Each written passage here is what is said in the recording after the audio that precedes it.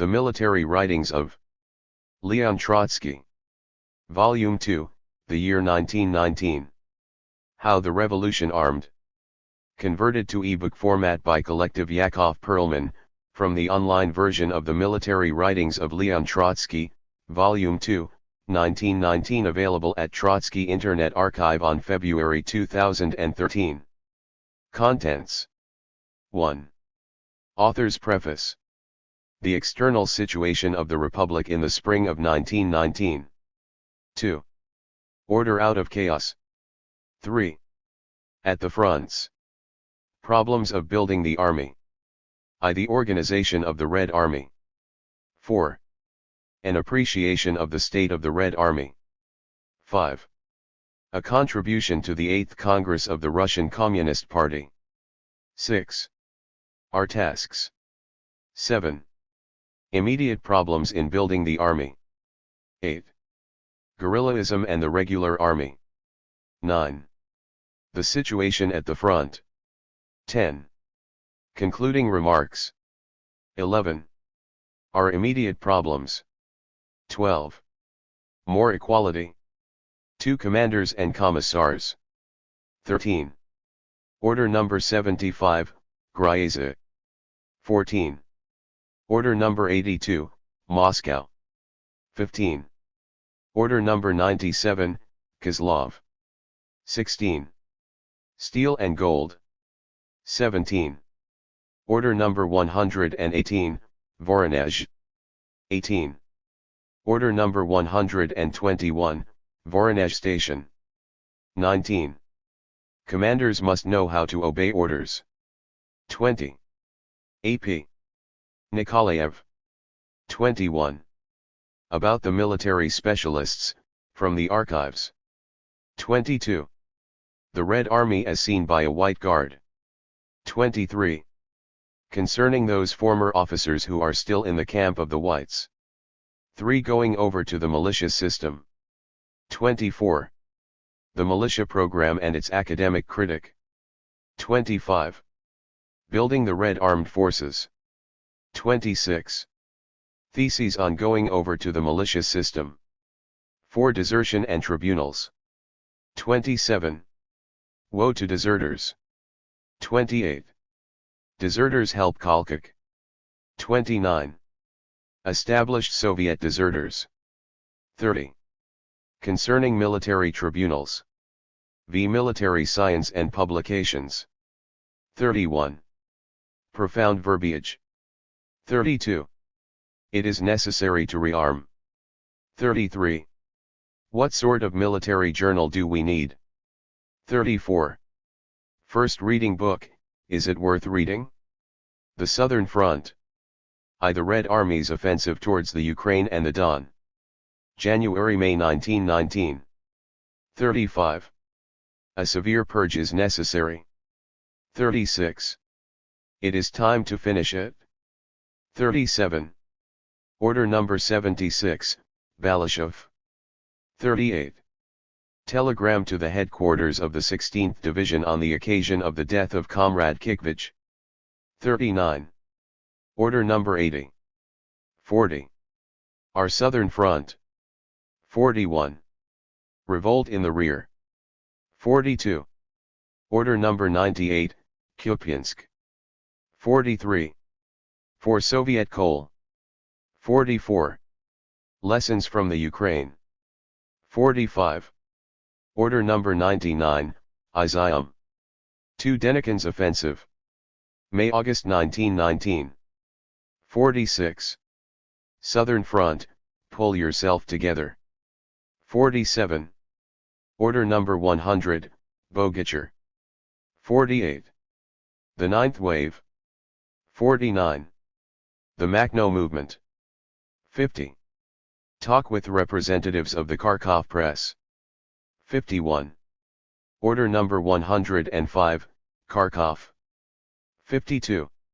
Order number 106, Balaklia Station. 53. Order number 107, Balaklia Station. 54. Order number 108, Lozovaya Station. 55. Order number 111, Kharkov. 56. On the situation on the southern front. 57. Order number 112, Kharkov. 58.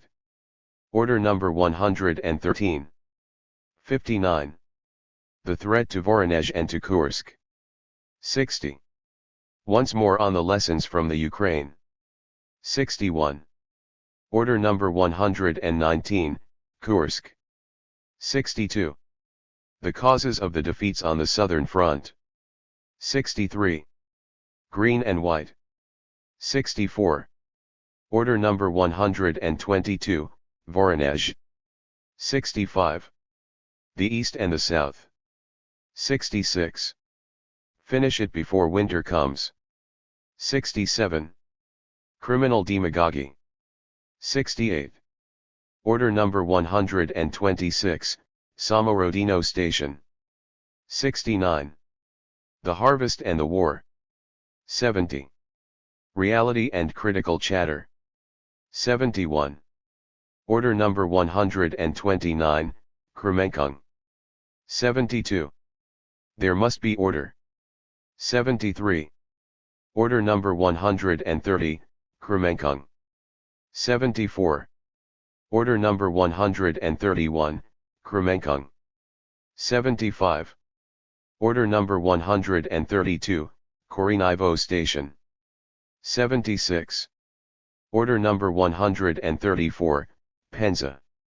77. Order number 135, Voronezh. 78. Order number 136, Vorzhba. 79. Hand in your rifle. 80. Who betrayed Poltava? 81. Makhno and others. 82. Order number 142, Konotop. 83. A word to the Ukrainian soldiers misled by bandits. 84. Instruction to the responsible workers of the 14th Army. 85.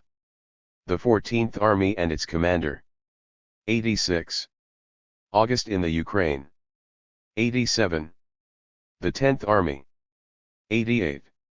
Order number 143, Voronezh.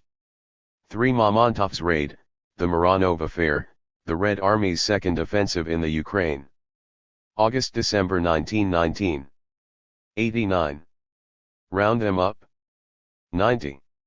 The courage of despair. 91. To the troopers of Mamontov's corps. 92.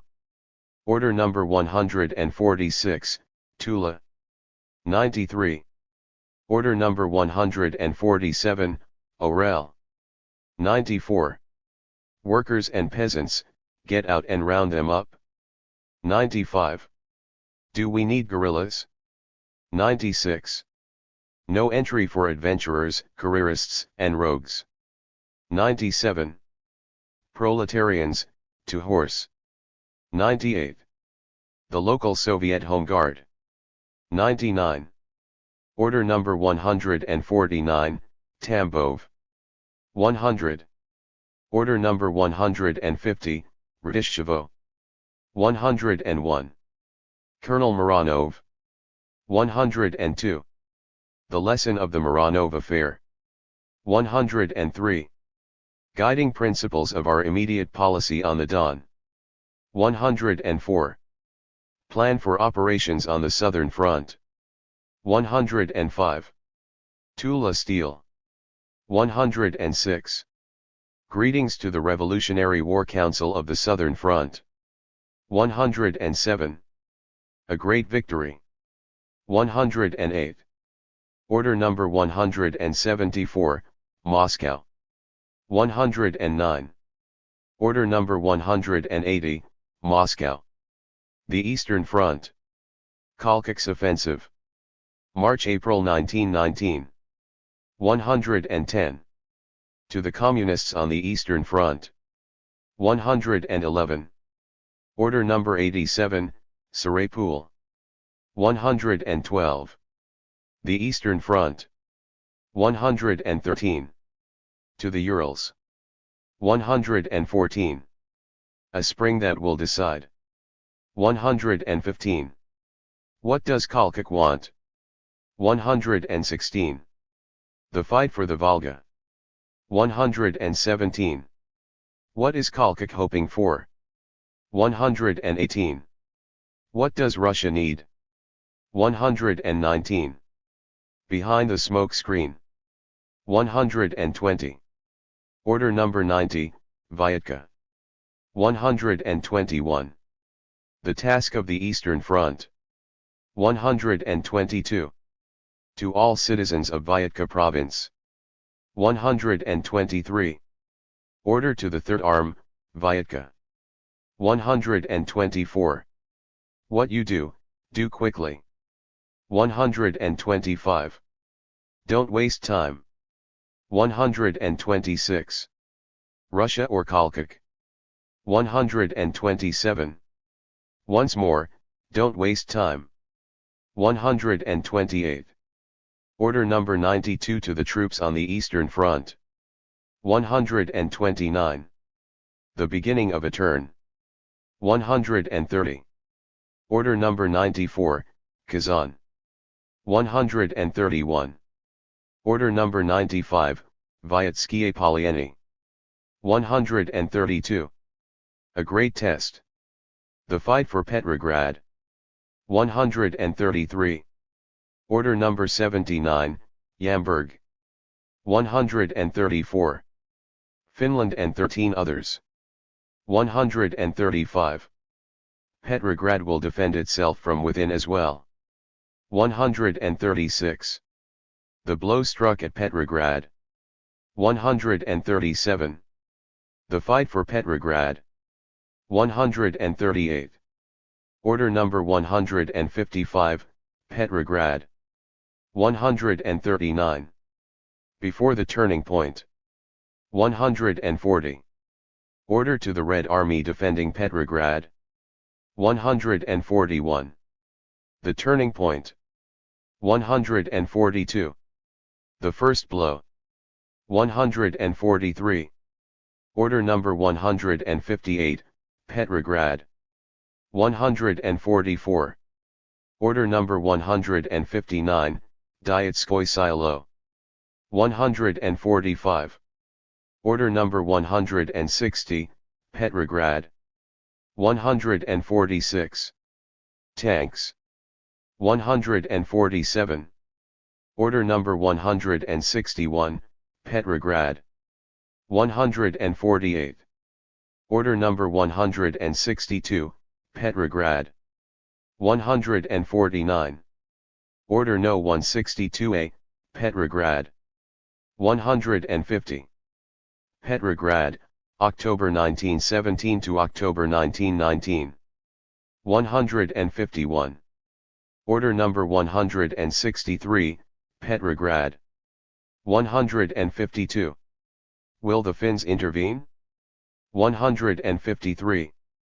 To the soldiers of General Yudenika's army. 154. Order number 164, Petrograd. 155. Order number 165, Petrograd. 156. Order number 166, Petrograd. 157. Order number 167, Petrograd. 158. Order number 169, Petrograd. 159. Order number 170, Petrograd. 160. The defense of Petrograd. 161. Petrograd, be on your guard. Author's preface. Asterisk asterisk asterisk.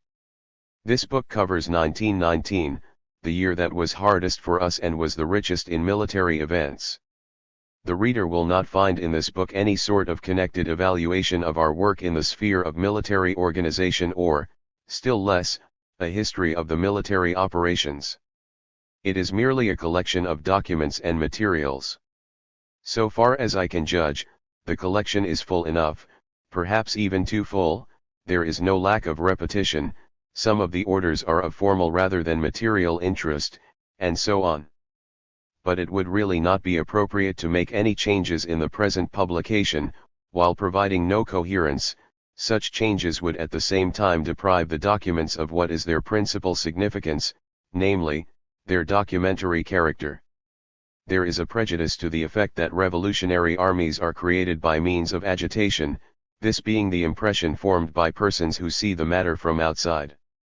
It would be extremely harmful if such a notion were to be taken up by revolutionaries in other countries, that would mean that they had gained nothing from our experience. Without agitation, of course, no revolutionary army can be created, nor, for that matter, any other sort of army. But agitation forms only part of the problem. What is needed first and foremost is a correct conception, a plan for building the army which corresponds to the social, political, and technical conditions and resources of the revolutionary country.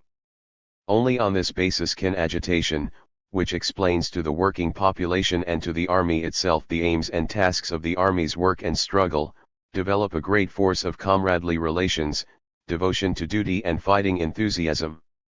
And, finally, on the basis of a correct conception and of agitation derived from this, it is necessary to have a clear-cut, immutable, but at the same time flexible, regime, as little bureaucratic as possible, that is capable of maintaining from day to day in the necessary dynamic equilibrium such a complex, artificial organism as an army is.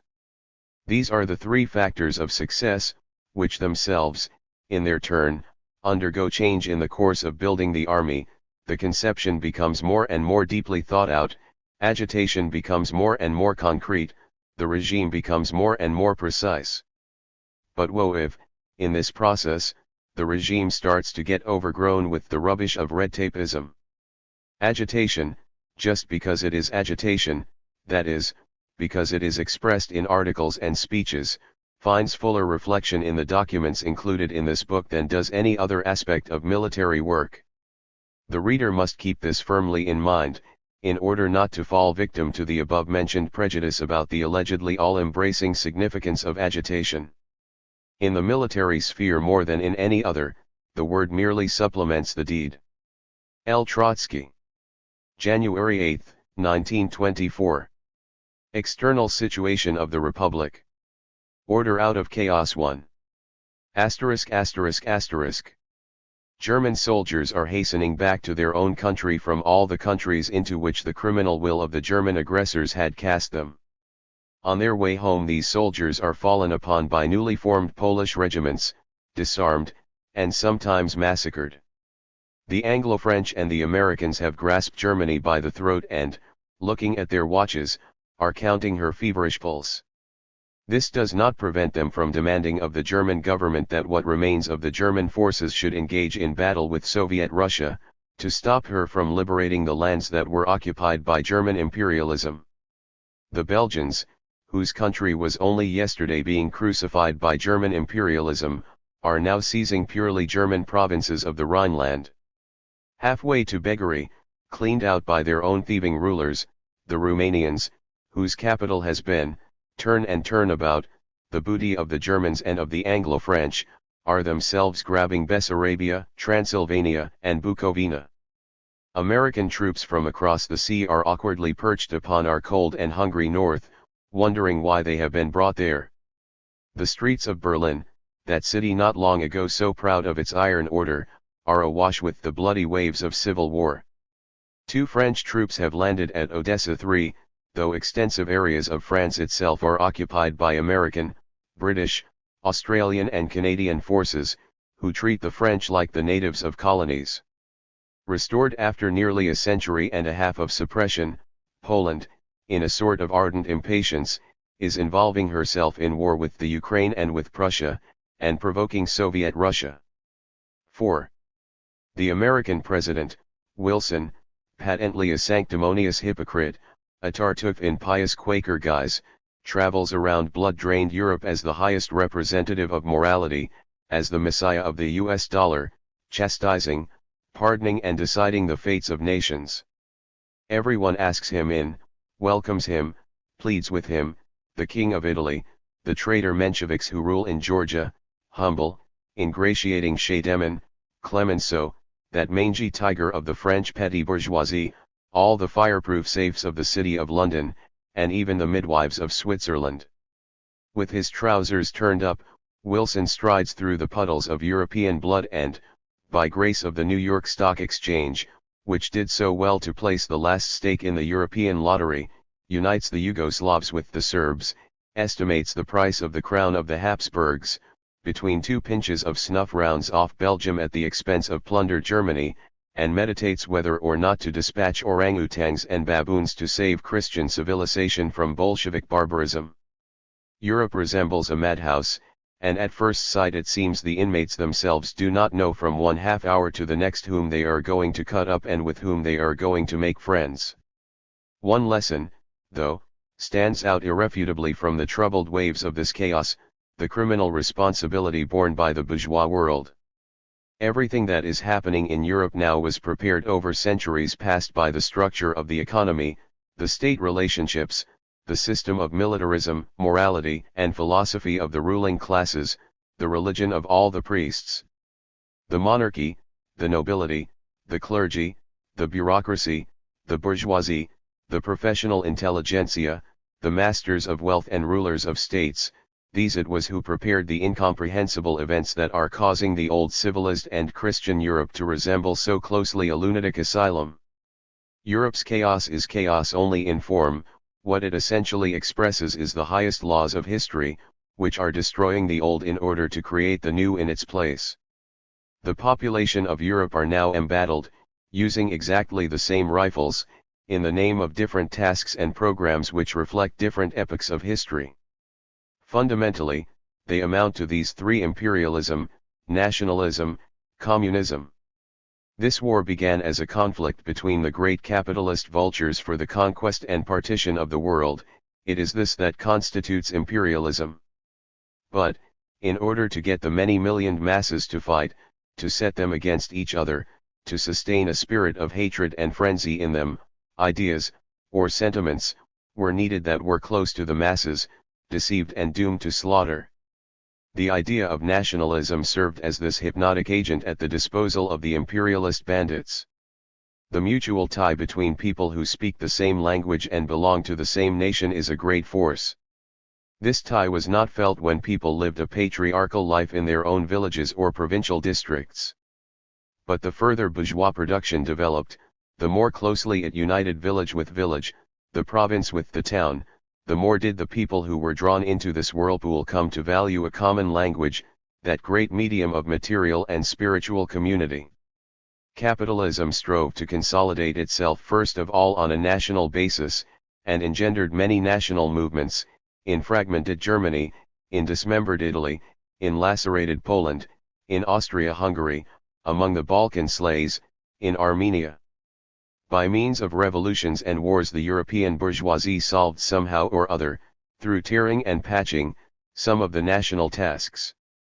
A united Italy was created, and a united Germany, without German Austria but, instead, with a dozen crowned heads.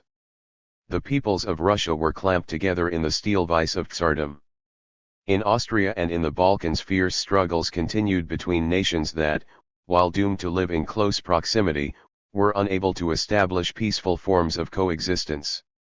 Meanwhile, capitalism quickly outgrew national frameworks. The national state was only a springboard for capitalism, something needed in order to take a leap forward. Capital soon became cosmopolitan. At its disposal were worldwide means of communication, it had agents and servants speaking all languages, and it sought to plunder the peoples of the whole world regardless of their language, the color of their skin, or the religion of their priests.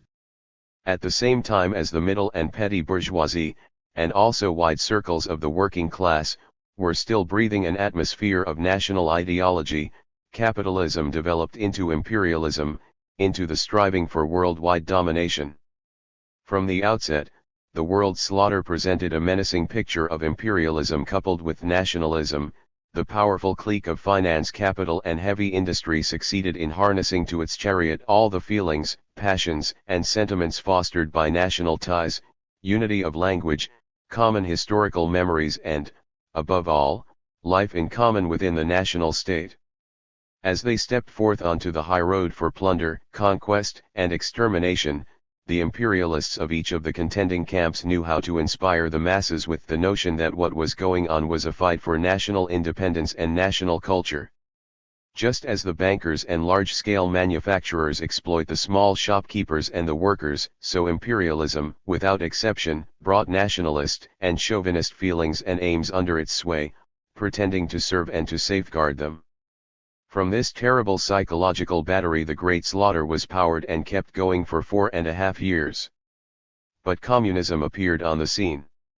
It, too, had in its time arisen first on a national basis, together with the awakening of the labor movement, amid the first, still uncertain rumbling of the capitalist machine. In the doctrine of communism the proletariat counterposed itself to the bourgeoisie. And while the latter soon became imperialist and world-plundering, the advanced proletariat became internationalist and world-uniting. The imperialist bourgeoisie constituted a numerically insignificant minority of the nation.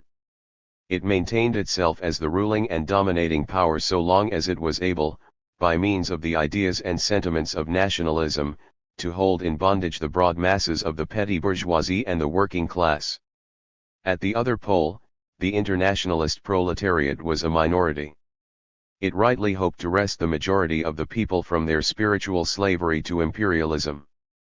But before the last great slaughter of the peoples even the best and most perspicacious of the leaders of the proletariat did not suspect how much power the prejudices of bourgeois statehood and the habits of national conservatism still retained in the consciousness of the masses. All that became clear in July 1914, which was without exaggeration the blackest month in world history, not because the kings and stockbrokers unleashed the war, but because they succeeded in mastering inwardly hundreds of millions of people, deceiving and ensnaring them, hypnotizing them, and drawing them psychologically into their brigands' enterprise. Internationalism, which had for decades been the official banner of a mighty organization of the working class, seemed suddenly to have vanished in the fire and smoke of the international slaughter. Later it showed itself as a weak, flickering flame among isolated, scattered groups in various countries. The priests and lackeys, learned and unlearned, of the bourgeoisie sought to depict these groups as the dying remnants of a utopian sect. But the name of Zimmerwald's Five resounded already with an alarming echo through all the bourgeois press. The revolutionary internationalists kept to their path. As their first task they made a clear appraisal of the reasons for what had happened. A long period of peaceful bourgeois development, with its day-to-day trade union struggle, reformist hair-splitting and petty parliamentary clashes had created an organization of many millions, opportunist in its leadership, which laid strong fetters upon the revolutionary energy of the proletariat. By the power of historical events, official social democracy, which had been initiated under the sign of social revolution, became transformed into the most counter-revolutionary force in Europe and throughout the world. It had knitted itself so closely into the national state, its parliament, its ministries and commissions, it had got so used to bargaining with its friendly enemies, the parliamentary swindlers of the bourgeoisie and the petty bourgeoisie, that it could see nothing in the bloody catastrophe of the capitalist order, when this began, but a threat to national unity. Instead of calling on the proletarian masses to launch an offensive against capitalism, it called on them to defend the national state. This social democracy of the Plekhanovs, Tseretelis, Shademans, Koskais, Renaudels, and Longuets mobilized to serve imperialism all the national prejudices, all the slavish instincts, all the scum of chauvinism, everything dark and putrid that had accumulated in the souls of the oppressed working masses during their centuries of slavery.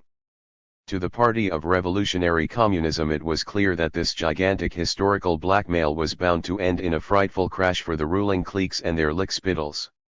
In order to arouse in the masses a fighting spirit, readiness for self-sacrifice, and, finally, simple willingness to spend years in filthy, stinking pits of trenches, it was necessary to implant in them very great expectations, monstrous illusions. The disillusionment and bitterness of the masses would inevitably be proportionate in scale to the deception they had suffered. The revolutionary internationalists, they did not yet call themselves communists at that time, foresaw this, and built their revolutionary tactics upon this foresight. They set their course towards social revolution.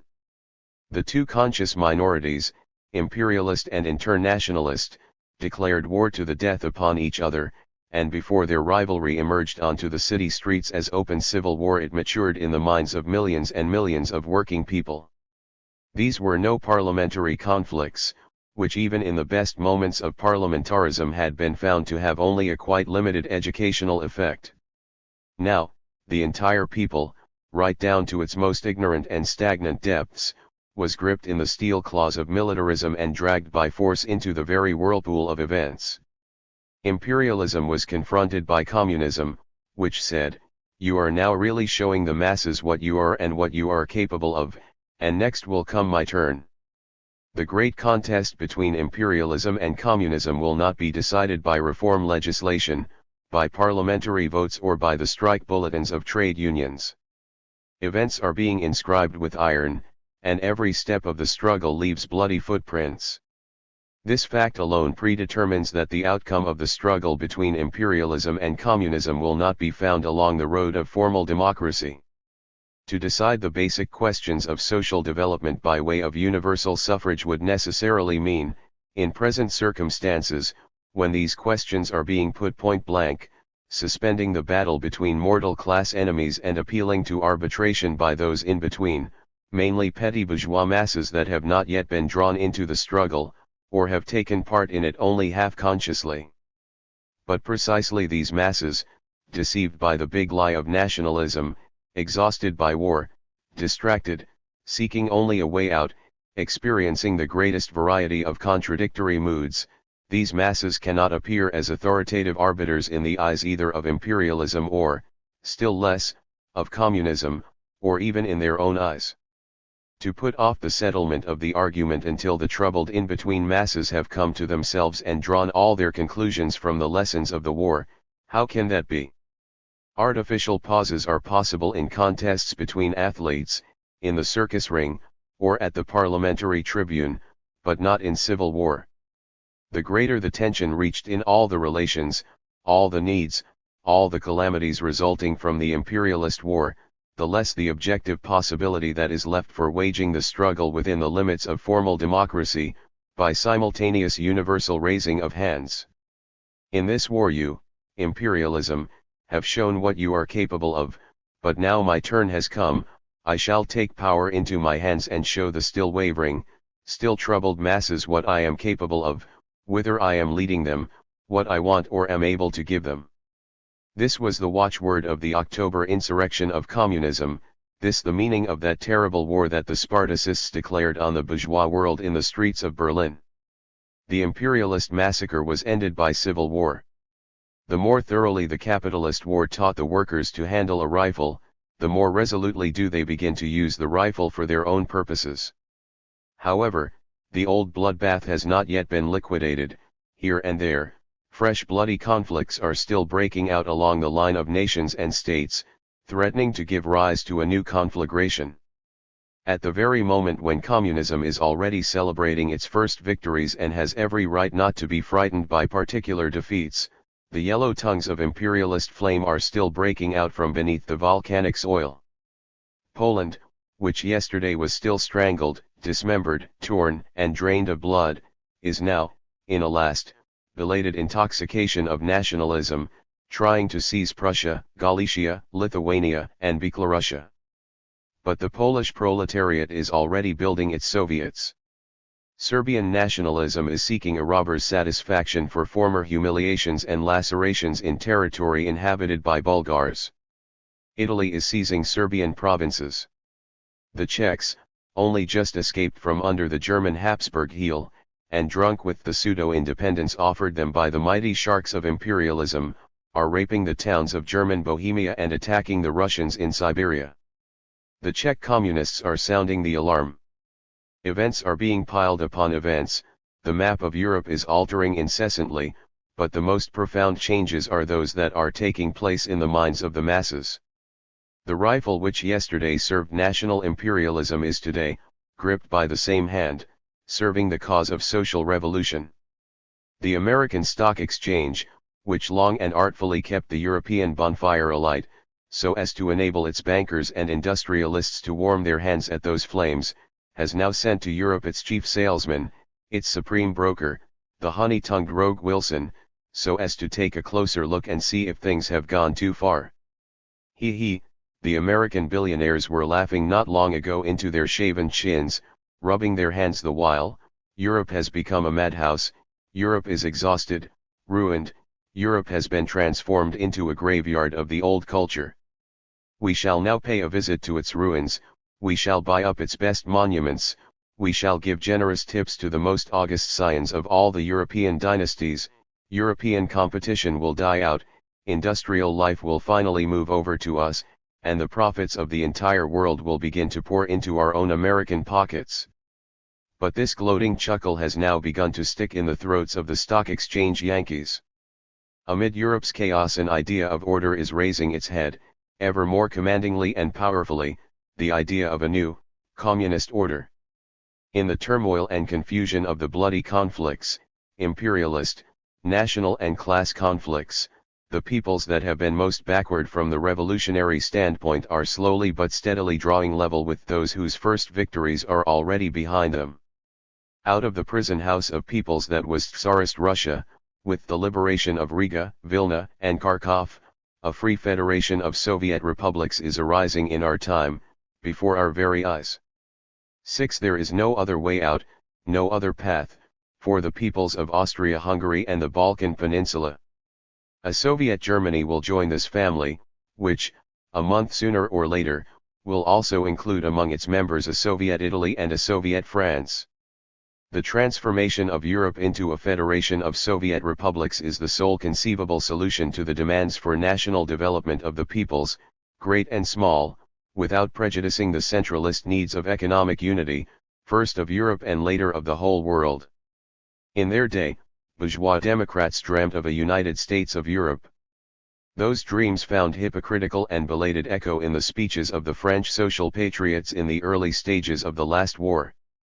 The bourgeoisie was incapable of uniting Europe, because to the unifying tendencies of economic development it counterposed the divisive will of national imperialism.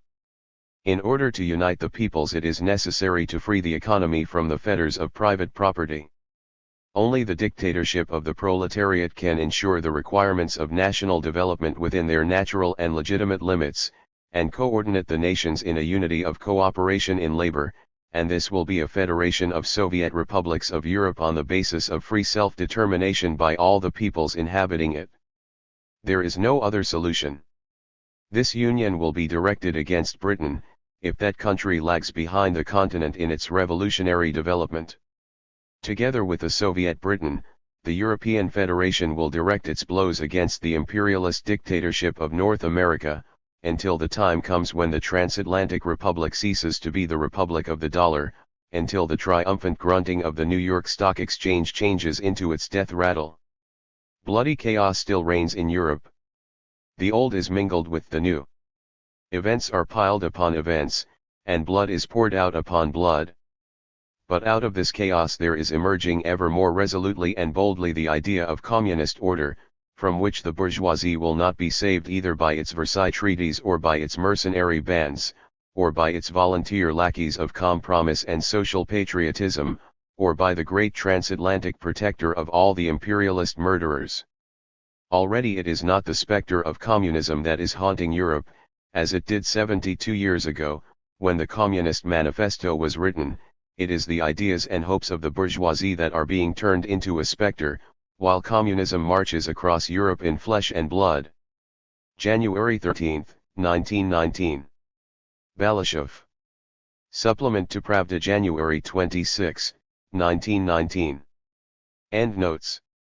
1. The article Order Out of Chaos was published as a separate pamphlet by the press of the All Russia Central Executive Committee, Moscow, 1919.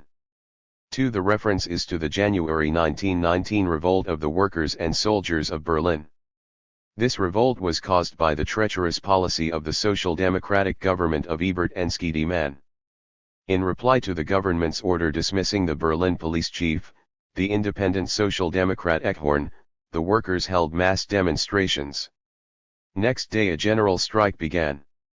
The movement was headed by a revolutionary committee consisting of Karl Liebknecht, Ledbuhr, and Scholz. This committee was supported in its work by the Spartacists and by the Berlin Organization of the Independent Social Democrats. The government began negotiations for an agreement, while at the same time assembling armed forces recruited from the bourgeois youth, the White Guard students and NCOs of the old army.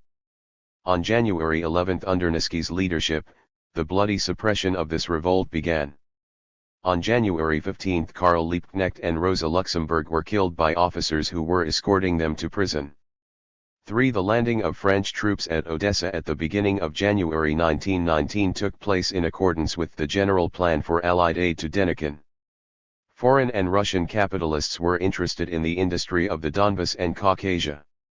Despite the lack of unanimity on the Russian question between France and Berlin, which became apparent already when the German occupation forces were withdrawing, active support began to be given to the White Guard movement.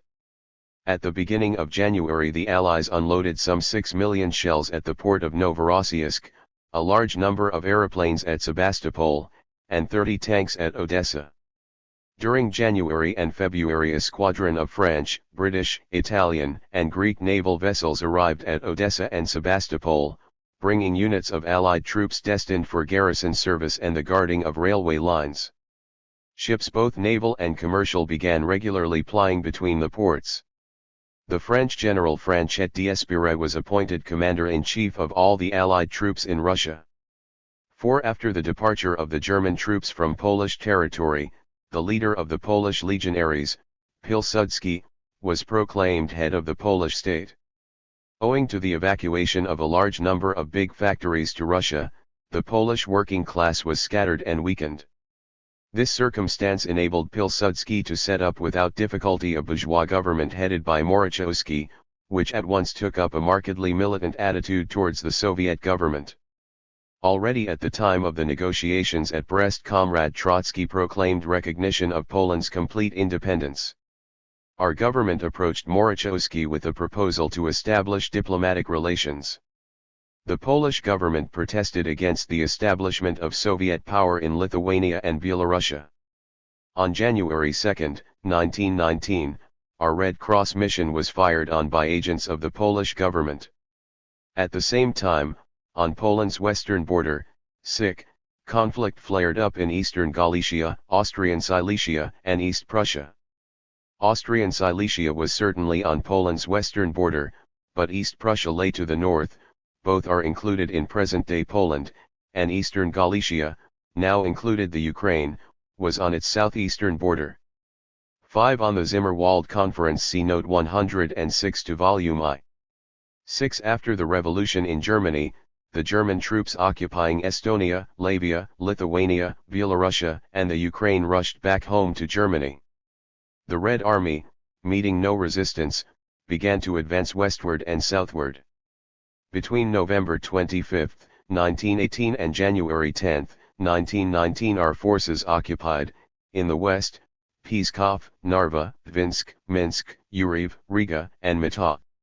In the Ukraine, when left by the Germans to the mercy of fate, the Skoropadsky government was unable to cope with the rebellious workers and peasants, and fled from Kiev. For a short time it was replaced by Petli Ura. But Red units, their numbers continually increased by new formations, were already advancing from the north. On January 3, 1919 Kharkov was taken, on January 12 Chernigov, and on January 18 Poltava. External situation of the Republic. At the fronts 1. Report read in Moscow, in the Hall of Columns in the House of the Unions, February 24, 1919. First of all, my sincere apology for my lateness, the responsibility for which has not yet been established. An opinion exists that I am the one responsible. But I permit myself not to agree with this. I think somebody else is responsible. We will determine that later, in all honesty. Punctuality is a great thing, especially in the military sphere, and there can be no doubt that our chief misfortune, our fundamental fault, one may say, consists in unpunctuality, in not being accustomed to carrying out an order precisely and punctually, in having a disrespectful attitude to time. Yet time is a major condition for success. In military operations, the gaining of a day, an hour, 5 minutes, can sometimes have decisive importance for the outcome of a battle. Today our public and, in particular, our military education must consist in developing the habit of exact performance of everything that it is a person's duty to perform. Once again I express my regret for the abuse of your time, which is so necessary for your work, and I proceed to the substance of the matter before us. Comrades, we celebrated yesterday the anniversary of the formation of our Workers' and Peasants' Red Army, and yesterday, likewise, at the training course in the building of the former Alexeyevsk Military School, I had occasion to say that, by and large, we have every right to look back with moral satisfaction on the 12 months that have passed in our joint, common work to build the Red Army. Various peoples in various epochs have found themselves in a difficult situation, comrades, but I do not think that a historian could find another example when a great people was in such a frightful situation, both international and internal, as the Russian people were in at the end of the imperialist slaughter. The collapse of our old army was inevitable. Persons with the old-time police mentality might suppose that it was agitators that brought the old army to ruin. Actually, the agitators merely put into words what was happening in reality even without them. Once the revolution had occurred, once the peasant had revolted against the landlord and the official, and the worker against the capitalist and the banker, that same worker and peasant, in the shape of a soldier, had to revolt against the son of that same nobleman or bourgeois, who confronted him in the shape of an officer of the old army. These three processes were closely connected one with another. Once the soldier masses had revolted against the old commanding apparatus, created by the old monarchy and serving it, in the case of some of its members from fear, in that of others, from conscience, once that revolt had taken place, the army was bound to go to pieces. That this was not due to accidental causes we can now see from the example of other countries, from the example of Germany and of Austria-Hungary, where the collapse of the old army is taking place, or rather, has taken place, in just the same way as happened here, and no trace has been left of an army that was incomparably stronger than our old Tsarist army, neither in Germany nor in Austria-Hungary. Just look, today, Prussia, the most highly militarist, best armed and disciplined of all countries, cannot raise even a few regiments to defend its eastern border from invasion by the Polish legions. Thus, the process of disintegration of the old army constructed by the old ruling classes is identical in all countries. This fact allows us to draw two conclusions and to commit them firmly to memory. First, that our old army, like the Austro-Hungarian one and the German, too, broke up not for accidental reasons but through profound internal causes, and that its breakup was inevitable, the great chain binding, in a bond of slavery, the oppressed class to the exploiters was broken, and the old army collapsed. 2. There is no going back on that. That is the first conclusion. The second conclusion, which is also of enormous importance, is that after the collapse of our old Russian army, after the collapse of the Austro-Hungarian and German armies, there will follow with the same inevitability the collapse of the armies of Italy, France, Great Britain, and America, of all the armies of imperialism in general, that is, of the armies built by monarchs or by republican bourgeois in various countries, through the enslavement and subjection of their own people, for the conquest and plundering of other peoples. This conclusion is not a phrase such as is sometimes casually thrown out at meetings, it is no mere agitational slogan, but a conclusion of historical science, which was forecast earlier, at the very beginning of the war, and which has now been confirmed by the experience of Russia, Germany, and Austria-Hungary and will tomorrow inevitably find confirmation in the experience of France, Britain and the other bourgeois countries. Certainty on this point gives wings to our spirit in the present struggle against the imperialism of the countries of the Entente. History will not allow imperialism to survive. The old army broke up here at a time when our country's life was shaken to its deepest economic foundations. Our agricultural country is, we know, far from having exhausted its agricultural resources, but its railway network, the entire apparatus of its transport system and its commercial and industrial communications, have been ruined, and the country has thus been dismembered. We have some provinces that are inexpressibly rich in foodstuffs, and others that cannot escape from the torments and cramps of hunger. Dislocation of food supplies is, of course, a condition unfavorable for creating an army. But that is not yet all. The collapse of the old army left behind it a fierce hatred of militarism. The old army, which had suffered incredibly heavy losses, had known only defeat, humiliation, retreat, millions of dead and maimed, milliards of money squandered.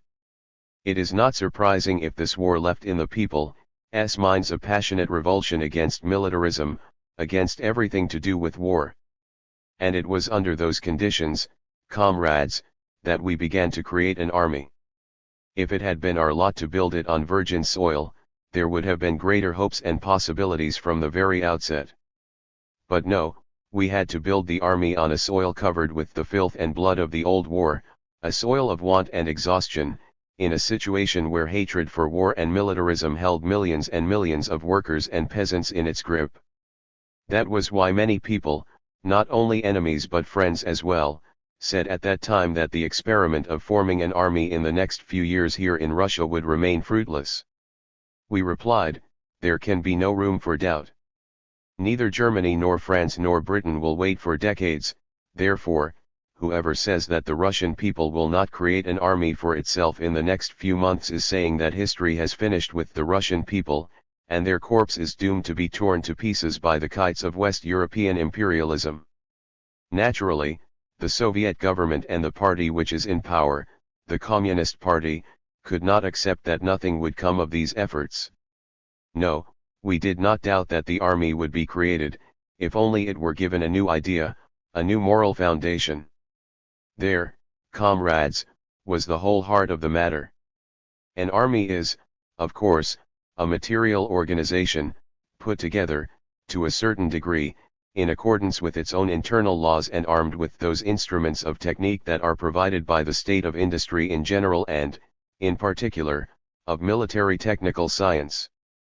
But to see in an army only men exercising, maneuvering and fighting, that is, to see only their bodies, to see only rifles, machine guns, and cannon, means not to see the army, for all that is merely the outward expression of a different, an inner force. An army is strong if it is bound together by an internal ideological bond. In the first days of the establishment of the new workers' and peasants' order, the Soviet power said that, despite the terrible calamities the country had suffered, despite the exhaustion and the universal aversion to militarism and war, the Russian workers and peasants would create an army in a short space of time if they felt and appreciated that this army was needed for defending the most fundamental conquests of the working people, if this idea passed through their consciousness, if every thinking worker and peasant understood that the army he was being called upon to build was his own army.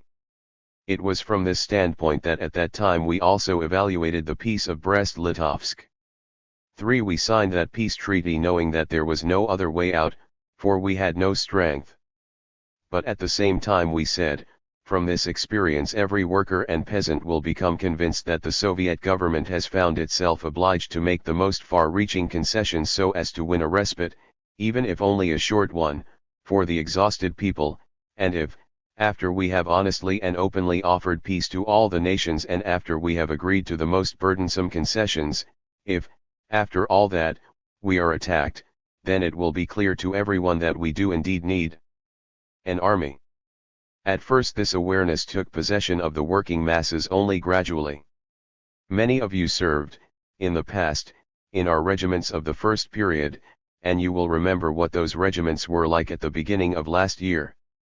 The regiments were then something like turnstiles.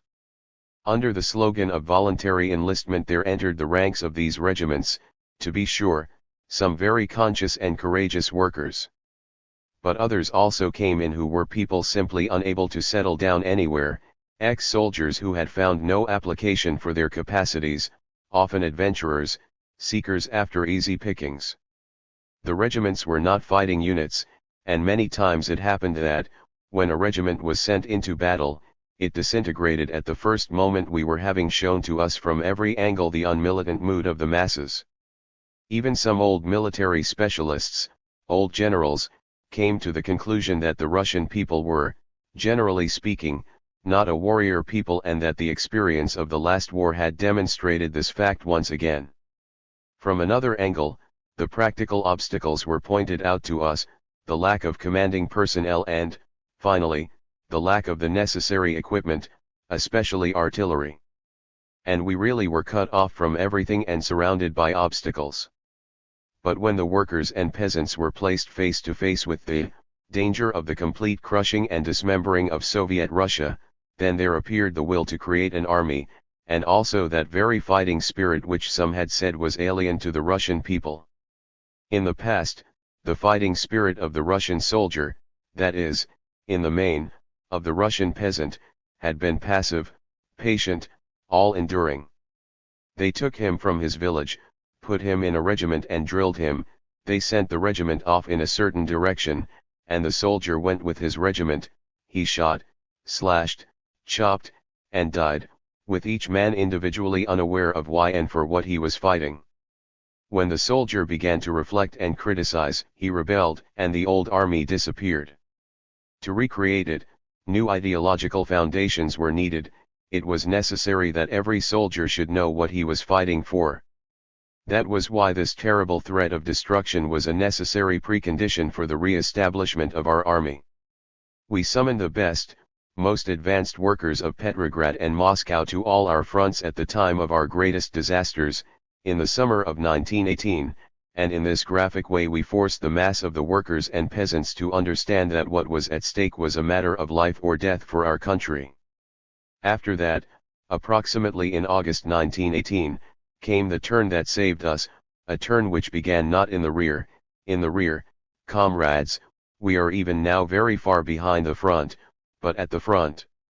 It was not the units which had been formed more or less tranquilly, under barrack conditions, that proved to be the most disciplined and combat-ready, no, it was those units which had been put together at the front, directly under fire, after waverings and retreats, sometimes panicky ones, they quickly acquired, under the political leadership of advanced and self-sacrificing proletarians, the necessary inner tempering. The enormous importance of a moral idea for the creation of an army has been known not only to every actual commander but also to every writer on military matters.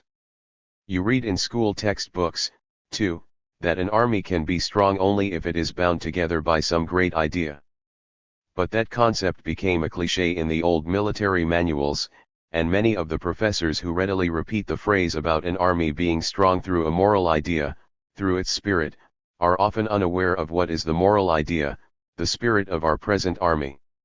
And for this reason, when we began to build the army by way of conscription, going over from the voluntary principle to compulsory service, and we excluded bourgeois and kulaks from the army, some of the military specialists told us that such an army would be impracticable, because it was a class army, and what we needed was an army of the whole people. We replied that to have an army of the whole people one must have an idea that is common to the whole people, and where among us was the idea that could unite today our Red regiments with the regiments of Kalkak and Krasnov. Krasnov betrayed Russia first to the Allies, then to the Germans, then again to the French and British. Kalkak betrays Russia to the Americans, Shcherbachev to the Romanians, and so on. I ask, where is that common idea which could inspire at one and the same time both General Krasnov and our worker and peasant soldiers? Such a moral idea does not exist. These two camps are separated by irreconcilable class enmity. Each of these two armies, the Red and the White, has its own idea, one has the moral idea of liberation, the other the immoral idea of enslavement. But to unite them into a single army of the whole people is unthinkable. It is a utopian, false, chimerical notion. We live in an epoch when a durable and strong army can only be a class army, that is, an army of the working people, of the workers and the peasants who do not exploit the labor of others. Complete liberation of the working people by their own armed efforts is the highly moral idea which serves as the very foundation of our army. Every attempt to create an army on a different basis reveals its inner rottenness.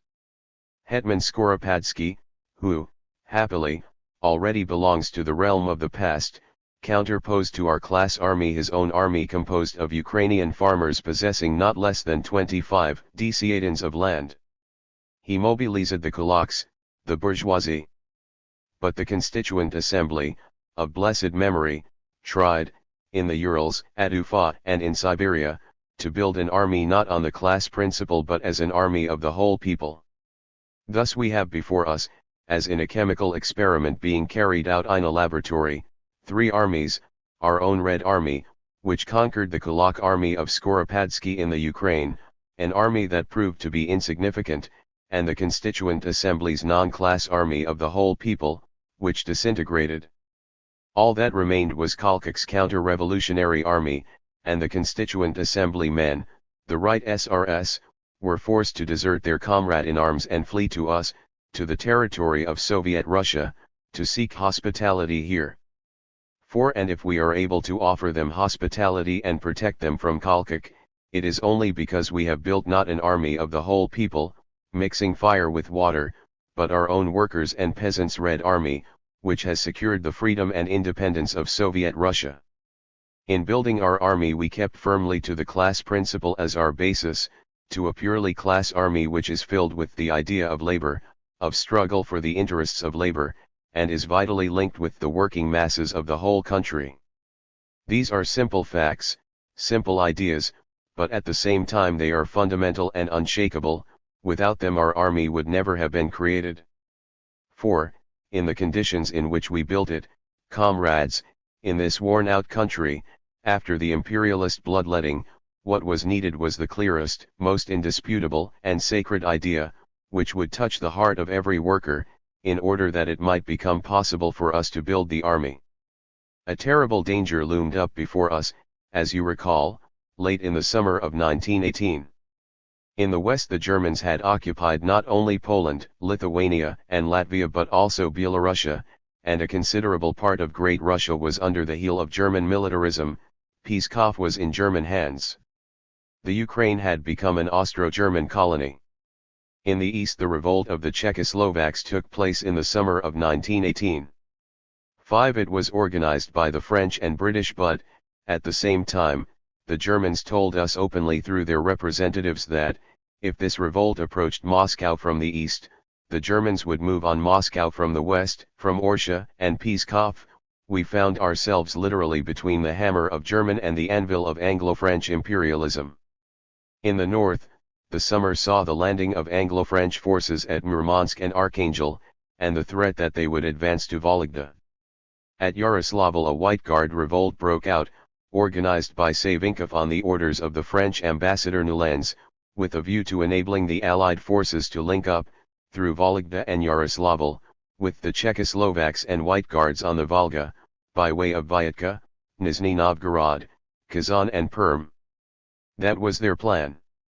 In the south, on the Don, a revolt led by Krasnov was developing. Krasnov was then in direct alliance with the Germans, openly boasting of it and receiving financial and military aid from them. But the British and the French realized that if they succeeded in descending the Volga to Astrakhan and their left flank then turned round into North Caucasia and the Don country and linked up with Krasnov, the latter would readily move over into the Anglo-French camp, since for him it was all the same to whom he sold himself. He needed help in order to maintain the rule of the landlords on the Don and to restore it throughout the country. Thus, from the very start, our front began to threaten to turn into a ring that would tighten more and more closely around Moscow, the heart of Russia. In the west were the Germans, in the north and east the Anglo-French and White Guards, in the south there was Krasnov, equally prepared to serve either camp. In the Ukraine was Skoropadsky, the henchman of German imperialism. What saved us at that moment was the fact that Britain, France, and Germany were still fighting each other, although even then our White Guards formed a link between them. The great danger was that behind our back, that is, behind the back of crushed and crucified Russia, an agreement might be reached between German and Anglo-French imperialism before the European proletariat rose in revolt. At that period our country had shrunk almost to the limits of the old Grand Duchy of Muscovy, and was still shrinking. The most immediate danger threatened from the east, where the Czechoslovak Corps formed an axis to which the counter-revolution clung. Our first efforts were directed eastward, towards the Volga. In what did these efforts consist? As I have already mentioned, comrades, we turned to the best workers of Petrograd and Moscow. We took from the instructors' courses the enthusiasts, the best elements from among the volunteers, the most courageous of them, and we formed small units composed of communists. We proceeded from the conception that the army is nothing but the armed vanguard of the working class itself, and so we turned to the workers and told them the truth about the situation and demanded that they show initiative and energy.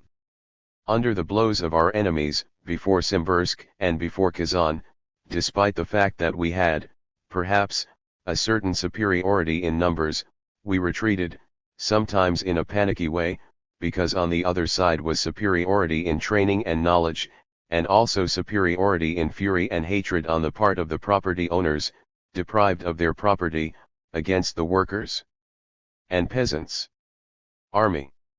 Finally they had the tremendous advantage that we were defending whereas they were attacking, so that they were able to choose our weakest spot. They chose the place on Soviet territory that they designated, and the moment that they preferred. We possessed the theoretical advantage, only later did it become a real and actual one, that we were operating from the center, along internal operational lines, along radii. 6 Being disconnected, our enemies operated and are operating in different places, not as a compact front but in shock groups. We were obliged by the logic of things gradually to form a compact front, and this front of ours now stretches for 8,000 versts. I don't know if historians of war know of any other case when a front has extended over such an immense distance. On the part of our enemies the war could be and has been waged in guerrilla style, in the sense that small detachments, having selected a certain objective, a particular target, struck at it in order to do us damage. The significance of guerrilla warfare lies in weakening the stronger side. Guerrilla warfare as such cannot bring complete victory, that is, victory over an organized army. Guerrilla warfare does not, generally speaking, set itself that aim. It harasses, inflicts jabs, irritates, destroys railway tracks, brings chaos. That is the advantage of guerrilla warfare as a weapon of the weaker against the stronger. It was intended to do us damage and to weaken us. Defense would have been incomparably easier if we had had throughout the country a militia, that is, a purely territorial, local army, made up of workers and peasants armed and trained on the spot, so that a regiment corresponded to a volost or to a factory, while an uyezd corresponded to a division, or 2 divisions. Then we could have fought everywhere with local forces. A militia does not mean an army that is weaker, less perfect, as some professional military men suppose. A militia-type army is formed on the basis of compulsory military training carried on outside barracks, in the localities, so that trainers and trainees are not taken away from the factories and fields, they are worker soldiers and peasant soldiers. If we had had an organized militia, the jabs inflicted by our enemies, their guerrilla raids in this direction or that, would at once have met with organized and planned rebuffs in the places where they occurred. That is the ideal army towards which we shall move, the army which we shall achieve. But we were unable to organize it straight away, and found ourselves obliged to take the workers and peasants away from their own everyday habitats and rush them to the front. We were compelled, as I have said, to direct our army first and foremost towards the east. We had to succeed there at any cost. As you know, that was done, but how? By putting an end, among ourselves, to amateurism and petty localism in military matters. Although the enemy, too, was operating by the method of semi-guerrilla raids, he had at his disposal units with a high percentage of officers, excellently organized and ably led by skilled commanders. This guerrilla method employed by the enemy presented a serious threat to us, given the correct, scientific state of things on his side. In order to protect ourselves against it, to exploit our central situation, we needed to put a definite stop to amateurish, homemade, guerrilla habits in the Revolutionary Army. Where this question was concerned, two tendencies clashed in our ranks, to some extent at the fronts but, in particular, in the rear. At first, some of our comrades said, under existing conditions we shall not form a centralist army with a centralist apparatus of administration and command, we haven't either the time or the technical means for that. Consequently, we must confine ourselves to forming small, well-organized forces of the regimental type, only bigger and enriched with all sorts of special technical units.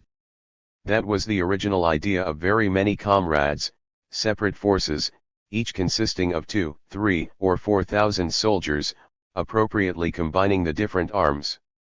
This was a feeble method of fighting.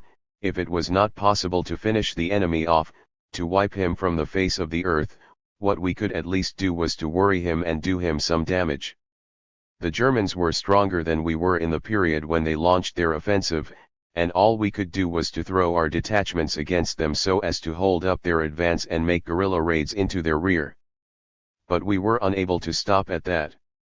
We had to destroy, by planned action, the enemy who was cutting us off from the most fertile and richest provinces of Russia. The variety of our foes meant that we were completely surrounded by fronts. In the east, the Czechoslovaks; in the north, the Allied Expeditionary Force; in the west, the German offensive; in the south, Krasnov; in the Ukraine, Skoropadsky. This showed that we must concentrate large-scale forces in the center of the country, so as to be able to throw them, along lines radiating from the center, to where they were needed at any given moment. But if we were to be in a position to dispose expediently of our armed forces at any moment, we had to do away, once and for all, with amateurism in the shape of independent units. To be sure, these independent units quickly renamed themselves regiments and divisions. What existed, however, was merely the name of a division. There was no actual division but only guerrilla units which did not recognize any centralist command from above and operated on the initiative of their own atamans or leaders. We experienced many difficulties and conflicts in connection with this matter, because in the amateur guerrilla circles there was tremendous distrust towards those at the center who were keeping an eye on them and seeking to control them. Won't they undermine us, they said, won't they betray us? This was the first point. The second point was that these units had performed great services in the past in the fight against the Russian bourgeoisie, against the counter-revolution. They had shown great heroism and had leaders who had displayed, in small-scale guerrilla warfare, certain talents and military qualities, some of them, at any rate. Hence their doubts, their exaggerated confidence in themselves and exaggerated distrust of command from above. There had to be severe experiences of defeat in guerrilla operations against the Germans and on other fronts, there had to be an ideological struggle, and there had to be repressive measures imposed from above, before some of the new commanders were forced to appreciate that an army is a centralist organism, that fulfillment of orders from above is the necessary guarantee of unity in action. This kind of preliminary work had to be done in order that we might go over from retreat to advance, in order that we might operate simultaneously before Kazan, Simbirsk, and Samara. Only after that did we begin to have successes. We cleared the Volga and began to approach the Urals. At this point I must, in passing, give high praise to the work done by our Red Airmen at the front. There were, certainly, cases of betrayal, of going over to the enemy, but these were isolated cases, and they happened principally in the first period of the war. The overwhelming majority of the airmen are working honestly and devotedly. I observed their work especially closely before Kazan, in the very difficult weeks of August 1918, then, when our regiments were still too weak, with little fighting capacity, the detachments of airmen who were operating before Kazan did literally everything to substitute for our infantry, cavalry, and artillery. They took off in all kinds of weather, circled over Kazan and over the enemy's flotilla, they dropped heavy bombs, they established communication with our troops who were operating northeast of Kazan and were cut off from us. In the most difficult situations our Red Airmen have shown themselves heroes in the last few months, as well. Our Red Air Fleet, which had been completely smashed up, has gathered together its scattered members, and reunited, so that now we have Red Warriors of the air of whom our enemies speak with hatred. On the southern front the same phenomena were repeated as in the east. A number of units which had come from the Ukraine were operating there against Krasnov, and their ranks included some devoted and experienced fighters. But there was no system of communication and discipline common to the entire army, to the entire front. Every man was his own model. Considering any commander sent from above to establish operational unity as a highly suspicious character, they preferred to play it by touch. If they felt pressure, they retreated, they groped to discover where the enemy was strong, where he was weak, there they advanced. They developed a certain knack in this sort of warfare. Among such outstanding fighters were, for example, our fallen comrades Sievers and Kikvich, who developed their rather effective methods in fighting against the Cossacks.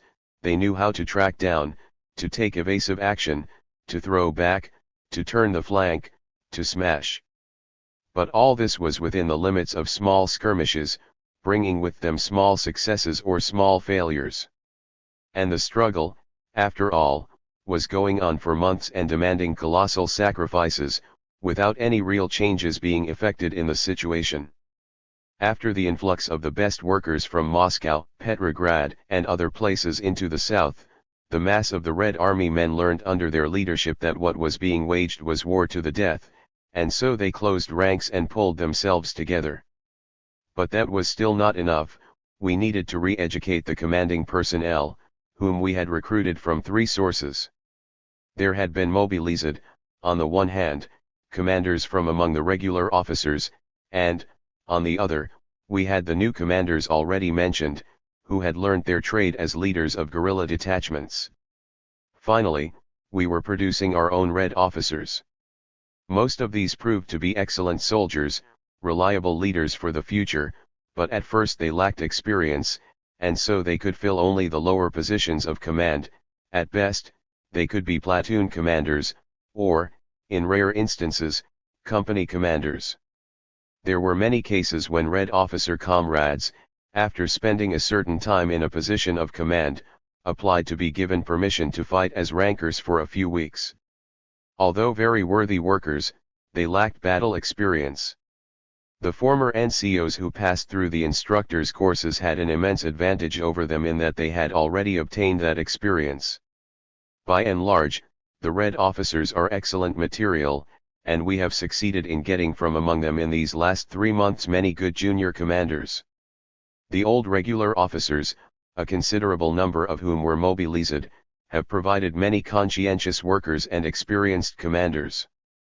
For reasons you will understand I shall not give any figures, but I will say this, that thousands and thousands of leaders and commanders, of lower, middle and higher rank, have emerged from among them, and they are fighting valiantly and self-sacrificingly on our new fronts, alongside the Red Army men. This has been especially true in those armies which were well organized and firmly welded. There, nobody asked, were you an officer in the old army, or are you a Red officer, or do you come from the soldiers or the guerrillas? In those armies there has been complete integration in battle. The turn in the mood of the best elements of the old officer corps took place gradually. For a long time they hesitated, full of doubts about the Soviet power. They were influenced by the bourgeois papers which proclaimed that the Soviet power was betraying Russia to the Germans. They heard that same slander from Milyukov, from Tsereteli, from all those petty bourgeois authorities, and so they hesitated, not knowing where to take their stand, which way to go. When we were surrounded by a ring of enemies on all sides, when it seemed that the days of the Soviet power were numbered, a large number of former officers went over to our enemies, sometimes handing over our units as they did so. We dealt ruthlessly, of course, with those of them that we caught. Not a few of them were executed. But when some excessively hasty comrades said, "Stop bringing officers into the Red Army," we replied, "No, that is a bad idea. We need leaders with knowledge. The army cannot begin from the first letter in the alphabet when we are surrounded by a ring of enemies. It was not possible that, among the tens of thousands of former regular officers, we could not find a few thousand honorable soldiers who felt they had a bond with the worker and peasant masses of toiling Russia and would be incapable of selling their country to the German, French, or British imperialists. Particular betrayals, even though numerous, did not in the least cause us to alter our policy in this matter. And we can now say with complete confidence that this policy of attracting the most honorable and cleanest elements of the former officers into the work of building our army, and into operational leadership thereof, has proved fully justified. Finally, from among the self-taught, the guerrillas, good, disciplined and solid commanders have been developed. We have one army in which the commander is a former NCO and the chief of staff is a former general from the general staff. Another army is commanded by a former general, and his second in command is one of the self-taught. We have every sort of combination. We have allowed no invariable rule to be established in this matter. Everywhere we have tried to bring to the top leaders who are energetic, able, and honest. The commissars are enormously helpful to those commanders who lack experience or who are not firm politically. This is also the position in our divisions. At the head of one division stands a former soldier who was not even an NCO, and the commander alongside him is a former general staff colonel, and between the two of them there are excellent relations and mutual respect, because, when men shed their blood together, that forms the closest possible bond of union. This situation was not achieved all at once. Over a period of 2 or 3 months we established order on the southern front, by means of intense work, in the face of Krasnov's troops, in an area where the enemy was especially stubborn and strong. We ourselves were sufficiently strong in terms of numbers, but were not centralist. Krasnov's forces, which were wheelie-led, operated by means of isolated raids, vigorous thrusts that were painful for us, and they succeeded to the extent that we feared for the fate of Voronezh, after they had taken Novokhopersk and Borisoglovsk and even bombarded Tsaritsyn, where military supplies of all kinds were accumulated. At the best moments of the conflict, from their standpoint, their army numbered no more than 100,000, including all reserves. But they possessed the tremendous advantage of initiative and surprise, those most important conditions for military success. They did not maintain a front. After making a thrust towards Voronezh and bringing disorder into our ranks, they left a very thin screen around the place and shifted their main forces towards Balashov and Tsaritsyn. Our troops remained generally passive, because we did not possess one single really organized unit that could rightfully be said to belong either to the army of Voronezh or the army of Tsaritsyn. Moreover, we had no unified front. Our principal effort was directed to attaining this. Vigorous organizational and agitational work was needed, on the one hand, in order to counter the secret provocateurs and scoundrels who were trying to worm their way into the army, so as to undermine its morale from within, to disintegrate it and make it helpless, and, on the other, to counter the habits of guerrilla warfare, trying to work in accordance with one's own will alone, not wanting to take account of the overall operational requirements of the given army or of the whole front. In both of these directions we had complete success. In the course of the work, honest and capable commanders came to the top, while the scoundrels who had entered for the purpose of betraying were identified and shot. The best elements among the guerrillas became convinced that it was not possible to get very far on a guerrilla basis. We firmly eliminated those who were unwilling to recognize the demands of operational unity. As a result of this work, a turn took place in the mood of the whole front. In every direction, at Voronezh, at Balashov, or at Tsaritsyn, everywhere there was now a feeling of unity of command against the common enemy, unity in the conception of operations and unity in the way they were carried out. Now, at last, we feel that we have a front, said everyone, big and small commanders alike, with joy, when the three armies of the southern front, internally unified, began to work in harmony. After that, we went over, on the southern front as on the eastern, from retreat to attack, and our attack proved more and more victorious. February was the decisive month. We can now say that Krasnov's army has almost ceased to exist. Its basic nucleus has been utterly smashed and has fled in panic. You know that Krasnov himself has resigned, and has withdrawn from Novokirksk to Novorossiysk, mainly because he is afraid of the vengeance of his former subjects. Not only is the whole railway line from Novokhopersk, the Novokhopersk line mentioned here runs north-northwest from Tsaritsyn, the Lykaya line west-southwest to the Donbas to Tsaritsyn in our hands, and Tsaritsyn again united with the rest of Soviet Russia by a rail link, but also the railway from Tsaritsyn to Lykaya, a very important line which had been in the hands of the Krasnovites, has now almost entirely been conquered by us, with the acquisition of many prisoners and a great deal of war booty. What remains is to destroy with all vigor whatever is left of Krasnov's army. There is a more complex task to be faced in the Donets Basin, where the enemy consists partly of the more substantial vestiges of Krasnov's forces, but, in the main, of units of Denikin's volunteer army which have been transferred thither from North Caucasia. They are trying to defend the Donets Basin and, along with it, Rostov and Novokirksk, because they have not yet lost the last rag of hope for help from the Allies. But here, too, there can be no doubt that, after the liquidation of the bourgeois power in the Ukraine, and after the liquidation of the Krasnov front, the precious basin of the Donets will not be kept from us, and the Donets workers and peasants will rule there. 7. In addition to what I have told you about the southern front, a few words must be said about the Caspian Caucasian front. There we have suffered some very serious setbacks in the last 2 months, which might seem quite unexpected, since, not long before, we had conquered an extensive territory in North Caucasia, with some very important places. But this setback was suffered, in the main, quite legitimately, being a result of the crisis and breakdown of guerrillaism. In North Caucasia we possessed a very substantial army, made up of those same refugees from the Ukraine, together with units from the Don, Terek, and other territories. Among them were not a few very honest and devoted revolutionaries, but there were also quite a lot of adventurers and an even larger number of casual persons whom the counter-revolution had derailed and who had settled themselves down around the soldiers' cauldron.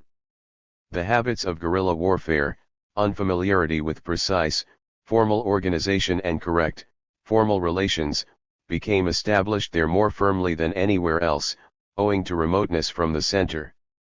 Already last autumn I gave a formal instruction to the delegation of the North Caucasian troops to retain in the army no more than 1/3 of their then numbers, bringing these into proper formation and either discharging the rest or sending them north. When you are only 1/3 as numerous you will be thrice as strong, I assured the delegation. Unfortunately, though, this matter went no further than persuasion, owing to the extreme remoteness of the front and the complete absence of adequate communication with it. The inertia of guerrillaism proved too strong. The army retained its huge numerical strength and without fighting any serious battles, it achieved some very notable successes. Instructors were sent to it from Astrakhan, serious, reliable military specialists, but they were returned to Astrakhan, on the grounds that they were not needed. The Red Army has no more dangerous enemy than the complacency of self-assured guerrillaism which does not want to learn, does not want to make progress. And now we see the result, a swollen army, or rather a horde, has clashed with Denikin's properly organized troops and in a few weeks has been reduced to dust. We have here once more paid a high price for the illusion of guerrillaism. But this lesson will not have been received in vain. Intense work is now being undertaken in North Caucasia which will, let us hope, have its effect in a very short time. What we have lost there will be repaid to us with interest.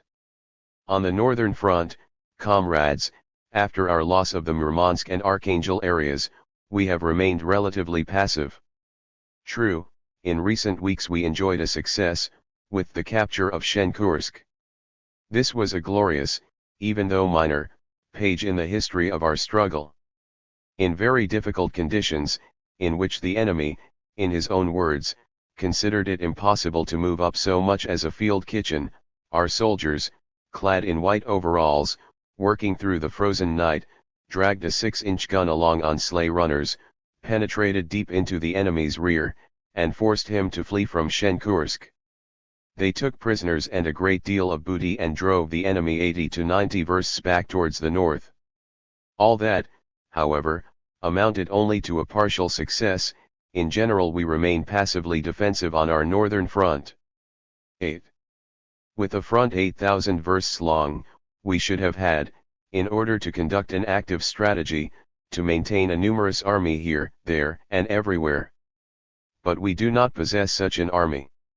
Consequently, some sectors of this 8,000 verst front remain, for the time being, passive, and our activity is concentrated on other sectors which are, for the moment, more important. In this lies the advantage of our central situation in relation to all the fronts. We are constantly able to transfer and concentrate our forces.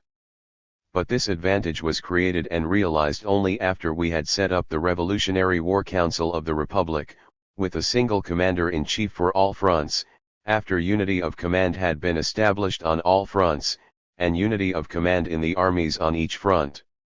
Only after the establishment of a common operational leadership and of the practice of strict fulfillment of military orders coming down from on high did everyone feel, did every single soldier feel, in reality, on the spot, the tremendous advantage that is possessed by a centralist army over guerrillaism and amateurish methods. Along with this we obtain the possibility of calculating and choosing the point at which we must develop our most active struggle at each given moment. After our successes on the Volga, our main efforts were shifted, as I have said, to the line of the Don front. That is why we have remained passive in the north, and all the more so because in these last 2 months 2 new fronts have been opened, regarding which, although we expected them, we could not foresee just when they would again be transformed into active sectors, namely, the Ukrainian front and the Western front. The military question was posed afresh in the Ukraine by a major political event, the revolution in Germany, which led to revolt in the Ukraine. Here we could see especially clearly the direct link between our military operations and their natural soil, the workers' and peasants' revolution. We are waging a war. But this is not a war like other wars, in which territory is passed from one hand to another but the regime stays the same. Our war is the organized revolution, defensive or offensive, of the workers, a revolution which either defends or extends its conquests. If anyone is inclined to forget that, the events in the Ukraine have loudly reminded him of it. There, our front suddenly came alive and pressed southward, though at first, to be sure, almost without participation by any regular units. We faced an urgent task there, to get rid of the local, as yet unorganized bourgeoisie, not to allow them to organize after the German army, which had supported the Ukrainian bourgeoisie, had suffered, first, disintegration, and then revolutionary re-education, and had returned home to Germany. At that time the guerrilla detachments played a tremendous and absolutely fruitful role in the Ukraine.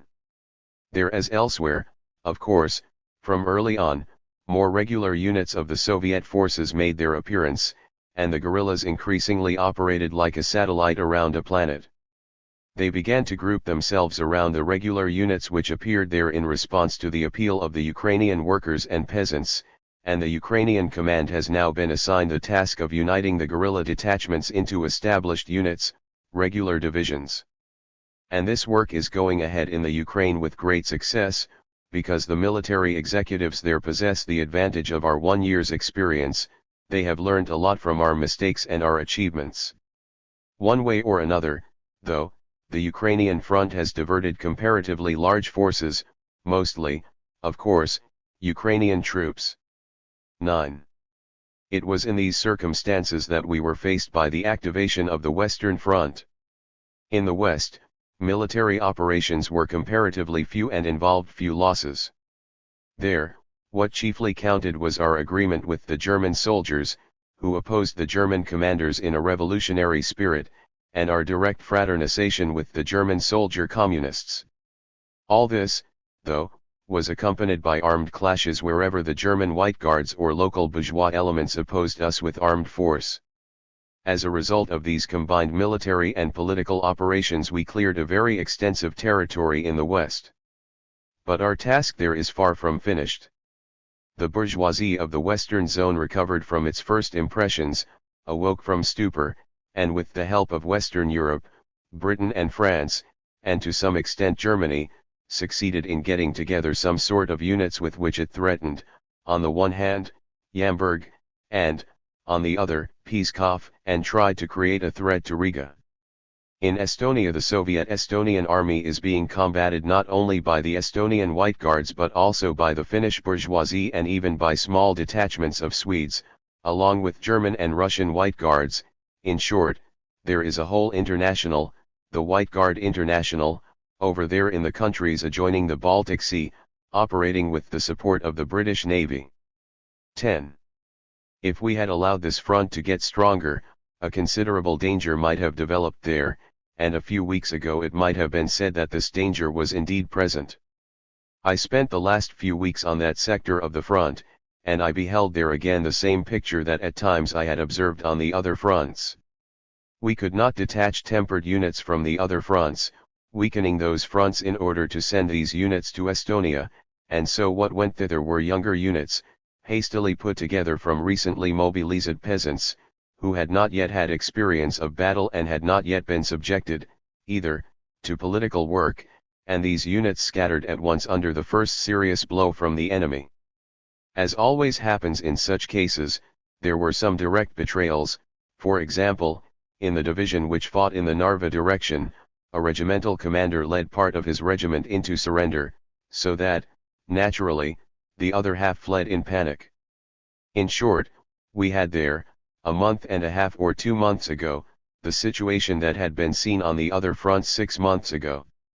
I talk about all this with such frankness, comrades, because you need to know clearly all sides of the building of the army and of its life, including all the seamy sides. Setbacks must in no case make us throw up our hands. In a revolutionary epoch, a revolutionary army is, essentially, a highly strung army which lives by fits and starts. Cases of crisis and panic occur in it more often than in normal times. But, on the other hand, if this young, highly strung army is welded together, given an idea, given the necessary tempering, enabled to win its first victory, then its highly strung nature is transformed into a mighty offensive force, it strives to advance and becomes invincible. That is why the hesitations, the waverings and even the panic-stricken retreats of youthful units do not fill our hearts with pessimism. 2 or 3 weeks of vigorous work by the commanders and commissars on the Narva and Pskov sectors of the Estonian front were all that was needed to regenerate that front, and those soldiers who, merely out of unfamiliarity, lack of the most elementary experience, had fled in panic, have now pulled themselves together and have not only reconstituted their units but have regenerated them inwardly. I visited one and the same unit twice, with an interval often days, and on the second occasion I did not recognize it. In this lies the tremendous power of the revolutionary idea and of revolutionary methods of construction. Nowhere else, in any country or in any army at all, can the commander of a regiment say to each soldier, "You must give your life, if you are called upon to do so, because you are fighting for the interests of your family, of your children, for the future of your grandchildren. This is the war of the oppressed and the working people for their own emancipation." These simple words, with which we appeal to the mind and heart of every soldier, accomplish real miracles. In every regiment and every company there are elements of differing quality. The more conscious, the more self-sacrificing, are, of course, a minority. At the other pole is a tiny minority of hostile elements, ignorant, corrupt, self-seeking, sometimes consisting of kulaks, counter-revolutionaries. Between these two minorities, standing at opposite poles, are those who are simply not conscious enough, the uncertain, the waverers, who in their thought and feelings are good, honest working citizens of the Soviet land, but who stand in need of military and political training. And when the commander of some regiment, or some commissar, says to me, I can't answer for my regiment, there are self-seekers in it, and when they have to go into action they say, we haven't been given this, we haven't been given that. It's a bad regiment, I reply, with complete confidence. If the regiment is a bad one, then it must be that the commander is bad and the commissar is bad, for these men are the same as are found in other regiments. They, too, are, in the main, honest workers and peasants. If they see that their leaders are shaky, if doubt creeps into their minds as to whether the commander is running the regiment properly, if they have no moral respect for the regimental commissar, then, of course, disintegration occurs, the self-seekers get the upper hand, the best elements, discouraged, hold aloof, and the in-between elements don't know with whom to side, and in the event of danger they give way to panic. Where the commanders, especially the lower commanders, are good, where they are honest and firm, where the commander and the commissar of a regiment are good, any regiment will prove to be up to its task. Give me the very worst of regiments, give me 3,000 deserters, taken from wherever you like, and call them a regiment. I will give them a good, honest regimental commissar, a fighting commissar, give them the right battalion, company, and platoon commanders, and I affirm that within 4 weeks those 3,000 deserters will provide our revolutionary country with a splendid regiment. And that is not a hope, not a program, not an idea, it has all been tested by experience, and in the last few weeks we have again tested it by our experience on the Narva and Pskov sectors of the front, which are now held by units that have been welded into unity. There is one more potential front of which I have said nothing so far, namely, the Karelian or Finnish front. No military operations are taking place there. Finland is not directly at war with us, although she is indirectly fighting us by sending her troops to Estonia, from where they are attacking Yamburg along with the White Guards, Estonian and Russian. But there is no front, in the strict sense of the word, on the Karelian Isthmus. However, in recent weeks there has been in Finland frenzied, in the strict sense of the word, agitation in favor of an offensive against Petrograd. They think that we are more vulnerable there, since we have lost command of the Baltic Sea, and so the approach to Petrograd is now less well defended.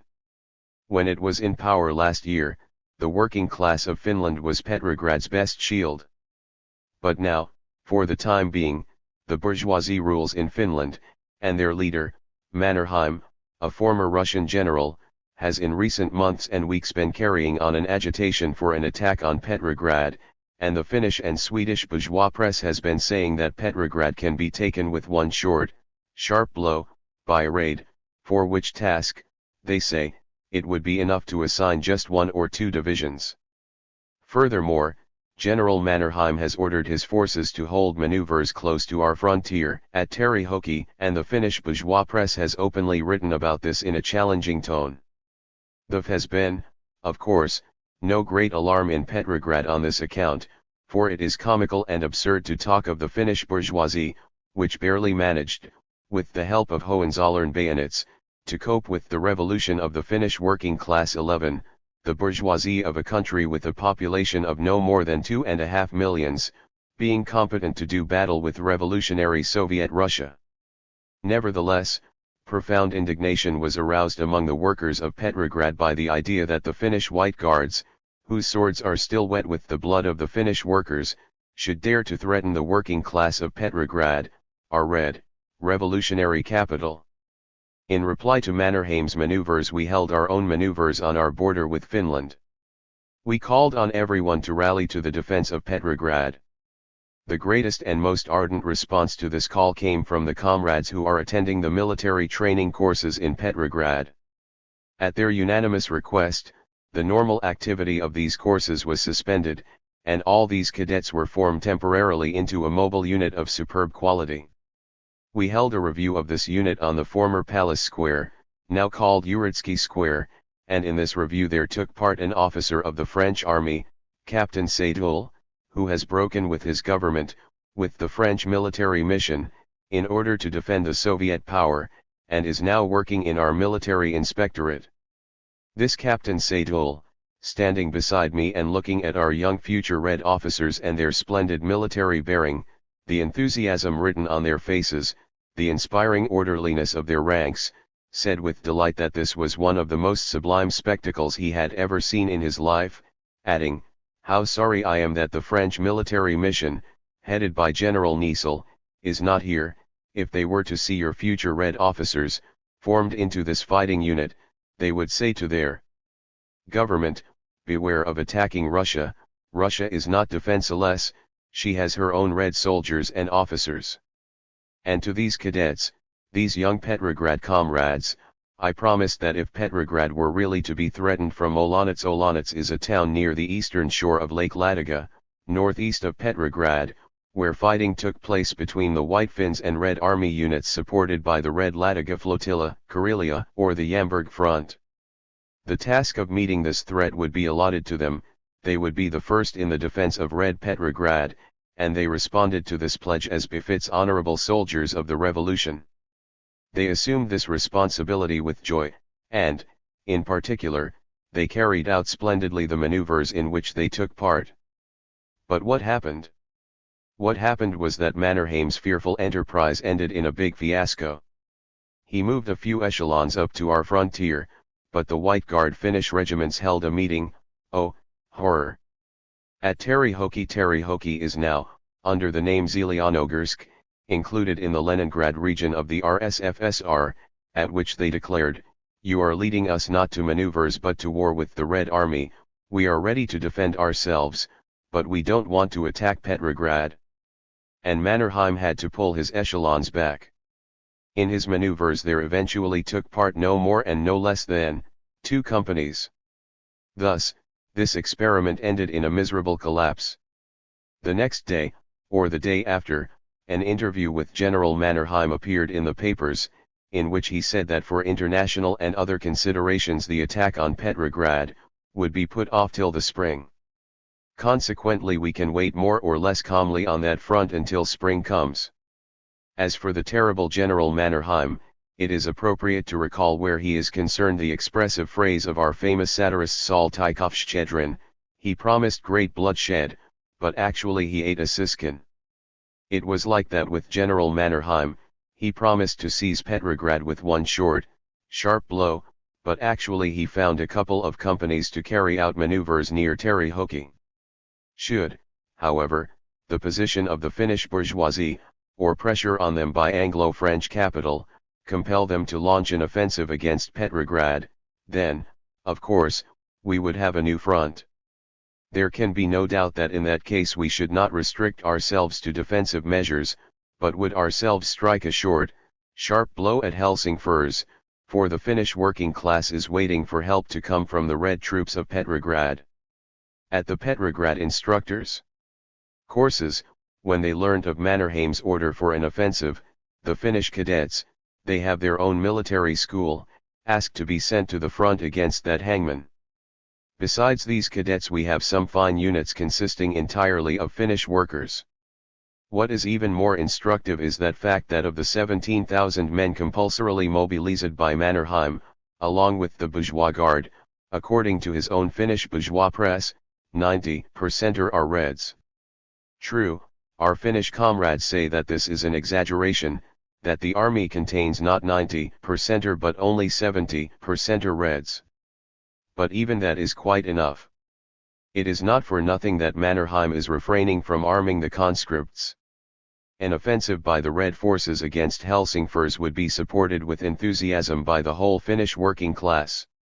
We declared in Petrograd that we are not going to try and create a new front between Finland and Petrograd, but if this front does come into being, on the initiative of our enemies, then we shall take measures to ensure that Petrograd is safeguarded from the Finnish side once and for all, and there is only one way to do that, by establishing in Finland the power of the workers and the poor peasants.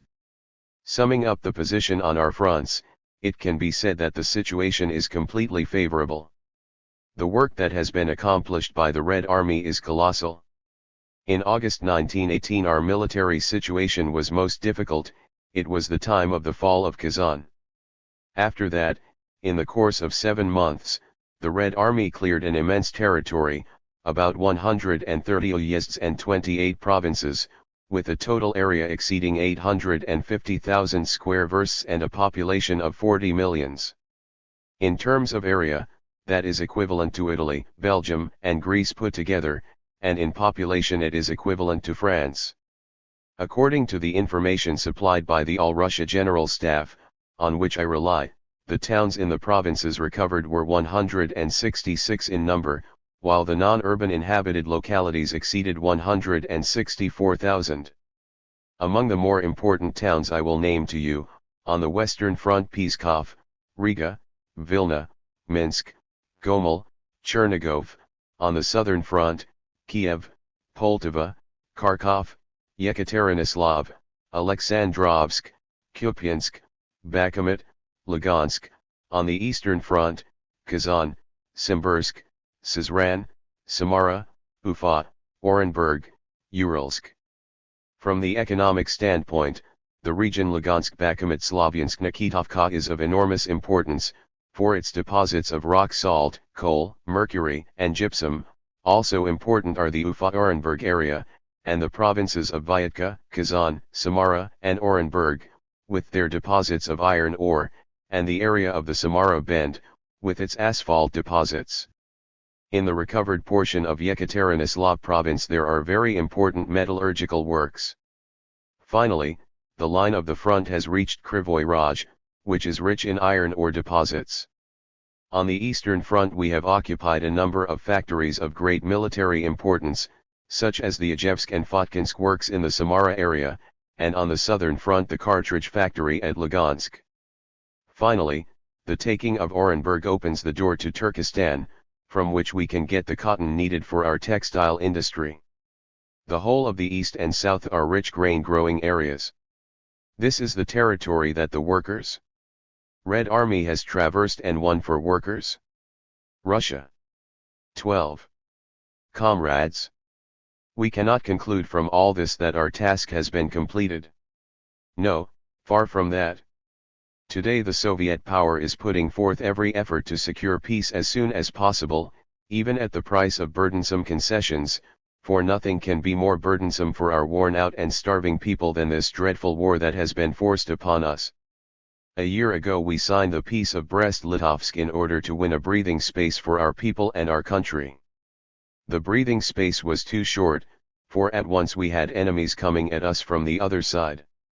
Not so long ago, the people #S Commissar for Foreign Affairs repeated in precise, official form the statement made by the Soviet government to all the governments which are fighting against us. The gist of the statement is this: you are fighting against the Russian workers and peasants, for what? Do you want the interest on your capital? Concessions, territory? What is it that you want? Tell us, and we will talk in a business-like way about what we can, what we shall be obliged to give up to you in order that the Russian people may be allowed to work in peace. You and I know, of course, that everything we give up now will come back to us, because Soviet Russia is only yielding to the imperialists for the time being. Under the Brest-Litovsk peace, we temporarily surrendered an immense zone in the west, together with the whole Ukraine, to German and Austro-Hungarian imperialism. At that time our bourgeoisie, which itself walked hand in hand with German imperialism wherever it could, accused us of treason, of betraying the country. We answered, there is no army, so we are forced to yield. But what we are giving will come back to us. And while the German regiments came to Russia as oppressors and enslavers, under the yellow banners of imperialism, they went home as revolutionary regiments, under the red banner of communism. The same thing will happen, in the end, as a result of our concessions to France, Britain, and America. We say to Wilson, Lloyd George, and Clemenceau, everything that you take from us the British, French, and American workers will give back to us within a month or two, within 6 months, within a year, when they establish Soviet power in their countries. I am asked, in connection with this, what the position is regarding the Prince's Islands. The project for a conference between the contending groups in Russia is usually referred to as the Principo Plan, from the name of the largest of the Prince's Islands, where Trotsky was destined to spend the first phase of his exile.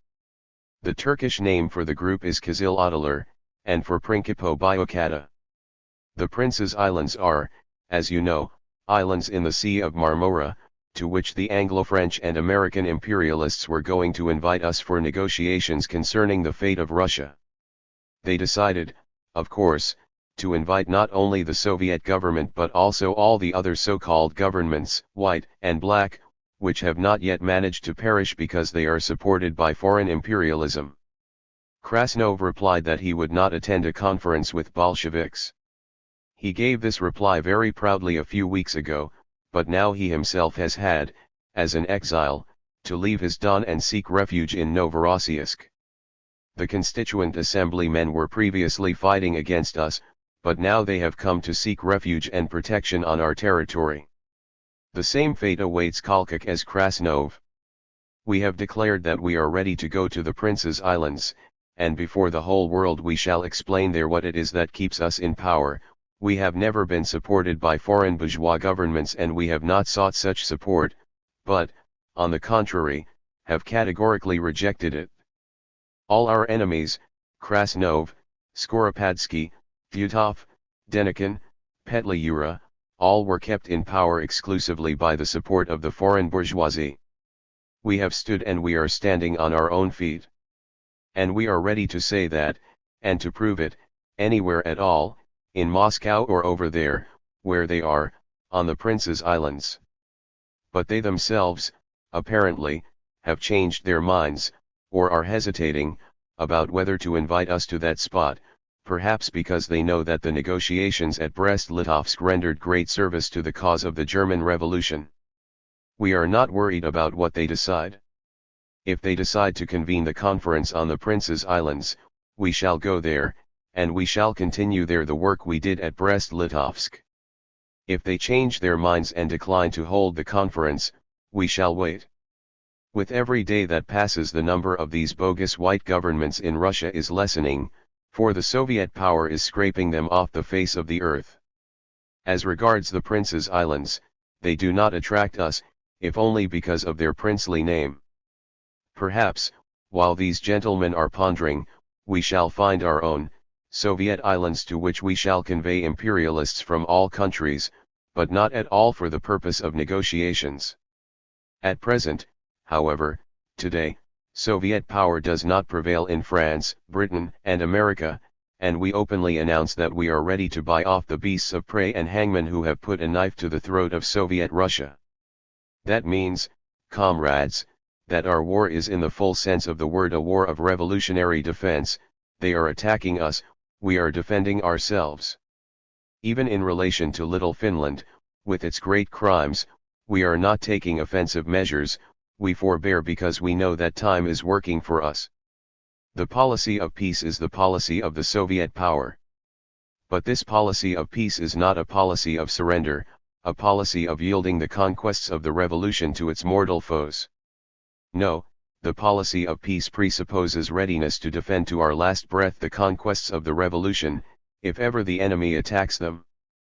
We must oppose the spirit of the dishonest agitation which is being carried on in our country and in our regiments by certain party groups such as the Mensheviks and the right and left SRS, who write in the newspapers that, since the country is poor and worn out, we ought to stop the civil war. There is no need for the Red Army, say the SRS. Once again let us recall with whom we are at war, in the south, with Krasnov, in the east, with Koichuk, in the west, with the Estonian and Finnish White Guards. They are all attacking us and trying to strangle us. Stopping the civil war, laying down our arms, would mean making ourselves defenseless in face of our enemies. We have every right to say to the Menshevik gentlemen, so you are for stopping the civil war? Then please address yourselves to Kolchak and Krasnov and tell them to stop the civil war. Our civil war is revolutionary self-defense. We have addressed ourselves to all our enemies, informing them of our willingness to purchase peace at the price of the greatest concessions and sacrifices. But our enemies have shown themselves unwilling to come to any agreement, because they have considered the Soviet power to be a mortal danger to them, while at the same time believing that they are strong enough to cope with us. That is why they have not wanted to come to any agreement with us. Recently, however, different notes have been heard sounding in their camp. Lloyd George said not long ago that it was dangerous to attack us, because the result of this attack has been that millions of peasants have rallied round the Soviet power, and will defend their country with all their strength. We learn from the newspapers that America's President Wilson now considers that the attack by Messrs. The Allies on Archangel was a mistake. After our capture of Shenkursk, demoralization set in among the British and American soldiers, who left their positions and fled back to Archangel. There has been open revolt in Murmansk. On the Odessa front, according to information we have received, the French regiments are demanding repatriation, while the black colonial troops cannot stand the climate and have already been sent home from Odessa. Wilson and Lloyd George are beginning to realize that they made a mistake. Besides which, internal conflict is developing among these gentry. Today Japan's peace program has been announced.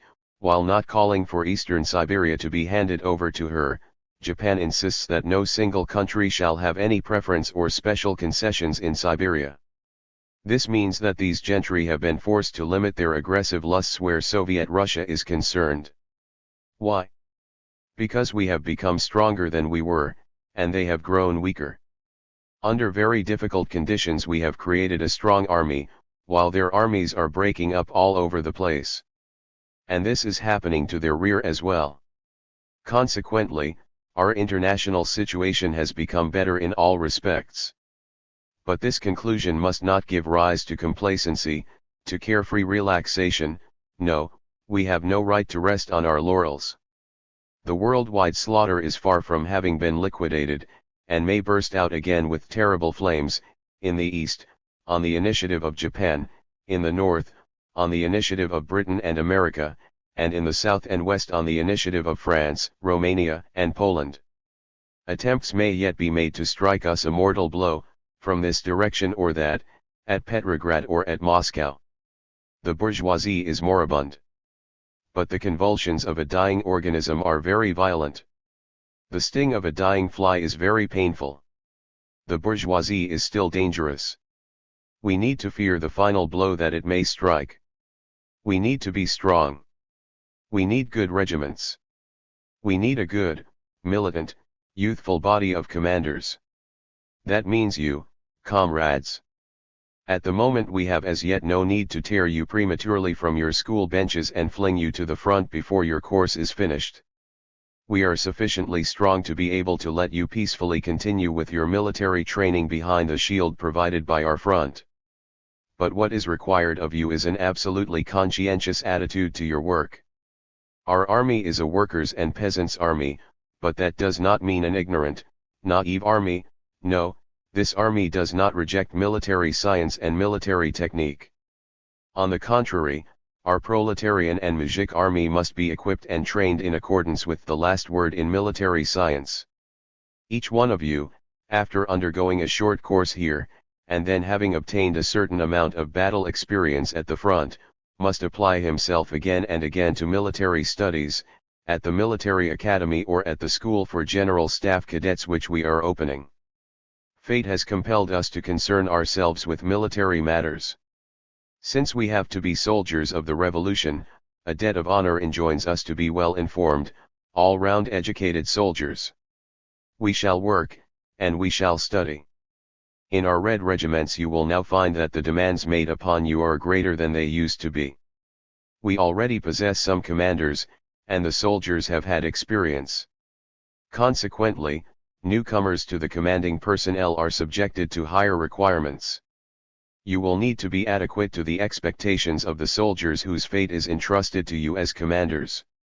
You will need to maintain a conscientious and honorable attitude to the task that you are called upon to serve. It is very possible that a long time will still have to pass before we shall be able to stick our bayonets into the ground. Europe offers a spectacle of grim conflict between classes and peoples. Months or years will pass, and then all Europe will be freed from the old oppression and the old exploitation. A federal workers' and peasants' republic will be established throughout Europe, and we shall become part of that republic. When that time comes we shall have no reason to fear for the safety of our frontier. Wherever we look, we shall see only friends and brothers. This is not yet the situation today. The enemy has not been disarmed. We have no brothers or friends among the ruling classes of Europe and the whole world. We must still firmly grasp our rifle, and everyone must maintain towards his responsibilities the attitude of an honorable and valiant soldier of the revolution. You, especially, as future Red commanders, to whom the working class not only of our country, but of the whole world, looks with faith and hope. For the bourgeois press of all countries declared at the start that we should not be able to create an army, because we should not have any commanding personnel. Now, however, the bourgeois press of Europe and America has acknowledged that we are forming first-class commanders out of conscious workers, honest peasants, and the best of our soldiers. That means you, comrades. I believe that you will prove to be up to the task that has been assigned to you. But let none of you ever forget that our army is founded upon a lofty, sacred idea, honorably to serve, arms in hand, the interests of the oppressed working masses. Keep this firmly in mind, that which was the hope of the oppressed peoples, the intimate dream of the toilers, their religious fantasy, what they sang about, that hope of salvation, of liberation, which the working and oppressed people of all lands never ceased to look forward to has now begun to be realized. We are starting to approach this new realm of freedom. Our enemies are trying to kill this realization of the most holy, most cherished ideals of the working people. You are the vanguard called upon to defend the revolutionary conquest of the Russian people. In the terrible hour when the workers' and peasants' power turns to you, comrade cadets, to you, comrade commanders, with the words, "Danger threatens the Socialist Republic," you will answer, "Present," and you will fight and die heroically, opposing the enemies of the working people. Endnotes. 1. On February 23, 1919, on the occasion of the celebration of the anniversary of the organization of the Red Army, big meetings were held in Moscow. Comrade Trotsky spoke to the students of the command courses in the building of the former Alexeyevsk Military School.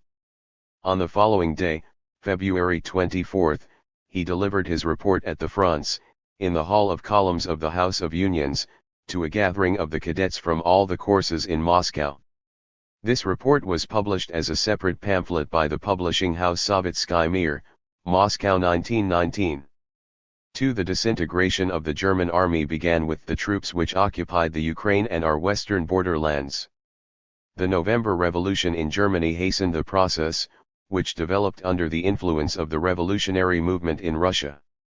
German soldiers often refused to fight against the Ukrainian insurgents, and they elected Soviets of soldiers' deputies and regimental committees.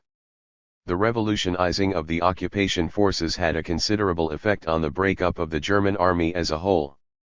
3. On the Peace of Brest-Litovsk, see, for more details, Note 20 to Volume I.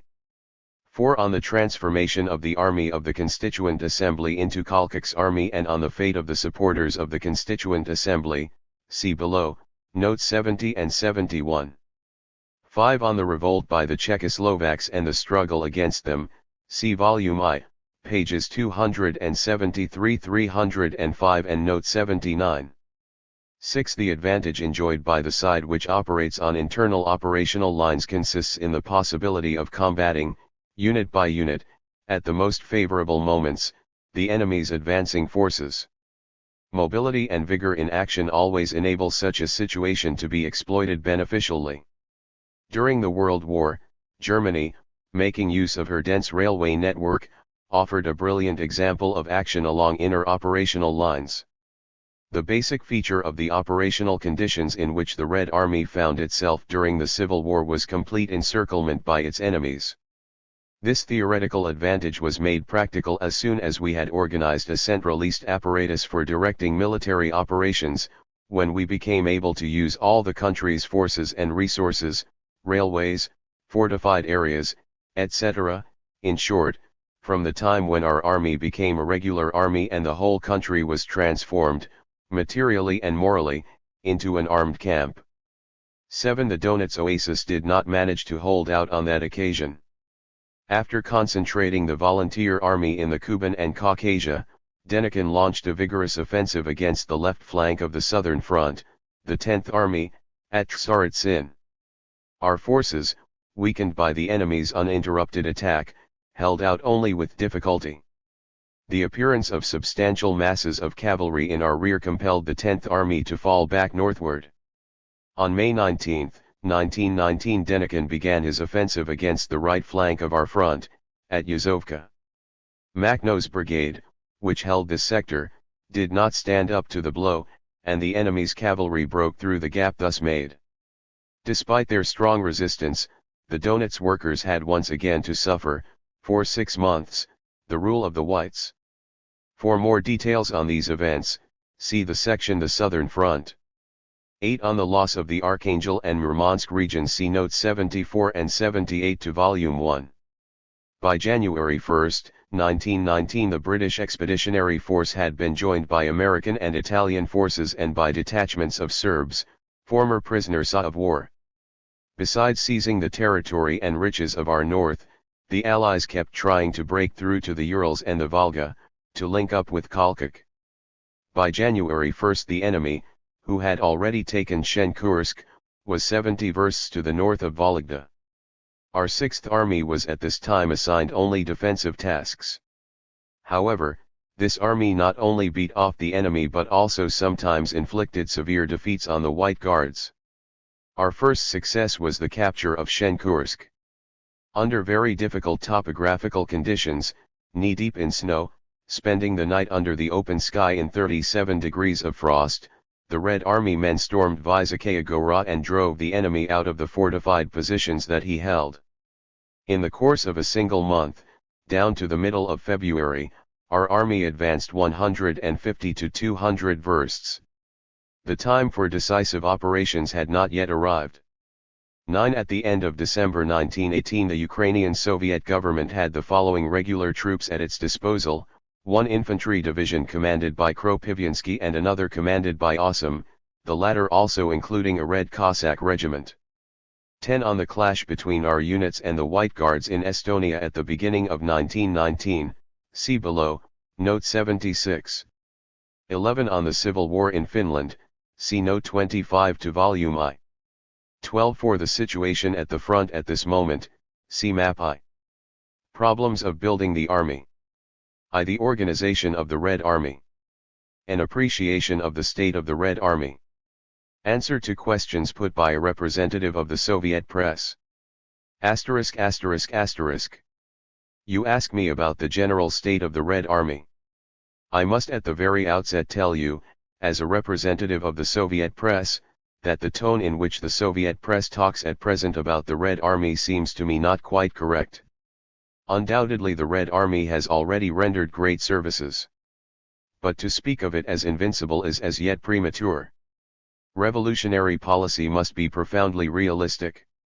A policy of bluff, that is, of outward effects, verbal intimidation, military masquerades, is absolutely alien and harmful to us. From that point of view it must be said that the Red Army still has many shortcomings, there are still some weak units, and the supply services have not yet been brought up to the required level. Nevertheless, of course, it cannot be denied that the Red Army has taken a tremendous step forward during the last 3 or 4 months. This advance was made possible by all the preparatory work accomplished earlier. We went over all at once from volunteering to the compulsory call-up of a number of age groups. The success of this mobilization necessitated a ramified apparatus of local military administration. This apparatus had been created. The credit for this belongs to the former Military Council, which correctly perceived its principal task as consisting in the creation of district, province, uyezd and volost military commissariats. From its first day the Supreme Military Council made the basis of its program the correct regulation of army formations, and it worked out what their establishments should be. But these formations did not come into being, owing to shortage of manpower, and this was due to the absence of an apparatus for carrying out mobilization. That was why military operations amounted to the establishment along our threatened frontier of a thin screen of volunteer units of dubious reliability. Behind this screen, intense work went ahead to create the mobilization apparatus. 19 As soon as it was more or less ready, we made a first experiment by mobilizing 2 age groups of workers in Moscow. The experiment succeeded splendidly. It was extended to other provinces, and everywhere that there was an apparatus that was more or less suitable, and the will to use it, mobilization was carried through impeccably. The Revolutionary War Council of the Republic, which was set up in conformity with Soviet Russia's international situation, inherited from the Supreme Military Council all the necessary prerequisites for regulating formations and for work along the right lines. But, as has been frequently reported to the appropriate institutions, with a military apparatus alone we should never have achieved the results that are now before us.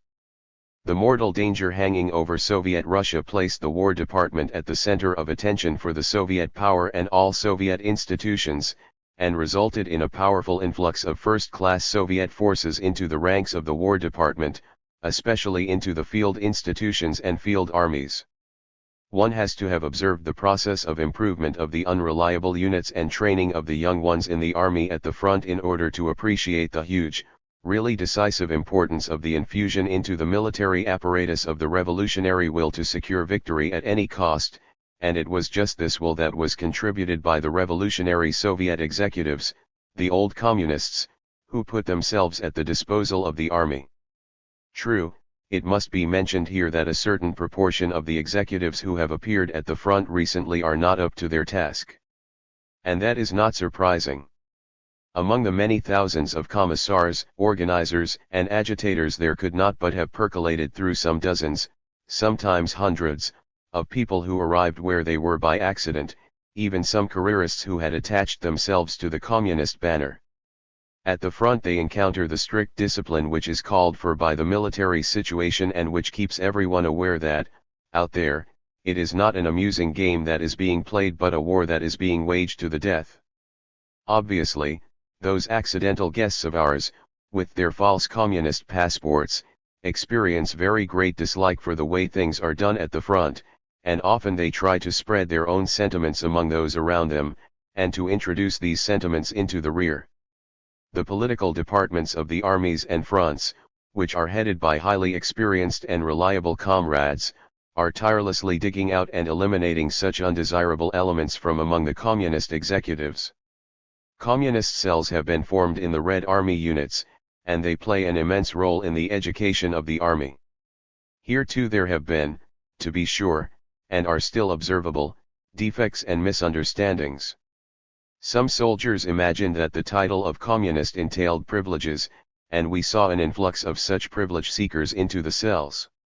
Communist cells which had been formed in haste sometimes displayed a tendency to compete with the commanders and commissars and to take over the running of a unit. Other communists shirked the primary duties of a soldier of the Red Army. I speak openly about these phenomena with all the greater freedom because they are exceptional, and evoke a resolute and firm rebuff from the overwhelming majority of the conscious executives at the front. The party and military authorities have explained firmly that a communist in the Red Army has no more rights than any other Red Army man, but only more duties. As you know, the problem of the attitude towards the military specialists has been an acute one. There was a time when this question greatly worried wide circles in the party. Now, after hundreds of authoritative party executives have themselves worked at the front and discovered for themselves the state of affairs, no problem remains regarding the military specialists. In this sphere there is not and cannot be any question of bringing up that matter on grounds of principle. It is a matter of practice and individual estimation, of the combining of forces, of drawing in suitable executives and pushing out unsuitable ones, of prosecuting traitors and giving all-round support to honest, conscientious, and competent executives. As you know, our Commander-in-Chief is a military specialist. I hope that it will occur to none of the comrades who know of Comrade Vatsidis's outstanding work to reproach the Soviet power for having recruited this military specialist. In command of the front stand military specialists, that is, officers of the old army with higher military training. The armies are headed by both military specialists and young Soviet commanders who have been through the school of guerrilla warfare. As time goes by, such Soviet commanders will increasingly come to take over command of large military formations, for in our epoch the experience and the role played by particular individuals increases rapidly. Have there been cases of betrayal? Certainly, there have. They are inevitable under conditions of civil war. As well as betrayals by military specialists, we have seen mutinies by conscripts. But nobody would take it into his head to reject conscription. The question has to be put in a different way. We need to appreciate that betrayals by individual specialists, when they occur nowadays, are quite unable to shake the front, still less to deal it a decisive blow. We saw that already in connection with the Muravyov experience. The Muravyov mentioned here is the officer who commanded the Red Forces defending Petrograd in November 1917, then commanded the Red Forces in the Ukraine, and finally commanded on the Eastern Front, against the Czechoslovaks, when he tried to lead his troops against the Soviet government, in support of the Left SR revolt.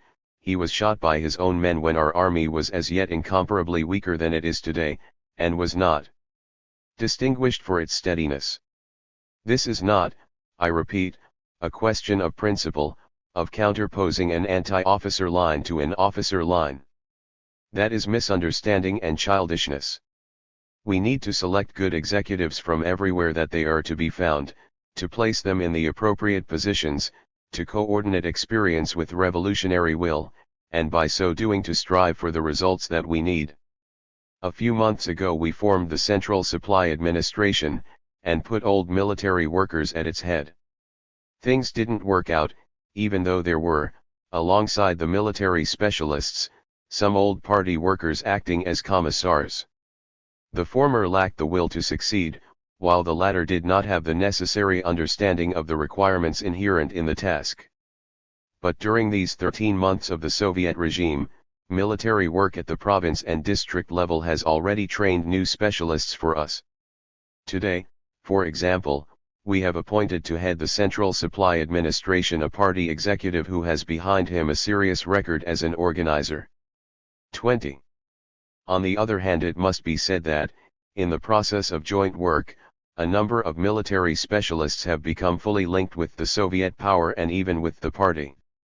The fate of those officers who fled to the Ukraine and to the Don cannot offer any encouragement, either, for breaking with our authority and betraying it.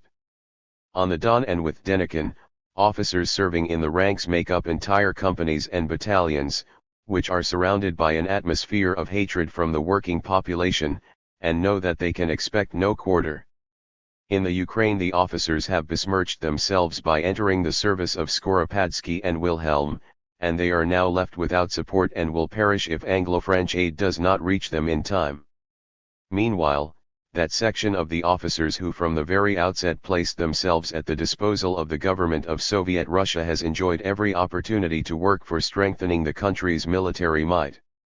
It is not to be wondered at if, among those officers who took up a hostile attitude towards the Soviet power under the influence of ignorance and calumny, there has been a mental turnaround. They have seen that the only force which during this period has remained equally hostile to German and to British imperialism was and remains the Soviet power. I am reliably informed that such a turnaround has also occurred among a considerable section of the officers who are in the Ukraine. Many of them would like to get out of there and into Great Russia, but are afraid of encountering severe punishment. The policy of the Soviet power is not a policy of retrospective vengeance. It is governed by revolutionary expediency. That is why, in full agreement with the leading institutions of our party, I consider it completely possible to allow into Soviet Russia those of the former officers who come to us in a penitent spirit and state their readiness to serve in whatever post is assigned to them. Some comrades are sometimes worried by the thought that Bonapartism will arise among us, out of the soil of the Revolutionary War. That is really an anxiety which should cause nobody any sleepless nights. No doubt we have some ambitious ensigns who read Napoleon's biography. But the whole political setting, the class relations, the structure of the army, the international situation all rule out the possibility of Bonapartism. Above all, this possibility is ruled out by the powerful role played by our Communist Party. It guides the country's entire life, it makes peace, it wages war, it organizes the army, it supervises the commanders, both great and small. Any scheme, whether among the military or elsewhere, to oppose the party, to use the army for purposes alien to the communist revolution, must inevitably suffer miserable failure. The mere notion of making such an attempt would not arise in any sane person's brain. Regarding the further course of military events, I can say no more at present. The situation is, in general, extremely favorable for us, in the East, where a fight is going on between the SRS and the Kolchakites, and in the South, where the Petliurists are gravitating towards the Soviet power and the Communists grow stronger every day. In the West we are advancing further and further, which means, of course, that the line of our future battles lies ever further away from Moscow, if matters do come to large-scale, decisive battles with the forces of Anglo-French imperialism. The Defense Council is now carrying through with all possible vigor the militarizing of the country's forces and resources. The productivity of our war factories is rising, in some of them it has risen very considerably.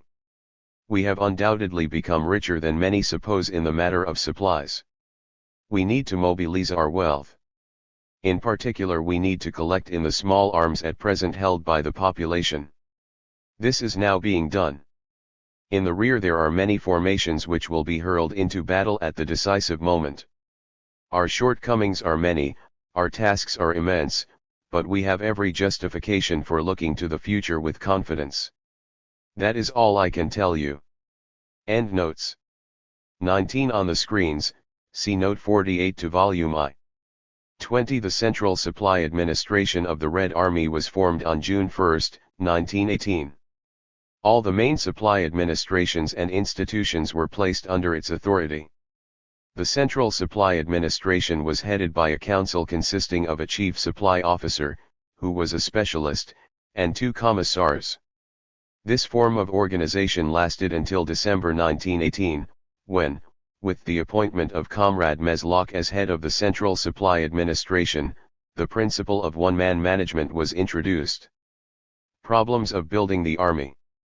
The organization of the Red Army. A contribution to the 8th Congress of the Russian Communist Party. A talk with representatives of the press 21. ******. I shall not, unfortunately, be able to take part in the party congress, which will be of exceptional importance and at which, in particular, the work of the War Department will be discussed. I do not think that the question of the party program will give occasion for disputes and heated arguments. The formulation of the program cannot, of course, be regarded as irreproachable, but I think that, by and large, this task will be disposed of. It may be that there remain just a few formulations here and there still needing to be clarified. What may give rise to big debates and conflicts of opinion at the Congress is the question of organization. In some fairly extensive circles of the party there can be no doubt that dissatisfaction is to be observed with the work of the party's central apparatus. Comrades complain of the inadequacy of systematic guidance from the center, the absence of correct distribution of the party's forces, and so on and so forth. However, I consider it necessary to say that a good deal of the criticism that we hear on this matter is too sweeping. Our party of the working class has had to give answers to questions of world importance under historical conditions without precedent. It has had, depending on changes in the world's situation, to alter its own course, not, obviously, in the sense of principle but in the operational, the maneuvering sense, so to speak. From the offensive it has had to go over to a temporarily defensive position, to discern the most dangerous enemy at each given moment, in internal and external politics alike, to concentrate the party's whole attention and all its forces now on one, now on another urgent task, and so on. I think that this aspect of the conduct of our party's policy has been well performed, and our party has emerged with honor from very great difficulties. but precisely the gigantic scale of events has created ever new combinations of political conditions and groupings and has to an extraordinary degree hindered correct, systematic work, correct assessment of all the parties' forces and correct allocation of these forces to different branches of work. Thus, when our military situation greatly worsened last summer, the party, on the initiative of the Central Committee, gave many thousands of its best executives to the front. Such a reshuffling of the party's forces could not, of course, be carried out in completely orderly fashion, with proper evaluation of the qualities and capacities of each individual. But that resulted from the very situation itself. In the 17 months of its existence the Soviet Republic first expanded, then contracted, then expanded again. These processes could not be foreseen, of course, by any central committee. They took place with extreme rapidity and evoked direct organizational consequences. In the first period there was a spontaneous scattering of party forces over the whole expanding territory of Soviet Russia. Then there was an equally spontaneous concentration of these forces within the boundaries of Great Russia. Then, once more, an equally rapid dispersion of party forces over the liberated regions, though in this last period the distribution of party forces undoubtedly took place in a more planned way. Finally, we have to pay attention to yet one more important circumstance which the comrades from the provinces are inclined to ignore. In the first period of the Soviet regime an extraordinary growth of spontaneous separatism was observed. Local executive committees and party organizations, occupied with fresh and pressing problems in the localities, became almost completely cut off from the center, troubled themselves little about establishing links with it, and were even inclined to regard any intervention from the center, whether party or departmental, as interference. An enormous amount of energy was expended in that period in establishing the most elementary links between the center and the periphery and restoring some sort of centralist apparatus that could function. After that crisis had passed, a phenomenon of the opposite kind began to be noticeable in party circles. The localities often started to demand of the center more than it was really in a position to give. Unable to cope with local tasks owing to their tremendous complexity and novelty, the comrades in the localities often groundlessly blamed the center for not giving them guidance. No doubt the Congress will, in this matter too, in a purely practical, business-like way, so to speak, pose and decide all the relevant questions. The other acute issue is the military question. I'm personally very sorry that I cannot take part in the debates on this question.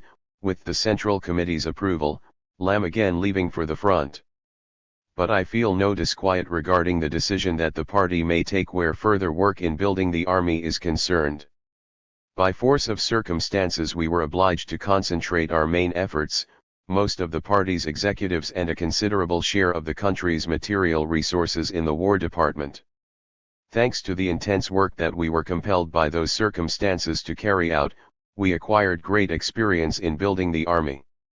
Some comrades thought, at first, that the army would have to be built in the form of well-organized guerrilla units. This view was widely held in the period following the breakdown in the Brest-Litovsk negotiations. Those who defended this view proceeded from the conception that we had neither the time, nor the material means, nor the necessary commanding personnel, to build a centralist army. However, the work took a different road. The guerrilla detachments were transformed into a provisional screen behind which work went on in the rear for the building of a centralist army. After several months of exertion and failure, the party succeeded, thanks to a great concentration of forces, in breathing life into this work. Opposition to the recruitment of military specialists was very strong, and to a certain extent given justification by the fact that, especially in the period of our external reverses, the majority of the military specialists held back from work, and sometimes even went over to the enemy. The Central Committee, however, considered that this phenomenon was of a transient character, and that if we managed to cope with our other tasks we should, at the same time, get the military specialists to work in the way we wanted. The facts showed that we were right. We created at the fronts an army with a centralist apparatus of administration and command, and we went over from retreat to advance, from failure to big successes. Many of the most serious and responsible party workers who left for the front as determined opponents of our military system, and, in particular, of our appointment of regular officers to responsible posts, became after a few months' work convinced supporters of the system. Personally, I do not know of a single exception to this statement. There were, of course, among the comrades who left for the fronts, not a few chance elements, and even real adventurers, who had found the ground under their feet had become too hot in the rear and who, having, by fair means or foul, made their way into the party, then tried, at the front, to play tricks to their own advantage upon the military leaders. When they found themselves up against a firm regime there, and sometimes actual repressive measures, such elements naturally set up a howl of resentment against our military regime. They are a minority, of course, but their criticism reinforces the dissatisfaction with the War Department which exists in some party circles. The causes of this dissatisfaction are numerous. The army now absorbs forces and means to an extent that violates the laws and interests of work in other spheres. The comrades who serve in the Red Army, being always subject to the imperative pressure of its needs and requirements, sometimes, in their turn, exert pressure in an extremely sharp form upon workers and institutions belonging to other departments. This then produces a sharp reaction on the part of the latter. War is a very harsh and severe business, especially when it is waged by an exhausted country which has undergone a revolution and is setting before the working class immense tasks in every sphere.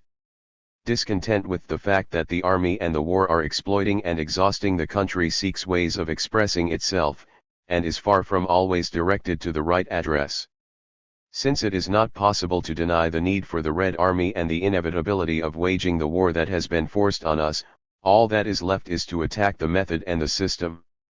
However, of the previous, principled presentation of the question, advocating purely guerrilla units, headed, by revolutionary workers, without any participation by military specialists and without any attempt to create Central East Army fronts and statewide apparatuses of command, of that principled presentation of the question not a trace remains.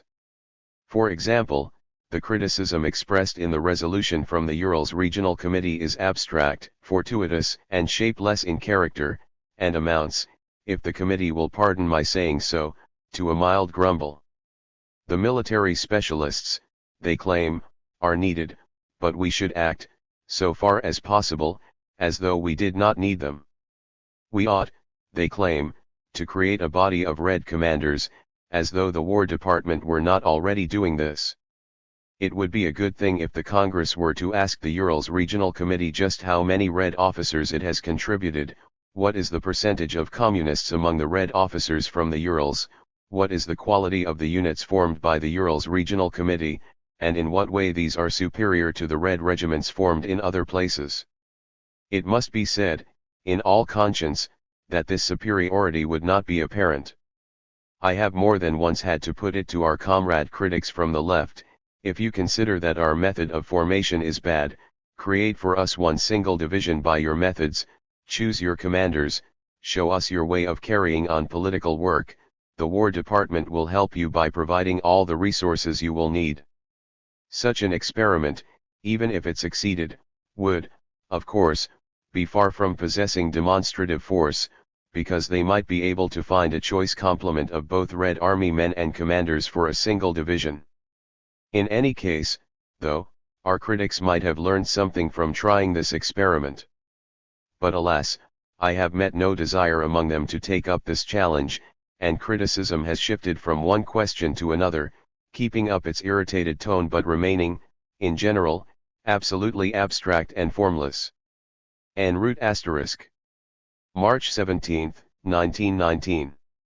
En route, v Puty, was the title of the newspaper published from Trotsky's train. Endnotes. 21 The 8th Congress of the Russian Communist Party, Bolsheviks, was held in Moscow on March 18 to 23, 1919, see Note 69 to Volume 1. Comrade Trotsky's theses entitled Our Policy in Creating the Army were included in Volume I. Owing to Comrade Trotsky's departure for the Eastern Front, the fundamental report on military matters was given by Comrade Sokolnikov. After a co-report by Comrade Smirnov, a prolonged debate on military policy took place in the Special Military Commission of the Congress. After discussion, the Congress approved the theses presented by Comrade Trotsky. Problems of building the Army.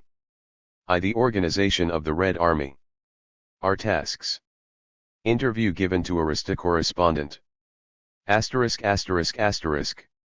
On the Eastern Front I convinced myself of something about which, moreover, I had no doubt even before I went there, namely, that our setback on that front is not dangerous, and still less catastrophic, in character. 22. The setback constituted by the loss of Ufa is, of course, a serious one. The retreat by our units was not halted everywhere, and where it was halted the necessary steadiness was not achieved in every case.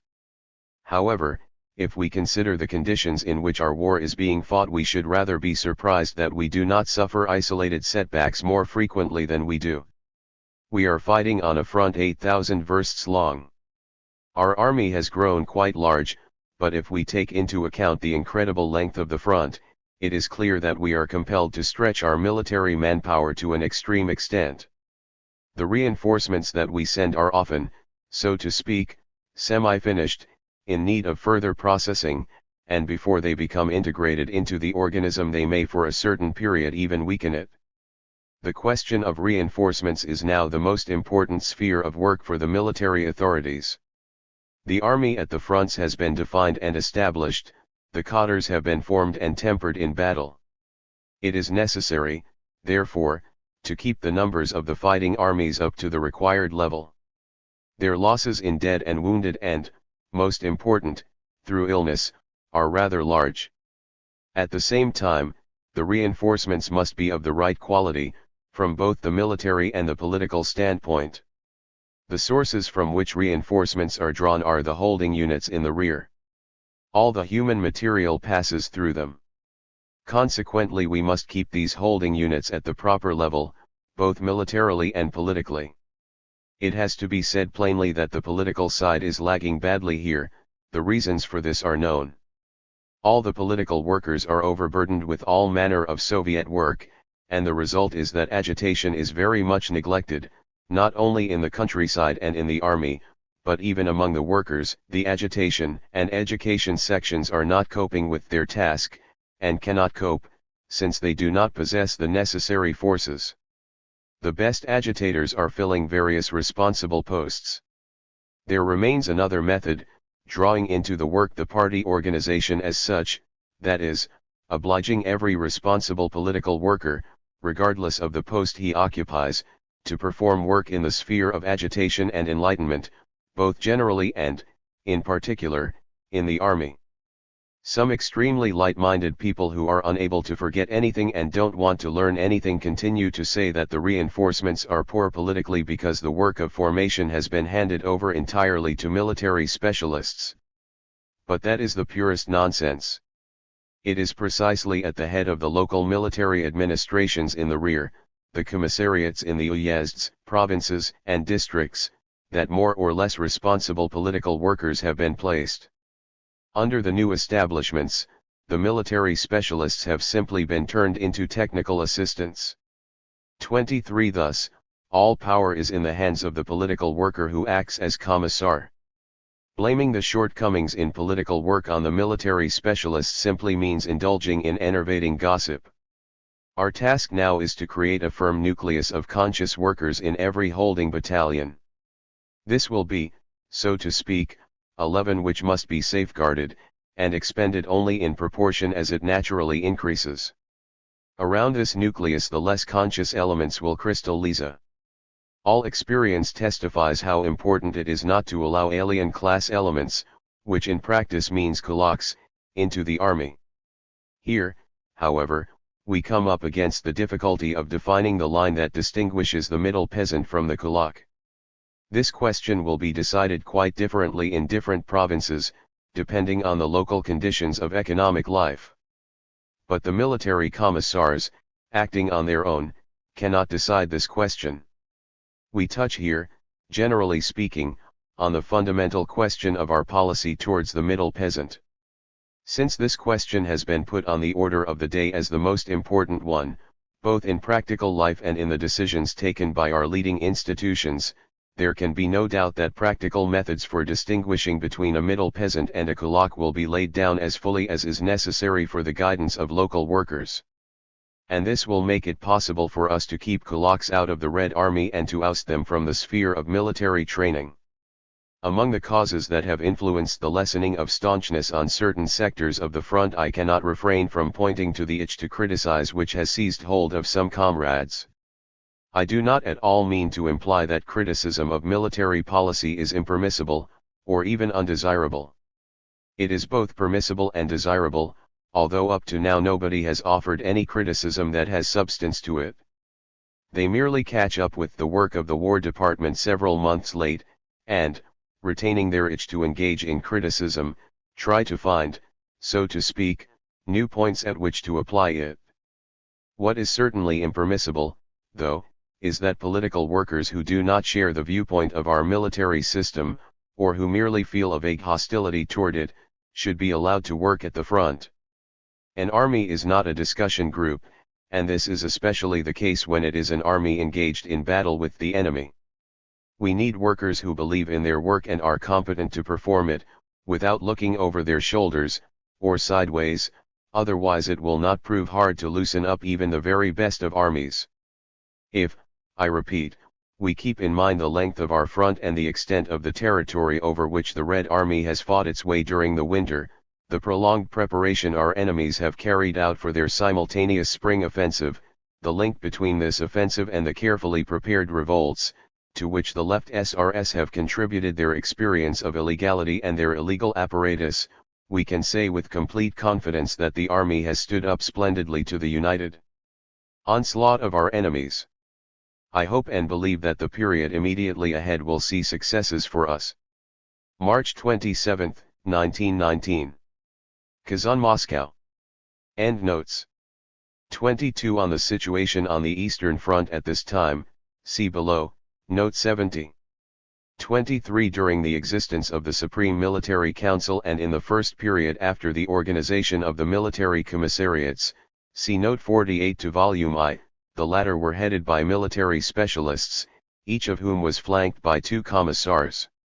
From the second half of 1919 new establishments were introduced, under which responsibility for military work, in the military districts, provinces, and uyezds was placed on the military commissars.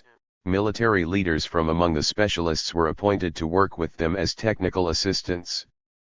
Problems of building the army. The organization of the Red Army. Immediate problems in building the army. Letter to the Revolutionary War Councils of the Armies and the Fronts. In recent months the armies of the Soviet Republic have suffered very serious setbacks, but have also had very important successes.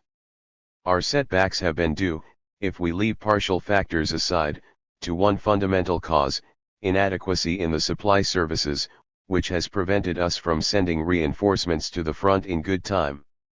The inadequacy of the supply services has, in its turn, been due to a considerable extent to the extreme insufficiency of organization at the center.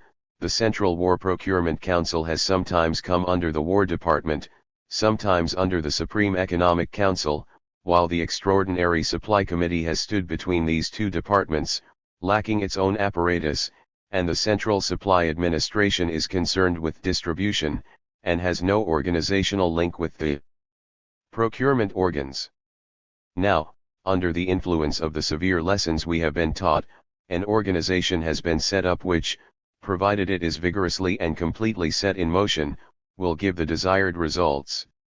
Comrade Rykov has been put in charge of the entire work of supply for the armed forces, and the apparatuses of the Central War Procurement Council, the Extraordinary Supply Committee and the Central Supply Administration have all been placed under his authority. 24. The fundamental reasons for our setbacks have not always been clear to wide sections of the party. Moreover, the very fact that there have been setbacks has evoked a mood of alarm which is the more intense the further one goes from the front. This is also understandable. Those who work at the front not only know better what the reasons are for the setbacks, they also see more clearly that, essentially, not a great deal is needed in order to bring about a turn and secure victory. In the rear, our setbacks on the southern front, which are certainly very palpable, have again given rise, along with panicky moods, to a wave of criticism directed against the foundations of our constructive work in the military sphere, which have taken shape through long experience and collective work by many party workers. Most loudly do we hear resounding, in the party press and at meetings held in the rear, the voices of those party members who make quick visits to the front and then give out their superficial observations as the latest conclusions from military practice. Also of no small importance in the rear are those executives who have been removed from the Revolutionary War councils of various fronts owing to their patent unfitness for responsible military work. The result is an utter distortion of the actual state of things. In some circles of the party, for example, we find an attempt being made to rekindle the argument about the military specialists, at a time when, in those of our armies which are to some extent well ordered and organized, this has long ceased to be a matter for argument. At the same time, the real questions which have arisen from the development of the army are left without any serious, practical discussion based on the experience we have obtained.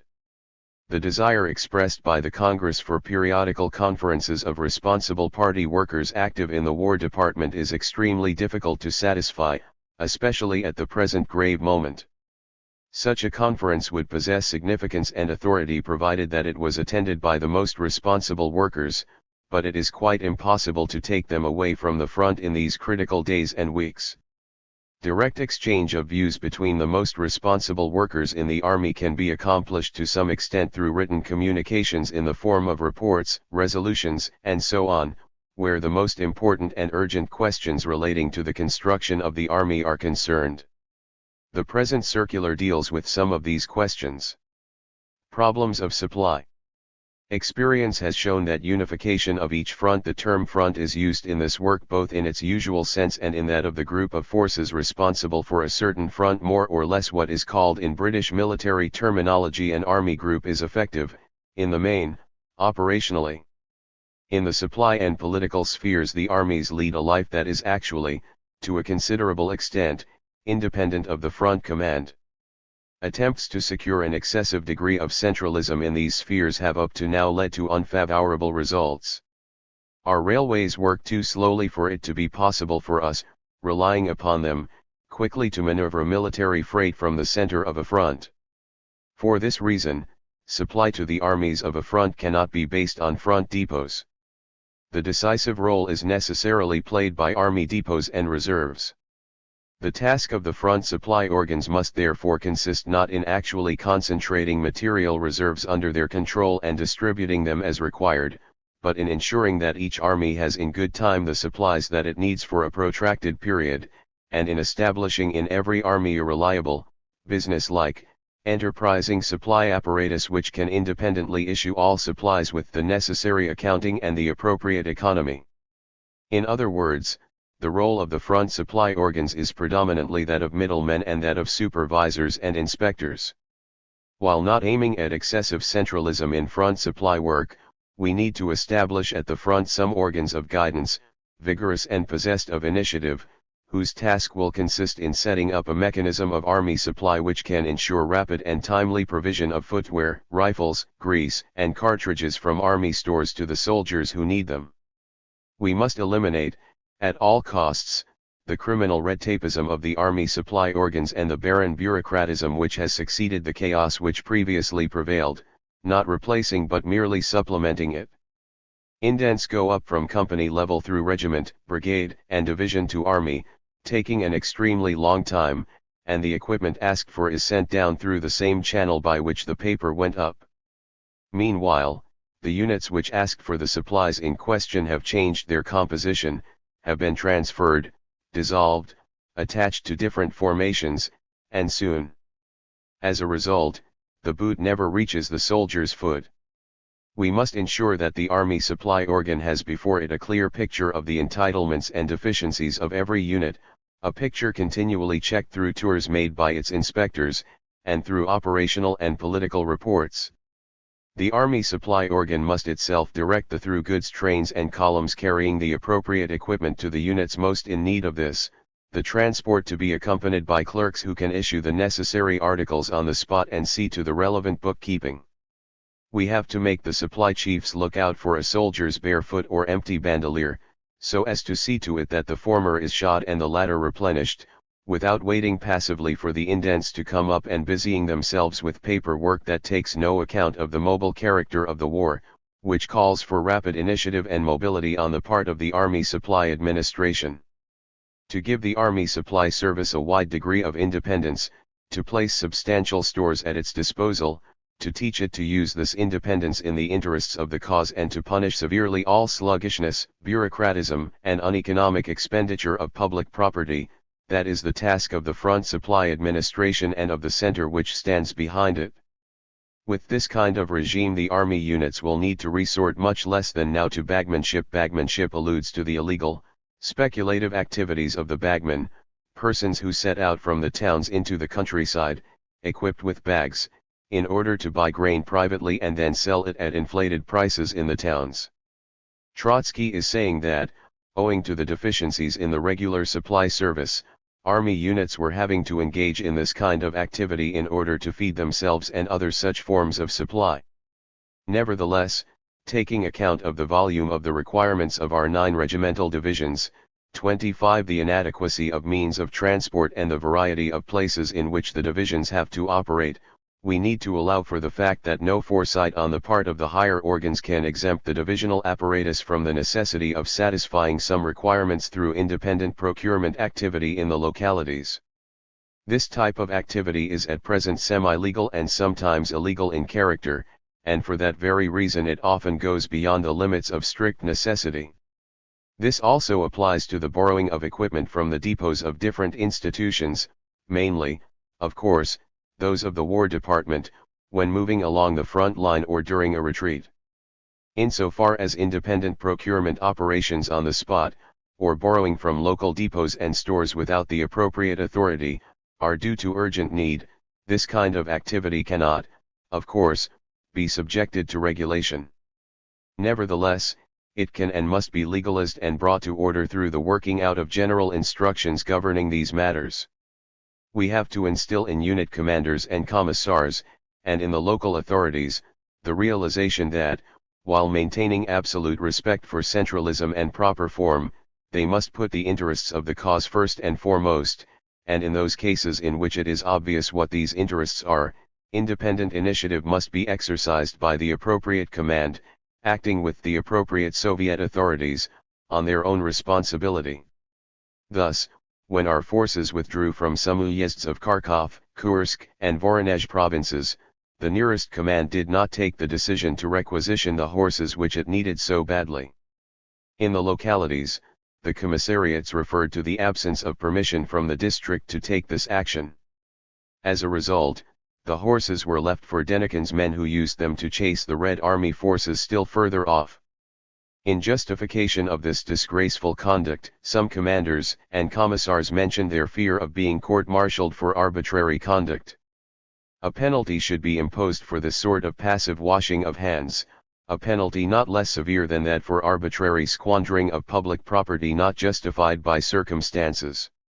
The political departments and the commissars. After the political departments of the fronts were reduced to small cells, a further tendency was observed to shift the center of gravity of the work from the political departments of the armies to those of the divisions. This tendency was absolutely correct. Nevertheless, it ought not to lead, as it has been seen to lead in a few cases, to the almost complete abolition of army political departments, which has made it impossible to carry out constant supervision and guidance of the work of communists in the fighting units. It remains one of the principal tasks of the political department of the army to guide by all available means the work of the commissars, especially the regimental commissars, on whom, to a considerable extent, the organization of our army rests. In some party circles the criticism has been put forward that commissars sometimes reduce their role to formal supervision of the work of the military specialists, with a view to ensuring that no counter-revolutionary measures are taken, and do not concern themselves with the actual content of this work. This sort of thing happens, undoubtedly, to the extent that, in general, we have bad commissars, tad political departments and weak revolutionary war councils. The commissar is not, of course, called upon to replace the regimental commander or the head of the supply unit, nor even less to oust them, when they are present, but he is indeed called upon to supplement them, not only through vigilant supervision, so that all the regiment's needs are attended to, but also by showing direct initiative, direct creative effort, hand in hand with the commander or the head of the supply unit. And this is what happens wherever the commissar is up to his job, when he sees himself as the responsible representative of the workers' and peasants' power, and when, remaining free from vain concern about precedence or trivial fault-finding, he wins for himself the leading position in the regiment through his vigilance, thoughtfulness, and indefatigability. One of the most important duties of the Army's political department is the bringing forward of suitable candidates for the responsible post of regimental commissar. Problems of formation. The Red Army, which is now in action, was formed and, indeed, is still now being formed, in two ways, from guerrilla units, generally irregular or semi-regular in character, which arose in the process of the Civil War, and from formations that came into being in the rear, organized by the military districts in accordance with the regulations laid down by the All-Russia General Staff. Both types of formation have been subjected, and continue to be subjected, to further processing at the fronts, and only as a result of that do they become units capable of combat. The poor state of a number of units sent from the rear to the front has naturally evoked complaints from the workers at the front, and has even given rise to a demand for the ending of all the work of formation done in the rear, reducing the role of the rear to that of supplying raw human material as reinforcements for the units operating at the fronts. Some even extend this view retrospectively to the initial period of the building of the army, declaring that it was a mistake ever to have attempted to build divisions in the rear. It is quite obvious, though, that until some more or less solid and reliable cadres had been created at the fronts, the building of the Red Army could not proceed otherwise than by way of formations organized in the rear. In the creation of those staunch divisions that we now have at the fronts, the formations organized in the rear, with their proper organization of supply and transport services, and so on, played a role no less important than that of the non-regular fighting units. However, even after reliable divisions had been created at the fronts, the task of army formation could not be reduced to the mere providing of reinforcement drafts. The progress of operations, the increase in the number of the fronts, always required that both front commanders and the central command should have at their disposal from time to time a fresh reserve in the shape of new formations. In the most recent period a considerable number of units have been formed in this way, especially in the fortified areas. The Revolutionary War Council of the Republic has endeavored to keep these formations close to the fronts, empowering the latter to exercise general observation over them. It is extremely important to check over all the experience we have accumulated in this sphere. Some responsible workers affirm that, in the last analysis, those regiments have proved to be the best that were formed in the rear, where they were given proper organization from the start, and then subjected to education and tempering at the front. It seems absolutely necessary that each Revolutionary War Council should carry out, on the basis of all the information available to it, a survey of the regiments that make up its armies, noting the history of each regiment's genesis, that is, whether it developed from a guerrilla detachment or was formed in the rear in conformity with staff establishments, or came into being as a combination of both. Only such a survey will provide us with precise pointers for further constructive work. We have to create and develop an army under conditions that are quite exceptional and without precedent in their difficulty. While aiming at complete accuracy in military formation, we must at the same time avoid any stereotyping. We need to evaluate carefully the experience obtained from our own work, so as to avoid the riding of hobby horses, such as the mechanical centralization of supply work, the demand for complete abolition of formations organized in the rear, and so on. It is therefore absolutely necessary that the Revolutionary War Councils of the armies should formulate their conclusions concerning all the questions raised in this letter, after subjecting them to preliminary discussion by the most responsible workers, both military specialists and political executives. In view of the extreme difficulty of taking responsible workers away from the armies for a conference, especially in the present grave period, a questionnaire like this can serve to a certain extent as a substitute for the exchange of experience which we need, and provide valuable material for further measures to be taken in the interests of developing and strengthening the Red Army. Replies, even if only in preliminary form, must be submitted not later than August 15. July 12, 1919. Voronezh-Kursk. Endnotes. 24 Unification of all the supply organs in the Republic was effected by a decree of the All-Russia Central Executive Committee dated July 9, 1919.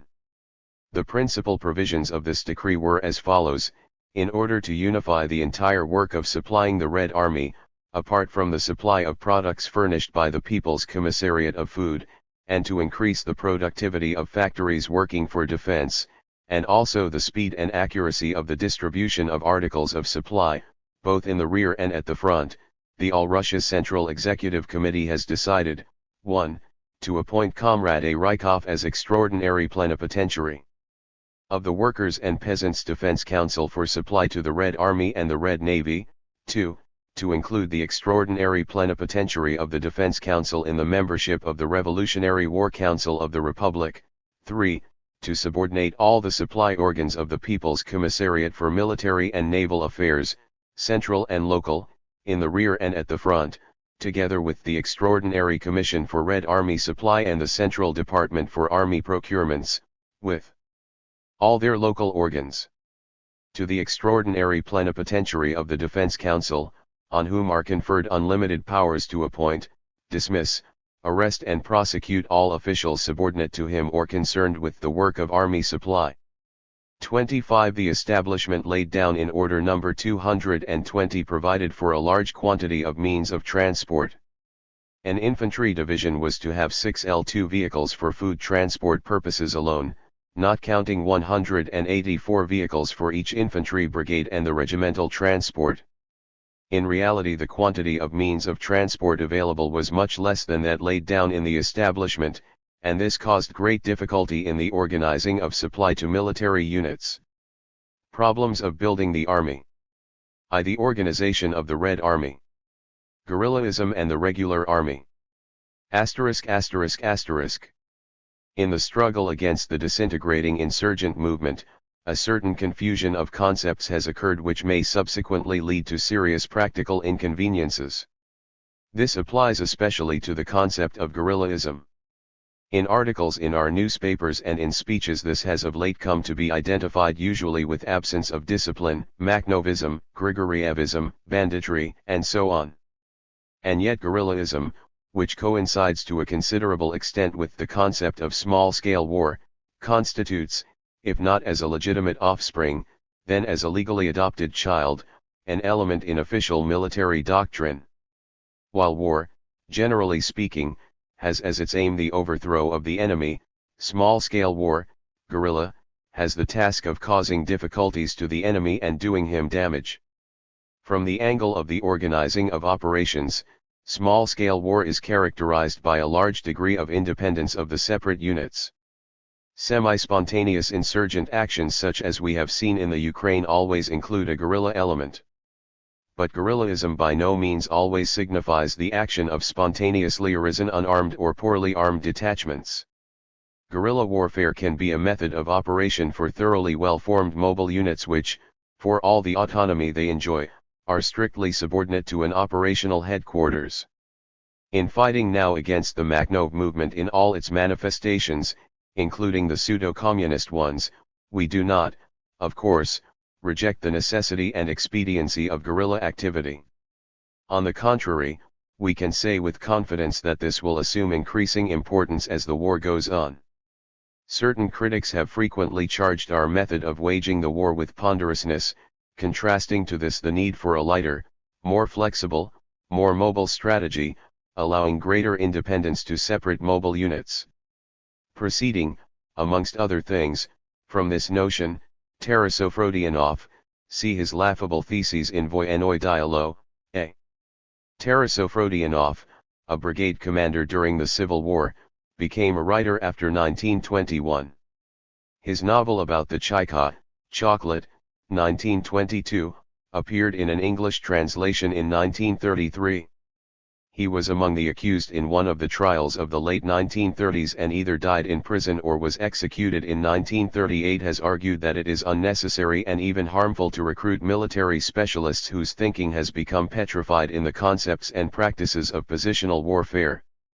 26. Tarasofrodionov's proletarian strategy, which is incompatible with the passivity and temporising of positional warfare, calls for mobility, local initiative, and impetuousness, counting always on finding fresh sources of supply in the enemy's rear. Leaving aside for the moment the question of the direction in which our strategy will develop, one cannot refrain from noting at this point that the methods of proletarian warfare which, in Tarasofrodionov's view, render the old positional-minded officers useless for us, are actually neither more nor less than a precise description of the methods and procedures of Dutov, Kaldin, Kornilov, Krasnov, and Denikin. It is they who do not maintain a solid front. It is in their armies that great importance is assigned to mobile units, mostly of cavalry. It is precisely the method of guerrilla warfare employed by Shkuro, Pokrovsky, and others that consists in feeling for the enemy's weak spot, so as to avoid his main nucleus, thrusting into his deep rear and finding there fresh sources of supply from the bourgeois and kulak elements of the population. Thus, this strategy, which communist phrase-mongers try to legitimize as the new proletarian strategy, considering it to be beyond the brains of Tsarist generals, has in practice been applied, up to now, most widely, persistently, and successfully, by none other than those same generals. Experience testifies that small-scale war or guerrilla warfare, in the sense of the word defined above, can in certain circumstances be an extremely sharp weapon in the hands of both of the classes contending in a civil war. But when one is proposing, essentially, that we learn guerrilla methods from Kolchak, Ski-Ers, or Denikin, cavalry, it is silly to chatter at the same time about the positional obtuseness of Tsarist generals. Small-scale war, guerrilla warfare, as a predominant type of warfare, is the weapon used by a weaker against a stronger adversary. The stronger tries to destroy, to annihilate the weaker. The latter, aware of his weakness, but not giving up the struggle, and evidently expecting that some changes will occur later on, strives in the meantime to weaken and disorganize his stronger enemy. Large-scale war, with huge masses, unity of front, centralist leadership, and so on, is aimed at exterminating the enemy.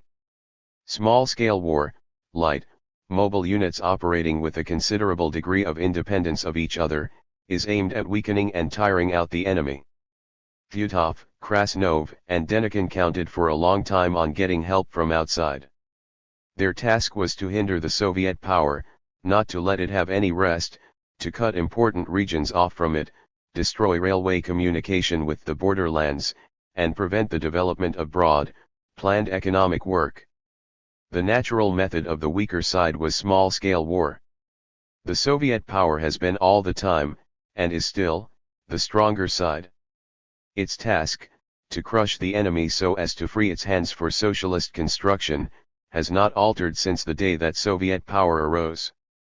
In the first period, when the Russian White Guards' hopes of aid from Germany, and later from France and Britain, were quite realistic, and when the White Guards confined their activity, for the time being, to weakening the Soviet center by blows struck from the borderlands, the Soviet power strove to eradicate without delay its enemies in the borderlands, so as not to allow them to survive until intervention came from outside. Consequently, even in the period of its initial military weakness, the Soviet power sought to form a centralist army and to establish a continuous front, to oppose the disorganizing guerrilla raids of the enemy.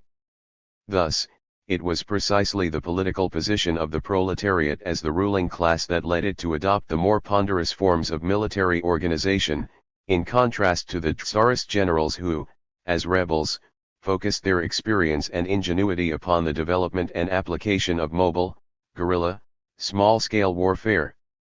Looking back at the conquest by the Whites of Siberia and Archangel, and their brief conquest of the Volga towns, or at the enemy's successes on the Western Front, and to a considerable extent also at Denikin's successes in the south, it is impossible not to see that the principal role in all these operations was played by raids, breakthroughs, and deep turning movements, supplemented by revolts or conspiracies in the rear, or in the Red Army itself, in other words, just those methods which Tarasov puts forward as specifically proletarian, as against the positional methods of the generals.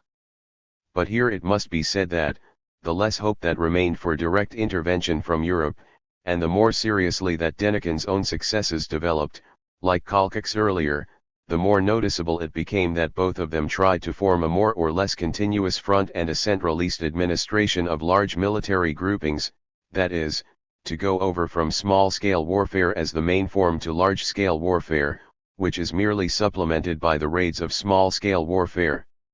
What was expressed in this change of strategy on the part of Kolchak and Denikin was that, once they had lost hope of military aid from without, they had to take upon themselves the task of not just weakening but actually destroying the Soviet power with their own forces. This was what necessitated the transition from small-scale to large-scale warfare, the reason for the inevitable downfall of Kolchak and Denikin, since a mass White Guard army is bound to disintegrate. Well-conducted small-scale war imposes on every participant demands that are certainly not lighter than those of large-scale war but, on the contrary, heavier. I repeat, one must not confuse a rebellion that lacks military experience with guerrilla warfare as such. The revolt of the Ukrainian peasants against the German occupation and Skoropadsky's rule, or the revolt of the kulaks against the Soviet power, differed profoundly in their methods from the operations of Generals Shkuro and Pokrovsky. In the one case we have groups that rebel in a semi-spontaneous way, quite chaotic, organized and armed somehow or other, and aiming their blows gropingly.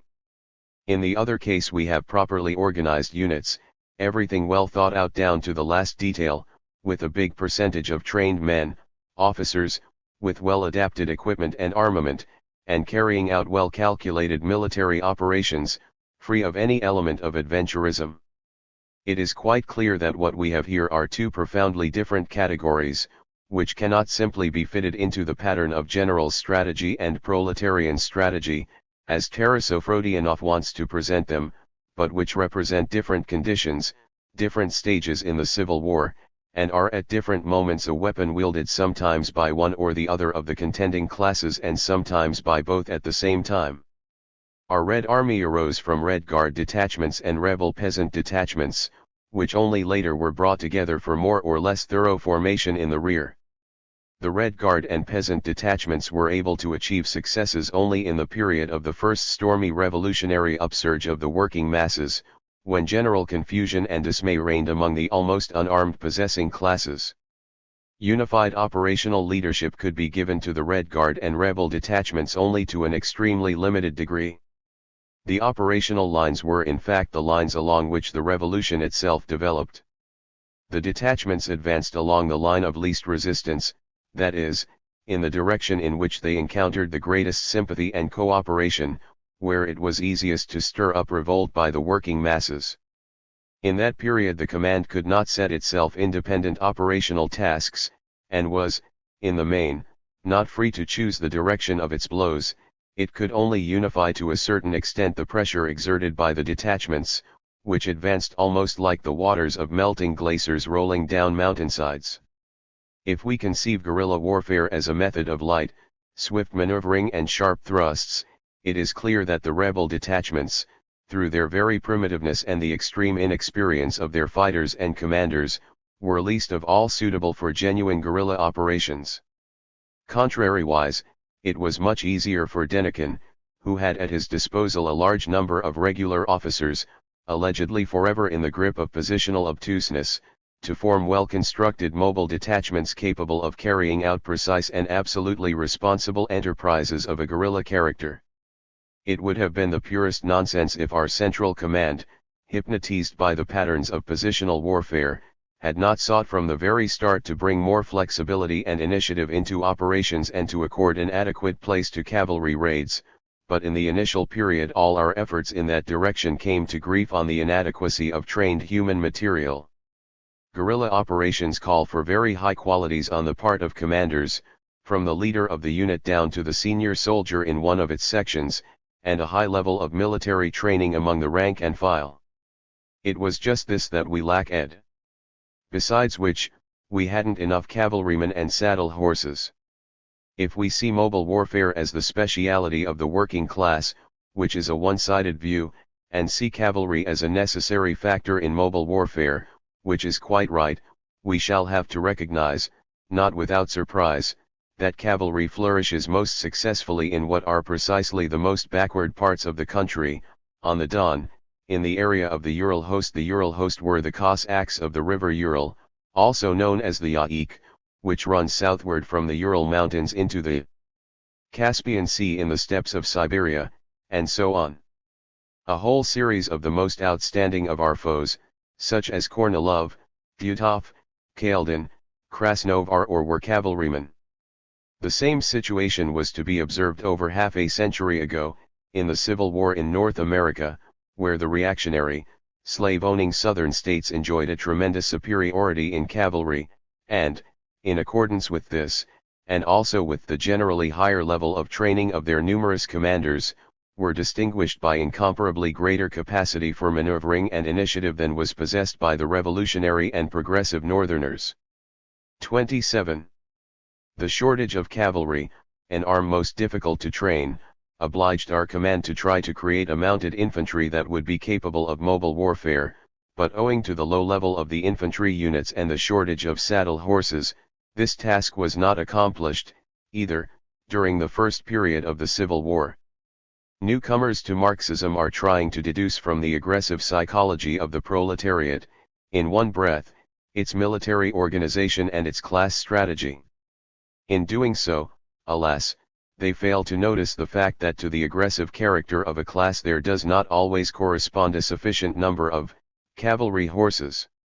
From all that has been said, a conclusion follows which is the opposite of that drawn by Tarasov-Rodionov: the low level of military training and education among the Red Guards and the rebel masses, and later among the conscripts, the extreme shortage of commanders who were both qualified militarily and wholly devoted to the revolution, and the almost complete lack of cavalry naturally forced the Soviet power to adopt a mass strategy and a continuous front, with features of positional warfare, which was, at the beginning, highly unstable. Contrariwise, distrust of worker and peasant manpower, an abundance of experienced, White Guard-minded commanders, and a comparatively plentiful supply of cavalry impelled the military leaders of the counter-revolution to take the road of light, mobile detachments and well-calculated guerrilla ventures. But, as has been mentioned, it would be theoretically imprudent to assign these two types of warfare to the contending classes, merely changing the addresses. In fact, we observe changes in both types. Having won certain successes, the White Guard generals are proceeding to conscript the peasants and even the workers and to form a numerically imposing army, which will, naturally, lack mobility and maneuverability. Alongside these ponderous positional armies, the White Guards are forming special units or corps endowed with a considerable degree of operational independence.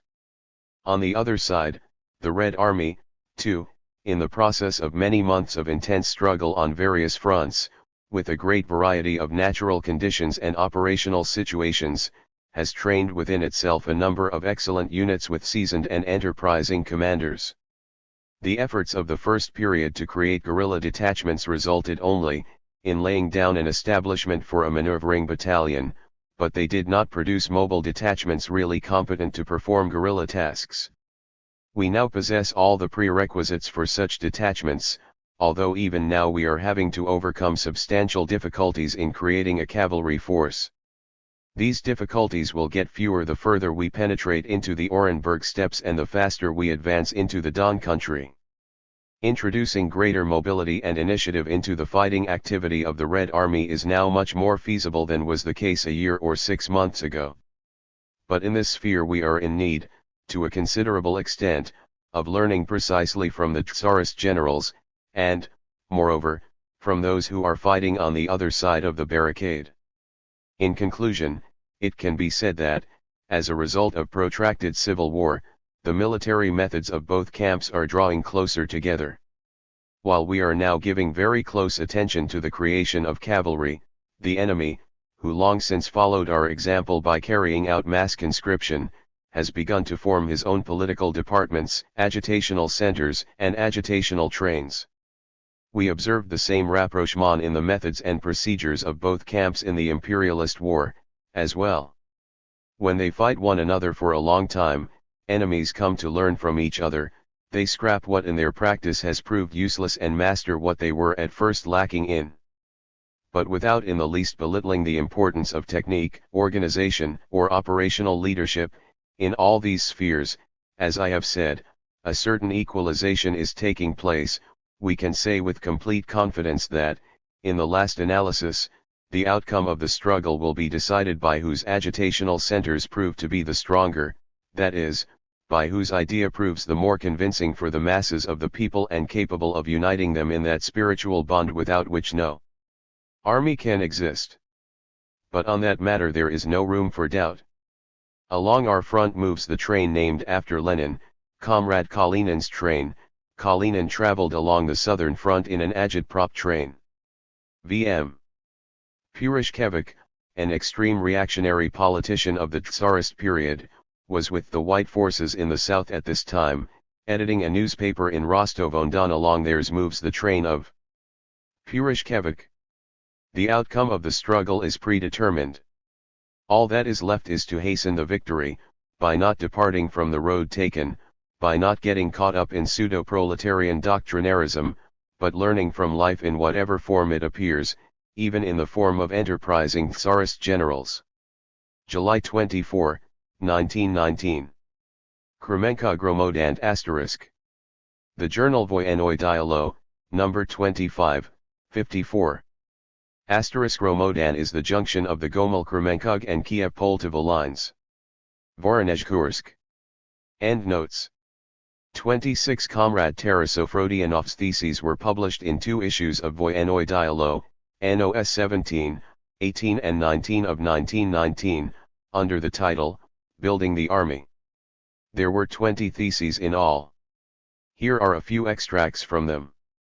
The relatively small size of the Red Army, as compared with the army during the imperialist war, which is due to military and economic conditions, renders positional warfare impossible and replaces this by war of maneuver, which obliges communists in the army to study the history and art of maneuvering operations in previous wars. The building of the Red Army must also be subordinated to the maneuvering character of the class war. War of maneuver requires the successful and intensive formation of cavalry, which had been done away with in the positional warfare of recent times, and also the formation of light field artillery, commandos on horseback and on motorcycles, armored cars and armored trains, and it makes it necessary to disregard completely the use of mortars and gas and also the other cumbersome types of weapons which are the last word in bourgeois military technique. The heads of the apparatus of the bourgeois military state, the responsible organizers and administrators of the imperialist positional warfare army, the leaders of bourgeois politics, generals and general staff officers, since they do not understand and do not recognize the class politics of the proletariat, but consider bourgeois methods of warfare to be apolitical, independent of class and solely correct, cannot be of any use to the Red Army and are therefore not needed by the Red Army. 27 The Civil War in North America lasted 4 years from 1861 to 1865. Problems concerned with a general contradiction between economic interests and emancipation of slaves led to an armed conflict between the aristocratic landowners of the South and the industrialists of the North. The presence of a cadre of commanders and of masses who were accustomed to bearing the burdens of war gave great advantages to the conservative South. The North, with a predominantly urban population, which, to be sure, was larger than that of the South, and a complete lack of commanders, had at first to suffer a number of defeats. In the end, the Northerners won. Problems of building the army. The organization of the Red Army. The situation at the front. Talk with representatives of the Soviet press. ******. The imperialist states have built up their armies over a period of decades, and have then gone to war. Socialist Russia has been compelled to go to war before it was able even to begin seriously to build an army. There are some military pedants who do not want to understand this. They criticize our military operations without realizing that what we are having to do in these operations is not so much to apply an already available force as to create it. The Southern Front has passed through the same stages as the Eastern Front, but on a larger scale. First we had no army, just separate weak units, then came the first serious organization, big successes, inadequate reserves, setbacks, retreat, a renewed heroic effort, concentration of forces and resources, a turn, and a fresh decisive advance. The methods of organization in the South were the same as in the East. Not long ago, Soviet Russia celebrated the anniversary of the creation of the Fifth Army. 28. This was the first of our armies to be based on regular methods of construction, combining military technique and military knowledge with the revolutionary spirit of communism. Many Fifth Army men were subsequently transferred to the south, and then shifted again from before Voronezh to the front before Ufa. The spring crisis on the Eastern Front was due basically to the fact that the fabric of the army had been worn out before sufficient reserves had come up. Exactly the same factor underlay the crisis on the Southern Front. With this difference, though, that the crisis of the Southern armies proved to be incomparably more protracted. There are two reasons for this. In the first place, Denikin turned out to be a more serious opponent than Kolchak. There can now be no doubt about that. In the second place, the Eastern Front was more or less homogeneous throughout its length, whereas the Southern Front was weakened on its right flank by the Ukrainian guerrillas. Unity of views and methods of work. After our Southern armies, having reached Rostov and Novokirksk, had been forced back several hundred versts, with very heavy losses, we had to begin, in our approach to the task of reviving the Southern Front, by ascertaining whether the leading personnel possessed unity of appreciation, method, and operation. At a series of conferences of responsible workers from all the armies of the Southern Front, the experiences of the past months were subjected to critical evaluation, and as a result of these conferences, resolutions were adopted unanimously, in one case with a single contrary vote, and in another case with 2 abstentions, which established the fact that the methods of building the army which had been followed by the Soviet power had been tested in hard experiences and setbacks and had stood up to this test, and that in subsequent work for reviving and developing the Southern Front no changes of principle were called for in military policy, but, on the contrary, the prevailing principles had to be implemented more consistently and systematically. It might have been feared that in the Ukraine, where the fascination of victorious revolutionary rebellion remained alive for a long time, it would be difficult to achieve the necessary unity in the matter of implementing the principles of a regular army. But this turned out not to be the case. At the conference between the communist group in the Ukrainian Central Executive Committee and responsible workers in Kiev, a resolution was adopted unanimously which recognized that the salvation of the Ukraine lies in eradicating anarchistic rebellion and creating proper Centralist military units of the Russian Red Army type. The differences that existed amongst us at the time of the 8th Congress have now completely disappeared. Many misunderstandings have been cleared up in the course of events, and particular prejudices have died out. With those comrades who, it seemed, were separated almost by a gulf from the official military policy, we are now working hand in hand, and it occurs to nobody to recall, in our practical work, the differences that existed between us previously. The establishment of this complete unity of methods in army building was in itself already a very solid guarantee of success in reviving the weakened Southern Front. Reinforcements. Armies need reinforcements. In the last 2 months these reinforcements have been supplied, to an adequate extent, not so much from the new age groups that have been conscripted as from the so-called deserters. I say so-called because what is meant, essentially, is the hundreds of thousands of peasants who have not deserted from anywhere but who simply did not answer the call up, because we failed to get control of them either through our agitation and organization or through our punitive measures.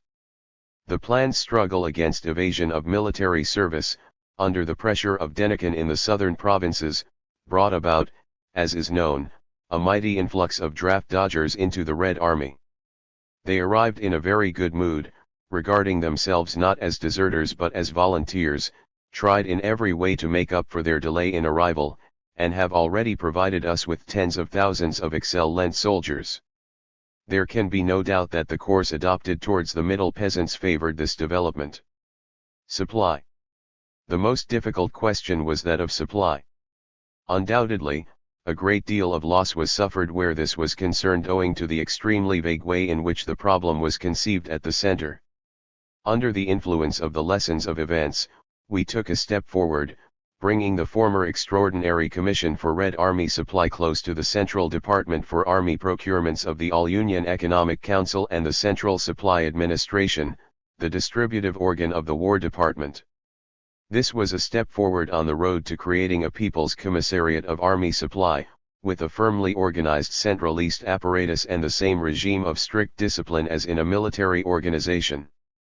Such a commissariat does not yet exist.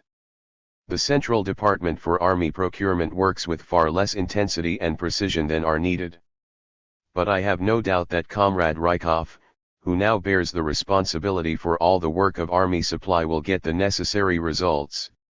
A certain degree of success has already been achieved even now. We know what we possess, we know how much is being expended, we know what we shall receive tomorrow, and consequently we are quite confident that we shall not suffer a breakdown in the sphere of army supply. At the same time, intense work has been accomplished in bringing order into the distributive apparatus in military units.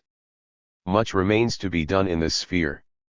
The path followed by a cartridge, a boot, or a shirt between leaving Comrade Rykov and reaching the soldier in the firing line is too long. This path must be shortened. Precision in accounting must in no case affect the speed, mobility, and maneuverability of the supply apparatus. We need to develop the same degree of initiative in this sphere as in that of operations. Ultimately, success not only in our positional warfare but also in our long drawn-out war of maneuver will be three-quarters determined by the quality of our supply organization. In order to ensure victory over Denikin, we must create such a combination of bases, means of transport, accounting, and distributing organs that the Red Army man, as he advances, will be well fed and not eaten by lice, that he will have footcloths and boots on his feet, and that his rifle will be cleaned and oiled in good time.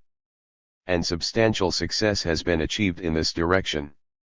Just as, within the framework of the Soviet state as a whole, we maneuver, transferring our best workers from other departments to the place where application of the efforts of communists is most needed today, so, within the framework of the War Department, at the front, in the separate armies, we are learning and teaching others to transfer temporarily the best and most responsible workers to that branch whose functioning is most important at the given moment, from the political departments of the armies and divisions and from the tribunals we are temporarily transferring executives to supply work, so that they may introduce into it firm principles of accounting and rapidity in distribution.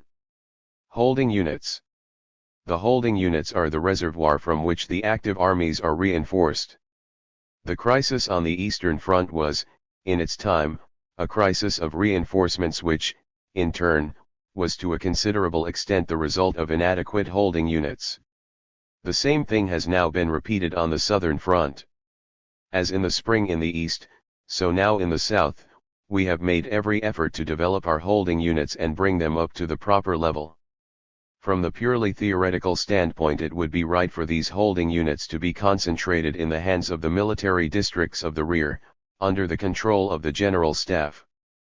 But the lean center, from which we have removed many thousands of the best executives, is not now able to cope with this task. As I have said already, first we began to fight, then we set about creating an army. That is why our army was formed, to a considerable degree, in the fighting zone. Our holding units are stationed in the area near the front, which is richer in food supplies, and are serviced directly by the workers of the active armies.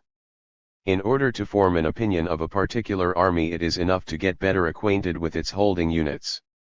It can now be said with complete confidence that the holding units of the Southern Front have been brought to a high level. Continuous provision of good reinforcements to the advancing armies has been fully ensured, and this means we have ensured that our victorious advance will itself prove to be continuous. The Medical Department. The situation is worse at present where the medical department is concerned.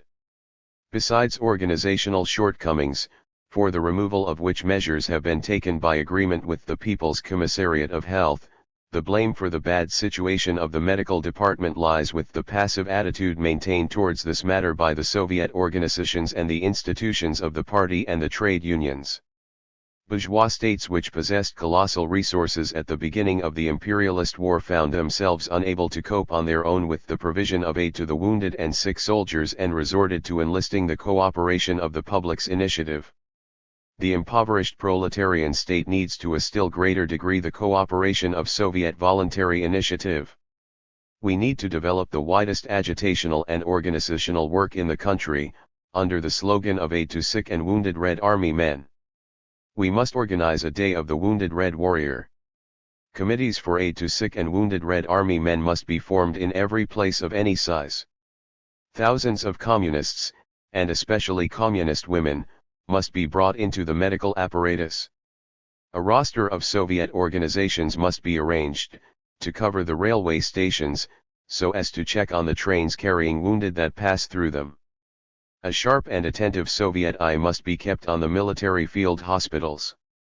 The Red Army man must be confident that the working masses are not only taking care of his family but will also carefully and lovingly look after him, when the cruel mechanism of war thrusts him out of the battle line. The general situation. The general situation can be regarded as fairly good. The Soviet Republic has obtained a second base in the Urals. We are advancing almost unceasingly in two main directions, towards Omsk and towards Aktyabinsk. The richest part of Siberia lies already under the Soviet banner. A turn has been effected in the south. This has best been shown by Mamontov's raid. The White Guard cavalry broke through deep into our rear, but our forces did not falter, continuing their planned and confident advance southward. True, Denikin has conquered a very large part of the Ukraine. But there is nothing durable, nothing solid about this occupation. Its success was due exclusively to the rail-bound way the war is being fought by the Ukrainian insurgents. In a field campaign Denikin would have been beaten, for extremely small forces are operating on his side on the Ukrainian front. But, because he has before him a disorganized and scattered guerrilla movement which clings to the lines of the railways, Denikin is making huge leaps by way of chess moves from one railway junction to the next, conquering extensive spaces that are quite out of proportion with his actual strength. This entire occupation of the Ukraine will prove to be a miserable house of cards as soon as a blow is struck at its main nucleus and its bases. The Western Front still lacks independent significance, it is a derivative magnitude of the Eastern and Southern fronts. Our setbacks in the south encouraged the Polish gentry and the White Guards of Latvia, Lithuania, and Estonia. After the liquidation of Kalkuk, a decisive blow on the southern front will mean liquidation of the robber efforts of impotent Polish and Romanian imperialism and the banditry of the Udiniches and Balakhofiches. Our capture of Pskov shows that we have already strengthened our position in the west. 29. From the southern front, where I several times visited all the armies and was with numerous divisions, I have returned with the profoundest confidence in the invincibility of the Red Army. Complete unanimity of thought and deed prevails among the communists who are building the army. Many thousands of military specialists have not been tempted in the least by Denikin's temporary successes, and continue honorably to work along with us, as is shown, incidentally, by the eloquent appeal of the former officers now serving in our 13th Army to the officers of the White Guard forces. In the Red Army units there is a profound and intense striving to advance and conquer. The morale of the peasant reinforcements is excellent. Supply is getting better, ordered week by week. The material available is greater than many suppose. The apparatus of army procurement will soon be taken in hand and will thereby fully ensure that the army's needs are met. Our second base, the Urals, has doubled the sources of our strength. Calm, confidence, endurance, intense work, and our victory is sure. August 26, 1919. Moscow. isv.v.ts.i.k, number 183, 741. Endnotes. 28. The first directive to the Fifth Army was issued on August 11, after our loss of Kazan. The formation of this army had started at the beginning of August. The army guarded the approaches to Moscow and was destined to strike the main blow at the Czechoslovak forces. On September 10 the Fifth Army, together with the Arsk group of the Second Army, fought its way into Kazan, and subsequently this army began a rapid advance in the direction of Ufa. The Fifth Army was successful in performing its tasks on the Eastern Front right down to the ultimate routing of Kalkuk.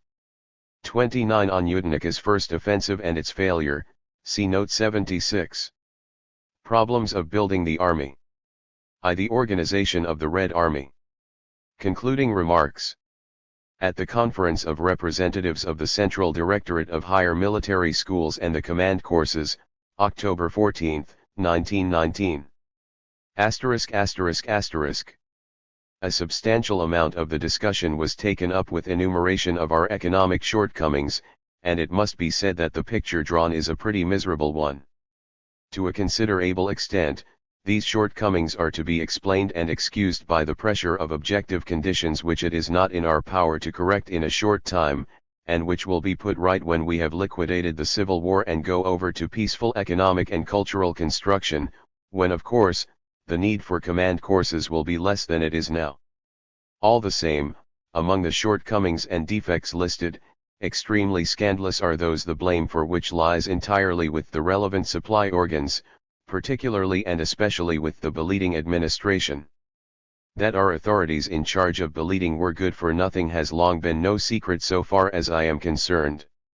That here, under our very noses, our Beleading administration was incapable of arranging courses, has today been confirmed, and I think that we shall now set on foot a very serious inspection in order to check on how the courses and course students are accommodated in Moscow, why they are accommodated badly, who it was that failed to take the necessary measures in order to provide them with better accommodation, within the limits of ordinary possibilities.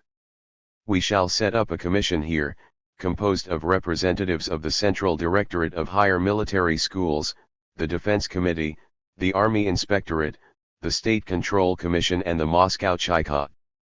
People have complained here that the Moscow Chaika wrecks courses, but in this case it will help to create courses, by calling strictly to account all those who have neglected to take the measures necessary to ensure the minimum conditions needed in order for normal work to be possible.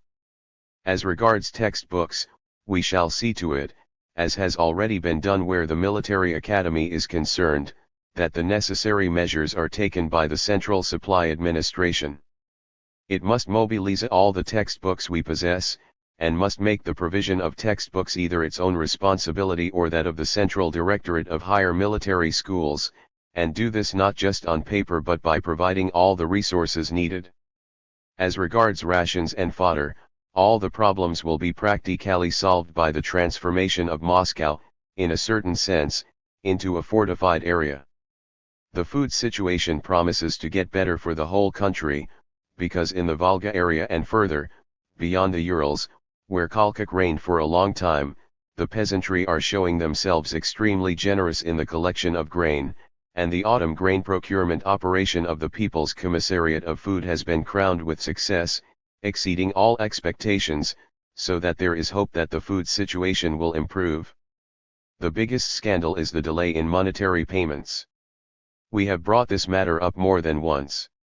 Here, too, an inspection is required, so as to bring the guilty face to face with their responsibilities. This disgraceful situation can be tolerated no longer. The fact that, in Moscow, courses cannot obtain their money when it is due, and that work is being held up on this account is an absolutely intolerable state of affairs. That is all in connection with the supply side, but we shall make it the responsibility of the Central Supply Administration to check with the greatest thoroughness on absolutely all the requirements of the courses, those held in Moscow, first and foremost, and to satisfy them as far as possible. Otherwise, we are wasting our time in establishing courses which are not able to get down to work. If, when you build a cart, you omit the fourth wheel, you haven't got a cart. The question of the personnel of the courses and the instructors has been clarified here, and we have discovered that there are very big deficiencies. A substantial proportion of the personnel needed for the courses has been transferred to the front as a result of the mobilizations. This transfer was due, of course, to the difficult situation, but it was undoubtedly a mistake, all the same. We now have to put this process into reverse, that is, to seek out at the front the persons whom we need. This will have to be done jointly with the All-Russia General Staff and the Field Staff. We must seek out those experienced commanders who have been through the fires of the Civil War but have fallen victim to fatigue or wounds, and who, though they have recovered, are not capable of filling directly operational posts of command, so as to put them in their right places and entrust them with the appropriate responsibilities in our command courses. As regards the commissars, I think that we must now, with the help of Comrade Kursky, whom we have asked to check over the commissar personnel of the courses, pick out those who have shown in practice that they are able to cope with their responsible task, and attach them to particular courses, so that they do not spend their time hurrying from one course to another, which, naturally, serves no useful purpose apart from physical training.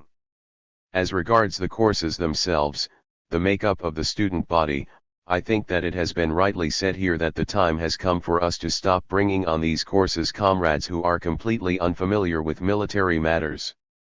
They must have previously lived as Red Army men and received elementary training. A sufficient number of volunteers has now entered the Red Army from among the advanced workers of Moscow and Petrograd. These include not a few conscious and even older fighters, revolutionaries, and it is these men that, after they have spent a certain time in the army, we ought to bring in for these courses, not freshly conscripted workers and peasants, who are so much lumber hindering the general progress of the course studies. It is certainly also true that the curriculum needs to be reviewed. This curriculum was drawn up on the basis of old-time experience plus a guess at what new experience would amount to. Today we have, besides that guesswork or, so to speak, anticipation of experience, actual experience which has been empirically appreciated. Here, too, we must set up a commission, with participation by the All-Russia General Staff. We shall settle this matter in the next few days, and draw into its work both the responsible commanding personnel of the army in the field and a certain number of the most outstanding Red commanders who have been at the front and have developed their powers more or less successfully. Only such a commission can tell us what the School of War has given them, what they lack, and what aspects require to be accorded maximum attention. As regards the political department of the Central Directorate of Higher Military Schools, what is needed here is a direct order to the Political Directorate of the Revolutionary War Council. We shall issue such an order. Among the excellent workers who have been taken from various posts and are now mobilized in the Red Army, a certain number must be assigned to work in the command courses. The complaints about too much theory and the insignificant amount of practical studies are undoubtedly justified, for they are confirmed by statements made by the Red commanders who, having arrived at the front, often ask permission to continue as rank-and-file Red Army men until they have accumulated the necessary elementary experience and are able to take up some positions of command. This situation is often due to material conditions and practical difficulties, absence of the necessary means of transport, and so on. Here, the Central Supply Administration must, operating through the appropriate persons and commissions, check as soon as possible, from this standpoint, on the arrangement of studies, so that their theoretical character may not be the result of a lack of the necessary aids and resources. I wish, further, to say a few words about the length of the period of instruction. There have been fully justified complaints that the course is too short, that its duration ought to be approximately doubled, if not trebled. This would, certainly, be desirable, but I think that it is possible even within the limits of a short period to get better results if better use is made of the time. And so that better use may be made of the time, better material conditions are needed, together with stricter criteria where the administrative, commanding, and teaching personnel are concerned. That is to say, we must promote those who cope well with their work, reward them, place them in better material conditions in every way and increase their allowances, give them more responsibility, entrust the best courses to them, so that there may be no sluggards, idlers, or traitors here. We know that such persons do exist. At least, some teachers on the courses here in the Kremlin were arrested and confessed to being agents of Denikin, so that in this case, the Moscow Chika not only did not disrupt the courses, it purged them for the good of the cause.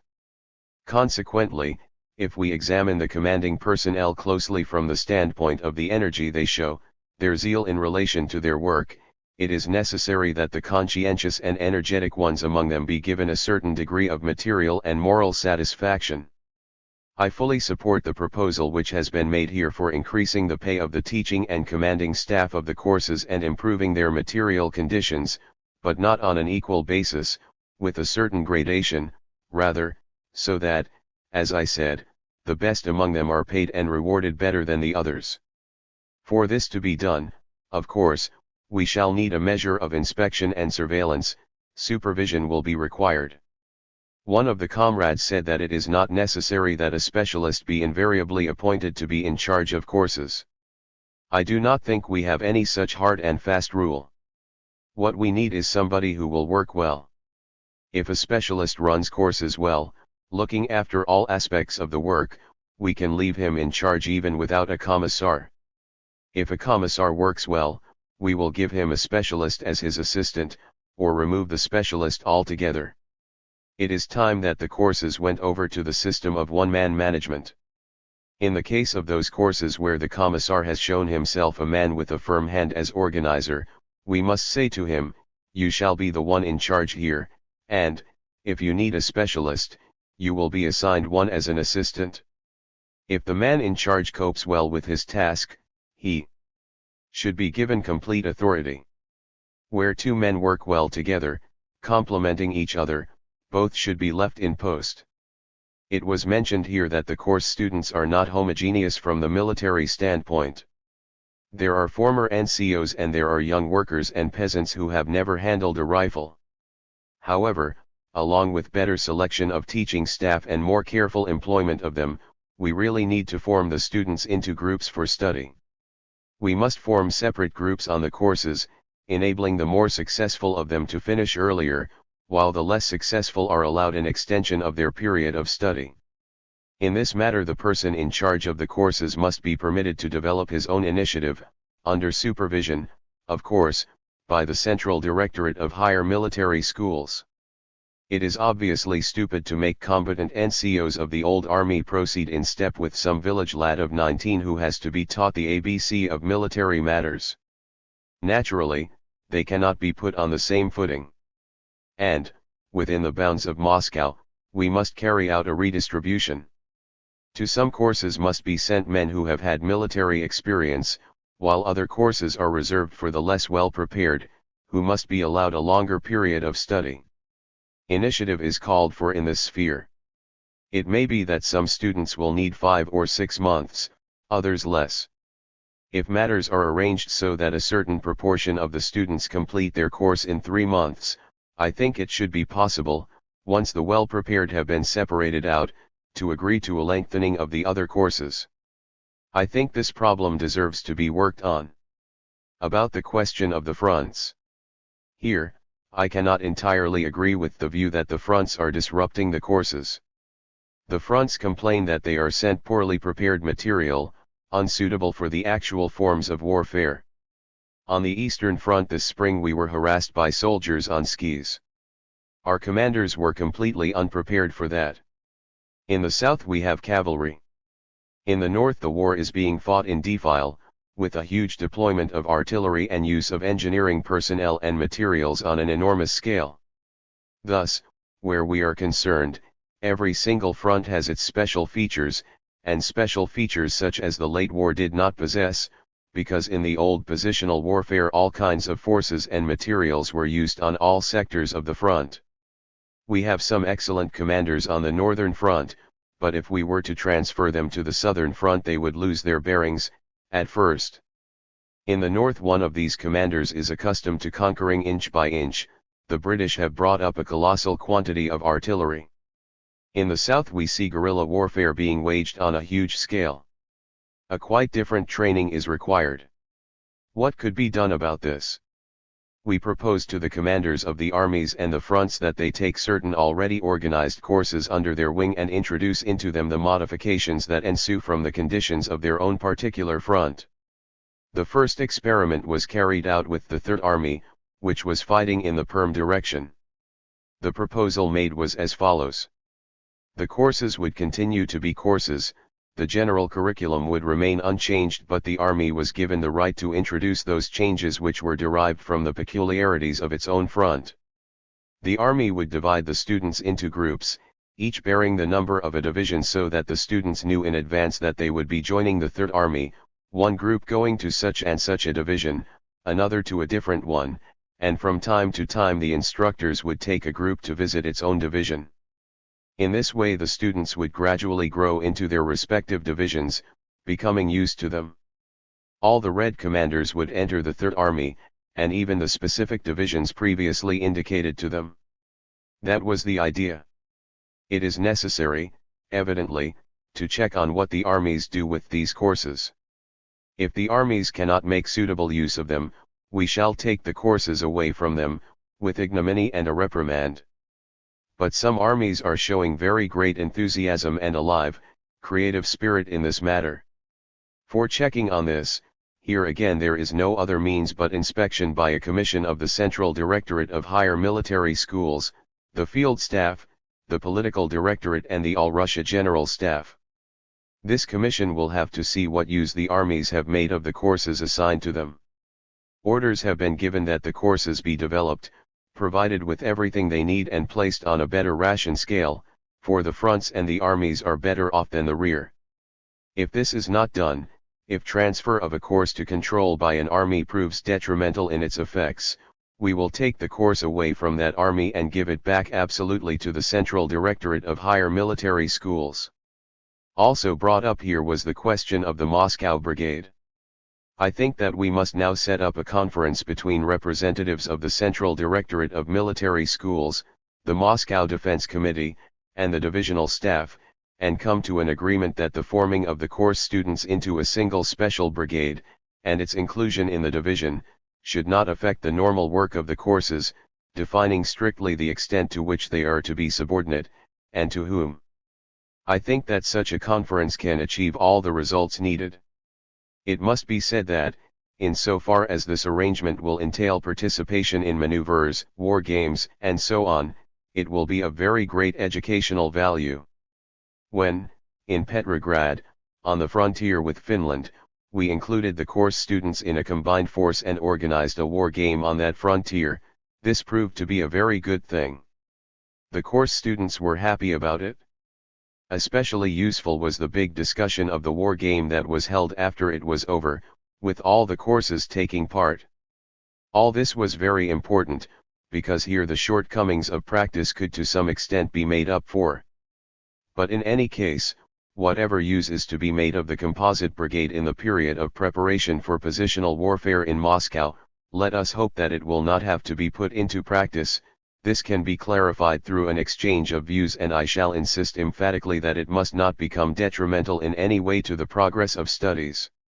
I wish, further, to bring it to the attention of the Commissar comrades, and of all those in charge of courses who are interested not only in their own narrow sphere of work, but also in the general situation of our country, that we can now treat it as no more than a bad joke when agents of Denikin appear on our courses. This experience may be repeated in the period immediately ahead, which will be, in the full sense of the word, an unfavorable period for us on the southern front. It has already been established more than once that the majority of the regular officers have received no political education at all. Even the most honorable men, who may be excellent workers, exist with purely Philistine sentiments if they have not had elementary political education. When Mamontov broke through to Tambov, it seemed to all the Philistines that this meant the end of the world revolution and that Mamontov was settling all questions by means of a few thousand of his cavalrymen. Now, when the offensive has assumed a rather serious character, in the direction of Moscow, there must, naturally, develop among a section of the commanding personnel, and therefore also among the instructors on the courses, a certain palpitation of the heart. What is going to happen, they wonder, and how will they treat us? And so on. And since there are in Moscow a certain number of White Guard agents, true, these are fewer since the crushing of the National Center 30, it is likewise possible that some of the commanding personnel may be caught on that hook. I think that, here, the political directorate and the commissars must keep in mind not only the courses but also the comrade commanders and instructors, because, while being teachers where military matters are concerned, they are pupils as regard politics, and sometimes, where politics is concerned, they know a great deal less than does a 19-year-old worker from a Moscow or Petrograd factory, as a result of his education and experience of life. So that, in order that they may not become, in the future, clients of the Chayka, they must now be made clients of the political directorate, that is, more attention must be given to their political consciousness, and they must be made to understand that the fate of Russia and of the world revolution will be decided not by the Denikinites and the Cossacks but by the world revolution of the working class. Endnotes. 30. The National Center was a counter-revolutionary organization oriented towards the Allies. Here is a brief history of this organization, taken from the information in Comrade Krylenko's speech as prosecutor. Already before the October Revolution, in August 1917, a conference of public men was held in Moscow, under Rodyanko's chairmanship, which set up a council of public men with this program: a. Struggle against Soviet power, b. Restoration of private property, and c. Recognition of constitutional monarchy as the only acceptable form of government for Russia.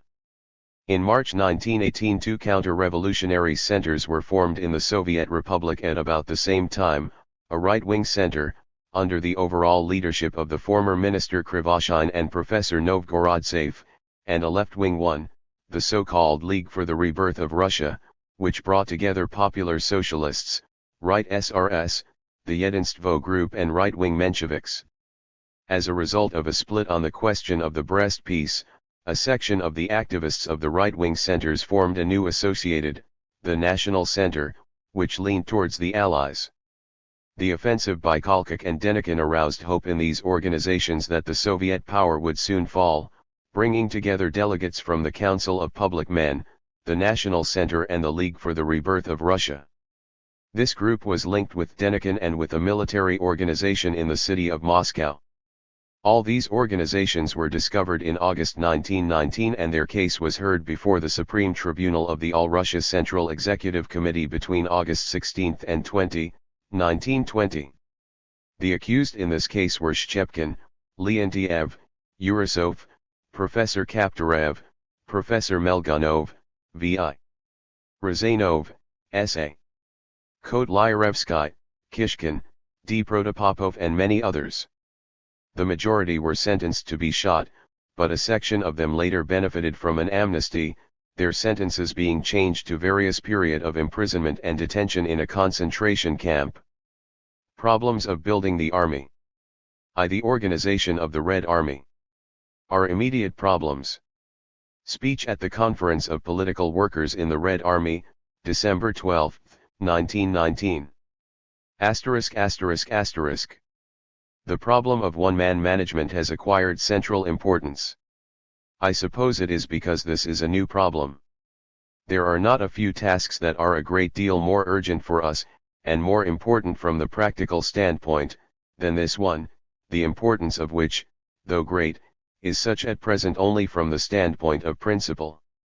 It was Comrade Smilga who first raised in the press the question of going over to one-man management. 31 This matter, as something for immediate and practical discussion, was raised in the War Department with a view to its being settled as quickly as possible. The considerations of principle which have been adduced against the merging of commanders and commissars are not very convincing. Some comrades said, there have been such a lot of revolts and conspiracies, and yet you want to abolish commissars. This argument could, however, be turned round the other way. It could be said, although we have had commissars, there have been revolts and conspiracies. There are, of course, still some cases of betrayal. It happens that commanders go over to the other side, they have to be caught and shot, but this is not always done by the commissars. A special department attends to this, the political department whose responsibility it is in the given situation. One cannot say that the institution of commissars has proved to be a guarantee against individual acts of betrayal and flight to the enemy's camp. The establishment of the institution of commissars signified a political assurance, insofar as the mass of the Red Army men were utterly lacking in confidence in the commanding personnel, and insofar as the commissars acted as intermediaries between the commanders and the mass of the Red Army men, the commissars served as sureties for the commanders. I presume that this period is now behind us. The mass of the Red Army men have now realized that we had to recruit the military specialists. The masses who have taken part in battles and have been in difficult situations have seen commanders at work, and have seen how some died at their posts while others ran away. Comrades, a colossal proportion of our commanding personnel have become casualties in battle, and among them have been former officers. The Red Army men know this. And now the institution which served as a sort of screen for the commanders is no longer needed for that purpose. The army has become sufficiently consolidated. Another argument is put forward, to the effect that this institution serves as a school for commanders. But it was quite properly observed here that, if it is a school, then it is an artificial one, which detaches the pupils from the work to be done. If we are dealing with a former private soldier, we make him a section commander. If with a former NCO we make him a company commander, we send him on a command course, and subsequently to the academy. After all, we do possess schools in the proper sense of the word. In so far as someone needs military experience, he can get it as a Red Army man or as an assistant to the commander. We need to take a much more direct line where this question is concerned. When we created the institution of commissars, we saw in it, of course, not just a school for commanders, but a political institution of a certain kind. The institution of commissars was, so to speak, a scaffolding. When a house is to be built, you first set up scaffolding. Our Soviet construction work in the military sphere is, if considered as a building job, a very unwieldy affair, generally speaking, and it calls for a great deal of work in addition to the direct leadership provided by the commissars. This edifice is now reaching completion. The scaffolding can gradually be dismantled, but, of course, only gradually, so that the edifice does not collapse and so that the people who are on the building site don't get killed. I insist on the principle that every unit must be headed by a commander.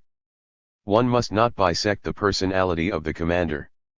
The commander must enjoy authority both in respect of command and morally, in the political if not in the party sense.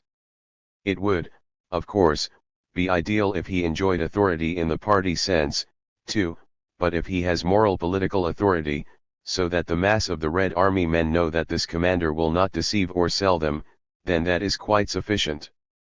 I consider, furthermore, that measures need to be taken in this sense, starting with the least healthy of our institutions, namely, the supply organs. In this connection everything needs to be thought out calmly. For example, it would be risky to appoint as commander of a regiment a communist who lacked experience in this field, but in the supply organization, the apparatus includes an enormous number of communists working alongside specialists. It has to be said that the specialists in this apparatus frequently work as badly as can be. The efficient workers among them can be counted in ones and twos, so that the communists are obliged, to a considerable extent, to duplicate the work of the others. In this field, we can leave a minimum number of indispensable specialists and turn over all the rest of the work to the communists. If, for example, a communist is not yet technically competent to take charge of the work by himself, we can leave a specialist with him as assistant.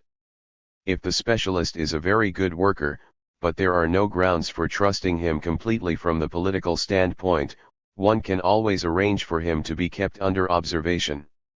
And it is not at all necessary that this be done through a commissar. The observer can be a typist, somebody from the office staff, even a driver, but there is no reason at all for this task to be imposed on a commissar. Let us take, for example, the Army Medical Department, in which the principle that a communist must be in charge everywhere is applied so strictly. Yet one has to admit that this is the rottenest institution we have.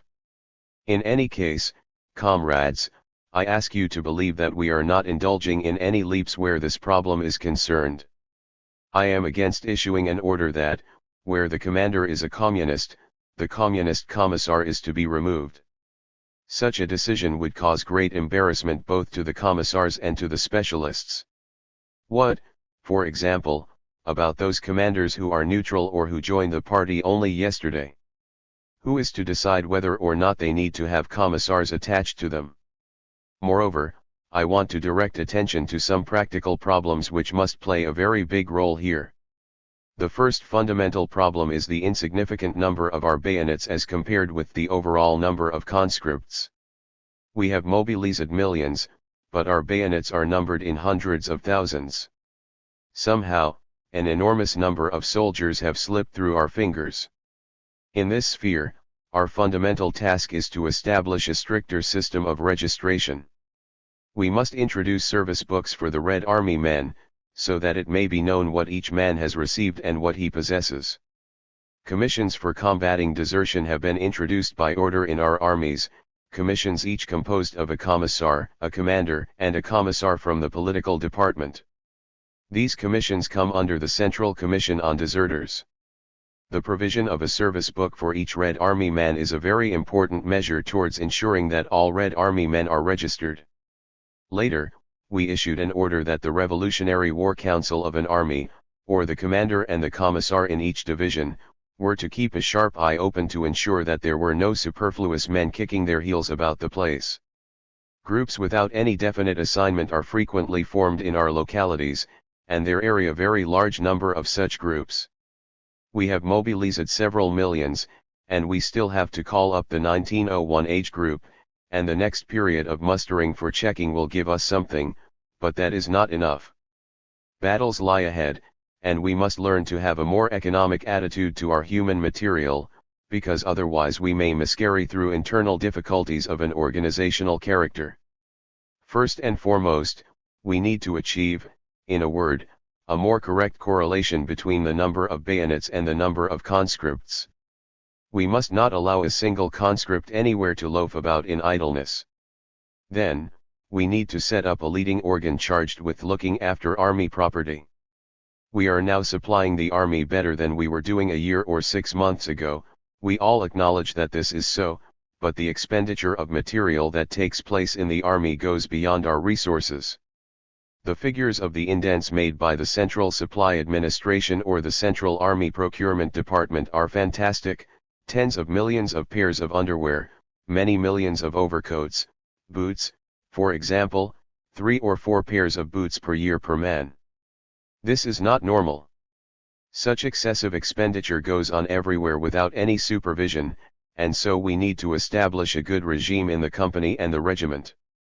It is not possible to establish this through the administration of the political department, and there is no point in attempting that. What we need is simply to introduce individual clothing and equipment records. Comrades, I don't want to frighten you, but I do want to say that, although we have not been brought down by Denikin or Kalkak, we may yet be brought down by overcoats or boots. Next, I should like to touch on the question of the guerrilla movement, which is a question of great importance for the South and East. On the Southern front, the guerrilla movement is already being liquidated.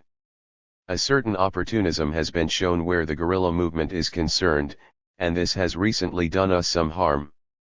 In some armies there have been attempts to include guerrillas in active units. Where this question is concerned, comrades, those of you who have come from the Southern Front must go back with profound conviction and desire to put an end at all costs to these disgraceful measures. Commanders of active units must not admit volunteers into the ranks of the regular forces. Those commanders who do so must be court-martialed. This applies especially to those Ukrainian elements who, in their own words, burn with the desire to fight. 3/4 of them burn with the desire to loot. These elements cannot in any circumstances be allowed to join active units straight away, only those of them who have joined a holding battalion and spent at least a month there, proving that they wish to be good Red Army soldiers. As soon as we make contact with the guerrilla units they at once exercise a bad influence on the active units, therefore, no military participation by guerrillas in our active units is to be permitted in any circumstances, and if any commissar shows weakness in this matter, the political department must sound the alarm over all the direct lines, both at the front and also to us here in Moscow.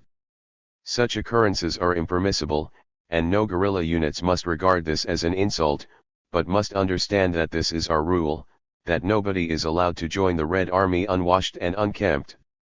First of all, he has to take a bath, then he has to listen to us at meetings, then he has to work under supervision by one of the senior comrades. Such is our regime, which has been given legal force. If we are firm about this and apply our principle undeviatingly, not a single guerrilla detachment will see it as an insult, but will know that this is the Red Army's rule. In this sphere we must observe the greatest consistency. If some rebel unit gets through to us, it is better to let it dive back again, to the front against the whites, and show there what it can do, than to let it disrupt our ranks. In those units of our army which are in contact with Makhno's forces we must strengthen the complement of communists, and ensure that they have commanders and commissars there who are capable of exercising maximum influence, because disintegration takes place in unstable units of our army when they come into contact with Makhno's forces. The commissars must carry out extensive agitation against Makhnovism in every unit, by the spoken and the written word. It is understandable that Makhno's name enjoys popularity at present. He is capturing towns and railway lines. But it has to be appreciated that Makhno will just as easily surrender the Ukraine to Denikin as take it from him. As soon as Makhno sets foot on Soviet territory he will act treacherously towards the Red Army. No opportunism must be shown where Makhnovism is concerned. We have an order relating to this 32 from which we must not retreat one single step. Subsequent note by the author, this refers to Secret Order number 180, LT. As regards the formation of a Ukrainian army, I must say this. We are not, of course, against forming a Ukrainian army, but in the Ukraine at present everyone is in such a shattered state psychologically, where discipline is concerned, that we need to approach the formation of such an army very cautiously. The most that can be done in this direction, to start with, is the forming of 4 or 5 model regiments. How are we to go about that? We have to select the best Ukrainian fighters, communists and sympathizers, and send them on Ukrainian command courses of longer duration than usual, if only for 6 or 8 months, and there either train them or else distribute them among the best courses in Russia, so as to form certain cadres, then build military units around these cadres, including in them, so as to establish discipline, some experienced comrades from other units. In this way we can proceed toward the mobilizing of the Ukrainian workers. But we shall not proclaim general mobilization in the Ukraine at present, because a Ukrainian conscript whose psychology has been shattered and who is still greatly influenced by the kulak element, will pass through our barracks only so as to get hold of a rifle and then return home. You know that the question of disarming the entire peasant population of the Ukraine is bound up with this.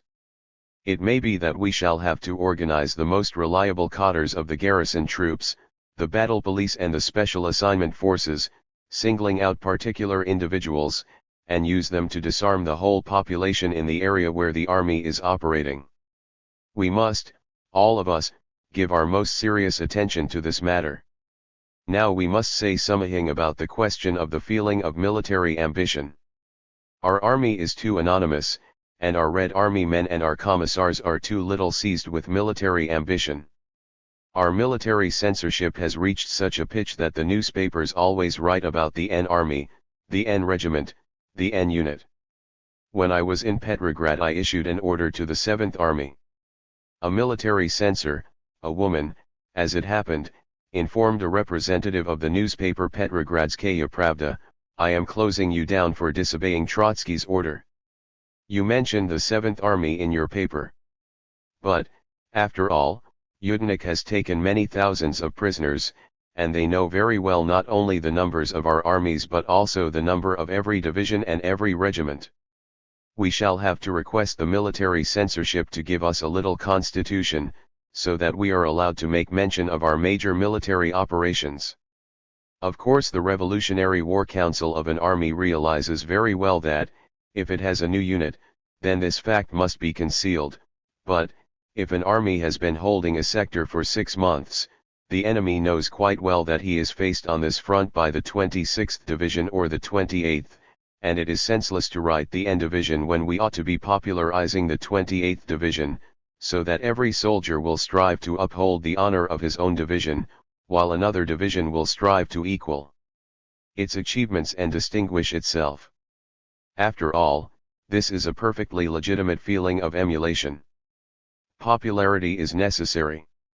In those cases when the political workers feel doubt as to whether a particular fact should be made public, they must clear this question through the commissars of the army and the Revolutionary War Council. Now, comrades, about the command courses. Things there are not as they should be. In order to bring the command courses up to the right level we must lengthen the period of instruction. This is bound up with the problem of the commissar personnel. The more communists we put through these courses, the better the situation will be. Now, about agitation in the enemy's ranks. It is obvious that the political directorates as a whole, especially the political departments of particular armies and divisions, must now, when we are advancing victoriously on all fronts, give special attention to disintegration in the ranks of the enemy, and literature specially adapted to particular fronts needs to be prepared. Publications of this sort are already being brought out in some armies and divisions. In some cases they are excellent, in others not so successful. These publications must be sent here. The need for centralism in this matter is obvious. Publishing activity for the purposes of agitation among the enemy must be developed to the utmost. Turning to another question, I have received a few letters stating that, in certain headquarters and even higher centers of authority, drunkenness is flourishing. A struggle against that phenomenon must be started. The commissars not only fail to show the necessary vigor in this struggle but are sometimes guilty of drunkenness themselves. Measures will have to be taken, through the political directorate, to ensure that drunkenness ceases. We are moving into regions that are rather well stocked with alcohol in all its forms, and we may take a heavy fall as a result of that. Mamontov's cavalry destroyed themselves through drunkenness and looting. The greatest vigilance is called for here. It would be especially easy for the army to disintegrate in the Ukraine. I have received letters to the effect that in some units the practice of striking soldiers in the face is even flourishing. One such statement reached me through Maxim Gorky, saying, "They beat us." Even some communists have told me frankly, "I hit him in the teeth with the butt of my revolver." It is one thing to shoot a man in battle, under fire, for some offense, but if a Red Army man knows that he may be struck in the teeth, that is such loss of moral dignity, such foulness, that it must be eradicated at all costs. Respect for the personality of the Red Army man must be ensured. In connection with the problem of one-man management, we must regulate the procedure for promulgating orders. We have said that commissars' orders are invalid unless signed by commanders. Has the commissar or a member of the Revolutionary War Council of an army the right to issue an order dealing with administrative or supply matters without getting the signature of the army commander? No, of course not. Yet this does happen, and it is wrong that it should happen. A complaint on this account has been made by one of our best army commanders, Comrade Tykakevsky, who was on the Eastern Front. He says that he has always had excellent relations with his commissar, but that this question has not been subjected to regulation and ought to be settled. In conclusion, I want to say a few words about the optimistic tone being used about peace. Our party press continues, as though by inertia, to talk about peace. However, things are far from going that way. In Copenhagen, for instance, there is talk of deporting Comrade Litvinov on the grounds that certain elements are allegedly gathering around him and he is carrying on agitation. 33 The Allies are still pretty strong, and the strong man never gives in without a fight. They are very well aware of the state of our transport and our supply services, and it is to their direct interest to wear us out. They are waiting for us to reach the Black Sea, where, perhaps, we shall find ourselves up against Arabs. Negroes. By Arabs and Negroes are meant the French colonial troops from North and West Africa who were sent to the Ukraine, Indians, and the like. Perhaps our political departments for the history of the political directorates, or administrations, and the political departments, or sections, see Erickson, J., The Soviet High Command, 1962, ought to learn African languages too. It would be extremely dangerous if the impression were to be created in the army that we are finishing the war, entering upon negotiations, and so on. This is not so at all, and, when we send commissars out to carry on agitation in the army, they need to have our declaration on peace, which has received no reply so far, and also the statement issued by Comrade Smilga, that a very severe, harsh winter lies ahead of us and that we must shorten this period of great hardship for the army and the country by exerting the maximum effort. This can be ensured by our Communist Party, in the shape of the political organs of the Red Army. Endnotes. 31 The proposals advocated by Comrade Smilga were set forth in his speech in December 1919 at a conference of political workers. Objecting to the system of collegial management, Comrade Smilga proposed that, instead of the war councils, special commissars be appointed to whom the political department, special section, and revolutionary tribunal should be directly subordinate. These same commissars, as he saw it, should have charge of the apparatus for making awards. In addition, Comrade Smilga considered it possible, 1. to grant commanders the right to issue orders by themselves and, 2. to abolish commissars in those institutions and units which were headed by persons of proven loyalty. Comrade Smilga's article on one-man management was published in number 2 of 1919 of Voyenoy MYSL, the organ of the Revolutionary War Council of the Eastern Front. 32 Order number 180, secret, dated December 11, 1919. 33 With the defeat of Kalkak, Yudenich, and Denikin, the British government, the leading force in the European counter-revolution, recognized that the plan to conquer Soviet Russia by force of arms was impossible of realization.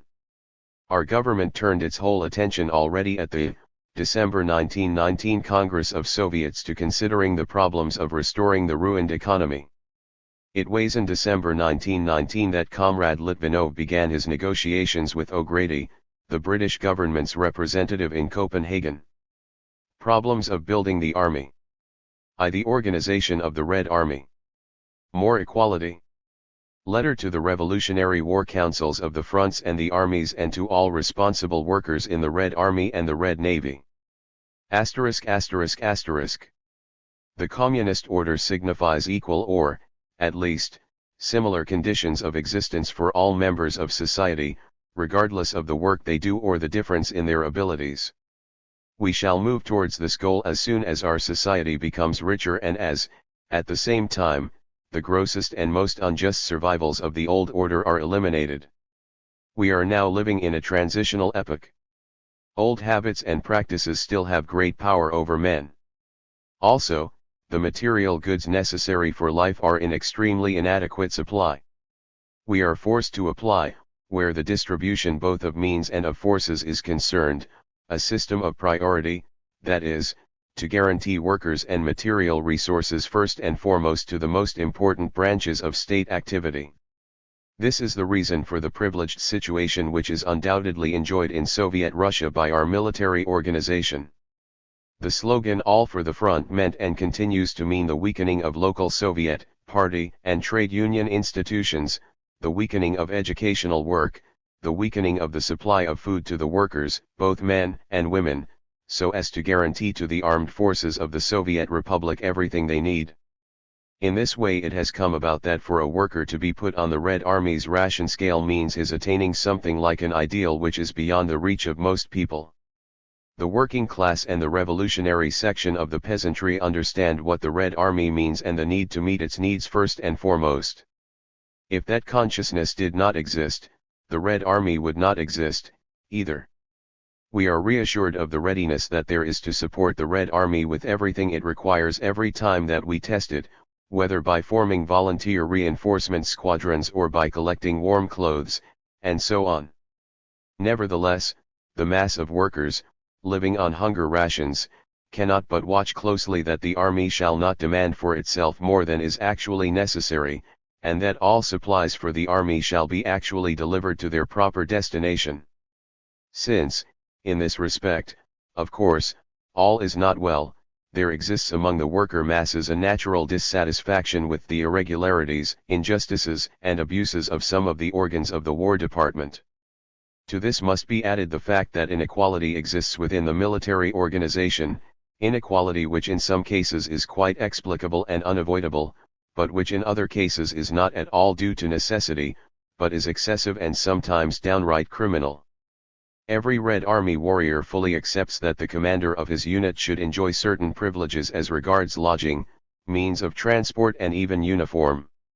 An honest and thoughtful Red Army man knows that a commander must be able to study a situation, make dispositions, and so on, in conditions which more or less facilitate the performance of these tasks.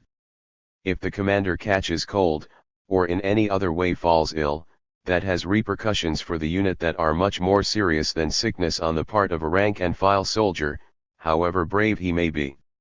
It would, of course, be desirable that every soldier in the Red Army should have to the same extent everything that he needs. But, on campaign, this is not possible, especially not in our exhausted country. And, consequently, the overwhelming majority of Red Army men recognize without murmuring, through their common sense, that it is necessary for their commanders and commissars to enjoy certain material privileges which ensure the interests of the common military cause. But these privileges must result precisely from the needs of the work. It would, of course, be very fine if every infantryman could be transported by motor car. But we have only a tiny number of motor cars. It is quite natural if light cars are assigned only to commanders and members of the Revolutionary War Councils of armies, and, in particular instances, to the commanders and commissars of divisions who have to travel round units spread over a very wide area. Just as comprehensible is it that a battalion commander should have a horse to ride. The Red Army man will not argue against these privileges, or, if he does, one can always explain them to him and, in most cases, convince him. Every soldier understands that the first pair of boots and the first overcoat must be given to the commander, for, if the worst comes to the worst, a barefoot Red Army man with no overcoat can stay behind in his hut, whereas a commander must always be in a position to fight. But when the motor car is used for merry outings, before the eyes of the tired Red Army soldiers, or when commanders dress with flashy foppishness, while their men go half naked, such facts cannot but provoke exasperation and murmuring among the Red Army soldiers. Privilege is, in itself, in certain cases, inevitable, I repeat, an unavoidable evil for the time being. Ostentatious indulgence in privilege is not just an evil, it is a crime. And the mass of Red Army men can, by and large, very well distinguish where necessary privilege, due to the needs of work, ends and where abuse of privilege begins.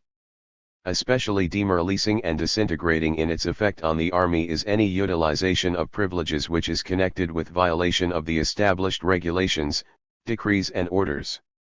This means, above all and in the main, evening parties with drink, with women present, and so on and so forth. Phenomena of this sort are by no means exceptional. Every Red Army man knows about them. They talk a lot in the units, often, of course, with exaggerations, about the feasting and boozing that goes on at headquarters. When setbacks occur, the mass of Red Army men frequently, with or without good grounds, see the reasons for them in the excessively gay life led by the commanders. Besides which, when retreats take place, the tired and often half-shod soldiers notice that there are numerous women in the headquarters and supply trains, and so on. The question of leave also plays a considerable role. The Revolutionary War Council of the Republic has frequently discussed this question with great care and has always reached the conclusion that it is quite impossible to introduce a system of leave for Red Army men. It is obvious that the rules governing this matter apply equally to rank-and-file soldiers and commanders and commissars. However, it is no secret to anyone, and least of all to the Red Army men, that commanders and commissars often get leave under the guise of official missions. For example, the deputy head of a divisional ordnance depot receives a visit from his wife, which itself is contrary to regulations, and then is sent on a 7-day official mission so that he can see her home. Yet, among the Red Army soldiers of the depot guard, there are men who have not seen their families for 3 years. Such happenings as these are quite intolerable in the Red Army, which can develop only on the basis of growing internal solidarity among all its members. The Red Army has been formed through extraordinary efforts by very many thousands of conscious and dedicated workers. Beginning with isolated guerrilla detachments or hastily formed, unstable regiments lacking inner cohesion, it has been transformed into a powerful organization which already possesses its own traditions and public opinion.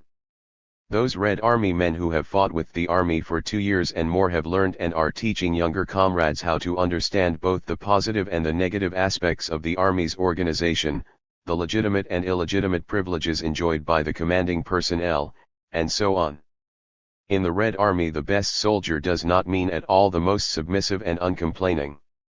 On the contrary, the best soldier will nearly always be sharper, more observant and critical than the others.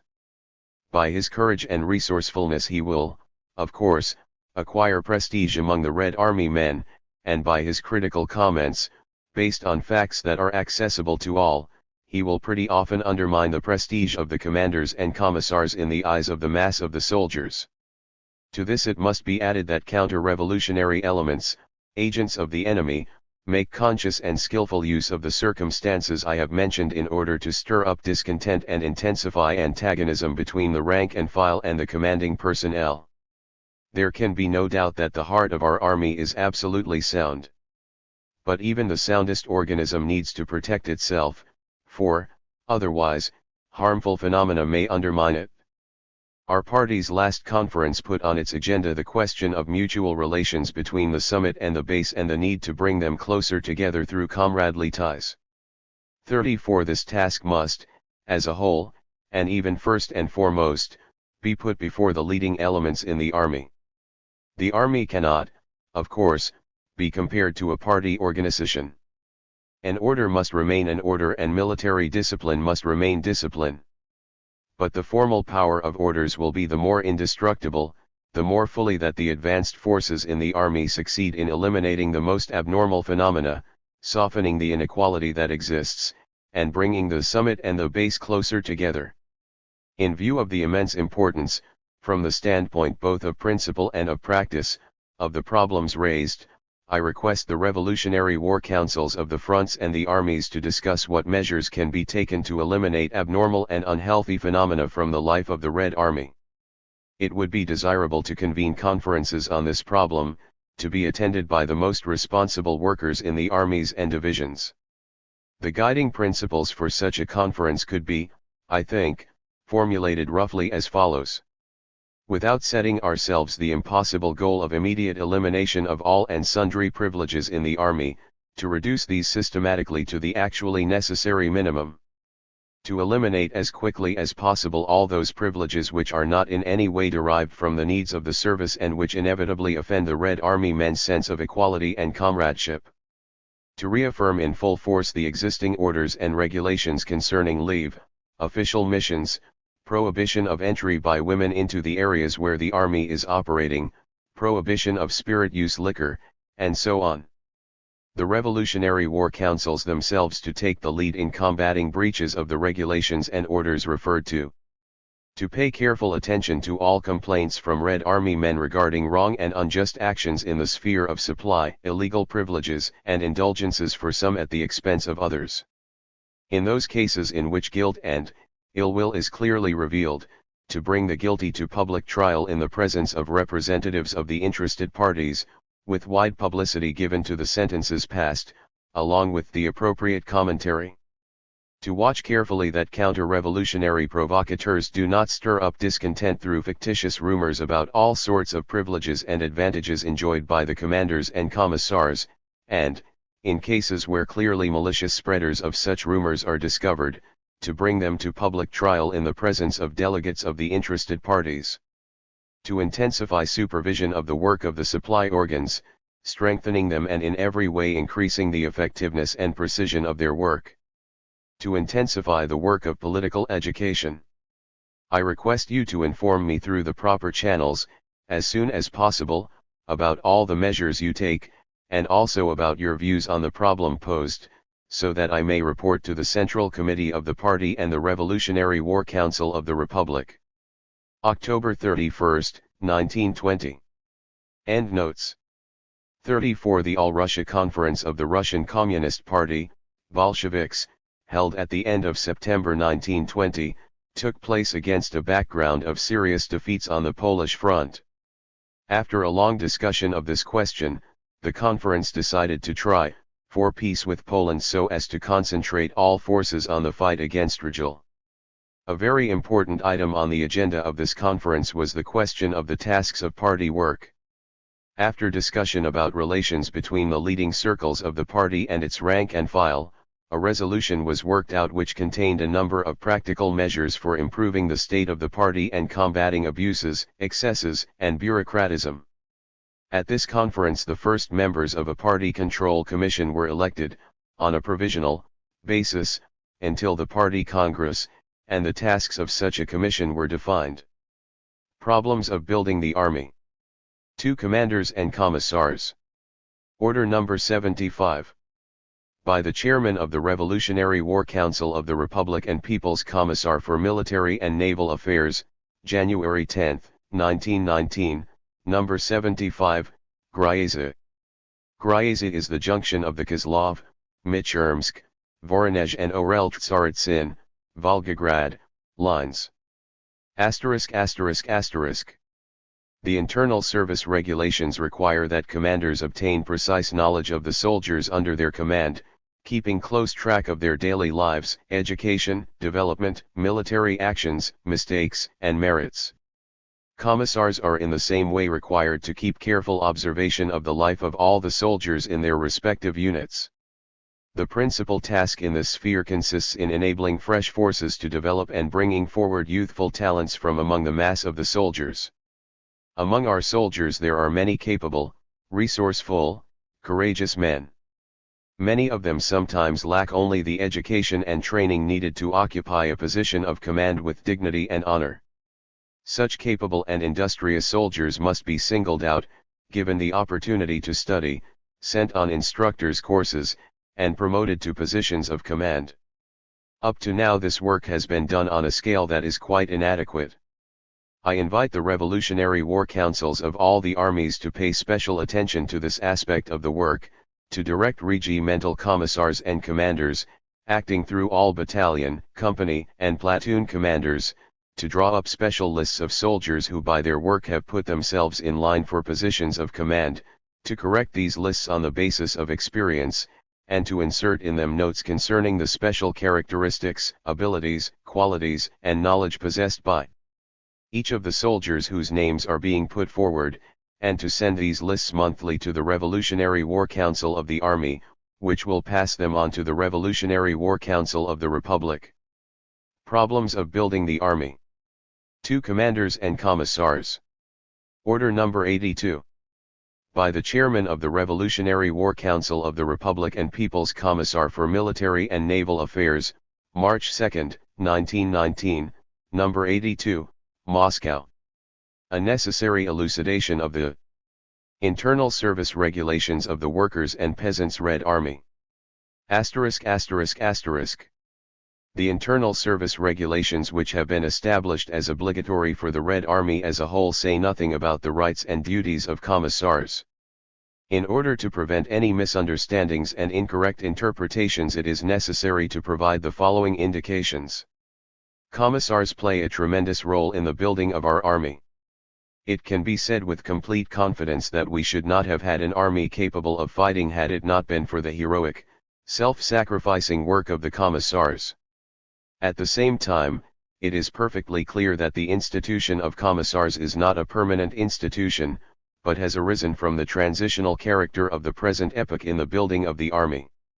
When this work began, we had hardly any commanding personnel who were aware of the tasks confronting the army and the spirit that had to inspire it.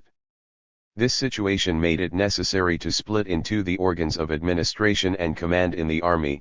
The technical side, rights, and duties in the sphere of operations and command were assigned to the commanders, while the political, educational, and supervisory rights and duties were assigned to the commissars. This type of organization, as experience has shown, has produced, by and large, excellent results. Working hand in hand, commanders and commissars have created on our fronts armies of which the Soviet Republic is rightly proud. But, at the same time, all the work that has been done in building the army has prepared conditions which will lead, sooner or later, to the establishment of complete one-man management in the sphere of administration and command. During the past year, many thousands of Red officers have been trained in the spirit of the new army. Many old commanders have become intimately linked with the new army and are filling with honor responsible posts at the head of the revolutionary forces. Thousands of commissars have obtained military experience in this period and are successfully taking command of their own units. All this is preparing conditions for the duties of commander and commissar to be combined in one person, bearing responsibility in military, political, and moral respects alike for the unit entrusted to him. The internal service regulations, which were not conceived just for a few weeks or months, were drawn up with a view to the future system of complete one-man management in the running of army units. As regards the present transitional period, these regulations must be supplemented by the regulation concerning commissars and all the subsequent orders and instructions defining the relations between commissars, commanders, and soldiers of the Red Army, communist cells, and soon. The responsible role to be played by the commissars continues for the present to remain in full force. Problems of building the army. 2 Commanders and Commissars. Order number 97. By the Chairman of the Revolutionary War Council of the Republic and People's Commissar for Military and Naval Affairs to the Red Army and the Red Navy, May 12, 1919, number 97, Kozlov. Asterisk asterisk asterisk. Reports have been received that among the commanders mobilized in recent weeks there are some who patently avoid fulfilling conscientiously their duty to the working people. These reports do not indicate, however, what penalties have been imposed upon the saboteurs, open or half concealed. Yet it is clear that if Red Army men who desert are to be subjected to stern punishment, commanders who commit sabotage must be punished with twofold severity. Thousands and tens of thousands from among the old regular officers are honorably and courageously fighting in the ranks of the working people. These are all those who refuse to sell the blood of the Russian workers and peasants first to the German Kaiser and then to the Anglo-French and American stock exchanges. These men, the best representatives of the old corps of regular officers, are working at every level of our army organization, at the front and in the rear, and they enjoy deserved confidence and respect on the part of the Red Army and the entire Soviet country. But among these regular officers there were also elements who, while not going over to the enemy camp, tried and are trying to avoid fulfilling their duty in the Soviet ranks. They are trying to conceal themselves in various rear institutions in the capacity of indispensables.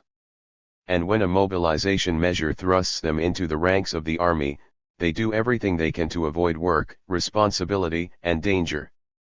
I order the relevant commanders and commissars to observe with the greatest attention and thoroughness the work done by the commanders recently brought into the army.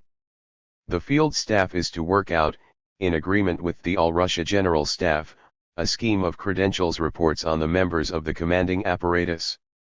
At the same time, the Revolutionary War Councils and the appropriate rear institutions are to remind all saboteurs, idlers, and self-seekers among the commanding personnel that the laws of war punish ruthlessly. Problems of building the army.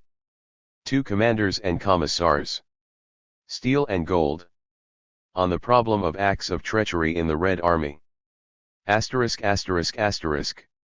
Our torpedo boat Karl Liebknecht has captured in the Caspian Sea a steamer on which the well-known Black Hundred murderer General Grishin Almazov A.N. Grishin Almazov served with Kolchak in Siberia, then transferred to the southern front, where he acted as governor of Odessa on Denikin's behalf, was taking a letter from Denikin to Kolchak. Grishin Almazov shot himself. His steamer and its crew were taken into custody. The documents captured will be published within a few days. In his letter to Kolchak, Denikin writes, among other things, that there is no hope of aid from the Allies in the form of troops, since the Allies themselves are now on the eve of just such miraculous events as we have experienced, that is, they are on the brink of proletarian revolution. Even Denikin has been obliged to understand and admit that the French, British, and Italian bourgeoisies no longer possess any armed forces. The robbers of the Entente scuttled shamefully out of Odessa and Sebastopol. After that, they launched a campaign against Petrograd, and promised in all their newspapers and broadcasts that the northern proletarian capital would fall within a few days. But Petrograd stands. The Petrograd front is comparably sounder than it was a month ago, and the Anglo-French bands have been compelled to reveal their military impotence before the whole world. But this does not mean that the imperialists are giving up. No, they are putting to work all the resources they possess, in order to save themselves and to crush us. They are exciting the imperialist appetites of the Polish, Romanian, Lettish, Estonian, and Finnish bourgeoisies, so as to set them on the Soviet Federation. At the same time, they are not only helping the Russian bourgeoisie and rural kulaks to create their own army, but are trying with all their might to introduce corruption and treachery into the ranks of the Soviet regiments. The Anglo-French imperialists are using to this end individual members of the Russian commanding personnel. The officers of the old Tsarist army were split by the Revolution into 3 pans. One part, under the banner of Kornilov, Kaldin, Krasnov, Denikin, and Kolchak, rose in arms openly against the Russian workers and peasants, and sold Russia successively to the Germans and the French and British. At the opposite pole to them was the group of officers, awakened for the first time by the events of revolution, who sensed the great truth of the working class and honestly and sincerely took their places in its army. Thousands of former officers have given their lives heroically, without name or fame, in the ranks along with the proletarian and peasant soldiers. Finally, there was a third, large group in the middle, frightened and worried men, who drew their heads in and tried to hide from the great events. When the Soviet forces are victorious, when the flame of revolution bursts forth in other countries, this middle group of officers starts to lean towards the Soviet power, either from sentiment or from calculation, and marks itself off in every way from the supporters of Denikin and Kolchak. When the wave of revolution momentarily subsides, when, under the combined onslaught of our foes, the Red Army momentarily retreats, the spineless, idealess and cowardly section of the OFFIERS looks with fear in the direction of Denikin's bludgeon, and produces from its midst a fresh lot of deserters and traitors. To this is to be added the work accomplished by Anglo-French and Japano-American gold. I buy everything, said gold, I seize everything, said steel, but the Allies' steel hangs powerlessly in the air, for the worker's hand, itself armed with steel, will not allow any more blows to be struck at the working masses of Russia. But the Anglo-French predators have accumulated a lot of stolen gold. They are now prepared to give away a considerable amount of their booty if only they can thereby capture the Petrograd they hate, and then Red Moscow, and strangle workers and peasants Russia. The bourgeoisie of the Entente countries possess natural agents in the shape of Russia's former landlords, capitalists, counter-revolutionary generals, and officials. They have their own organization, their own system of communications. Under the blows of fate, the counter-revolutionary elements in Russia have in the past year made considerable progress in conspiratorial, underground work. They often infiltrate our regiments in the guise of Red Army men, and carry on corrupting agitation there, relying on the Kulak elements. But the principal efforts of the Kolchakite and Denikinite agents of foreign imperialism are directed at the commanders of the Red Army. Partial and temporary setbacks on the western and southern fronts have created favorable soil for traitors' work.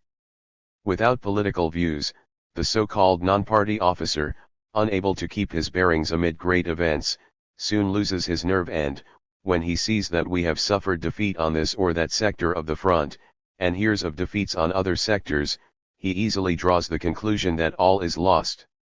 Or it would be more correct to say that this conclusion is suggested to him by hired provocateurs. They whisper in his ear, "If you want to save yourself, cross over to the side of Denikin and Kolchak. There is great strength there, with help from the Entente countries, there is food and gold." On the Western Front, where the Anglo-French imperialists are operating more zealously than anywhere else, through the Baltic ports, there have been a few cases recently of treachery by commanders. Commanders of regiments or battalions have handed over their units to the enemy, taking advantage of the soldiers' lack of consciousness or of their difficult military situation. On the other hand, those paid agents who still remain among us exploit such cases of treachery in order to inspire the Red Army men with distrust and hostility towards the entire commanding apparatus.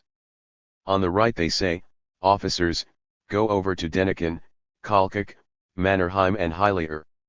On the left they whisper, "Red Army men, is it worth your while to shed your blood when you are being betrayed by your commanders?"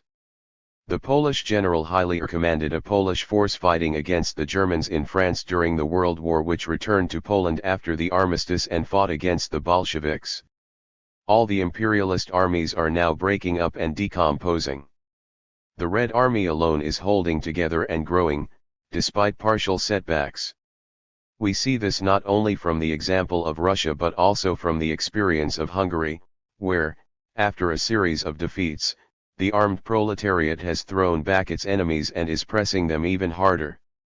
But the imperialists, unwilling to surrender, are striving with all their strength to infect with the poison of their putrefaction the young organism of the Red Army.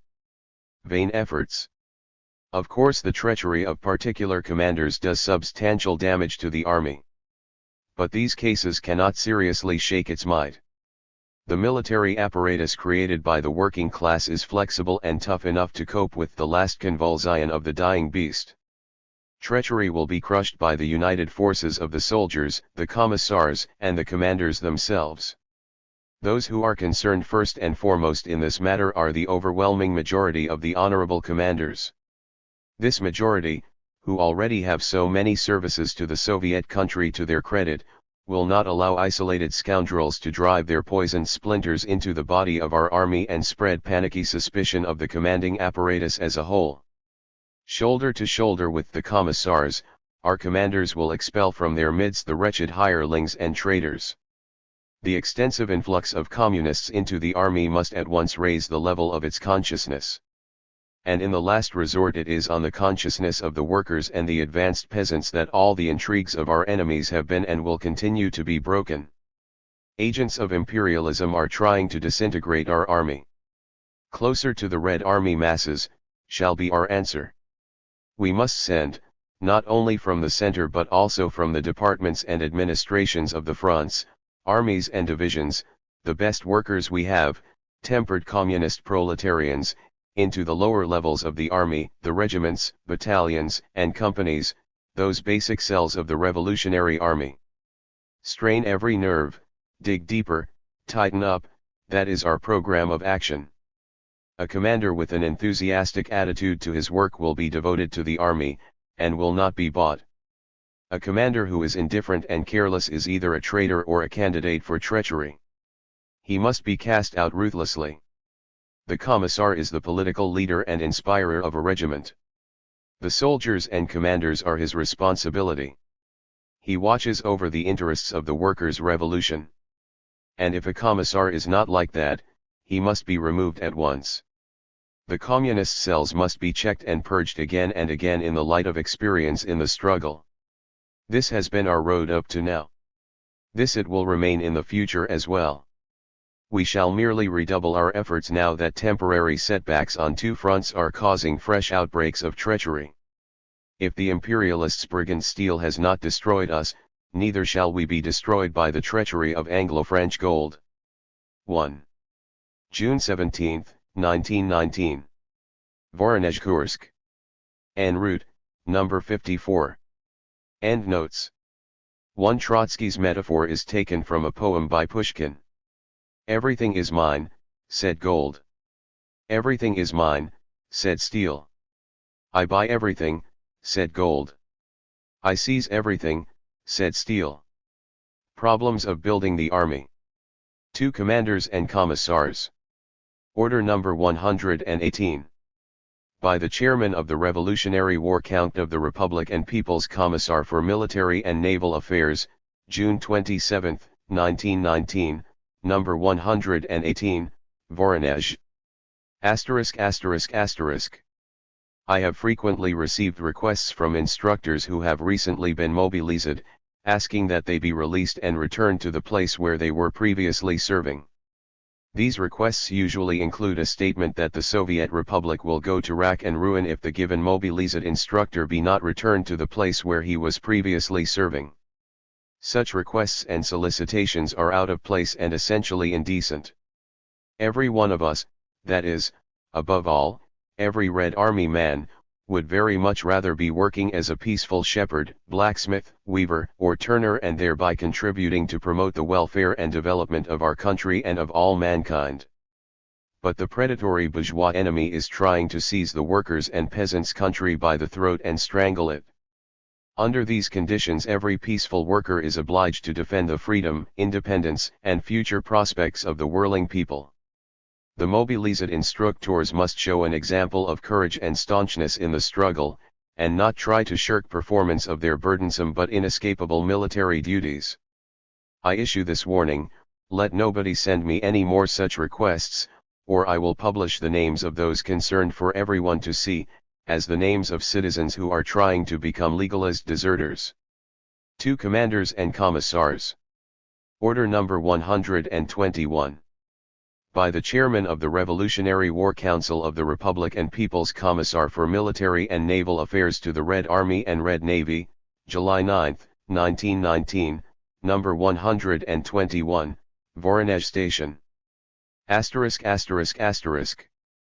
In connection with the treacherous conspiracy by a section of the commanding personnel on the Petrograd front, 35 articles have appeared in the press which are being interpreted as a sign of change in Soviet policy in military matters, particularly where the military specialists are concerned.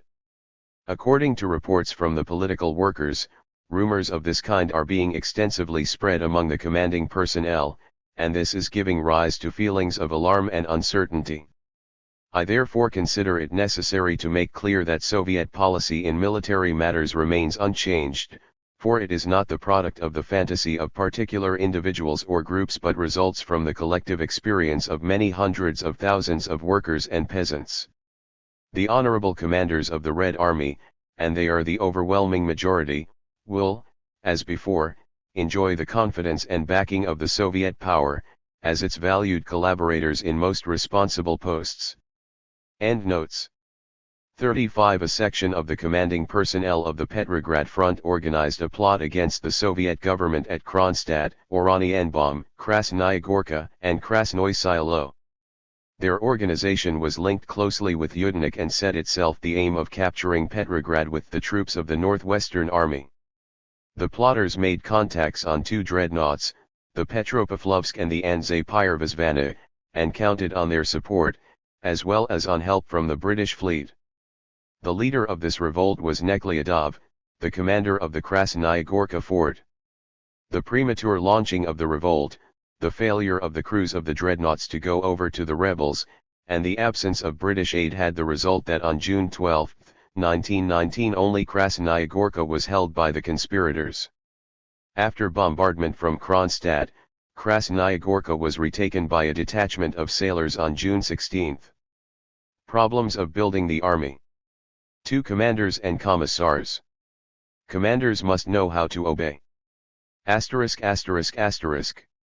On one of the Ukrainian sectors of the southern front, the commander of an infantry brigade gave an order to the commander of a cavalry regiment that was subordinate to him to dispatch a certain number of troopers to a flank.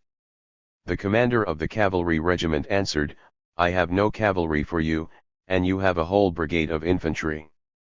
This case is characteristic of a system of relations under which serious and lasting victories cannot be won. The order to dispatch the cavalryman was given in the name of the brigade commander by the chief of staff of the brigade, a former lieutenant colonel, a modest but conscientious worker. The commander of the cavalry regiment doubtless regards himself as a communist, otherwise he would hardly have resolved to give such an insolent answer. In a few places commanders who are communists, i.e. pseudo-communists, consider that everything is permissible to them, especially when they are dealing with non-communist officers. This disgraceful practice must be extirpated, and the sooner and more ruthlessly the better. A communist commander must be a model of discipline. Discipline signifies a certain conscious link and subordination between people who are striving towards a common goal. A regimental commander who, instead of carrying out a battle order, replies insolently to his superior officer will, apart from everything else, never establish the necessary subordination in his own regiment.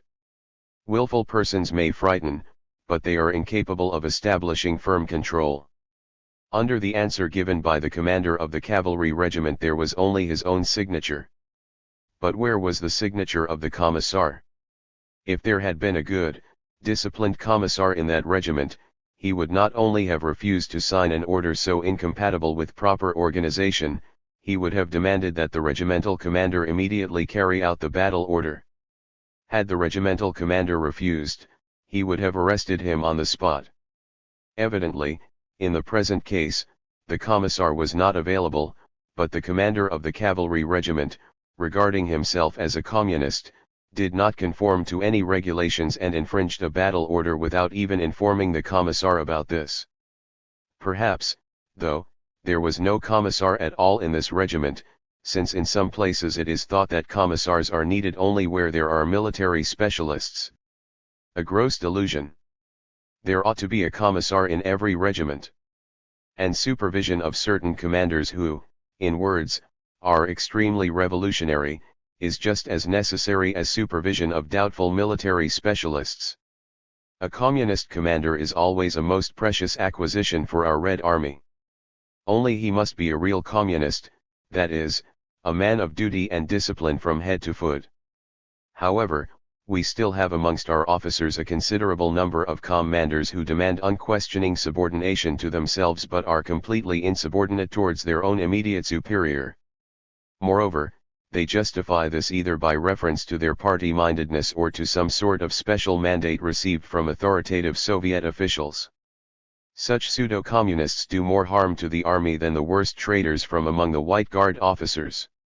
A traitor causes the army material loss, goes over to the enemy, and that's all, whereas a pseudo-communist poisons the consciousness of his unit by criminal demagogy. While failing to obey an order he will brag about his party-mindedness, shout about the interests of the revolution, and at the same time treacherously disrupt the coordination of military operations. Not all Makhnovites belong to the anarchists, some of them wrongly regard themselves as communists. Makhnovites under a communist flag are very much more dangerous than under an anarchist or left SR flag. Only when we have cleansed the Red Army of disorganizers shall we ensure its complete steadfastness in battle. July 18, 1919. Vorozhba Station. Vorozhba is where the line from Kursk joins the Konotop-Sumy line. En route, number 64. Problems of building the army. 2 Commanders and Commissars. A.P. Nikolaev. May the memory of this Red General live forever. *******. One of our brigades on the Narva front was commanded by a former general of the old army, Alexander Panfilovich Nikolaev. In the course of our defeats before Yamburg, Comrade Nikolaev was taken prisoner, along with others, by the frenzied White Guard bandit Balakhovich. S.N. Balakhovich joined the Red Army in 1918, but in November of that year took his regiment over to the Whites at Pskov. At first he cooperated with Yudenik, but later quarreled with him. In 1920 he cooperated with the Polish forces against the Red Army in Belarusia. Several hundred men were shot or hanged by Balakhovich in Yamburg. Among those tortured by the counter-revolutionaries was Brigade Commander Nikolaev. Local inhabitants have told comrades visiting Yamburg, among them Comrade Zinoviev, the details of Comrade Nikolaev's death, describing him as a real hero. This former general of the Tsar's army not only did not abjure his bond with our Red Army, on the contrary, he threw down a challenge before his executioners and died with the cry, "Long live the rule of the workers and peasants." In his lifetime, Comrade Nikolaev's name was a modest one, known only to a small circle of persons. This name must now be made known to the entire Red Army, to the entire country. Comrade Nikolaev was one of those representatives of the old officer corps who took to his heart the profound truth of the labor movement and identified himself forever with the cause of the Red Army and the workers' and peasants' revolution. Comrade Nikolaev's body has been found and will shortly be brought to Petrograd, where the heroic proletariat and the Red Garrison will do honor to the remains of the Red General. May the memory of Alexander Panfilovich Nikolaev live forever in the hearts of the working masses. October 5, 1919, Orel. En route, number 87. Problems of building the army. 2 commanders and commissars.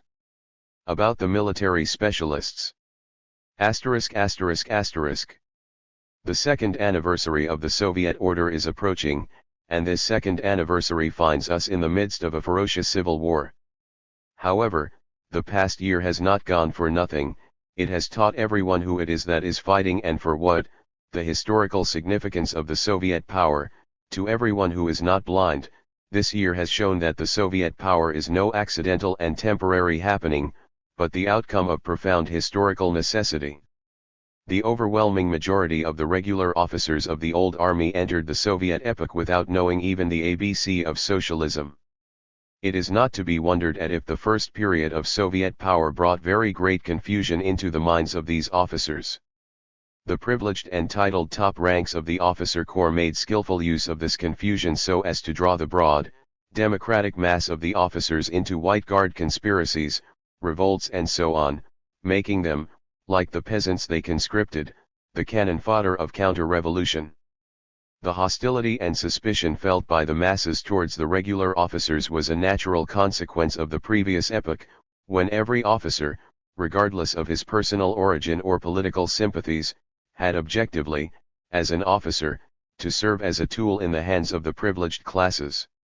The regular officers could and can overcome this hostility and suspicion towards them in only one way, by taking their stand unquestioningly on the ground of the revolution that has been made, recognizing sincerely, honestly and finally that there can be no return to the old order, and devoting their powers and their knowledge to the cause of the struggle for the independence of our new workers' and peasants' Russia, which is striving for the country's complete rebirth. This process is being hindered, however, by old associations and old prejudices which are artificially kept alive by the political agents of the bourgeoisie. The result has been that officers have been drawn into a number of adventures, conspiracies, and revolts, and many hundreds and thousands of them have gone to senseless deaths. True, at the same time, a very considerable number of regular officers have broken away from the White Guard camp and are serving on Soviet territory, in Soviet institutions, principally in the Red Army. However, this section of the officers, too, lack clarity and understanding in their attitude to the Soviet order, and far from all of them show the necessary honesty and straightforwardness. A substantial share of the blame for this is rooted in the officers' failure to grasp the meaning of the revolution which has taken place and the prospects which it opens up. The officers, like many other categories of the intelligentsia, did not at first take the trouble to understand the meaning of Soviet power, because they regarded it as ephemeral. It would not be pointless to reread today the bourgeois newspapers of 1917 to 1918, with their continual prophecies of the inevitable and proximate downfall of the Soviet power.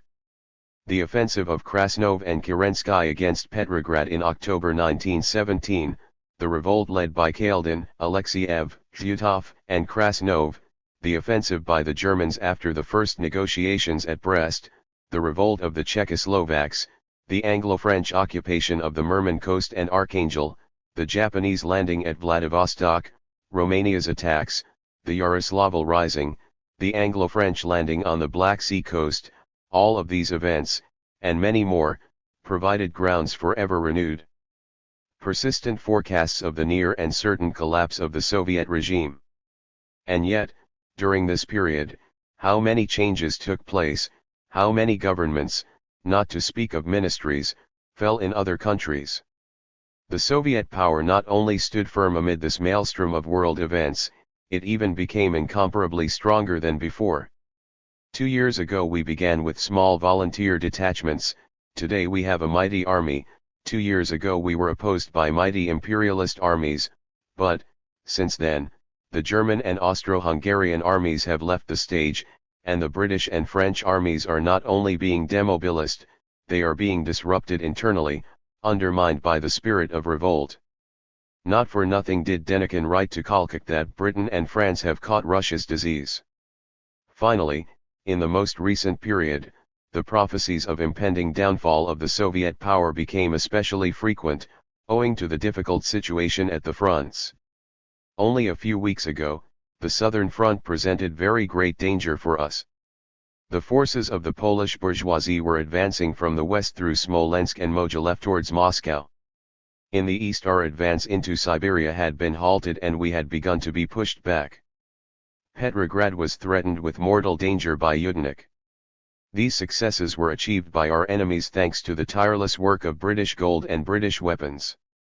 Thrown against us was everything that could be mobilized by means of bribery, lies, hounding and terror. But it was enough for the working masses to sense the terrible danger, for forces to be found that sufficed to give the enemy a decisive rebuff. At present we are advancing in the south, Yudenik has been hurled back from Petrograd, in the east we are continuing to harry and beat Kalkak, in the north the British have themselves abandoned the Archangel territory. We are emerging victorious from the great duel with the combined forces of militarism. Those who forecast our death have themselves either perished or will soon do so. But we are alive and growing stronger. Thus, the Soviet order is no temporary or accidental and transitory phenomenon. The bourgeois order of militarism, free trade, and wage labor seemed to the die-hard serf owners when it first arose to be something accidental and ephemeral. But it was the serf owners who perished and the bourgeois order that developed. So is it today with the Soviet, communist order. It has come to take over from the bourgeois order. It is smashing all obstacles in its path. Whoever is unwilling to march in step with it will be cast aside, crushed and annihilated. Their Serene Highnesses the Princes Levin and their like, and adventurers like Kalkak and Denikin, dreaming of a crown, cannot, of course, reconcile themselves to the new order, just as the serf owners could not reconcile Thiemes elves to the emancipation of the peasantry. The Levins were a family of Baltic barons who were prominent in the diplomatic, administrative, and military services of Tsardom. Prince A.P. Levin commanded white forces which fought in Latvia and then, as part of Yudenika's army, on the Petrograd front. But the mass of the officers, the ordinary workers among them, can and must reconcile themselves to the Soviet regime. To do this they need only realize that this regime is an immutable and long-lasting fact of history, that they will have to live, work and bring up their children within the setting that it provides. One of the simplest and at the same time most powerful factors repelling the officers from the Soviet regime is the hardship of their material existence, ceaseless difficulties with housing, food, fuel, means of communication and so on. The Soviet order seems to them, owing to these circumstances, to be an order of meagerness and poverty, bordering on beggary. Actually, this is the greatest of delusions. The ruined state of all Russia was our inheritance from Tsardom and the war. This devastation was worsened by the civil war, that is, by the new attacks made against us by bourgeois agents who wanted to turn back the will of history. Present-day communism, unlike the primitive Christian sort, does not in the least signify leveling down into poverty. On the contrary, the development of the communist order presupposes a powerful growth of the productive forces of industry and agriculture, of technology and science, of art in all its forms. Hunger rations and cold dwellings are not communism but a calamity brought upon us by the crimes of world imperialism. The Soviet order is trying to ensure plenty, warmth, and comfort for everyone. Is this practicable? Of course it is. Give us 2 years of peaceful labor, of the concentration of all our powers, all our energy, all our enthusiasm, not upon civil war, but upon economic creative work, and we shall, with our combined forces, not only heal the gaping wounds of the national organism but also effect a mighty advance in all directions. Autumn 1919. From the Archives. Problems of building the army. 2 commanders and commissars. The Red Army as seen by a White Guard.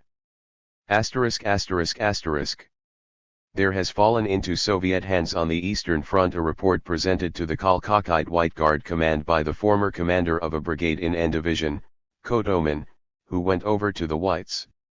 This report is a document which is exceptionally instructive in many ways. The selection of White Guards. Kotomin is, as we can see from his report, someone who is not stupid, not without powers of observation, and not lacking in character.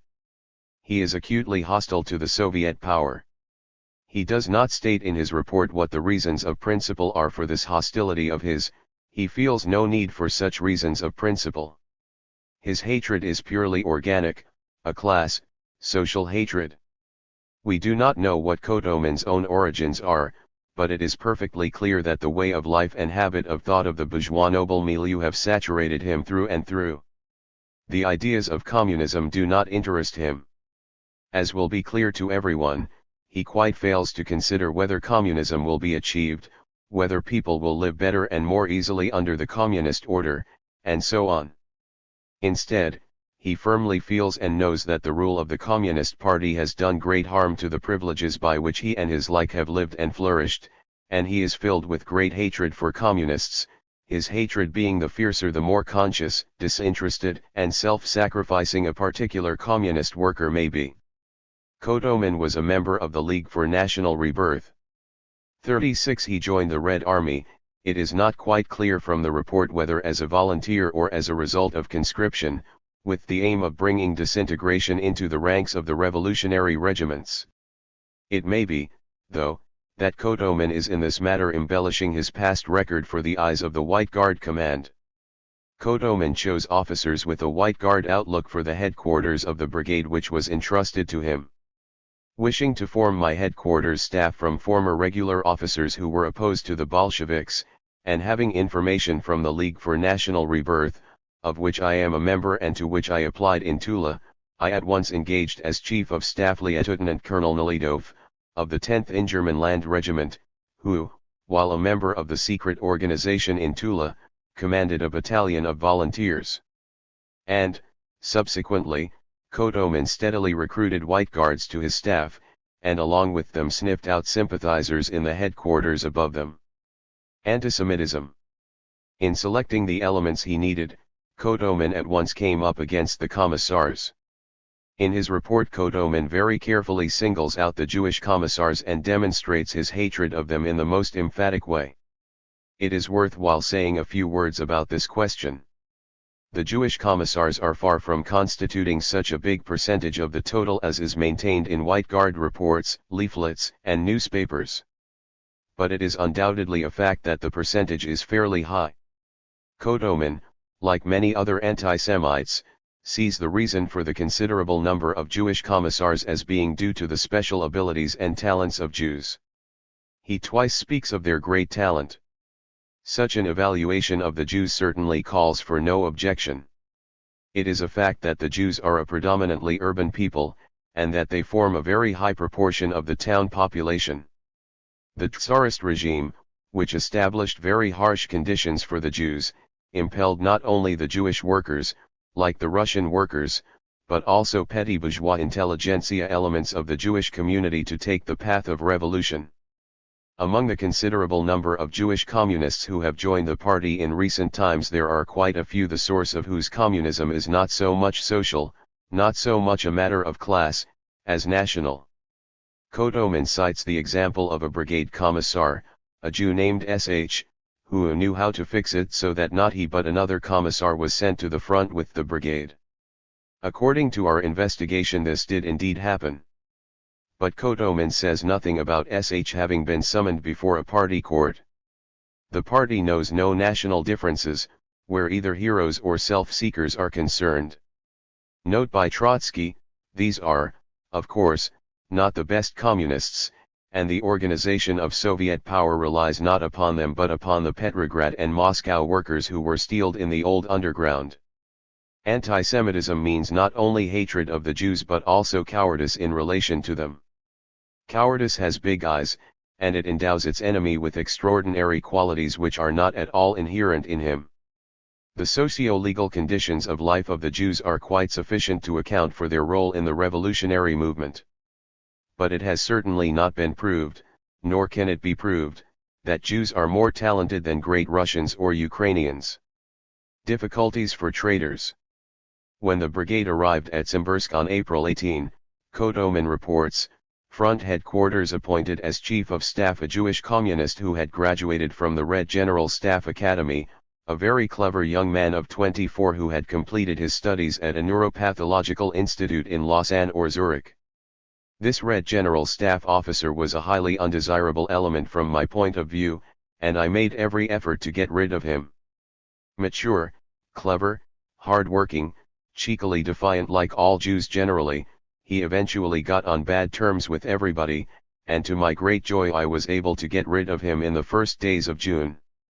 After V's departure, the post of Chief of Staff was again filled by Lieutenant Colonel Yat, who, by force of circumstances, was unable to come over along with me, because his family had been registered, and, if he had come over, it can be said with almost complete certainty that this would have entailed the severest penalties for his family, possibly even going so far as shooting.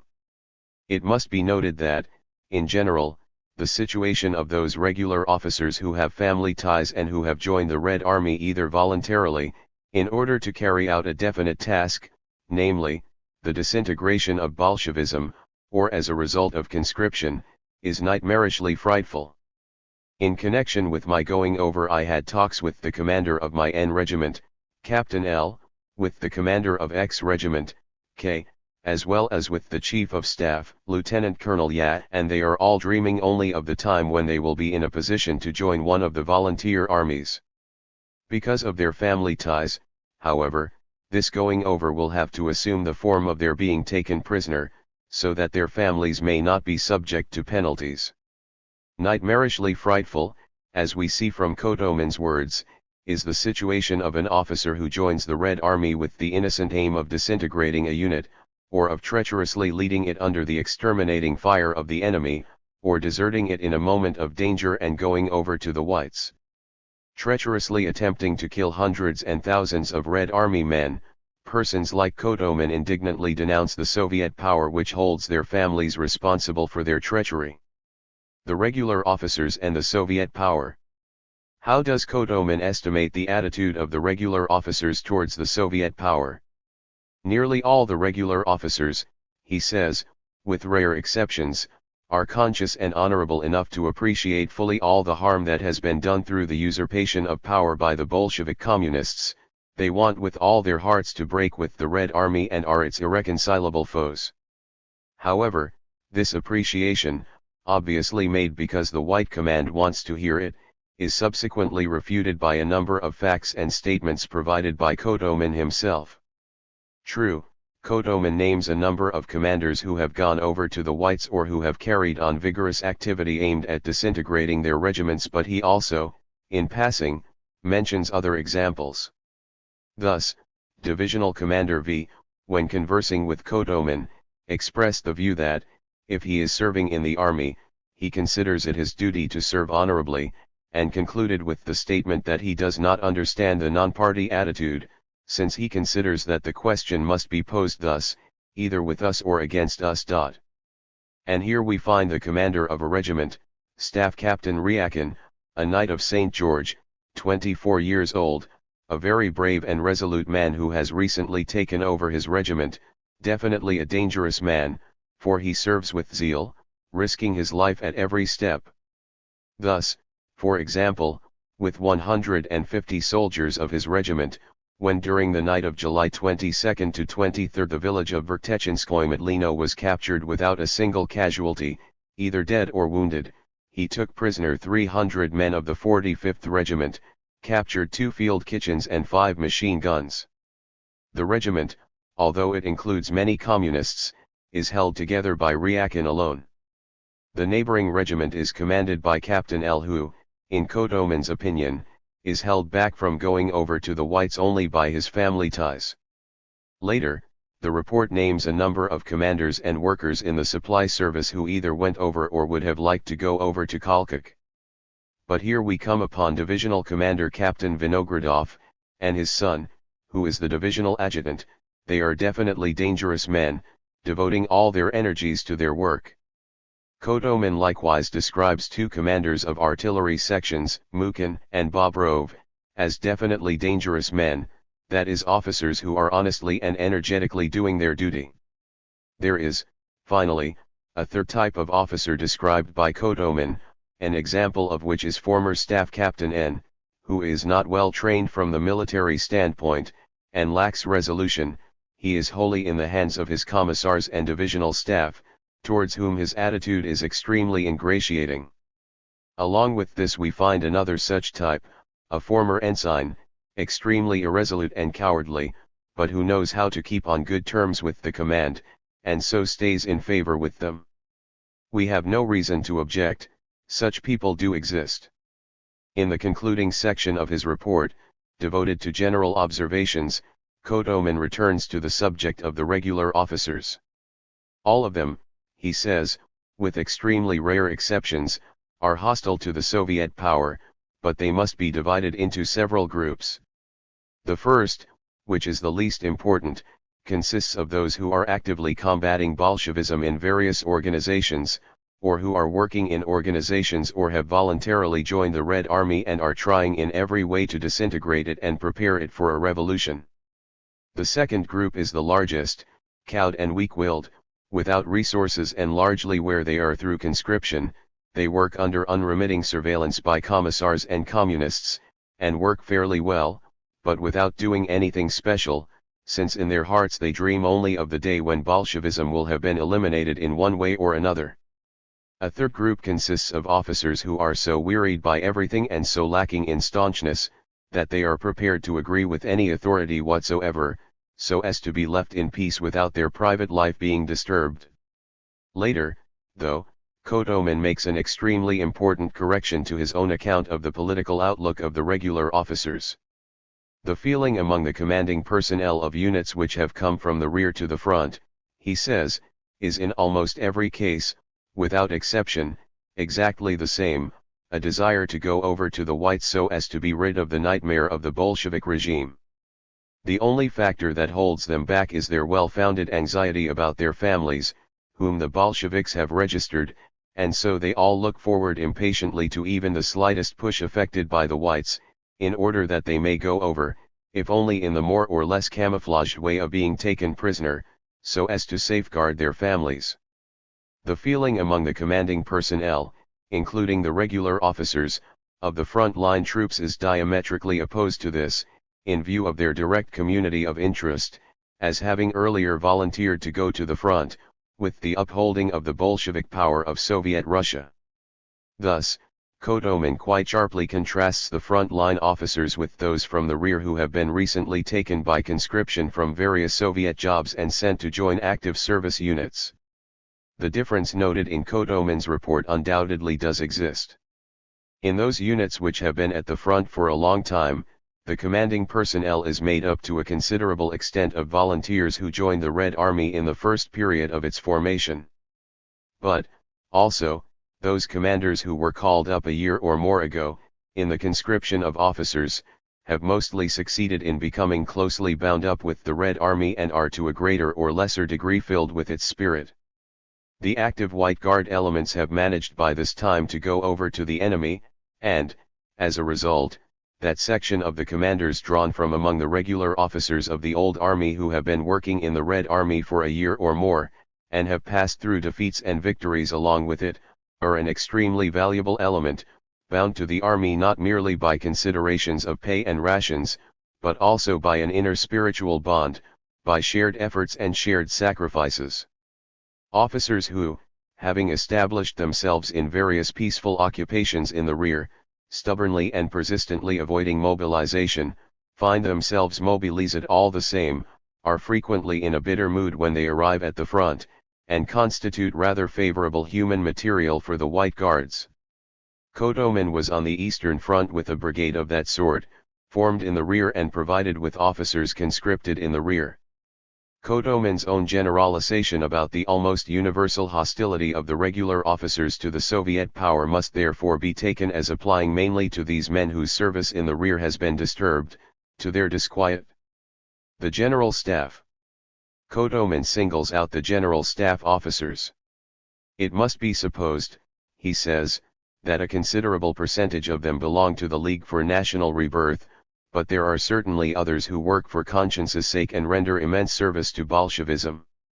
Although I know very many of the General Staff officers working in the Red Army, I can say nothing about the true nature of their work, which will undoubtedly be clarified in the future, since very precise information about this exists at the National Center.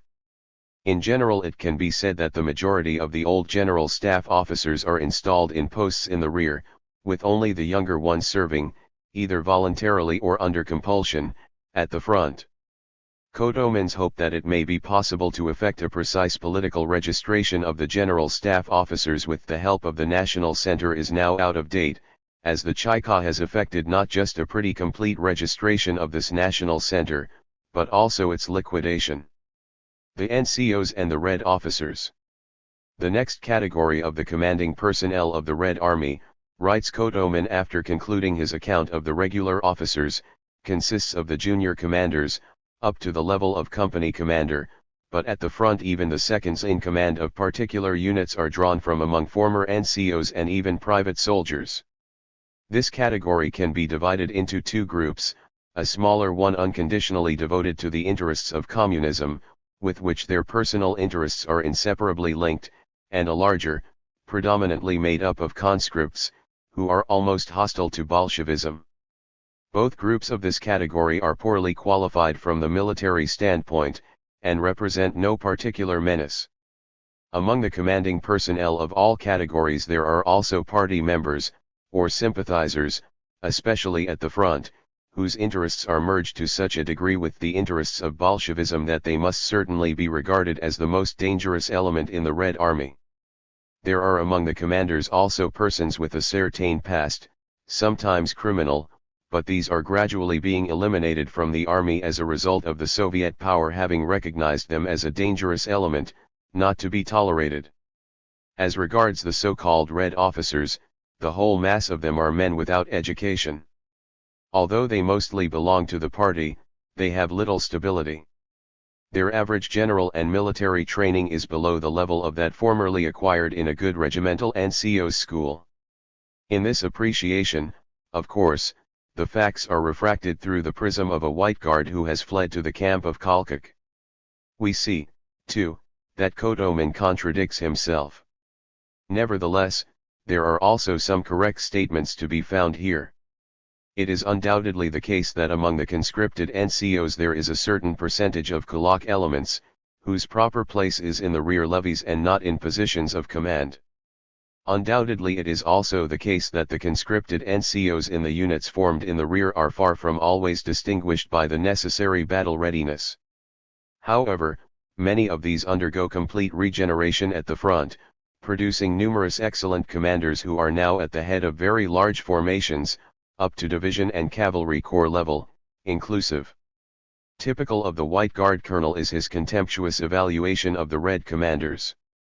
All the same, however, it is true that the preparation provided by the command courses is inadequate, needs to be improved in many respects, and must be supplemented in the future by command courses of a more advanced type. The reform, improvement, and development of military training is a most urgent and important task. Rear and front formations. Between the units at the front, says Cotonlin, and the units formed in the rear, there is a sharp difference. In the first there is a substantial preponderance of communists. In the aggregate of volunteer Red Army men in these units there are almost no regular officers. In the second category, though, the majority of the soldiers are conscripts, and the commanders are mostly regular officers. The first category are more staunch, whereas the second are easily susceptible to demoralization, and less staunch. Here a very important question of our military policy is touched upon, and we cannot ignore Kotomin's testimony. Those units which were formed, or re-educated, at the front, he declares, are incomparably more staunch than those which were formed in the rear. And that is understandable. As regards the raw mass of Red Army men, they can be welded into fighting units only if given the appropriate military and political leadership, day by day. In young, freshly formed units the immediate importance of the commanding personnel is incomparably greater than in old established, seasoned units. In the latter, too, cases of betrayal occur, but a traitor's going over to the enemy does not disintegrate the unit, and it is even rare for this to do the unit any serious harm. The fresh formations that have come up from the rear are another matter. A well-organized group of characters of the Kotomin type are capable, right from the start, of disrupting a unit almost irreparably. It is all the more important in the case of new formations to select experienced commanders, if only, to some extent, from among such as have been through the fire of the Red Army at the front.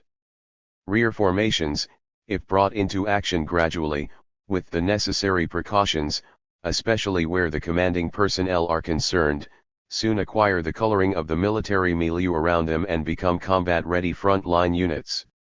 The Commissars. Of very great interest is that section of the report which is directly concerned with the work of the Communist Party in the army and the role played by its representatives. The Commissars, writes Kotomin, are the best of the Communists, and must be divided into several categories. The first, the smallest, in my view, does not exceed 5% and is perhaps much smaller. These are the idealist Communists, who believe strongly in the idea of socialism and are energetic to the limits of human endurance, workers who put into their work everything they know, all their vigor and determination, without exploiting the advantages of their position. The remaining 95% and perhaps more, are men who think that communism can bring them great advantages, which they exploit to the full. These include both workers who hope to improve their personal position through socialism and peasants, of the poorest sort, of course, who count on being able to do well for themselves at the expense of the more prosperous, without having to work for it, and also the dregs of the other classes, mostly youngsters and failures, and, of course, almost a majority of Jews, whose dream is not at all of the establishment of communism but of obtaining world domination for themselves. The role played by the Commissars in the army is enormous. They maintain the spirit of class antagonism among the soldier masses. In battle they, both in person and also acting through the communist cells which are being organized to an ever greater extent, urge the units forward, keeping close watch on everyone. They check the work of the commanders and their behavior in action. They carry on ceaseless agitation, making use of every suitable case and exploiting every fact, however small, that can be used to emphasize the advantages of the Bolshevik way of life. What is particularly striking about the Commissars, especially those at the front, is how amazingly hard-working they are. This is due, of course, to their youth, to the fanaticism of their idealist leaders, and to the strict party discipline. They bear great responsibility before the senior commissars for any negligence, and are moved both by desire for promotion and by fear of denunciation, as spying on one another is prevalent among them to the most persistent and merciless degree. Once again, let us not forget for one moment that the report was written by a double-dyed White Guard traitor. He divides the commissars into two groups. 5%, in his opinion, are disinterested, idealistic communists, while 95% are persons interested in the material results of communism. This classification is actually the result of bourgeois obtuseness. By the disinterested communists, Kotomin evidently means only those who have come from a bourgeois milieu, those who have, in their time, voluntarily broken with their family background and the privileges of their situation, and devoted themselves to the cause of the working class. As for the proletarian communists, Kotomin views them as persons who hope through socialism to improve their personal position. Of course, the aim of communism is the betterment of the position of the working masses, of the toilers of town and country. Communism is advantageous to the working class, that is a fact beyond dispute. But this does not mean at all that each worker communist, each member of the oppressed class who gives his life on the barricades or serves as a commissar, is fighting for his own personal advantage. The disinterestedness of his work and the moral value of his heroism is no lower, no less, than that of the man of bourgeois origin who has won for himself the right to fight in the ranks of the proletariat. The mercenary communists, that is, pseudo-communists, are those who are guided by immediate personal interest, who have wormed their way into the party because it is the ruling party, and who try to avoid difficult and dangerous posts and lead a parasitic life. It is quite obvious that, after all the purges which have been carried out, the proportion of such elements is certainly not 95%. They can barely amount to more than 5%, especially in the army in the field. Kotomin himself is really aware of this, for the role of the Communist Party would be inexplicable if the ideologically disinterested communists amounted to no more than 5%. What speaks in Kotomin here is his embittered class instinct, his hatred of the proletariat, which has proved able to bring forward from its midst many tens of thousands of dedicated nameless heroes, his endeavor to endow his enemies with features of petty bourgeois self-interest, bourgeois greed, so as thereby to justify and dignify himself and his White Guard milieu. Influenced by this psychological need, Kotomin tries to contrast the commissars at the front with the commissars in the rear, making it seem as though the small minority capable of self-sacrifice had all been sent to the front. This allegation is sufficiently refuted by events. Every fresh danger at the front causes an influx of communists into the active units. There has never been a failure to answer the call of the Central Committee.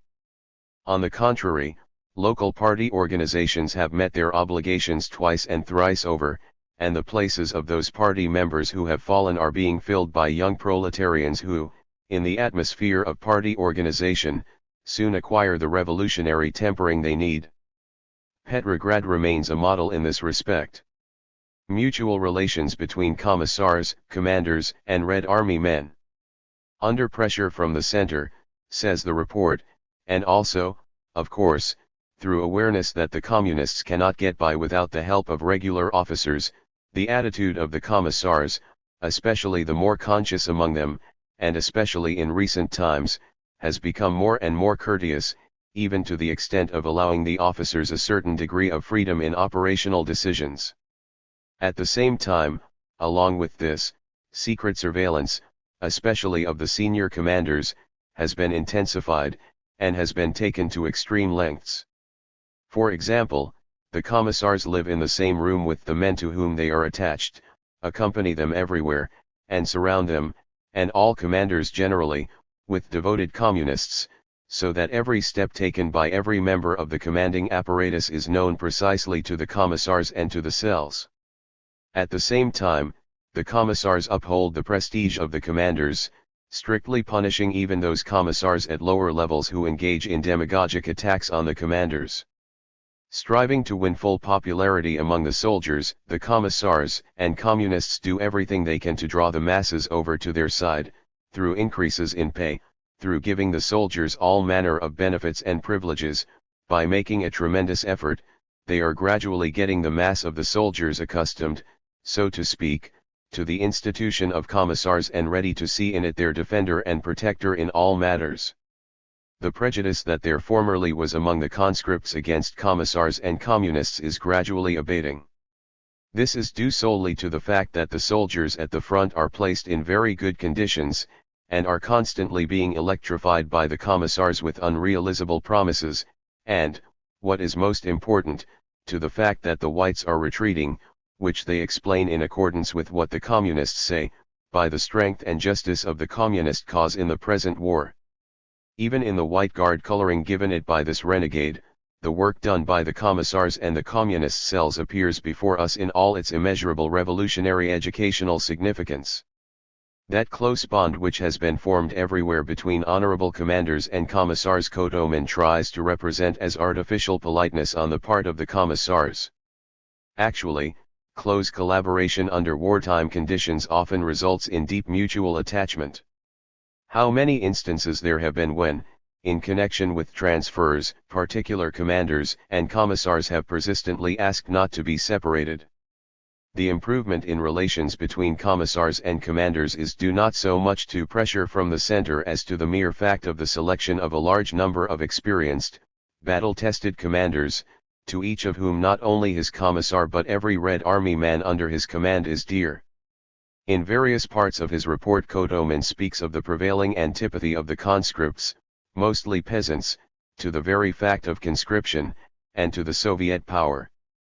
That the politically backward peasants do not show that enthusiasm regarding mobilization into the Red Army which we observe among the advanced workers is an undoubted fact, but, having crossed over into Kolchak's camp, Kotomin can see for himself how the Siberian peasants are reacting to conscription by the White Guards. While, in general, the peasant fights unwillingly, in those places where he has to choose between the Soviet power and the rule of Denikin and Koichuk, in the overwhelming majority of cases the peasant consciously opts for the Soviet rule. The regeneration undergone by the conscripted peasants at the front is not merely admitted but is sharply underlined by Kotomin himself. The prejudice that there formerly was among the conscripts against commissars and communists is gradually abating. As we have already read in this report, the mass of the soldiers are getting accustomed, so to speak, to the institution of commissars and are ready to see in it their defender and protector in all matters. One cannot imagine a more striking admission from a White Guard of the organizational importance of the commissars and of all the revolutionary educational work done by the communists in the Red Army. We have quoted the most substantial parts of the Renegade's report. There are not a few of these Kotomins, sworn enemies of the working class.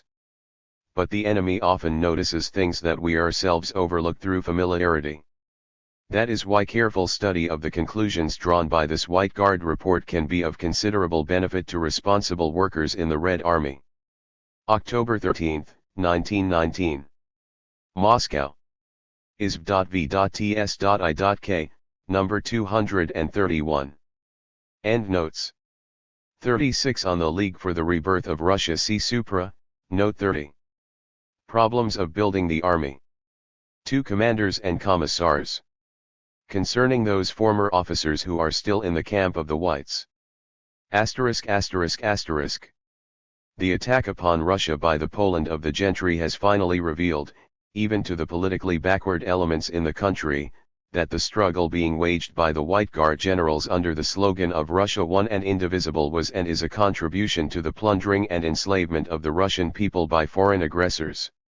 Under the impact of this fresh lesson, a movement has appeared among that section of the former Tsarist officers who are still in the White Guard camp, aimed at breaking with the traitorous, anti-national policy of the Denikins and Rjals and entering the service of the Soviet power in its fight for the freedom and independence of the working people of Russia. According to information received by the Soviet government, this movement among the former officers in favor of submitting completely to the workers' and peasants' power is in many cases being held back by fear of punishment for offenses committed in the past against the working people. The workers' and peasants' government therefore considers it necessary and timely to issue this statement. All those former officers who, in one way or another, contribute to the rapid liquidation of the White Guard forces still remaining in the Crimea, Caucasia, and Siberia, and who thereby facilitate and hasten the victory of workers and peasants. Russia over the Poland of the gentry will be exempted from any penalties whatsoever for deeds committed by them while serving in the armies of Virgil, Denikin, Kalkuk, Semyonov, and so on. This announcement is published for general information, so that the Soviet authorities, both military and civil, may be strictly guided by it in all appropriate cases. June 3, 1920. isv.v.ts.i.k. Problems of building the army. 3. Going over to the militia system. The militia program and its academic critics. Asterisk. Professor Svekin, of our military academy, has criticized the militia program. His criticism aims to show that a militia, besides being not very useful militarily, is incompatible with an epoch of civil war and is a lifeless survival from democratic ideology. Voyennoy Dialo, No 40-41. The writer's point of departure is an extremely simple one: a militia is the reflection in arms of a whole people, of all of its classes and parties. In an epoch of civil war, however, only one party, one class, can rule. Such a dictatorship will be the more secure the less the army has of militia-type amorphousness, the more fully every regiment is steeled with its own corporate regimental spirit. A viable army is inconceivable without the authority of commanders, but militia commanders, as school instructors, will possess no real authority. Hence the conclusion: give back to the barracks its wonder-working powers, make use of its qualities for meticulously molding the Red Army man into that type which is now missing on the battlefields, and you will see smiles, hands stretched out, grain pouring forth, and the factory wheels beginning to turn. Having thus annihilated the militia, Professor Svekin proceeds to deal with the supplementary question: why do the Soviet Army's leaders not renounce the ideal of the militia? The military academician has no hesitation in explaining this. It is, you see, because they are not resolute enough in breaking with the old militia program of the Second International. How far we have progressed, if you please. Yet there are misanthropes who groundlessly accuse the military specialists of not wanting to assimilate the principles of the New World outlook. True, it must be admitted that it is not quite clear from Svekin's article whether he is dismissing the Second International in the capacity of a secret supporter of the Third, or as a semi-explicit Bonapartist and one who still kneels before Wallenstein's camp. 37 Wallenstein, the most outstanding general on the imperial side in the 30 Years' War, 1618–1648, was a pioneer in methods of military training and building a modern regular army. Schiller wrote a play about him, entitled Wallenstein's Camp, 1798. It portrays the soldiers with their lusts and their diverse beliefs, their courage in battle, and their greedy violence in pillage. Above all, it emphasizes their devotion to their leader and their trust in his superb generalship. Oxford Companion to German Literature, see his article in Voyennoy Dialo, No 15. But let us come back to the military and political arguments against the militia. According to Svekin, as we have heard, the militia cannot be read because it reflects all classes and tendencies in the country. But why does this not apply equally to a standing army? If it is based on universal service, a standing army equally reflects all the contradictions of class society. After driving the propertied classes from power, the proletariat, in order to sustain and consolidate its dictatorship, first disarmed them and then kept them out of its new military organization. Professor Svekin has forgotten one little thing: the class character of the Red Army and the strict class basis of universal military training. All citizens who exploit the labor of others or who have discredited themselves as counter-revolutionaries are debarred from military training. But a militia-type army does not pass through the barracks, with its wonder-working powers. A militia cannot give its regiments the necessary steeling with a corporate spirit. This holy faith in the self-sufficient power of the barracks seems a little anachronistic in an officer of the old Russian army, in 1919. After all, this wonder-working barracks with its capacity for meticulous molding saved nobody and nothing. and it was not only our Russian barracks that failed to save, but also the most barrack-like barracks of them all, the most carefully conceived and methodically run, the most highly perfected, the German barracks. It would appear that Professor Svekin either does not want to think about that fact, or else he is unable to. He has heard something about the collapse of the Second International. But he has heard nothing about the collapse of barracked armies, he has simply not studied that sort of thing. Svekin recalls the arming of party workers in the July days of 1918 and draws this conclusion: in a period of civil war only a party militia is conceivable, since the party, with its moral influence and education, to some extent takes the place of the barracks. That is not badly put. Undoubtedly, those best and most necessary features which Svekin hopes to get from the barracks are indeed fostered by the Communist Party: discipline, capacity for concerted action, subordination of the individual to the collective, a high degree of self-sacrifice. We need no proof that our party has in fact given and is giving its members that sort of training. But, after all, this has been and is being done without the aid of barracks.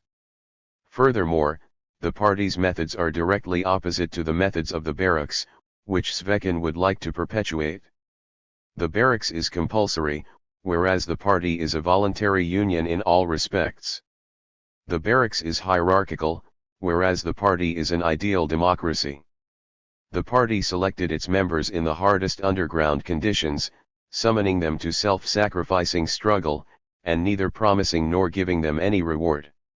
And today, when it has become the ruling power in the land, the Communist Party lays very heavy burdens upon thousands and tens of thousands of its members, placing them in the most difficult, responsible, and dangerous posts. Party discipline, despite all trials, has not wavered and remains unshakable. Yet the ties of party membership are of a purely voluntary, non-compulsory character. The party is the direct opposite of a barracks. Professor Svekin seems to have forgotten that the revolutionary underground party, with its voluntary discipline, engaged in struggle with the wonder-working barracks of the autocracy, defeated it, and wrested power from the hands of the classes that relied on the stupefying, wonder-working, properties of the barracks.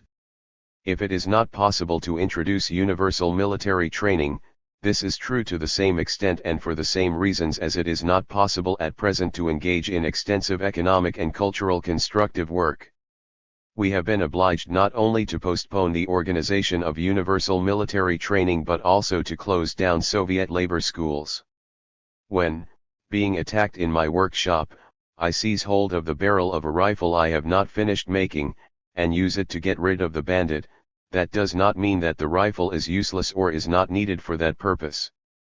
As of now, they have prevented me from finishing it, but, after smashing the bandit's skull with the barrel, I shall finish making the rifle and will then be better armed and defended than I was before.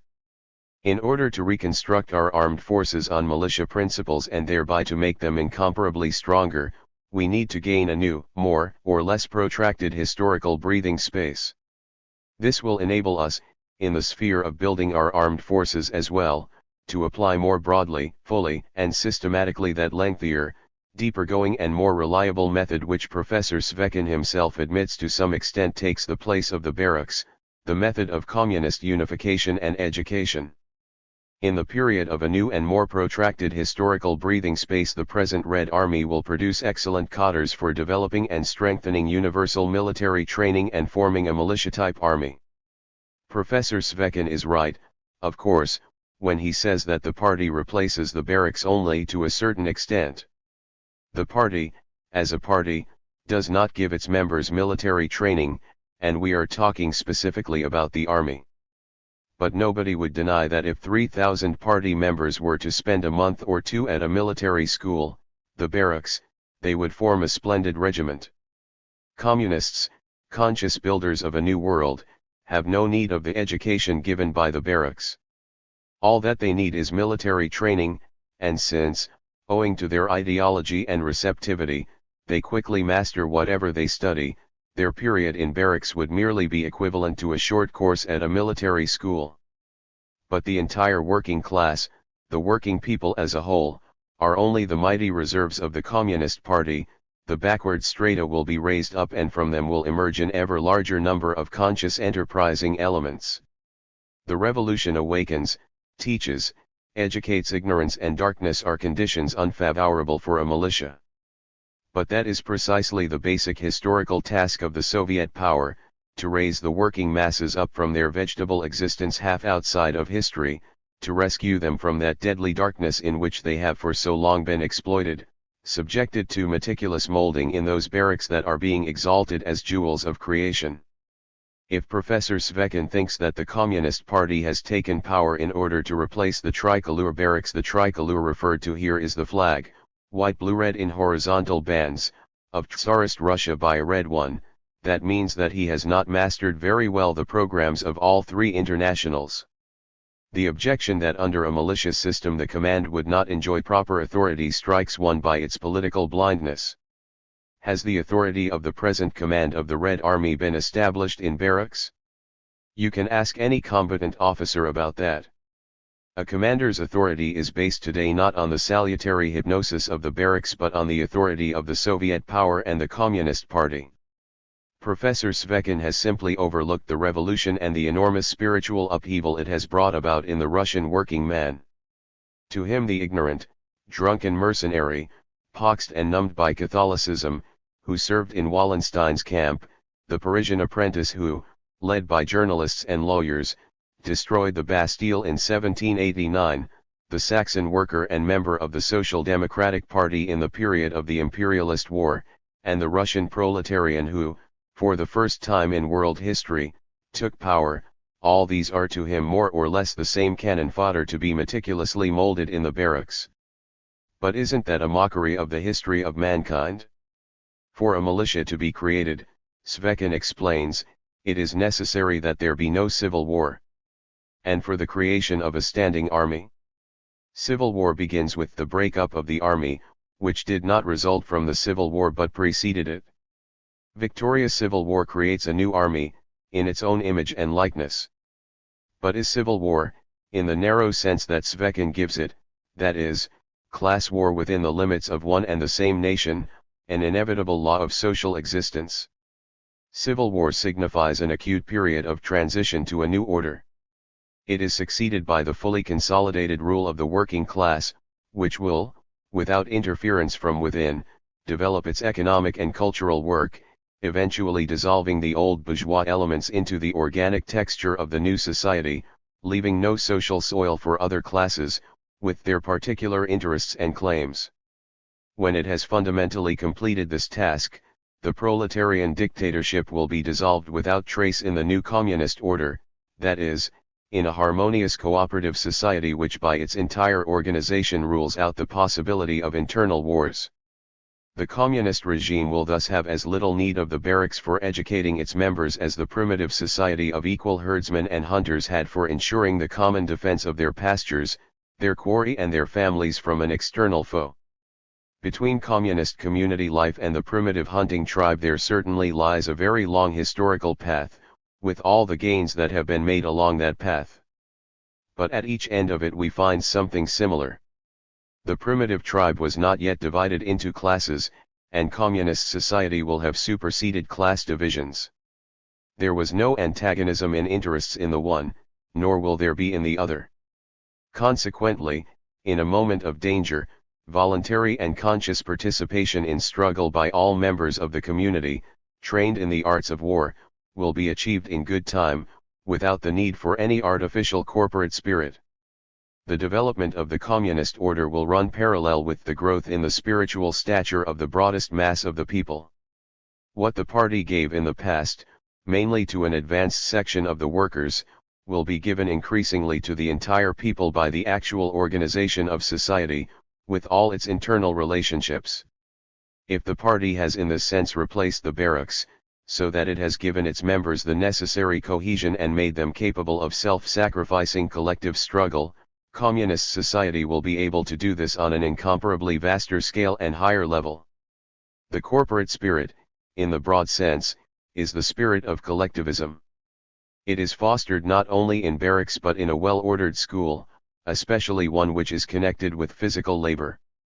It is fostered by the cooperative principle of labor. It is fostered by broad, purposefully organized sport. If the militia is based on the natural, occupational productive groupings of the new society, the village communes, the municipal collectives, the factory unions, the local labor societies, bound together by community of school, sporting associations and circumstances of labor, then the militia will be infinitely richer in corporate spirit, and this will be a spirit of much higher quality than is the case with barracks-bred regiments. Svekin himself knows an example of a combat-ready militia, the German Landwehr of 1813 to 1815. The Landwehr of 1813 to 1815 was the patriotic volunteer force, in which university students, Burzchen, were prominent, that was formed in Prussia after Napoleon's retreat from Moscow, in order to contribute to the liberation of Germany from French domination, when all Germany was gripped by a single sentiment, when the most complete civil peace prevailed, professors and students in their masses swelled the ranks of the Landwehr, and so on. Svekin quotes the German example as proof that a combat-ready militia requires a high level of national development. This, evidently, has to be understood to mean that the level of national development in the Russia of 1919 is lower than that in the Germany of 1813. It is hard to conceive of a proposition more monstrous, more caricatural, more historically ignorant than that.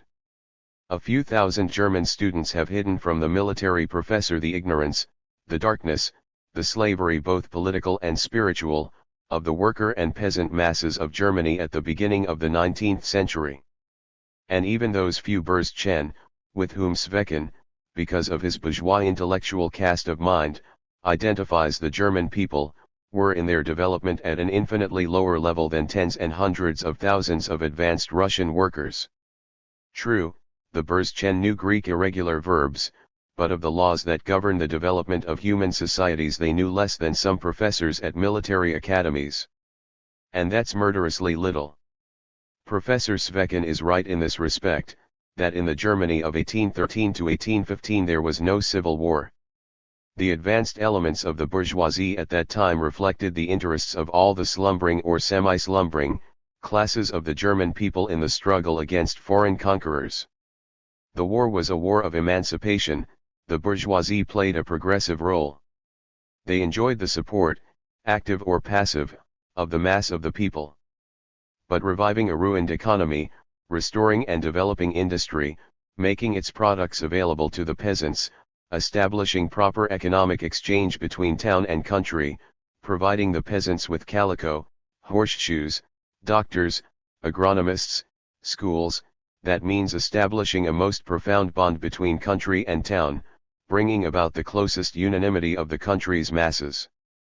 For this we need a lengthy breathing space, during which the working class will finish off what remains of capitalism, raise the level of the productive forces, bring about unity of the working people, and thereby create the most favorable conditions for a militia-type army. We need to develop and prepare in good time the military technical elements of this army, for a militia is not something that can be improvised. Svekin is quite right when he says that the German militia of 1813 became fully combat ready within 18 months or 2 years. But was this militia organized, prepared, and based upon a serious degree of military training of the masses?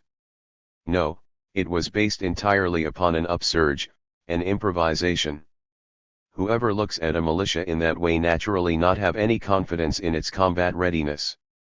But a militia is not an improvisation.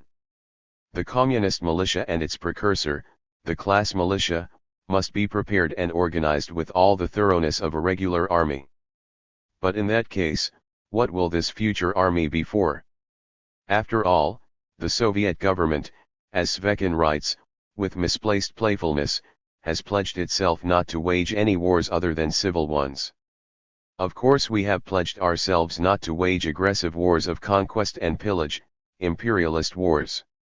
We have never served and do not intend to serve the interests of dynasties, privileged castes, or capital.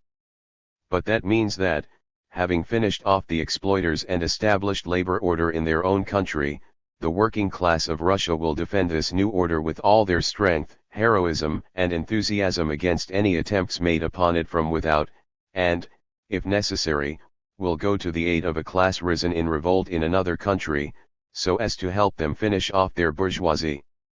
The course of the revolution in Europe may give us a breathing space of 1, 2, 3, or more years. It is hard to prophesy. The roads of history will be less linear than ever in the epoch that is beginning. The revolutionary jolt we have given to the West may, in 3, 5 or 10 years' time, come back to us in the form of an imperialist attack by American or Japano-Asian capital. While developing and strengthening the new economic order, we shall need to build and strengthen on this basis a new system of armed forces, a militia-type army. The codders for this will be provided by the Red Army of today. Time spent in barracks will be reduced to the strictly necessary minimum. Education in the spirit of discipline and solidarity will give us a harmoniously ordered society that will absorb and transform into institutions the ideas of the Communist Party. Professor Svekin's little jokes about the imperfections of our system of universal military training are worth no more than any other petty bourgeois intellectual jokes about the difficulties and contradictions of building communism in the spheres of production, transport, and food supplies under the frightful conditions bequeathed by imperialist war and encirclement by the rest of the world. But what is really deathless is the attempt made by this military academician to explain that we are in favor of a militia merely because we have still not broken sufficiently with the ideology of the Second International. We are very much afraid that the worthy professor has incautiously wandered into a province which is somewhat strange to him, for there is much too good reason to suppose that our author learned about the difference between the Second and Third Internationals in the course of some political universal training course with a very short, less than 96-hour program. August 5, 1919. The periodical Voyennoy Dialogue, number 25, 51. Endnotes. 37. To show what Professor A. Svekin's views were on I Wallenstein's camp, here are two sentences from his article Cultural and Class Types of Army, in Voyennoy Dialogue, number 15. Proper building of the Republic's army will begin only when it masters its fear of the coming of a general on a white horse, renounces all reinsurance measures in the shape of the militia, universal training, war councils, and little councils that deprive every commander, and particularly every army commander, of real authority. In its isolation from and independence of civilian influences, its anti-militia character, its toleration, religious, political, and social, and its concentration of all forces upon the formation of a special soldierly world outlook lies the immense constructive power of Wallenstein's camp. Problems of building the army. 3. Going over to the militia system. Building the Red Armed Forces. Speech in the debate in the Commission on Studying and Using the Experience of the World War of 1914 to 1918, November 28, 1920-38. In the course of the debate a striking analogy emerged, namely, the similarity between the building of our Red Army and the building of the Russian Army during the first period of the Great Northern War. The Great Northern War, 1699–1721, resulted in the replacement of Sweden by Russia as the dominant power in the Baltic region, and Russia's emergence as a major European power. In order to create a modern army, Peter the Great enlisted the services of specialists from Western Europe. It was during this war that the city of St. Petersburg was built, on territory conquered from the Swedes, forced labor was used, and thousands died working to lay the foundations in the marshy ground. Quite recently I happened to read some works devoted to this period, and I was impressed by the similarity. It is to be observed if one compares the initial stages of what was one and the same process. Peter built an army from scratch, or almost from scratch. We are doing the same thing. In the approach to this task attempts were made at rationalization, that is, at building the army in accordance not with tradition but with reason. This is what, above all, strikes one by its similarity. These attempts to imbue the task with rationality did not always, however, produce favorable results, and big mistakes were made, both in that time and in our own. It must be pointed out that it is not so much that there is a similarity between the building of Peter's army and that of the Red Army as that the entire period of transition to standing armies in the Europe of the 16th and 17th centuries had features in common with the period we are living through. The need for a standing army made it possible to create a regular army with a lengthy period of training. This regular army seemed at first to be self-sufficient, they adapted themselves to it, and based upon it the linear tactics of those days. What was striking in the period of the Red Army's infancy, from which it has not yet emerged, namely, tactical immobility, fear of being outflanked, was also typical of the 18th century. What is the explanation? This happened because our development as individuals, and the individual I have in mind here is the army, is identical with that of the species, the type. The development of a baby presents a typical picture of the development of mankind as a whole, though on a reduced scale. In primitive times man walked on all fours, and only gradually, as he acquired experience, did he come to walk upright. It is the same with the building of an army. Peter began at the beginning. We too began at the beginning and passed through the history of the development of all armies in general, from guerrillism we passed, or are passing, to the regular army.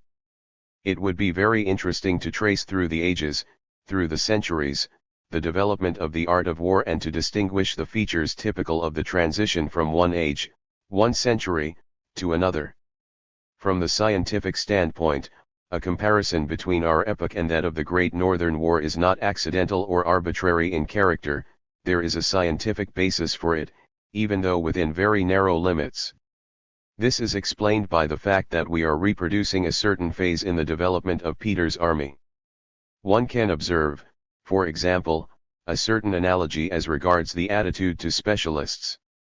In Peter's time they were foreigners, the mass of the people of that time expected that these men would deceive and betray them, and so on.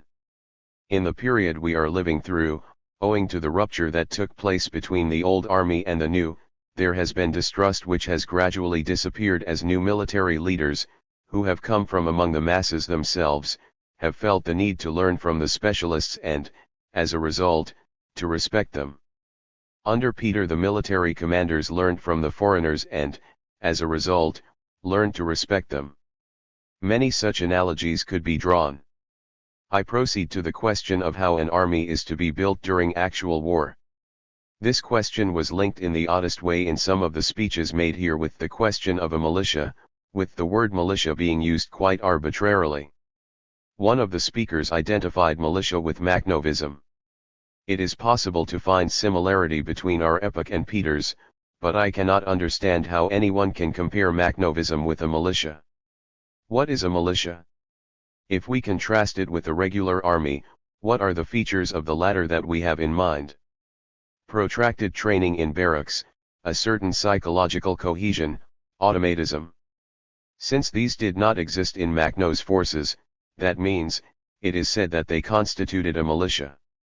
But allow me to point out that a militia is built in conformity not only with negative but also with positive characteristics.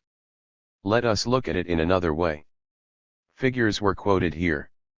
In the beginning there were 2 corps, then considerably more appeared, which means that the material existed out of which these could grow. It may be that the latest contingents have not undergone barracks training to the full extent, or, if they have, it was a long time ago, and the effects of this training have worn off.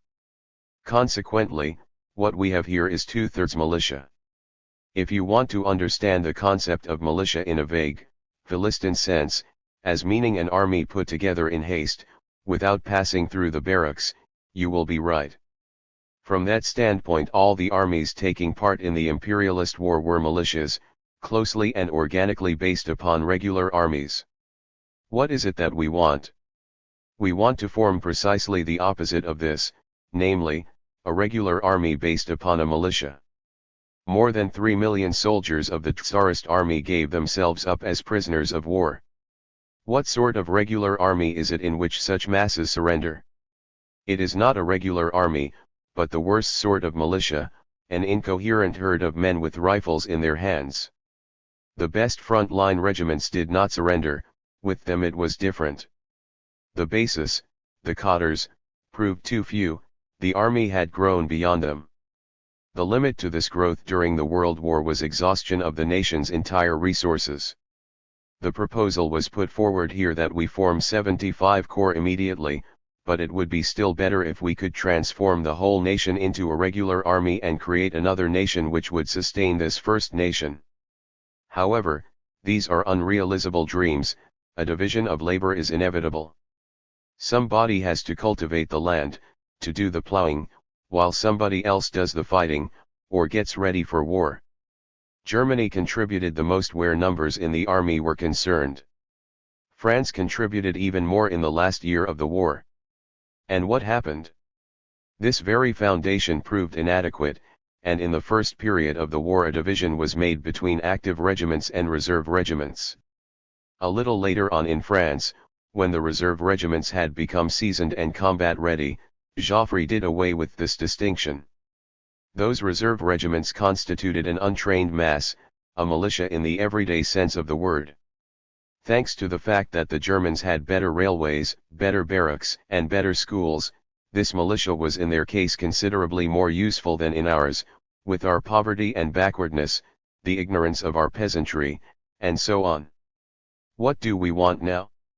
We want to create a regular army on the basis of a militia serving as a system of education. In that connection the problem of readiness for war, external and internal, arises. This question was considered too schematically during the debate. It was made to appear that our Red Army is suitable only for internal war, and we shall have to form a new army to wage war externally. I cannot agree with this. Let us take the period of the Great French Revolution.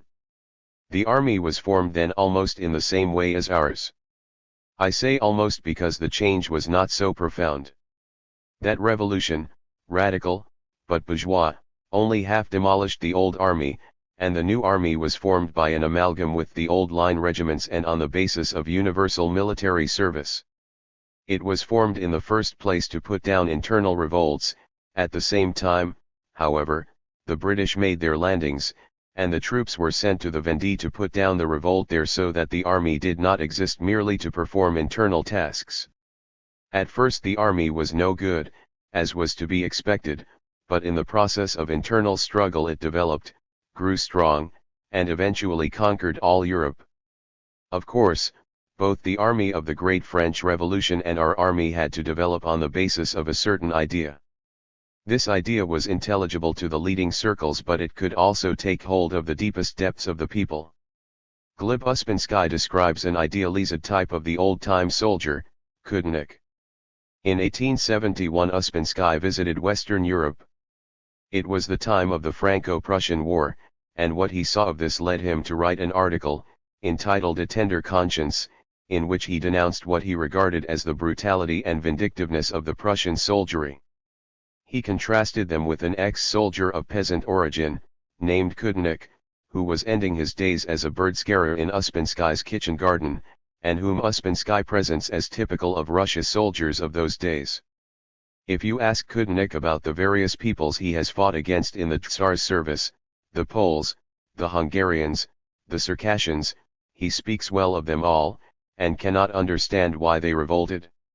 He is a good soul, rather childlike, with his head full of superstitions, who would not, on his own initiative, hurt a fly, but, in the Tsar's army, he has hurt many human beings. Kudnik is meek, with a strong sense of having sinned during his life, and Uspensky finds him much preferable, as a type, to the Prussian soldiers he had seen at work in France. I do not refer to Shtukachurov, who is marked by automatic thinking and extremely meager personal feelings. His diary recalls that of Nicholas II, had a meal, played cards, reflecting hardly any feelings. I speak of Kudnik, who, though lacking individual consciousness, was nevertheless splendid material in the hands of commanders like Suvorov. Suvorov knew the undifferentiated mentality of the primitive milieu and, because of this, performed miracles. However, as new relationships developed, the army began to break up. The Revolutionary Army began to be built along with the Civil War, with the Revolution, with the breakup of the old army. The Civil War in America also began with the building of an army. Before that struggle began, the army in America consisted of barely 10,000 regular soldiers. The analogy is instructive and interesting even in matters of detail, such as the contrast between the North and the more reactionary South. The local planters, with their households, living in steppe conditions, with the development of cattle breeding, had much in common with the kulak society of our South, the Don and Kuban regions. The Northerners had no cavalry, and this was why the South enjoyed superiority in the first months of the war. Eventually, the Northerners learned their lesson and started to beat the Southerners. Our Civil War is in reality not just an internal war, it possesses an international character. Yudenich would not have been in a position to fight if he had not formed an army resembling the mercenary armies of the 16th and 17th centuries. The White Guard Yelizarav records, in his personal account, how distressing he found it when he had to meet Yudenich secretly in someone's flat because the British did not allow meetings at which a British agent was not present. Without foreign aid Yudenich could not have fought, everything in his army was foreign, up to and including the airmen. And if our struggle has not assumed an openly international character, that is only because Britain is not in a position to move her own forces against us. She has had to egg on the Finns and Lets, arming and inciting them, threatening to leave them without bread, to cut them off from the rest of the world, if they won't fight against us. If Britain were to land forces of her own in Finland and Estonia, would that alter the picture of the Civil War? No, the change would only be quantitative, 2 or 3 more corps would be added, and the war would become harder to fight. But its historical significance would remain as before, the working masses of Russia fighting against world imperialism. We have entered an age when the distinction between external and internal wars, between civil war and international war, has been erased. The international ties have been drawn too tight by previous development, the peoples have been bound closely together in a common fate. In every country, just as today in our own, the bourgeoisie feels firmly linked with the British bourgeoisie and the British monarchy. At the same time, you will not find a single British worker who is against us, they are all for us. This fact, the worldwide growth in support for us, rules out the possibility of direct war between us and them. In the same way, internal war imperceptibly and inevitably passes over into external war. I mentioned earlier that in every viable army there is a moral principle. How is this expressed? For Yudenich the religious idea lit up the idea of the Tsar's power, lit up his rural existence, and that served as his moral idea, even if it was a primitive one. At a critical moment, when the old idea had been shattered but Yudenich had not yet found a new one to live by, he let himself be taken prisoner. The alteration in the moral idea entailed the collapse of the army.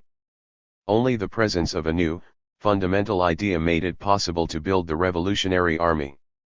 This does not mean that every soldier understands what he is fighting for. That is certainly not the case. It is said that a certain SR who had fled to the south, when asked about the reasons for the Red Army's victories over the Whites, replied that the Red Army knows what it is fighting for, which, of course, does not mean that every single Red Army man knows this. And so it is, thanks to the circumstance that we have a large percentage of conscious people who know what they are fighting for, that our army possesses a moral idea and is therefore victorious. Discipline means, essentially, compulsion by the collective, subordination of the personality, the individual, an automatic subordination inherited from traditional psychology, but, in our case, along with that, there are perfectly conscious elements, that is a people who know for the sake of what it is that they are subordinating themselves, and are imbued with the spirit of subordination. These elements form a minority, but a minority which gives expression to the idea that is felt by all the masses that surround it. Insofar as it becomes imbued with the idea of solidarity of the working masses, the element which is not completely conscious, and this element makes up 3/4 of the entire army, subordinates itself to the ideological hegemony of those who express the idea of the new age. The more conscious men shape the public opinion of the regiment, and of the company, which inevitably subordinates itself to this, and so discipline acquires a basis of support in public opinion. Without that, no discipline can stand firm, and least of all the severe discipline of the transitional period. Peter built his capital by means of the cudgel because the international situation of the country demanded this. And if he had not done it, the general change that took place would have been dragged out over a long period. The pressure from the higher technique of the West evoked in the advanced elements of the people a sense of the need to pull themselves together, to cut their hair and shave their beards, to learn new ways of waging war. Peter, in promoting a new moral idea, acted with ruthlessness. The people suffered under him, but nevertheless submitted to him and even, through their best representatives, gave Peter their backing. The broad masses vaguely sensed that what was happening was inevitable, and supported him. In this sense, the Revolutionary Army does not differ in principle from other armies. A moral idea is always needed, but one with a new content, corresponding to the new level attained by mankind. Coming back to the militia system, I should like first of all to ensure that the word militia is not understood merely as the antithesis to a regular army, but is defined more precisely. A regular army is usually understood as being a standing army, properly organized, trained in barracks, and with a psychological automatism that has been achieved in that way, something which is of very great importance. In contrast to this concept, people understand by a militia an army put together in haste, without psychological automatism, and either acting in an impulsive way or else not acting at all, but surrendering. In present-day wars, insofar as these are inevitable, nations do not surrender until they have exhausted all their economic and all their moral and physical resources, in the sense of the human material at their disposal. At the same time, the type of regular army which existed up to our day has now outlived itself. In wartime it is replaced by the worst type of militia, by that hermaphrodite which is based on the old, very narrow organization of cotters. The mathematical deductions that were made here are inescapable.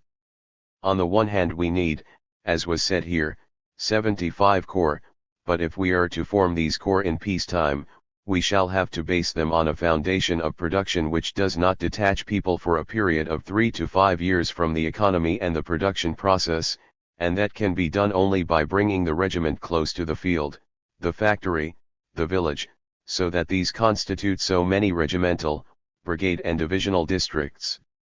This is the basic conception regarding the organization of training, fulfillment of which depends entirely on our own forces and resources and on the breathing space which history will allow us.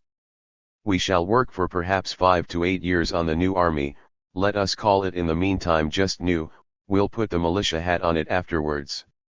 During this period we shall recover our breath a little, conditions of life will become easier, our economic culture will improve, the factory wheels will turn, and, undoubtedly, more resources will become available for building the army. Internal conflicts and disturbances will disappear under these conditions. The education of the militia army can be brought up to the average level of the regular army. We shall have begun with the 16-year-olds. As regards the first 10 or 15 years of life, what will be of enormous importance will be pre-call-up preparation and militarization of the schools. What is it that is attractive about a good army? Precision of performance and consciousness of responsibility, act when the commanders cannot see you just as though they can. And our task is to imbue the entire social order with that principle. We were recently visited by an American engineer, a pupil of Taylor, whose system is based, as you know, on precise calculation of the workers' movements.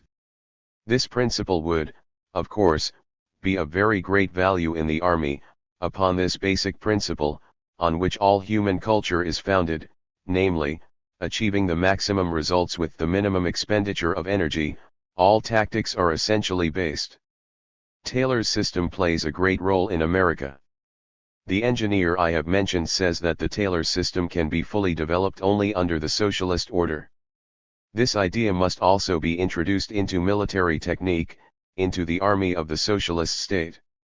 And, since an enemy threatens us, we shall imbue with this idea of military education, of precision and assiduity in behavior, the entire education of our children and youth, militarizing, in the best sense of the word, our entire country.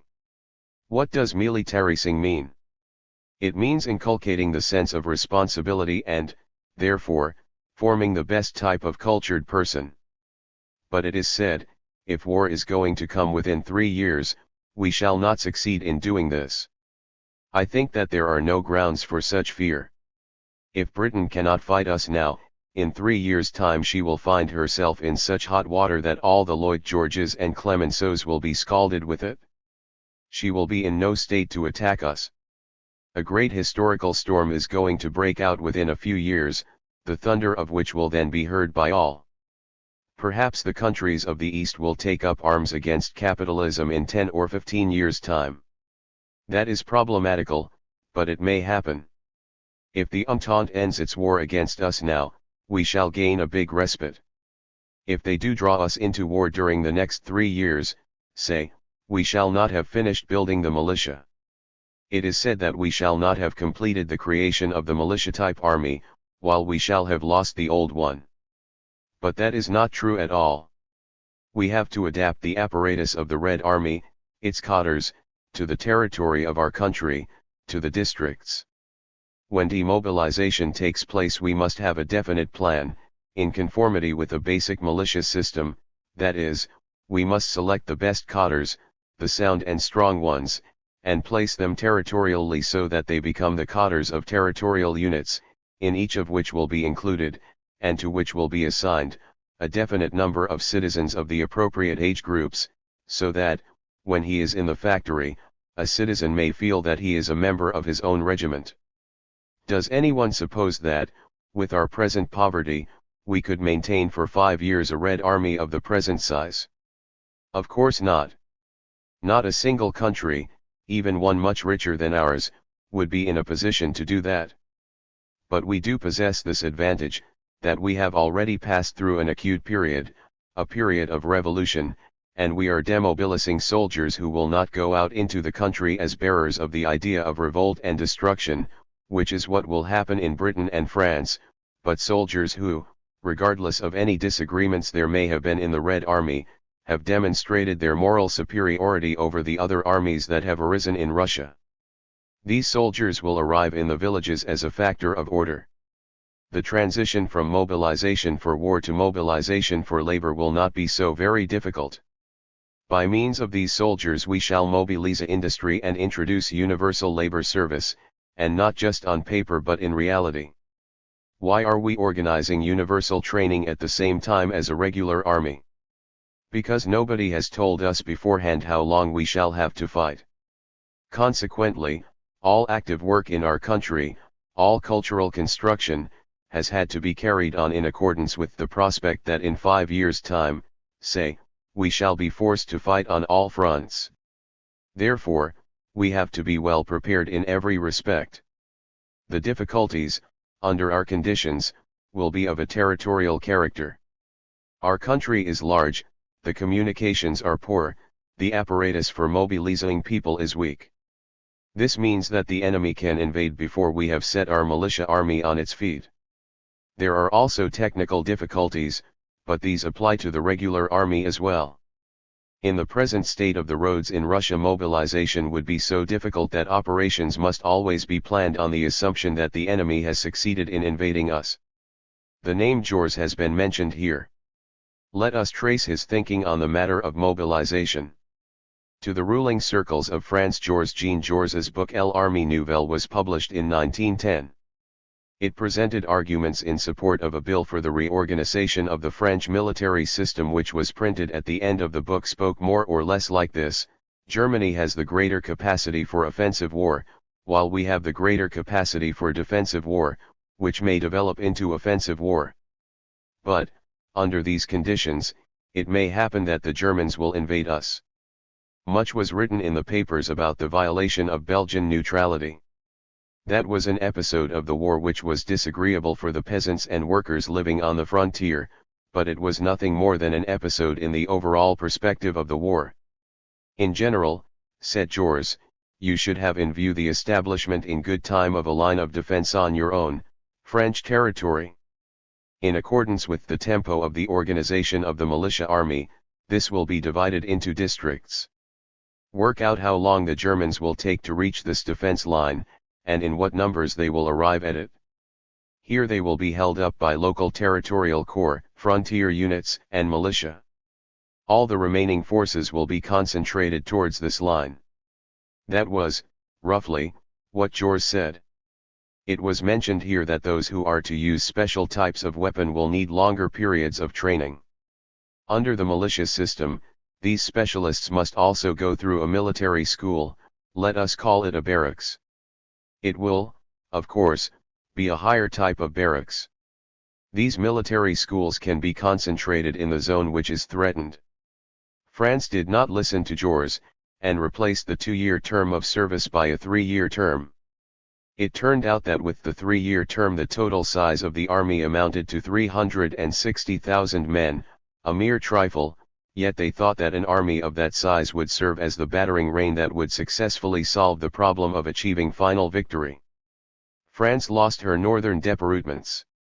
She would have lost them under the other system, too, but, given the militia system, this loss would have been premeditated, whereas, in the event, it took place contrary to all the expectations of the General Staff. Only later, with the help of the British and the Americans, did the French manage to go over from the defensive to the offensive. This shows that Jors was right when he warned France that the traditional imitation of Napoleon did not square with either the contemporary economy, or the political outlook, or the military potential, or the situation of France. We are faced with a quite realistic task. Not a single country, and ours less than any other, can maintain a standing, regular army that would be adequate to the actual demands of a serious war on a world or a European scale. And if a country were to try to maintain such an army, that army would be a mongrel, and at the first attempt to absorb into it the huge masses of conscripts, it would split asunder at every seam, through internal political contradictions. The army and the people must be brought close together. In the actual process of production the people must be brought closer to the army, while the army is brought closer to the labor process, to the factory and the field. We shall in this way return to the primitive epoch when no training was needed, when every shepherd and cultivator took up his cudgel and went off to fight. This will take us back to the times when there was no class struggle, when there was only a single fraternal family based on poverty. We want to bring the peoples of the world into solidarity with each other and to unite all culture, economic, technical, and spiritual. This task is capable of accomplishment, but at present we can see only its first beginnings. If, 2 years ago, some sage had said that Russia would be opposed first by Germany and then by Britain, Japan, and America, nobody would have believed that we should come out victorious. And the longer we survive, the smaller are the chances of anyone destroying us. I did not agree with Jors so far as his political concepts were concerned. Those who interested themselves in his book 39 noted that he described a gradual reconciliation between all the classes of society in a democracy, without a revolution, without civil war, a peaceful socialization of society. The World War exposed the utter insignificance of French democracy. The Tsar of Russia and the King of England decided matters as they wished, while democracy was left aside. And it was not by universal suffrage that questions began to be decided in the epoch of armed conflict, but by the relation of forces between different nations, and, later, between different classes. In Germany they have universal suffrage and a constituent assembly. Kalkak, too, had a constituent assembly. But neither here nor there are questions of peace and war settled by formal voting. In our country the constituent assembly was dispersed, and later, when we had learned to fight with weapons, we dispersed Kalkak's constituent assembly as well. The masses of the people are learning in an organic way to build their life on new foundations.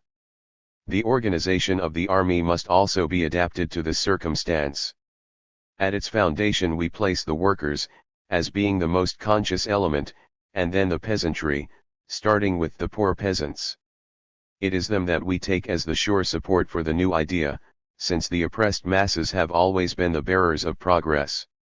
It was fishermen, shepherds, poor men who were the bearers of the idea of Christianity, which overcame the ideas of the pagan world. We, too, begin with those elements, since they are the foundation for an army that is an army not of the aristocracy or the privileged, but of the proletariat. George's idea was correct in the sense that he wanted to bring labor and military organization closer together, but mistaken in that he hoped that it would all happen without a revolution, through the working masses, and even part of the propertied classes, the middle classes of the bourgeoisie, rallying round the flag he raised.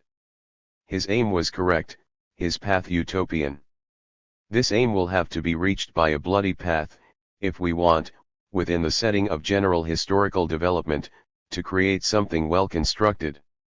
In the matter of building the armed forces, this must be related to the ideas of the militia system, understanding by militia not crude, ignorant guerrillaism, that is, rebellion which degenerates into the Chetnik. The Chetniks, from Serbo-Croat Cheta, a band, were the semi-patriot, semi-bandit units which carried on a guerrilla struggle in the parts of present-day Yugoslavia which were under Turkish rule until 1913, activity that I came to know during the war in the Balkans. Makhnovism is 1/10 idealism and 9/10 plundering and violence. It can play a progressive role in one place and a reactionary role in another, but it has nothing to do with the militia. The militia signifies correct organization and calculation of human material, and it detaches the masses as little as possible from their labors. This is its principal merit. It is said that such a thing has never existed, that there is no precedent for it. Of course there isn't. But we are innovators in many fields, we have begun a lot of things at the beginning. Such a militia has not existed before, but the prerequisites for it have been there. In civil wars, in national wars, in the last imperialist war, we have seen how standing armies have been brought into being in a short time. Consequently, the historical prerequisites for a militia have been created, the culture of the masses has been raised to a higher level, and it is just this that is required for a militia. Let us take the average village mujik, one like Kudnik. At first, Kudnik fought the Poles without knowing why, and then he died in the kitchen garden defending his master's property. But, later on, this Kudnik woke up. The awakening of his individual personality at first found expression in his smashing, destroying, and inflicting every kind of humiliation upon the commanding personnel. The anarchic, Makhnovite tendency was present in the revolution also as an expression of the awakening of Kudnik's individual personality. When Kudnik broke out into anarchy and destruction, he came up against another, a conscious Kudnik. What was needed here was a new form of mutual relations, and this was furnished by the idea of socialism, of solidarity and collaboration between men. The new Kudanyuches are disciplined, they fit themselves into a system, and they will not put up with it when other Kudniks, alongside them, go through a phase of mischief-making. These new Kudniks themselves call out for discipline. We know of examples where soldiers have sentenced their own comrades to be flogged, or even to be shot. It is not at all the same thing when some aristocratic commander punishes a mujik as when 100 Kudniks sentence the 101st Kudnik to some punishment or other for stealing a pair of trousers. What we see here is an expression of the idea of conscientious behavior. This is the foundation on which our new militia-type army can be built, and we shall build it. To this end we shall use in a planned way the material provided by the Red Army, we shall employ a system of militarization of labor and of the schools, so that the people's labor may be put to use in this huge economy of ours with a greater degree of rationality, so that everyone may feel that he forms part of a single colossal collective. The petty bourgeois individual egoism, the self-seeking which is encountered in the life of bourgeois society manifests itself in barbarously crude forms. A man locks himself in his room, and everybody else can go to hell. As time goes by, collectivism, solidarity will increasingly take hold of people, and within a century we shall have risen to a higher plane, both materially and, to an even greater degree, spiritually. All this will happen through collectivism, which will become, if you like, the new religion, though of course, without any mysticism. As I see it, a new religious bond between men will arise in our epoch, in the form of the spirit of solidarity, and it is with this idea that we must imbue the army, the people, the school, the factory, and the village. At present this idea appears utopian, because we are poor, lice-ridden, reduced to beggary, we have to worry about every crust of bread, and as a result elements of animal egoism and brutality have awakened amongst us, but even now it is possible to observe the conditions for a higher, a more humane culture, with the growth in the productivity of labor, which opens up vast possibilities. Britain has seized us by the throat, of course, but she won't hold on for long. Kudnik has awakened everywhere, in the village, in the Velost, in the uyezd. We shall draw him into constructive work, and our children, those who will be grown up in 10 years' time, will all be filled with the idea of solidarity. We shall unite education and work with the army. We shall link with it all the various forms of sport. And by building the brotherhood of the people upon the idea of solidarity we shall ensure that the militia idea will eventually produce, within this broad setting, very great results indeed. At the same time, this militia idea is a matter of unquestionable historical necessity for us. Sooner or later the war will end and we shall not be able to maintain an army such as we have now. We shall, of course, retain a certain number of divisions to guard the frontier districts. It is said that, if we follow this line, we shall be combining incompatibles. That is not so. The army of the French Revolution was based on an amalgam with the old Royal Army. There was a difference in technical structure here, but no difference in ideas, for the convention succeeded in imbuing the old line regiments and the new volunteer forces with one and the same spirit, which united them. Within a year or two no difference could be discerned between them, the distinction had vanished. Our respected theoreticians of the art of war should be asked to work out a military program for Russia from the standpoint of a militia system, mobilization, the line of concentration of forces under a militia system, the minimum of troops of the line necessary during demobilization, the minimum necessary for defense of the frontiers, depending on the immediacy of danger, the distribution of military schools and barracks, and their concentration in accordance with the requirements of a militia system.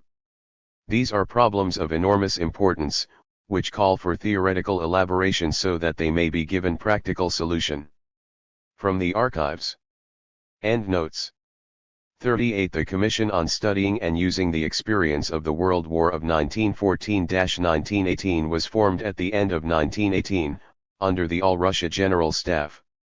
Besides its work on the history of the World War, the Commission organized public meetings on various military questions. At the first such discussion on November 21, 1920 an address was given by Comrade Vatsets on the subject of the building of an armed force under fire and the effect this has upon strategy. At the second public meeting, devoted to the question of the militia-type army, Comrade Trotsky spoke. 39 Reference is to George's book L'Armée Nouvelle. A Russian translation, a very poor one, is available, entitled Novaya Armia. Problems of building the army. 3. Going over to the militia system. Theses on going over to the militia system. For the 9th Congress of the Russian Communist Party, 40. *******. 1. The approaching conclusion of the Civil War and the changes for the better in Soviet Russia's international situation make urgent the question of radical changes in the sphere of our military activity, in accordance with the country's pressing economic and cultural needs. 2. At the same time we must be clear that, so long as the imperialist bourgeoisie remains in power in the most important countries in the world, the Socialist Republic cannot consider itself secure. The further course of events may at a certain moment cause the imperialists, who feel the ground slipping away under their feet, to hurl themselves into bloody adventures directed against Soviet Russia. This means that the military defense of the revolution has to be maintained at the proper level. 3. To the present period of transition, which may last for a long time, must correspond an organization of our armed forces such that the working people acquire the necessary military training with the least possible distraction from productive labor. This system can only be a Red Workers and Peasants militia constructed on territorial principles. For the essence of a Soviet militia system must consist in bringing the army close in every possible way to the process of production, so that the manpower of particular economic areas is simultaneously the manpower of particular military units. 5. In their territorial distribution, the militia units, regiments, brigades, divisions, must coincide with the territorial layout of industry in order that the industrial centers, together with the agricultural peripheries which surround them and gravitate towards them, may constitute the basis for the militia ernsts. 6. Organizationally, the workers' and peasants' militia must be based upon cadres that are fully trained in military, technical, and political respects, and that maintain a permanent record of the workers and peasants whom they train, so as to be able at any moment to draw them forth from out of their militia districts, surround them with the apparatus constituted by these cadres, arm them, and lead them into battle. 7. Going over to the militia system must inevitably be a gradual process in conformity with the military and the international diplomatic situation of the Soviet Republic, with unfailing observance of the condition that the latter's defense capacity must always be kept at the proper level. 8. As the Red Army is gradually demobilized, its best cadres must be allocated territorially in the most expedient fashion, that is, most closely adapted to local conditions of production and way of life, so as to ensure that there is an apparatus ready to administer the militia units. 9. The personal composition of the militia cadres must then be gradually renewed in such a way as to ensure the closest ties with the economic life of the given areas, so that the commanding personnel of a division which is situated in a territory that includes, for example, a group of mining enterprises, with a rural periphery attached to them, shall consist of the best elements of the local proletariat. 10. With a view to bringing about this renewal of the cadres, command courses must be distributed territorially in conformity with the economic and militia districts, and the best representatives of the local workers and peasants must be put through these courses.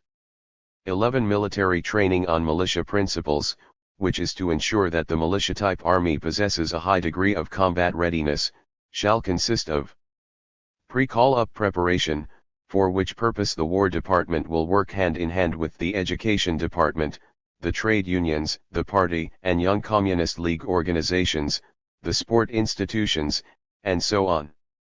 Military training of citizens of call-up age, taking a shorter and shorter length of time, and with the barracks increasingly modified towards the pattern of a military political school. Brief recalls for refresher training in order to test the combat readiness of the militia units. 12. The organization of militia cadres assigned to the task of military defense of the country must be adapted to the necessary extent to the performance of labor service, that is, it must be able to form labor units and to supply them with the necessary apparatus of instructors. 13. While developing in the direction of becoming a communist people in arms, the militia must, in the present period, retain in its organization all the features of the dictatorship of the working class. February 28, 1920. Endnotes. 40. The 9th Congress of the Russian Communist Party was held on March 29 to April 4, 1920. The items on the agenda were, the Central Committee's report, the immediate tasks of economic construction, the trade union movement, organizational problems, the tasks of the Comintern, going over to the militia system, etc.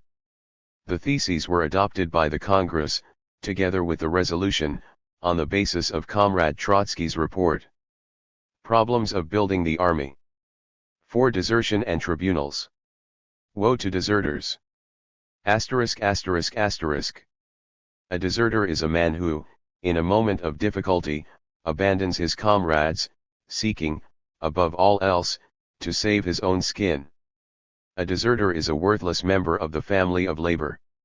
The workers and peasants are waging on all fronts the last, hard battle against their sworn enemies. Upon the outcome of this battle depends the question of whether the working class and the peasantry are to live or die. 4. If Kolchak wins, the flower of the working class will be drowned in blood. While the honorable sons of the working people are straining all their efforts in the struggle, self-seekers are trying to escape from the ranks of the army and hide themselves in villages and towns. In various parts of the Soviet land many agents of Kolchak are active, seeking to incite ignorant or corrupted soldiers to desert. Let them fight without me, and when they've won, I'll come back to a ready-made situation. That is how the self-seeker argues. The coward runs away, and so the brave man has to shed his blood for two. And that is not all. The coward and self-seeker who flees from the barracks or from the march route takes with him his equipment, and often his rifle as well. The honorable soldier sometimes has to fight at the front without any boots on his feet, because the deserter has taken boots with him. The army in the field is filled with anger against these despicable runaways. The Red Warriors have long been demanding that the Soviet power make a big broom of barbed wire, and with it sweep the deserters out of all the country's nooks and crannies. And it is indeed high time. We cannot tolerate for one more hour a situation in which ne'er-do-wells, traitors, parasites on the community stretch themselves out on top of the stove while honorable, self-sacrificing fighters are shedding their blood for the cause of the working people. Woe to deserters! From now on they will be relentlessly hunted down, from one end to the other of the Soviet land. All Soviet authorities, trade unions, and party organizations are required to take part most vigorously in the struggle against desertion. The chairmen of house committees and of village and Volast Soviets will henceforth be held strictly to account for conniving at the presence of deserters, whether directly or indirectly. Those who shelter deserters will be punished in the same way as participants in acts of treason. An end to our long-suffering attitude. The last hour has struck. Deserters shall find nowhere either refuge or hiding place. The workers' and peasants' power will strike them down with the heavy hand of revolutionary punishment. Woe to deserters! Woe to those who betray the working people. May 3, 1919. Simbirsk. En route, number 40. Problems of building the army. For desertion and tribunals. Deserters help Kolchak. In their fight against the capitalists, the workers use the method of the strike. However, among the workers there are corrupt, depraved, or absolutely ignorant and cowed persons who disrupt the struggle of the working class during a strike by remaining at work, thus helping the capitalist against the proletariat. They are called strike breakers. The workers have always shown very great and perfectly justified hatred towards strike breakers.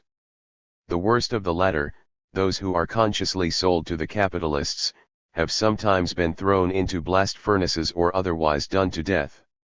Those strike breakers who are ignorant are worked on verbally, and if that doesn't help, then often force is used on them as well.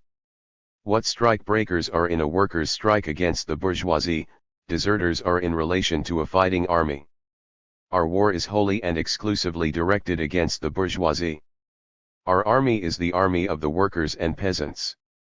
The struggle is being carried on for the sake of the whole future destiny of the working people of Russia and of the whole world. This war is disrupted by deserters, who try to shift the weight of war and its sacrifices from their shoulders onto those of the steadfast and honorable fighters, who thus have to carry a double burden. Deserters are military strike breakers. But the crime of the deserter is incomparably more serious than that of the strike breaker. A strike against capitalists is always waged by a section of the workers and on some sectional issue. The war is being waged by the whole working class, and on no sectional issue but for the entire destiny of our country. By means of a strike, workers decided such questions as whether the working day should be half an hour longer or shorter. In this war the workers and peasants are deciding the question of who shall be master in the land of Russia, the working people or their oppressors. If the hatred felt by the conscious workers towards strike breakers was justified, how much more justified and holy is the wrath of the soldiers against deserters. By weakening the army, deserters prolong the war and increase the number of its victims. Deserters are helpers and servants of Kolchak. The war against Kolchak demands a fierce struggle against deserters. All honorable citizens, commanders, commissars, and Red Army men must take part in this struggle, followed by the workers and peasants in the zones adjoining the fronts. It is necessary to create such a situation, such a feeling in the country that a deserter will find no place to lay his head, like Cain, who committed a treacherous act against his brother. A deserter's own village must refuse to give him food or lodging. The factory where he shows up must drive him out with ignominy. His father, mother, brother, sister, wife must spurn his hand and demand that he at once set about cleansing himself of his dishonor by returning to the army. When he runs away from his regiment, a deserter betrays not only the regiment, not only the army, but the entire working people. Therefore, the entire people must take up arms against deserters. Deserters are accomplices of Kolchak. There can be no place for an accomplice of Kolchak in the family of the honest working people. Workers, peasants, soldiers. From now on, let no quarter be given among us to runaways, self-seekers, and deserters. Let them wander like the plague-stricken, away from villages and towns, until in every single one of them conscience awakes and says, there is only one path of salvation for you. Go back to your unit, of your own free will, and by bravery in battle wipe from yourself the shameful stain of desertion. May 3, 1919. Yakashamalikas. Melikes is east of Simbursk, Ulyanovsk, on the line to Bugulma and Ufa. En route, number 41. Problems of building the army. 4 desertion and tribunals. Established Soviet deserters. *****. The fight against desertion is failing to deal with one particularly baneful and evil form of avoidance of military duty, namely, those deserters who have hidden themselves in various Soviet jobs in which they still evidently consider themselves as reserved. These are all indispensables. Every institution and administration, every department has its indispensables. This applies to all departments without exception, including the War Department. While the most responsible political workers have been taken and sent to the front, Soviet bureaucrats are keeping back valuable, qualified military specialists in posts of secondary importance. Gunnery experts are indispensable specialists in the cooperatives. Without a cavalryman the bookkeeping cannot get done. Military engineers are ensuring that the graphic arts do not fail to flourish. Methods have been devised for reserving these indispensables. In case of need, these gentry move from one institution to another, until they find the place where they are most indispensable. Some leaders of Soviet institutions have decided to stick up for the indispensables on the grounds that they are good workers. As if good workers were not needed in the army. Legalist Soviet desertion is a disgusting sore. The army is short of commanders, but the needed commanders, unlike ordinary deserters who hide in the forests, are seated in places of honor in Soviet institutions. It is time to apply all the laws about deserters and those who shelter them to the legalist indispensables in Soviet institutions, and to those who have legalized them. The hidden commanders will be chased out, to the front. An end will be put to established Soviet desertion. June 28, 1919. En route, number 55. Problems of building the army. 4 desertion and tribunals. Concerning military tribunals. ******. The activity of our military tribunals, like that of all revolutionary tribunals in general, should have very great educational importance. A tribunal passes judgment on actions that run contrary to the new revolutionary order which is taking shape. A tribunal is one of the instruments of compulsion at the disposal of the workers' state, which demands of all citizens the observance of definite relationships, a definite coordination of conduct, a definite discipline. Our tribunals do not act in accordance with any written code. The new order is only in process of formation. It is taking shape in conditions of fierce struggle, amid difficulties hitherto unprecedented in world history. A revolutionary sense of justice will be forged in the fire of this struggle. This cannot be set out in advance in the paragraphs of any code. The struggle is passing through periods of upsurge and decline, of advance and retreat. The same actions possess different significance at different moments. The tribunal always remains an instrument defending the conquests and interests of the revolution under all the changing conditions. Its sentences are conceived in conformity with the changes in circumstances and the needs of the revolutionary struggle, and with the class origin of the offender. Revolutionary justice, including revolutionary military justice, does not dress up in the mask of equal rights for all, which do not and cannot exist in class society. Revolutionary justice openly proclaims itself a fighting organ of the working class in its struggle against bourgeois enemies, on the one hand, and, on the other, against violators of discipline and solidarity in the ranks of the working class itself. Just because our revolutionary justice has cast aside all the hypocrisy of the old justice, it has acquired immense educational importance. It is necessary, however, that the tribunal shall itself clearly appreciate its own importance, and that it shall see its decision not just from the standpoint of punishing a particular action but also from that of revolutionary class education. Of immense importance in this connection is the actual formulation of the sentence. Yet, as often as not, there appear in the pages of our army newspapers sentences which, though probably quite appropriate to the circumstances of the given case, are quite incomprehensible to anyone who was not present at the hearing of the case and is unaware of all its circumstances. Let us take 2 or 3 examples. The Revolutionary Military Court of the NTH Army sentenced Citizen S, for taking part in a White Guard revolt, his guilt having been proved, to 6 months' imprisonment, the time he spent in preliminary custody to be deducted from this period. The same Revolutionary Military Court sentenced Red Army man K, for repeated desertion, to be kept in prison until the complete liquidation of the Czechoslovak and White Guard revolt in the Urals. No more information is given in the statement issued by the Revolutionary Military Tribunal. There can be no doubt that publication of sentences in this form can play a demoralizing rather than a deterrent or educational role. Proven participation in a White Guard revolt is punished by 6 months' imprisonment. Either the sentence was criminally lenient, or else there were in the given case circumstances that justified the leniency of the sentence. One may suppose that the latter possibility is the more likely. If so, then these exceptional circumstances ought to have been set forth, with all definiteness and precision, in the formulation of the sentence, so as to avoid conveying the impression that someone who takes part in a White Guard revolt runs no greater risk than 6 months' imprisonment. Even more astonishing is the second sentence. For proved desertion on 2 occasions the guilty man was sentenced to imprisonment until the end of the White Guard revolt. Since a deserter's purpose is to avoid danger, and since danger will continue to threaten so long as the war lasts, putting a deserter in prison until the end of the danger period fully coincides with his purpose in deserting, and constitutes a direct incentive to desertion for all cowards and self-seekers.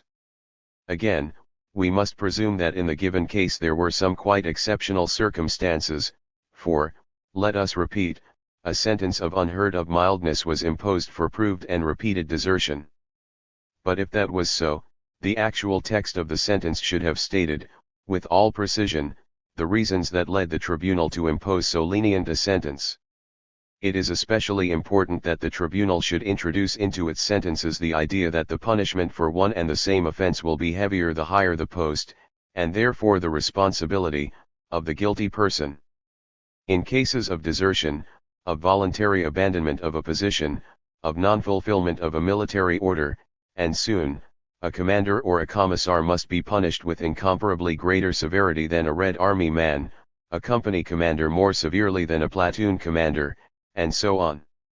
All these differences and distinctions must be made clear, being precisely and comprehensibly emphasized in the actual text of the sentence.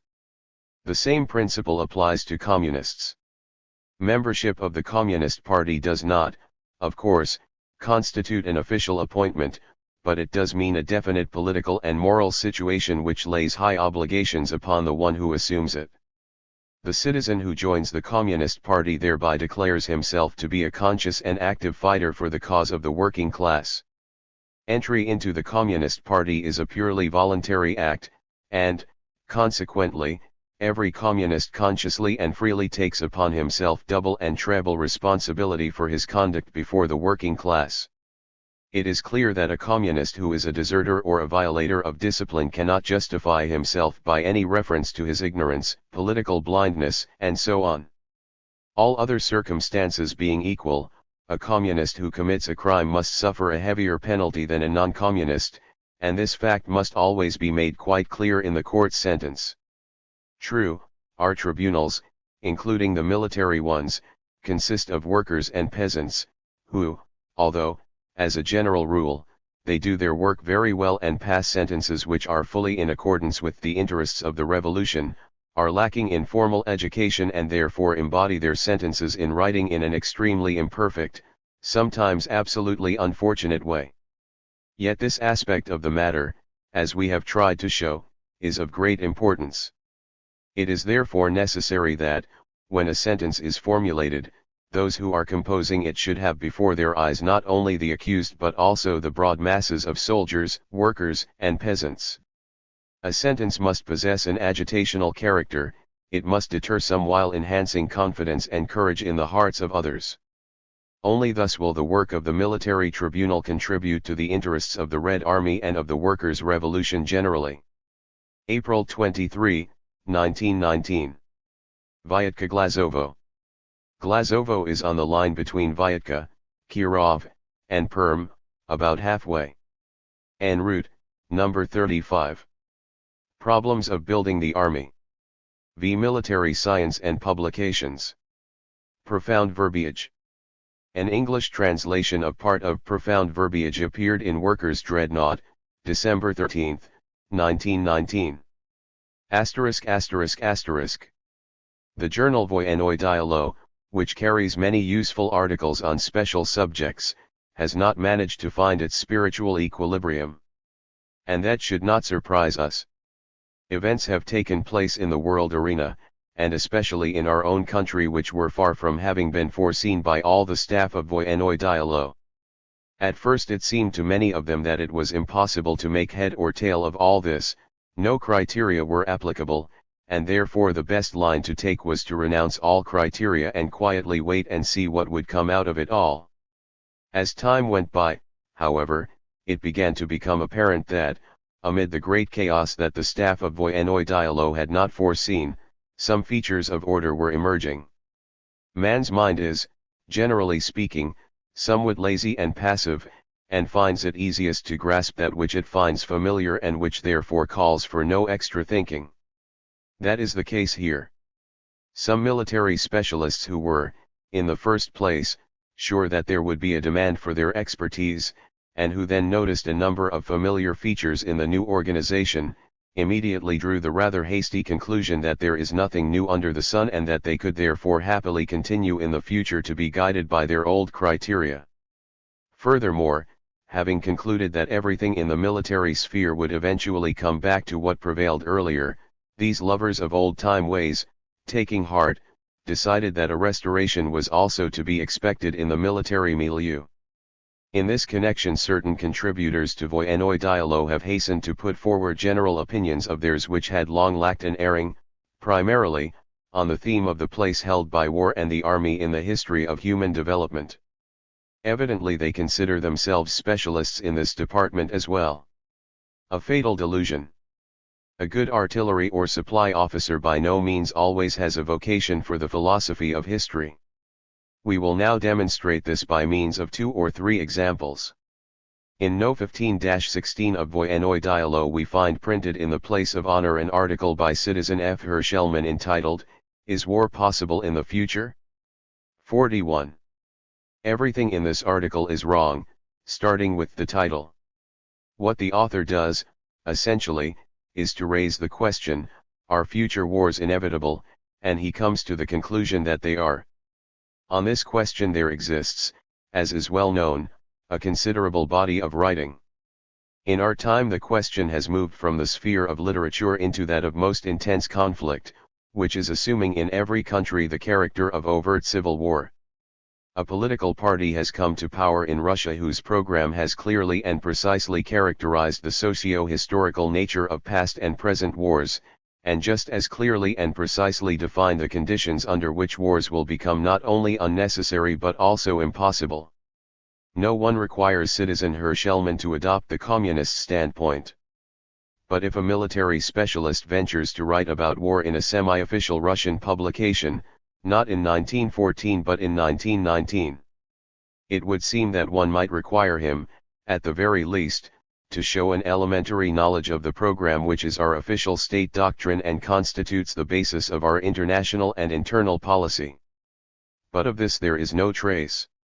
The writer begins, as befits a lover of old-time ways, from the beginning, that is, from the scholastic Lear, who was helpless where historical problems were concerned, and quotes from him, as major premise, the most commonplace banality to the effect that conflict is fundamental to everything that lives.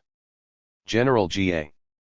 Lear was the head of the General Staff Academy in the 1890s. He wrote numerous works on military theory and compiled Russia's first military encyclopedia.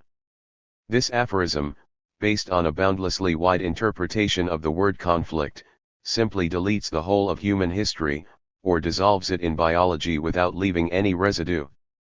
When we talk of war, and are not just playing with words, we mean planned collision between groups of men organized as states, who use the technical means available to them in order to achieve aims set by the rulers of the respective groups. It is quite clear that nothing like this exists outside the history of human society. While conflict is the lot of everything that lives, war is a purely historical, human phenomenon. Whoever has not noticed this has therefore not yet approached even the threshold of the problem. There was a time when people ate each other. In some places cannibalism has survived even to this day. To be sure, the Ashanti do not publish military journals, but if they did, their theoreticians would doubtless write, hopes that man may renounce cannibalism are unrealizable, for conflict is fundamental to everything that lives. On this point one might reply, with citizen Herschelman's permission, to the anthropophagous savant, that what is being discussed is not conflict in general but that particular form of it which finds expression in men hunting down their own kind for meat. There can be no question but that cannibalism ceased not as a result of homilies but owing to changes in economic life, when it became more advantageous to turn prisoners into draft oxen. Anthropophagy, cannibalism, died out. But didn't conflict remain? Of course. However, we are talking here not about conflict in general, but about cannibalism. Formerly, male fought with male to get a female. Drevlian bridegrooms carried off girls by capture. Nowadays, as citizen Herschelman is aware, this procedure is not followed, even though conflict is the lot of every living creature. The Drevlians were a people who lived in Polsia in the early Middle Ages and whose wars with the princes of Kiev are recorded in the oldest Russian chronicle, from which Trotsky is quoting. Mutual skull-cracking in wood and cave was later replaced by chivalrous tournaments in the presence of ladies, and also by duels. But tournaments and duels have vanished into the past, or have been transformed, in the majority of cases, into a masquerade that echoes basely the bloody encounters of former times. To understand this process we need to trace the development of the economy, the mutual relations of men and women in the economy, the changes that have occurred, on this basis, in the forms of tribal and family life, the rise and development of social estates, the historical conditions governing chivalrous and, in general, noble views and prejudices, the role of the duel as an element in the ideology of a certain estate of society, the disappearance of their social soil from under the feet of the privileged castes, the transformation of the duel into a meaningless survival, and so on. You won't get far into this problem, or into any others, with the bald aphorism about conflict as the lot of every living creature. The Slav tribes and clans fought against each other. In the period of the upunajs and the town assemblies, the period of the upunajs and the town assemblies is the expression used by Russian historians for the period between the 12th and 15th centuries in Russia's history. The principalities fought against each other. It was the same with the various Germanic tribes and with the feudal principalities of what later became a united France.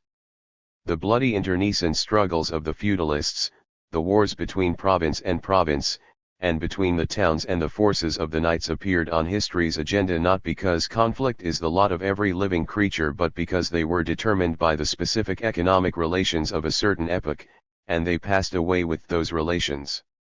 The reasons that caused the Muscovites to fight the men of Kiev, the Prussians to fight the Saxons, the Normans to fight the Burgundians were, in their own epoch, no less profound and imperative than the reasons that brought about the last war between the Germans and the British. Again, therefore, we are concerned not with the law of nature, as such, but with those specific, particular laws that determine the development of human society. And, even without going beyond the most general historical considerations, one might ask, if man overcame wars between Burgundy and Normandy, Saxony and Prussia, the principalities of Kiev and Moscow, then why should he not overcome wars between Britain and Germany or Russia and Japan? Conflict, in the broadest sense of the word, will, of course, remain, but was a particular form of this conflict which appeared only after man began to build society and use tools. This particular form of conflict, war, changed along with changes in human economy, and may, under certain historical conditions, disappear altogether. In their separate and scattered character, the wars of the feudal order express the disjointed nature of the medieval economy. Each region looked on its neighbor as a closed world at whose expense it might profit. The knights watched with a predatory eye the developing and prospering towns. The subsequent development of the economy united provinces and regions into a single whole. Upon this new economic foundation there arose a united France, a united Italy, a united Germany, as the outcome of fierce struggles, both internal and international. In this way, economic unification, transforming extensive countries into single economic organisms, made impossible further wars waged within the framework of the new, enlarged historical formation, the nation-state. But the progress of economic relations did not stop there. Industry has long since broken through national barriers and united the whole world in links of mutual dependence. Not only Burgundy or Normandy, not only Saxony or Prussia, not only Moscow or Kiev, but also France, Germany, and Russia have long ceased to be self-sufficient worlds, and have become dependent parts of a worldwide economy. We have been made all too well aware of this now, in this period of war blockade, when we are not receiving the products of German and British industry that we need. But the German and British workers, too, are suffering no less from the mechanical disruption of an economic whole, which means that they are not obtaining the grain of the Don region or the butter of Siberia. The economy has become fundamentally worldwide in character. But the appropriation of profit, that is, the right to skim the cream of this world economy, has remained in the hands of the bourgeois classes of particular nations. Thus, if the roots of our present wars are to be sought in nature, this is not biological nature and not even human nature in general, but the social nature of the bourgeoisie, which was formed and developed as an exploiting, appropriating, ruling, profiteering and plundering class that forces the working masses to fight for its bourgeois aims. The world economy, closely bound together into a single productive entity, creates unprecedented sources of enrichment and power. The bourgeoisie of each nation tries to seize these sources for itself, thereby disorganizing the world economy, just as, in the period of transition to the new order, the feudalists disrupted the national economy. A class that is doomed to disrupt the economy, and to do this to an increasing extent, cannot long remain in power. It is for this reason that the bourgeoisie itself has felt obliged to seek a way out of the problem by establishing a League of Nations. Wilson's idea amounts to this, that the united world economy is to be seen as a joint stock company of brigands in which the profits should be shared among the capitalists of all countries without any wars between them. The principal shares, of course, Wilson wants to keep for his own stock exchange operators of New York and Chicago, but the bandits of London, Paris, Tokyo, and elsewhere do not agree. It is this clash between bourgeois appetites that makes it hard for the bourgeois governments to decide the question of the League of Nations. Nevertheless, one can say with confidence that, after the experience of the present war, the capitalist classes of the most important countries would have tried to create the conditions for a more or less united and centralized exploitation of the entire globe without wars, just as the bourgeoisie put an end to feudal wars within the confines of the territory of each nation. The bourgeoisie might have dealt with this new task if the working class had not risen up against it, just as in its time the bourgeoisie rose up against the forces of feudalism. The significance of the civil war which has ended in Russia with the victory of the proletariat and is approaching the same conclusion in all other countries amounts to this, that the working class has taken upon itself the accomplishment of the task which now stands before mankind, as a matter of life and death, namely, the transformation of the earth's entire surface, together with what lies beneath it and with everything that man's labor has added to it, into a single world economy. Increasingly planned and conducted according to a single conception, in which the distribution of products will be carried out just as on one big cooperative estate. Citizen Herschelman has, seemingly, not the slightest understanding of all this. He has discovered a book by some Professor Danofsky, entitled Systems of Political Equilibrium and Legitimism and the Principle of Nationality. The book referred to, by V.P. Danofsky, was published in St. Petersburg in 1882, and on the basis of a few feeble conclusions drawn by this official jurist he establishes the inevitability of wars until the end of time. In the pages of a journal of the Workers' and Peasants' Red Army, in May 1919, it is gravely explained in an editorial that the principle of legitimism will not save us from wars. Legitimism means recognition of the untouchability of all the estate, caste, and monarchical swinishness that has accumulated upon this earth. Proving that recognition of the eternal rights of the Romanov and Hohenzollern rulers, or of the power of the Paris usurers, does not provide a guarantee against war really does mean indulging in profound verbiage. The same is true of the theory of so-called political equilibrium. No one has exposed better than has Marxism, communism, the illusoriness and falsity of this theory. The diplomatic chicanery of equilibrium was only a cover for the diabolical rivalry between military machines, on the one hand, and, on the other, for Britain's endeavor to weaken France by means of Germany and Germany by means of France. Two locomotives being driven towards each other along the same rails, that was what was meant by the theory of armed peace through European equilibrium, a theory which the Marxists exposed long before it crashed altogether in blood and mud.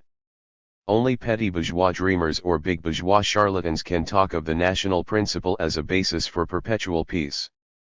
Wars were waged under the flag of nationality when the development of industry demanded a transition from the province to a wider, nation-state unity. Present-day wars have nothing to do with the national principle. We do not even speak of civil wars in this connection.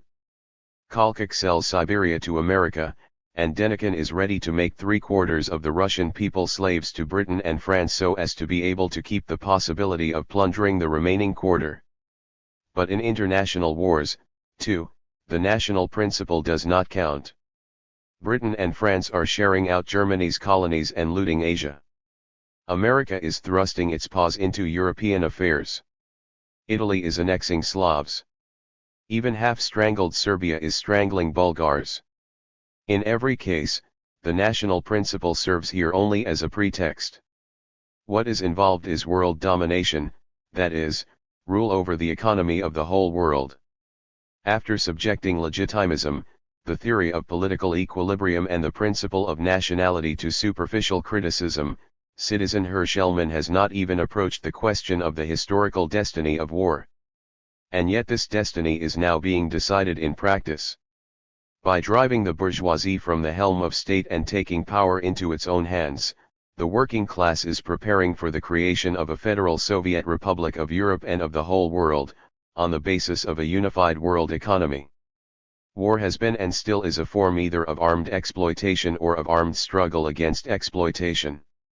The federal rule of the proletariat, as a transition to the world commune, will signify suppression of the exploitation of man by man and therefore also the ending of armed conflicts between man and man.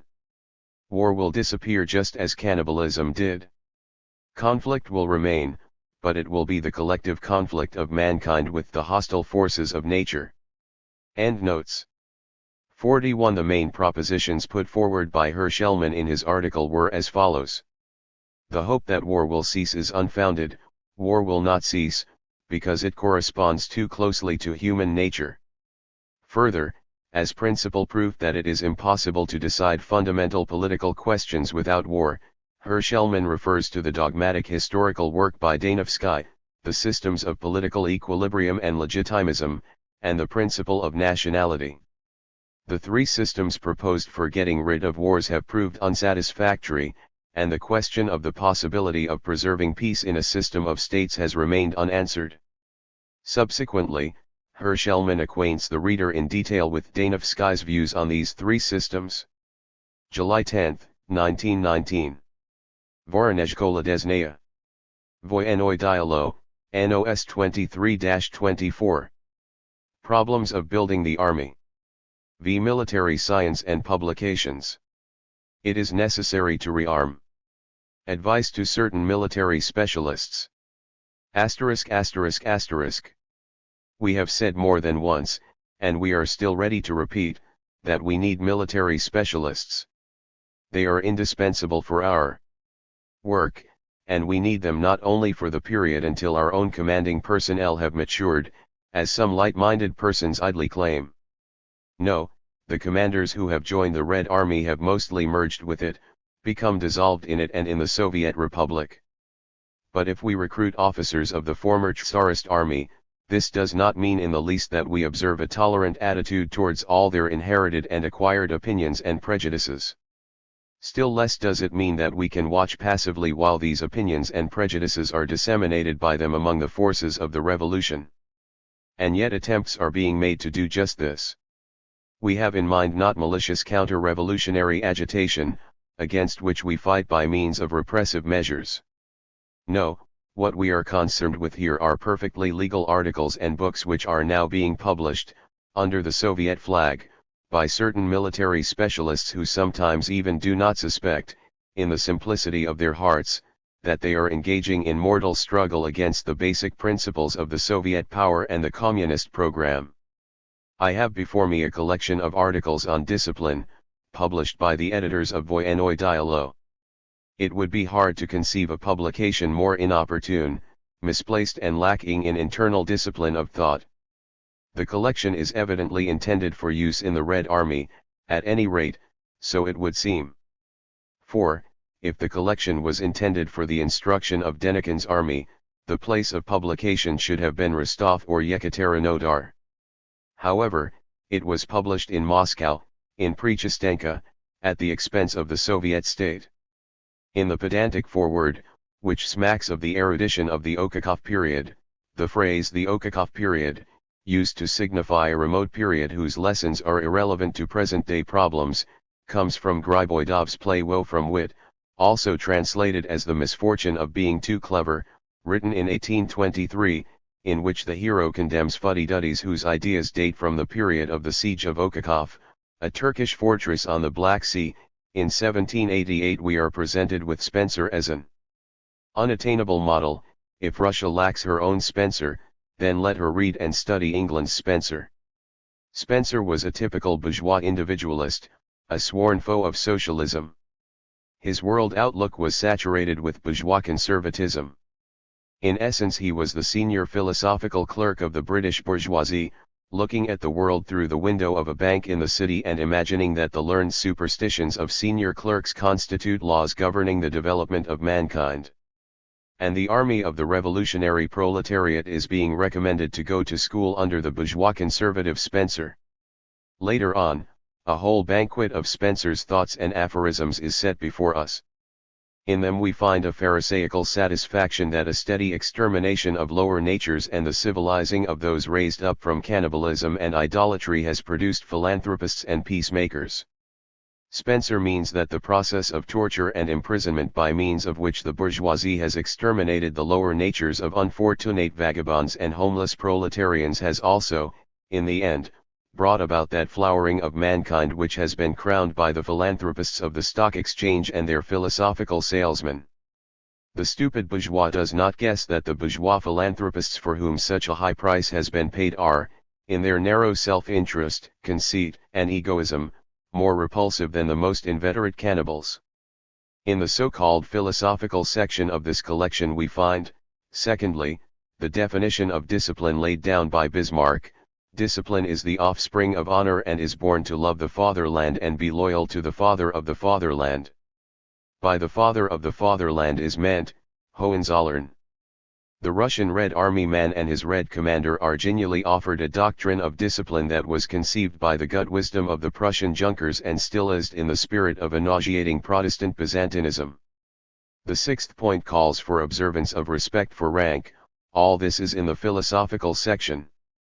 In the second part of this philosophy of discipline we find an aphorism uttered by the father of the fatherland himself, Emperor Wilhelm: only through attention and obedience is military prowess created and preserved in every unit, and only with them can we go to war and win victories not inferior to those of our glorious past.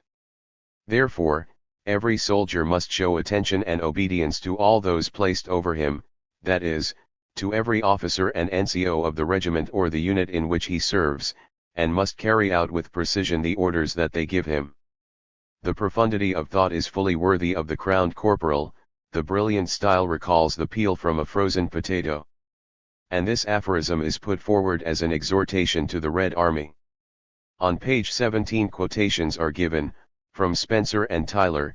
The allusions are to Herbert Spencer, whose works, Principles of Psychology, Principles of Sociology, Principles of Ethics, etc., appeared between the 1860s and the 1870s, and to Sir E.B. Tyler, the pioneer anthropologist, whose Primitive Culture appeared in 1871 to show the necessity of princely power, without its being clear whether this applies to the past or to the future, that is, whether the author wishes to explain how cavemen arrived, at a certain stage of development, at princely power, or whether he is leading us to the conclusion that monarchy is a step forward as compared with the Soviet regime. Incomparably more humane and richer in psychological substance are the ideas of Dragomirov. This is General M.I. Dragomirov, who died in 1906, the author of works on military training that were widely used in the late 19th century. Not to be confused with his son General A.M. Dragomirov, one of the white commanders in the Civil War. Which, of course, need extensive corrections if they are to be applied to the present epoch. Such chapters as the discipline of consequences and training and mental culture, taken from the books of the psychologist Bain. The reference is to Alexander Bain, 1903, a philosopher and educationalist, whose Manual of Mental and Moral Science appeared in 1868, have got into this collection only because its compilers obviously lack firmness and discipline in their own thinking. As the conception of discipline which is called for by the demands of present-day warfare we are given, strict fulfillment of the rules of saluting and, again, the requirement of perfection in saluting and particular care where military bearing is concerned. When a mature soldier, or the young commander of a new formation, picks up this collection, he will open his eyes very wide after reading the first few lines, and will then fling the book away in anger. And he will be right to do so. True, the collection contains a certain number of ideas and directions. But what a lot of ponderous rubbish as well. What is completely lacking in the collection, however, is any guiding idea. And our epoch demands great guiding ideas. Stringing together phrases and aphorisms is an occupation for exegetists of the Old Testament. What a revolutionary army needs is not a multitude of learned words but a clear and distinct scientific word, reducing to a system the rich experience of our epoch. Quoting to a Russian Red Army man the myopic bourgeois vulgarian Spencer is ridiculous, and to offer him that theatrical fool with the waxed mustache, Wilhelm, is not merely ridiculous but also impertinent. It smells of some kind of pointless provocation. What underlies this misunderstanding? A pedantic conception of science as an accumulation of learned quotations, formal definitions, and footnotes, the old academic rubbish which is tacked onto practical military knowledge like a detachable tail to a kite. And Citizen Belyaev, the compiler of the collection, seriously supposed that somebody needs all this.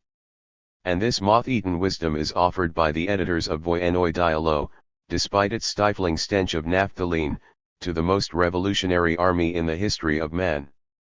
Citizen military specialists. You have studied tactics and strategy, some well, others not so well. The working class is now learning them from you, studying diligently and conscientiously, and as time goes on it will study still better. But do not imagine, citizen military specialists, that, because you have studied gunnery, you know everything else. Where social, political and historical questions are concerned, most of you know nothing, or, what is even worse, what you have learned consists of the old rubbish, long since cast aside by the development of human thought, which was used by the sycophants of Tsardom to stuff people's brains with. We do not need this from you. And we say plainly, it is sinful and criminal, in this time of universal shortage, to waste paper, ink, and labor on printing the ideological cast-offs of long-past historical ages, which are of no use to anyone. Citizen military specialists. Teach us that which constitutes the subject of your genuine speciality, and, outside those limits, become learners yourselves. There is nothing shameful in admitting one's ignorance, trying to clear one's brain of old rubbish, and taking up those books in which the movement of human thought in the 19th and 20th centuries is expressed. Who can say, perhaps some even among the wise elders of military science will become convinced that the theory of communism, Marxism, is a very great and complex matter, and that one cannot deal with it in the fashion of those seminarists of former times who were able to smash Darwin to smithereens in 5 minutes. Citizen military specialists. Sit down to a good book instead of publishing a bad one. September 1919. Voyenoi Dialo, number 26, 55. Problems of Building the Army. V. Military Science and Publications. What sort of military journal do we need? Speech at the Conference of Editors of and Contributors to Military Publications. Asterisk asterisk asterisk.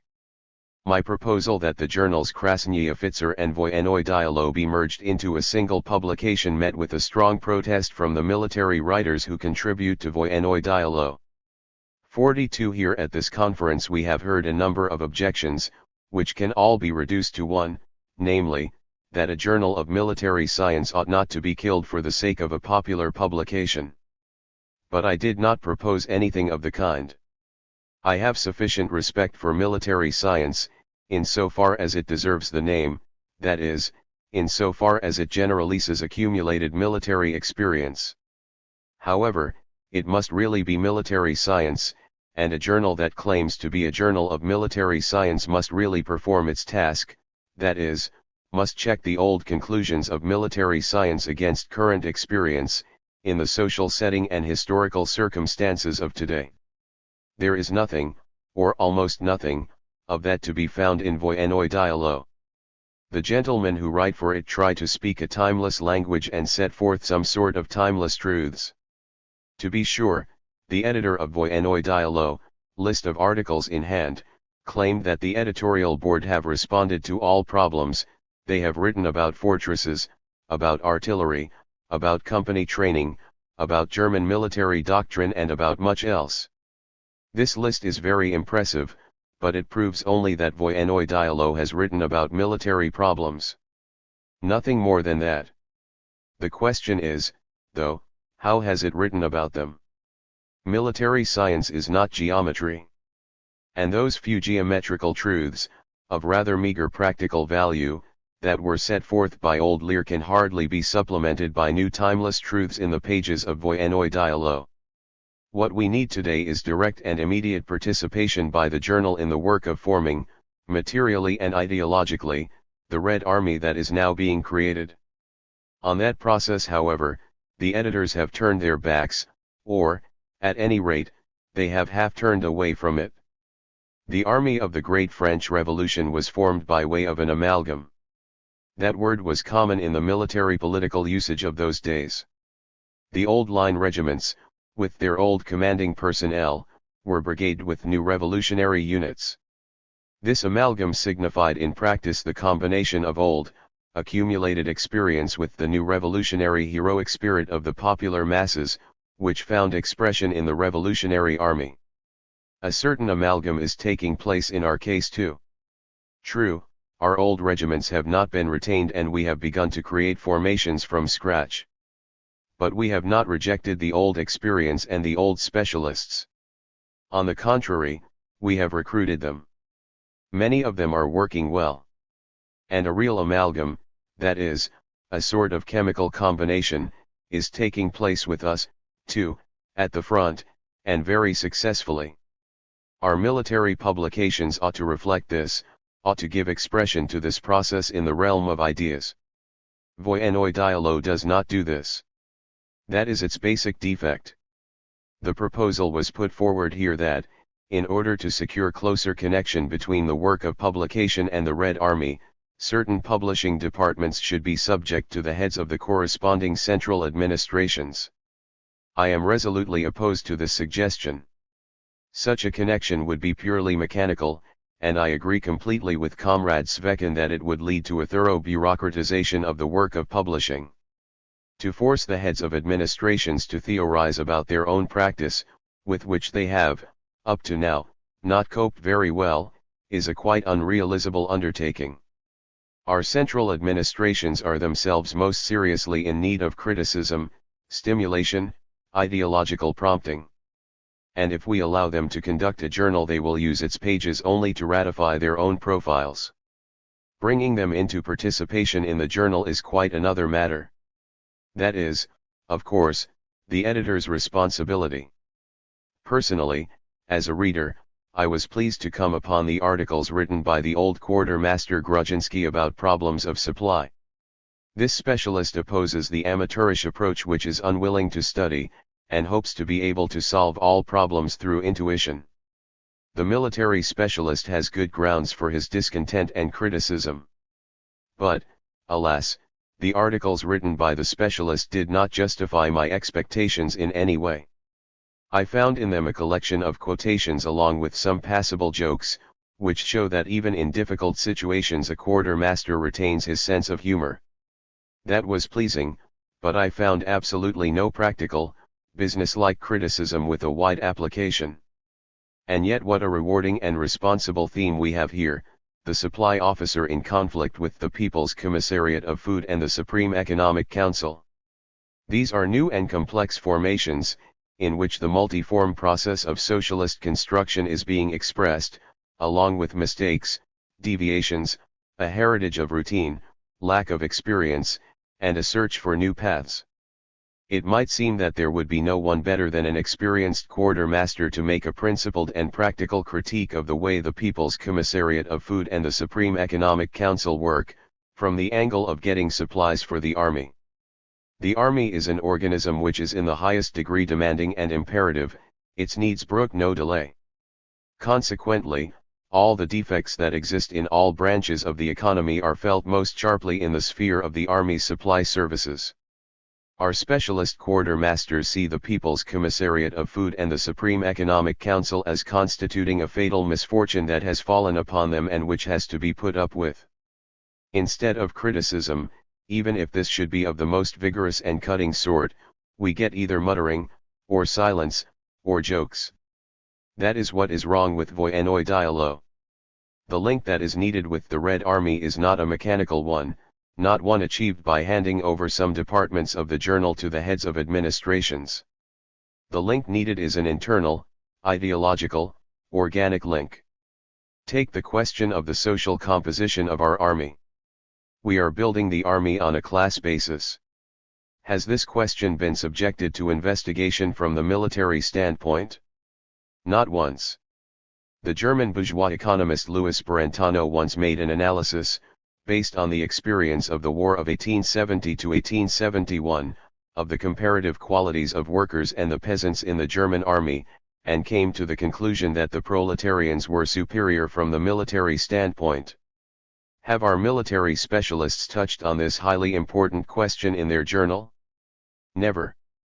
And yet in our epoch the life of the army revolves around this question. An enormous body of experience has been accumulated. Has it been studied? Not at all. Lt. Or perhaps it is a matter of indifference from the military standpoint. But just see. In the Ukraine Skoropadsky made an attempt that was different from ours to build an army on the class principle. He, apparently, mobilized peasants who had holdings of not less than 25 desiatins. Finally, we had the attempt made by the Constituent Assembly's supporters to build a people's army on a non-class basis. That attempt ended in ruin. Thus, we live in an epoch in which the class principle imposes itself when an army has to be built. What military conclusions are to be drawn from this fact, for the tasks of formation, education, and tactics? What are the practical military consequences? Your journal has never paid any attention to this question. Isn't that monstrous? Let us go on. An army without a commanding apparatus is not an army at all. We have taken our commanders from two sources, from the reserve provided by the old officer corps, and from among the workers and peasants who have passed through instructors' courses. An attempt to evaluate this commanding apparatus of ours, such as could facilitate our work in recruiting it, and in educating and re-educating it, where will you find that?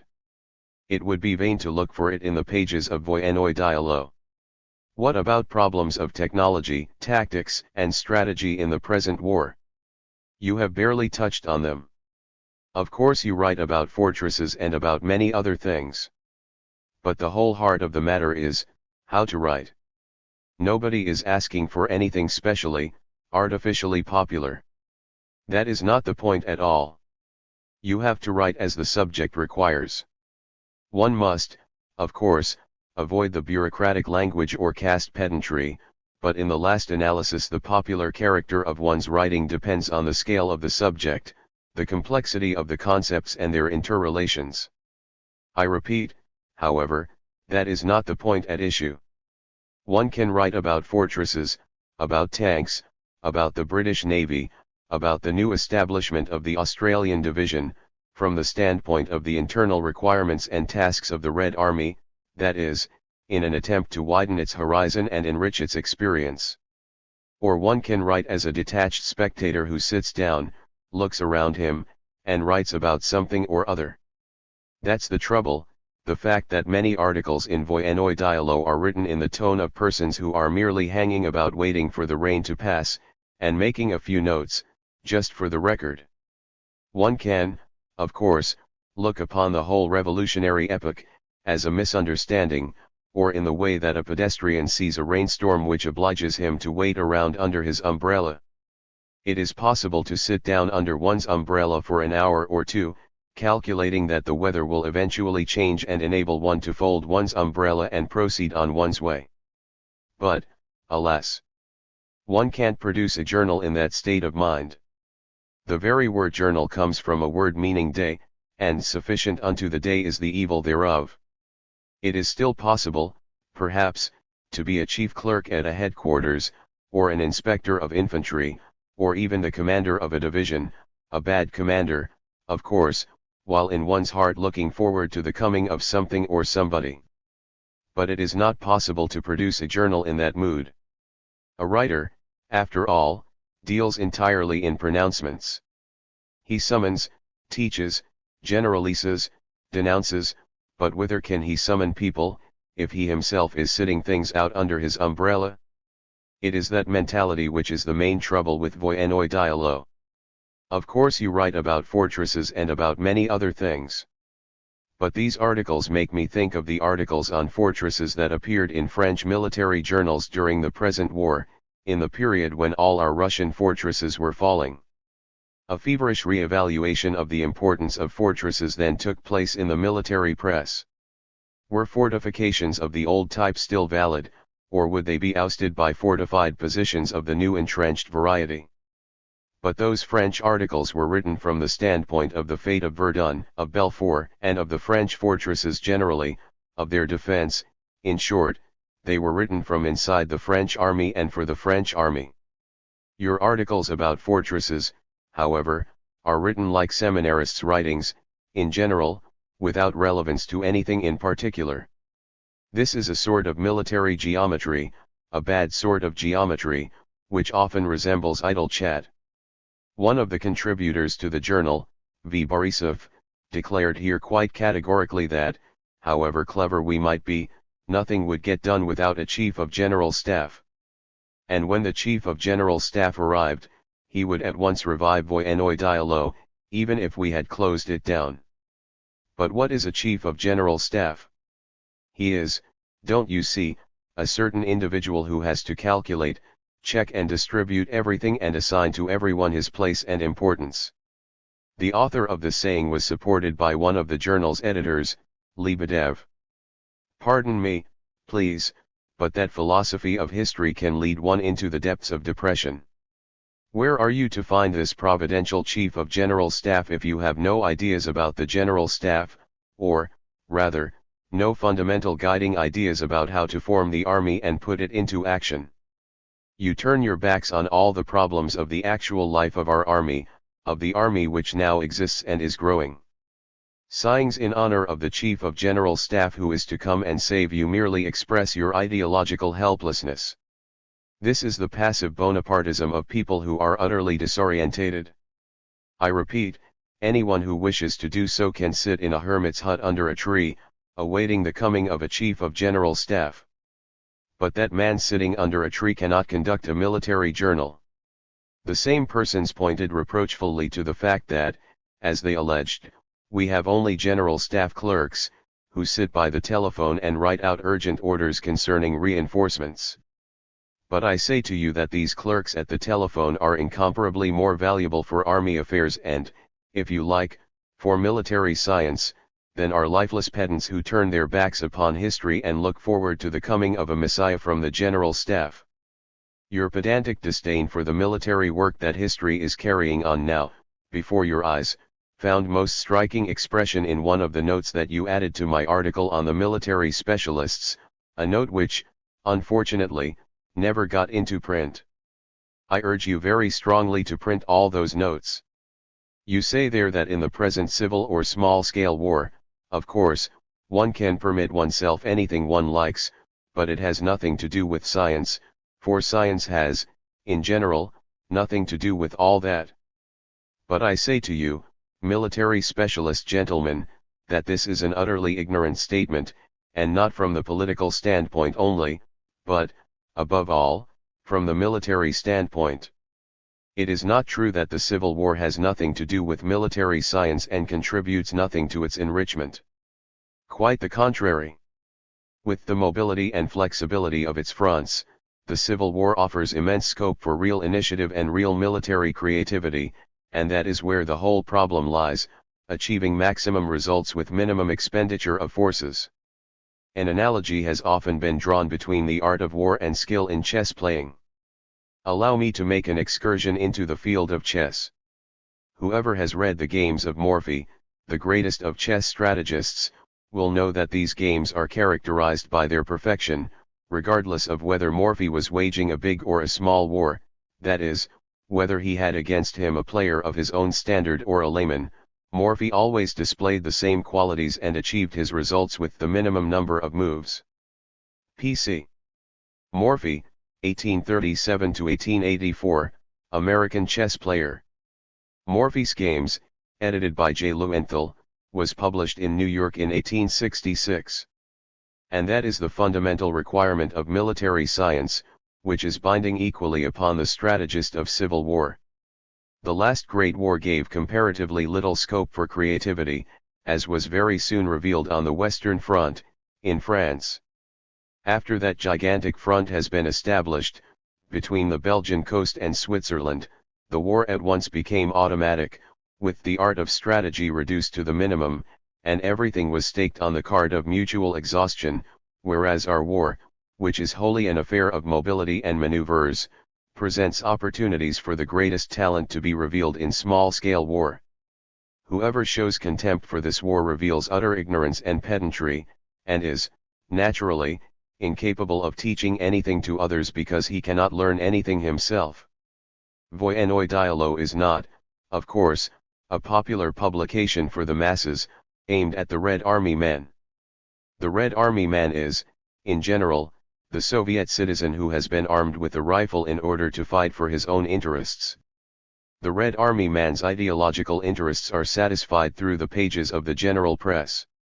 The commanders, however, are, to a greater or lesser extent, specialists, and have their own range of special military interests for which they need a special publication. There is an acute demand among them for such a publication. In order to satisfy this demand, you need to see and sense your reader, to know very clearly for whom you are writing, but many articles in Voyennoy Dialog resemble correspondence exchanged by good friends amongst themselves. Complaints were made here about the censorship, which hinders people from writing and from criticizing. I readily admit that the censorship has committed a multitude of blunders, and I consider it most necessary to assign a more modest role to this worthy activity. The censorship must safeguard military secrets, which, be it said by the way, are too little safeguarded in our own military institutions, and beyond that task the censorship has no business to go. I hope that we shall be able, with our combined forces, to overcome this adversary of critical military thought. But it would be quite unjustified to blame the censorship for the meagerness of Voyennoy Dialog. It has also been said, so that we may get closer to present-day realities, give us access to the archives of the Civil War. That is, of course, quite feasible. But in order to discover the present day there is no need to seek in the archives, it is walking, live, down the street, and only somebody who shuts his eyes can fail to see it. On the other hand, someone said here that we ought to write off, in general, the experiment of publishing a journal of military science with the aid of old military writers. I do not go so far as that. Up to now, the experiment has not been a success, although elements of improvement are undoubtedly to be observed. I consider that, at present, the only correct step forward must be to bring to light all the shortcomings of Voyennoy Dialog. The editors must be made to say clearly and distinctly what it is that they want, how they conceive the building of the army, and why they have nothing to say about the most important questions. Muttering must give way to articulate criticism. We must make the pedantic gentlemen abandon their pseudoscience, and make the devotees of the idea of the Chief of General Staff measure their ideological swords in open combat with those who are actually building the army of today. In our military institutions, especially at the fronts, many educated military specialists are now at work who have succeeded in ridding themselves of haughty academic pedantry and who, taking part in the practical work of creating the army, stand incomparably closer to real military science. An open polemic will shake military thinking out of its equilibrium of immobility, infuse a fresh spirit, and arouse those military writers who want to and can talk about the Red Army and for the Red Army without in the least overlooking the demands of science. Down with complacent routine. It must be replaced by critical military scientific thinking. Voyennoy Dialog, NOS 5-6. February 23, 1919. Endnotes. 42 Krasny Officer was a journal of military education which began appearing on October 1, 1918, being edited and published by the staff of the Central Directorate of Institutions of Military Education.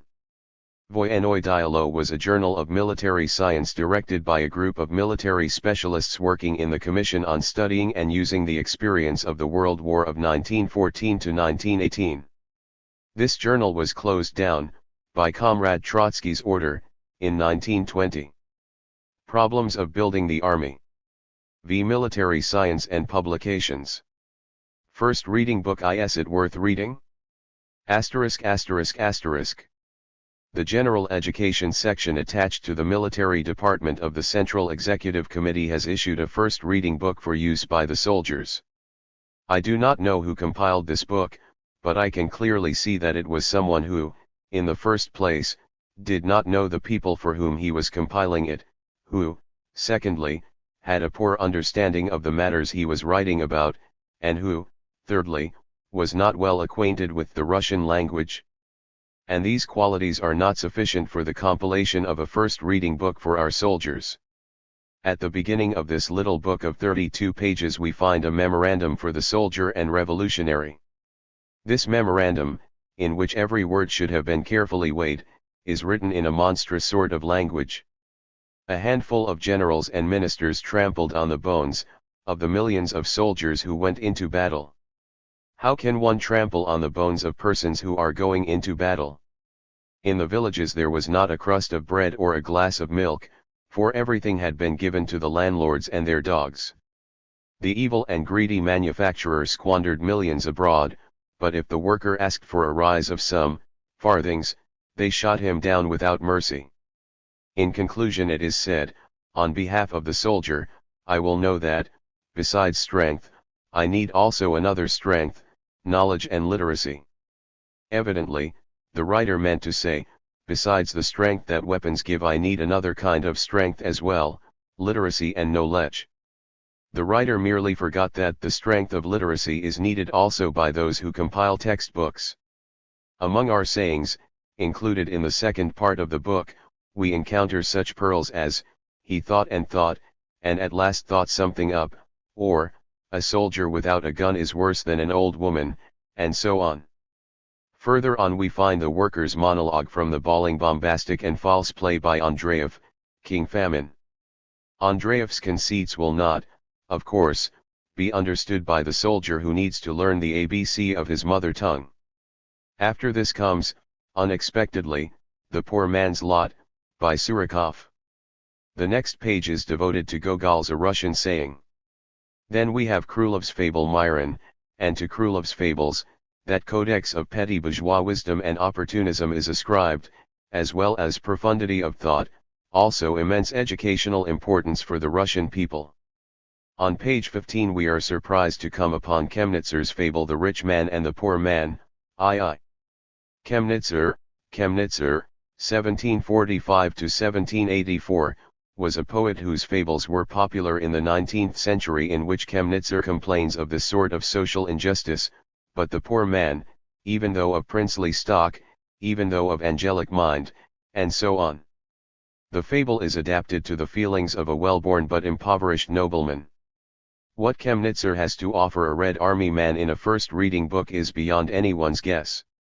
But best of all are the unsigned little articles, the globe, wealth, social differences, Mother Earth, and the rest.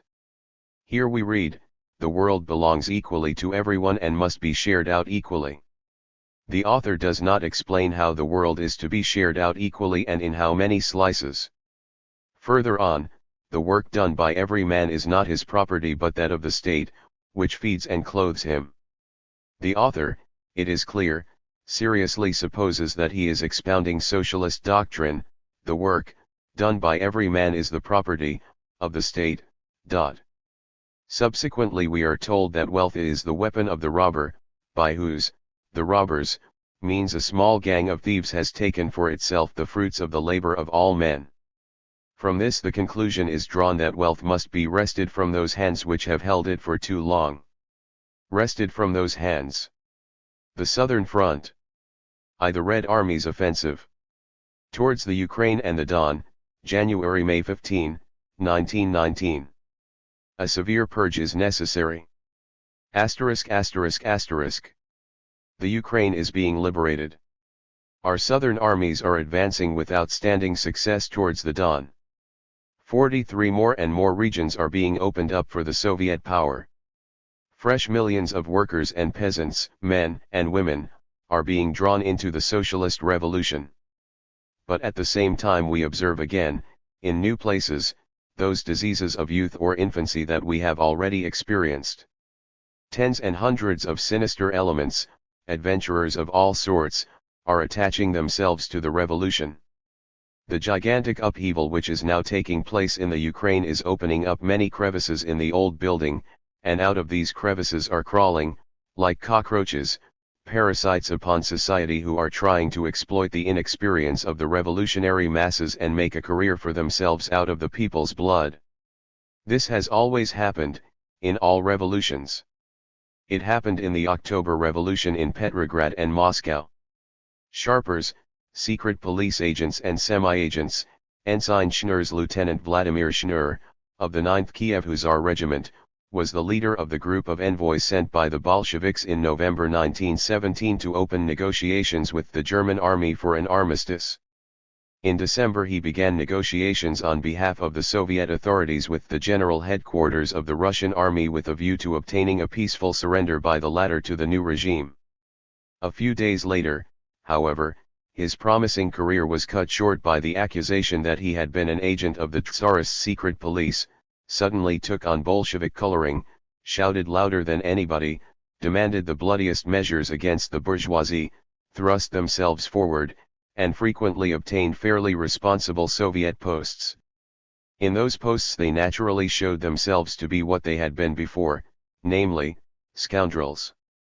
They engaged in blackmail, extortion, and looting. Not only petty bourgeois Philistines but also considerable numbers of workers were horrified and angered when they saw what was done by these representatives of the Soviet power. Slanderers and enemies of the working classes gloated and whooped for joy, "There are your commissars for you." Months elapsed before the Soviet power shook off these parasites and spongers who had overgrown it like weeds, protecting themselves with Soviet coloring. Some of them have been shot, others are in prison, a third category have fled and hidden themselves once more in the crevices. These last, however, have not given up hope. The Ukrainian upheaval has brought them fresh courage. There the successful revolts of the working masses are chasing out of their comfortable seats the landlords, the capitalists, the policemen, the journalists, and the other servants of the bourgeois state. Executives are needed here, there, and everywhere. We have not got a lot of knowledgeable, experienced, and business-like people. Tremendous powers are latent in the working class, but they are still hidden under a bushel. Only work that has yet to be done will reveal them and bring them to the surface. In the meantime we often have to make do with whatever is at hand. And from all corners of Russia adventurers are flying towards the flame of the Ukrainian revolution. The minor ones among them become active at uyezd level, while the major figures set their caps at statewide roles. The anarchists of Kursk have addressed a solemn appeal to all the imprisoned and chained to join in the banquet of life. Needless to say, the jailbirds are already, even without the courteous appeal from the anarchist windbags, well prepared to warm their thieving hands at the bonfire of the workers' revolution. The so-called left SRS creep around the back streets and call on the Red Army men to revolt against the Soviet power. Some questionable maximalists are levying tribute from the population of Valuaki Uyezd, trying to extract the maximum profit from the revolution. Sakharov, the former commander of the Volkansk regiment, who has kept himself for the time being within bounds, has now, when the smell of cooking is wafted from the Ukraine, deserted his post and rushed off in search of higher positions and the benefits associated therewith. And, at the same time, the Kharkov organ of the left SRS, Borba, is appealing, through Karelin and other collaborators in the July revolt, for unity of all Soviet parties within the bosom of the revolutionary government of the Ukraine.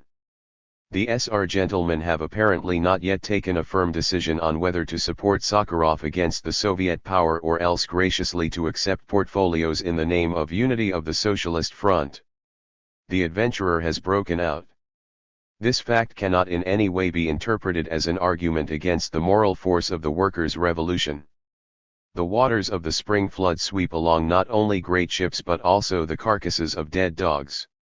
Adventurers, big and small, are only the filthy scum on the crest of great events. The scum will disappear, the conquests of the socialist revolution will remain. From this, however, it does not follow that adventurers, careerists, and run-of-the-mill crooks are not harmful to us. On the contrary, they are at present the worst enemies of our cause. This fact can be verified in big things and small. With what joy did the inhabitants of Valuaki Uyezd welcome their liberation? And then, a few days later, with what bitter bewilderment did the citizens look around them when bandits rained down upon them a storm of demands for contributions together with senseless, unjust shootings. Our communist comrades, who had behind them the experience of Soviet Great Russia, dealt quickly with these invading burglars of the revolution. The heavy hand of revolutionary repression at once struck down the maximalists, anarchists, left SRS, and ordinary criminal adventurers. Order was established without delay in Valuaki Uyezd, and the liberated workers and peasants recognized their Soviet power once more. But Sakharov is still larding it in Volkansk. Having been proclaimed an outlaw, he is well aware that he has nothing to lose. There are quite a few such Sakharovs in the Ukrainian guerrilla detachments, and they are now trying to attach themselves to the Ukrainian Soviet government. We can have no doubt that the government of the workers and peasants Ukraine will act, in a wider arena, just as the communists of Valuaki acted, and will bring down a heavy fist of repression upon the reckless heads of these adventurers, political speculators, and bandits. We have to judge political groups and individuals on their recent past. After the October Revolution, the anarchists fanned dens of thieves in Moscow, Petrograd, and other cities and held whole districts of the revolutionary capitals under siege. After the Soviet power had passed its iron broom over them, hardly any traces were left of this criminal masquerade. The left SRS revolted in July, tried to raise a revolt on the Eastern Front, and incited half-drunk Red Army men to mutiny at Lvov. They are carrying on unbridled Black Hundred agitation in the back streets of Moscow and Petrograd, while at the same time, in the sickly sweet voice of Karelin, they wail about the need for unity of the Ukrainian Soviet front. We do not need their pious words. We know them by their foul deeds. The magnificent upsurge of the workers' and peasants' revolt in the Ukraine is the best guarantee that Soviet power will grow stronger there, not just daily but hourly. To that end we need no dubious and ephemeral allies, and no long trains composed of adventurers, but a firm and clear position on the part of the Communist Party and a strict regime of revolutionary discipline. Whereas we needed months, after October, to purge the sinister upstarts and intriguers, the Ukrainian Soviet power, rich in our experience, will need only weeks in order to drive importunate allies of the criminal left SR brand into crevices from which it would be best for them never to come out again. January 9, 1919, Valuaki. En route, number 21. Endnotes. 43. The fighting on the Southern Front at the end of 1918, see notes 103 and 105 to Volume 1, proceeded uninterruptedly with varying success. The line of the front, which altered very little, ran, broadly speaking, close to the border of the Don region.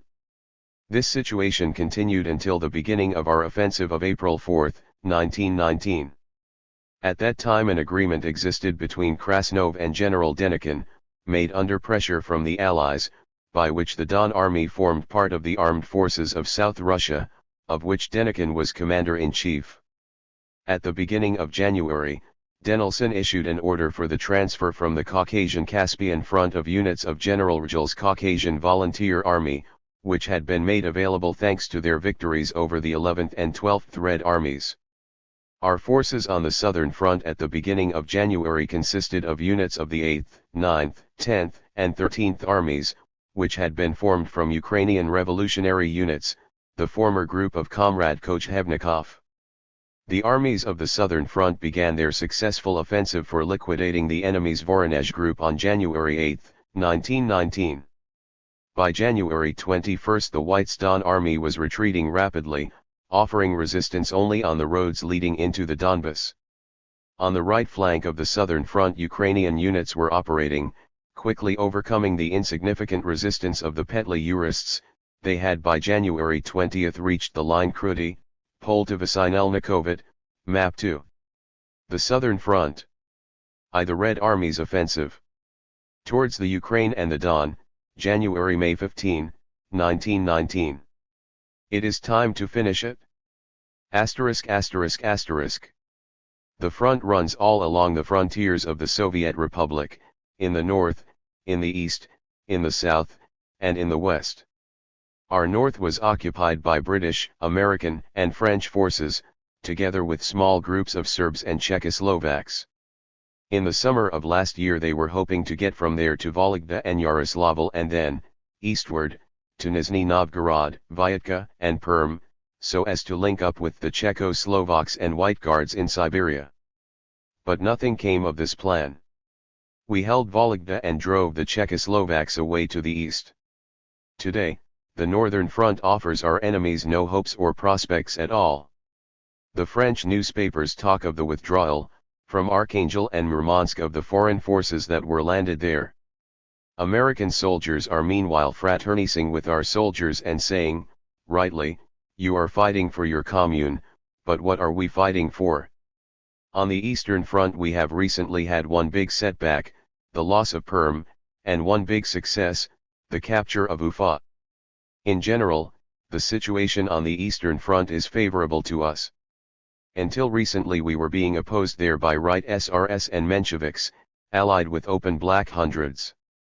Now, Admiral Kolchak has seized power and banished his former assistants, the SRS and Mensheviks. In the enemy's camp there is thus disruption and internecine conflict, which suits us very well. Our forces on the Eastern Front are advancing on Orenburg. The capture of that important place will open the road to Turkestan. The Red Army of the Republic of Turkestan is advancing from there to meet us. 45 from Turkestan we shall get the cotton so badly needed by our textile industry. On the Western Front things are going splendidly. There, the impotence of the Russian bourgeois landlord White Guards has again been revealed. As soon as German militarism collapsed and German Soviets were set up in the occupied parts of West Russia, the Russian White Guards realized that their days were numbered. They made deals with the German officers and with the governments of Britain and France. From Paris and London, and also from Berlin, from their own Schädemann, the German officers received orders not to surrender to the Soviet authorities any towns, railways, or military equipment. But the German soldiers had already ceased to obey their orders. They refused to fight against the Red regiments, and tried to get back home to Germany as soon as they could. The White Guard regiments commanded by General Dragomirov suffered a mortal defeat before Pskov. From that moment the Soviet forces have been advancing further and further westward, liberating town after town, province after province. At the northern end of the Western Front the Soviet forces are moving on Revel, and the day when the capital of the Estonian Soviet Republic will be freed is near. Riga has already been taken by our Lettish regiments, and so Red Latvia has secured its capital. Soviet forces have entered Vilna, the center of Soviet Lithuania. The population are everywhere joyfully welcoming their liberators. It must not be forgotten that Riga was captured by the Germans in Kerensky's time, that is, before Soviet power was established, and they had captured the Lithuanian capital, Vilna, already under Tsardom, so that the city passed directly from the Tsar's rule to that of the Kaiser and thus never knew freedom.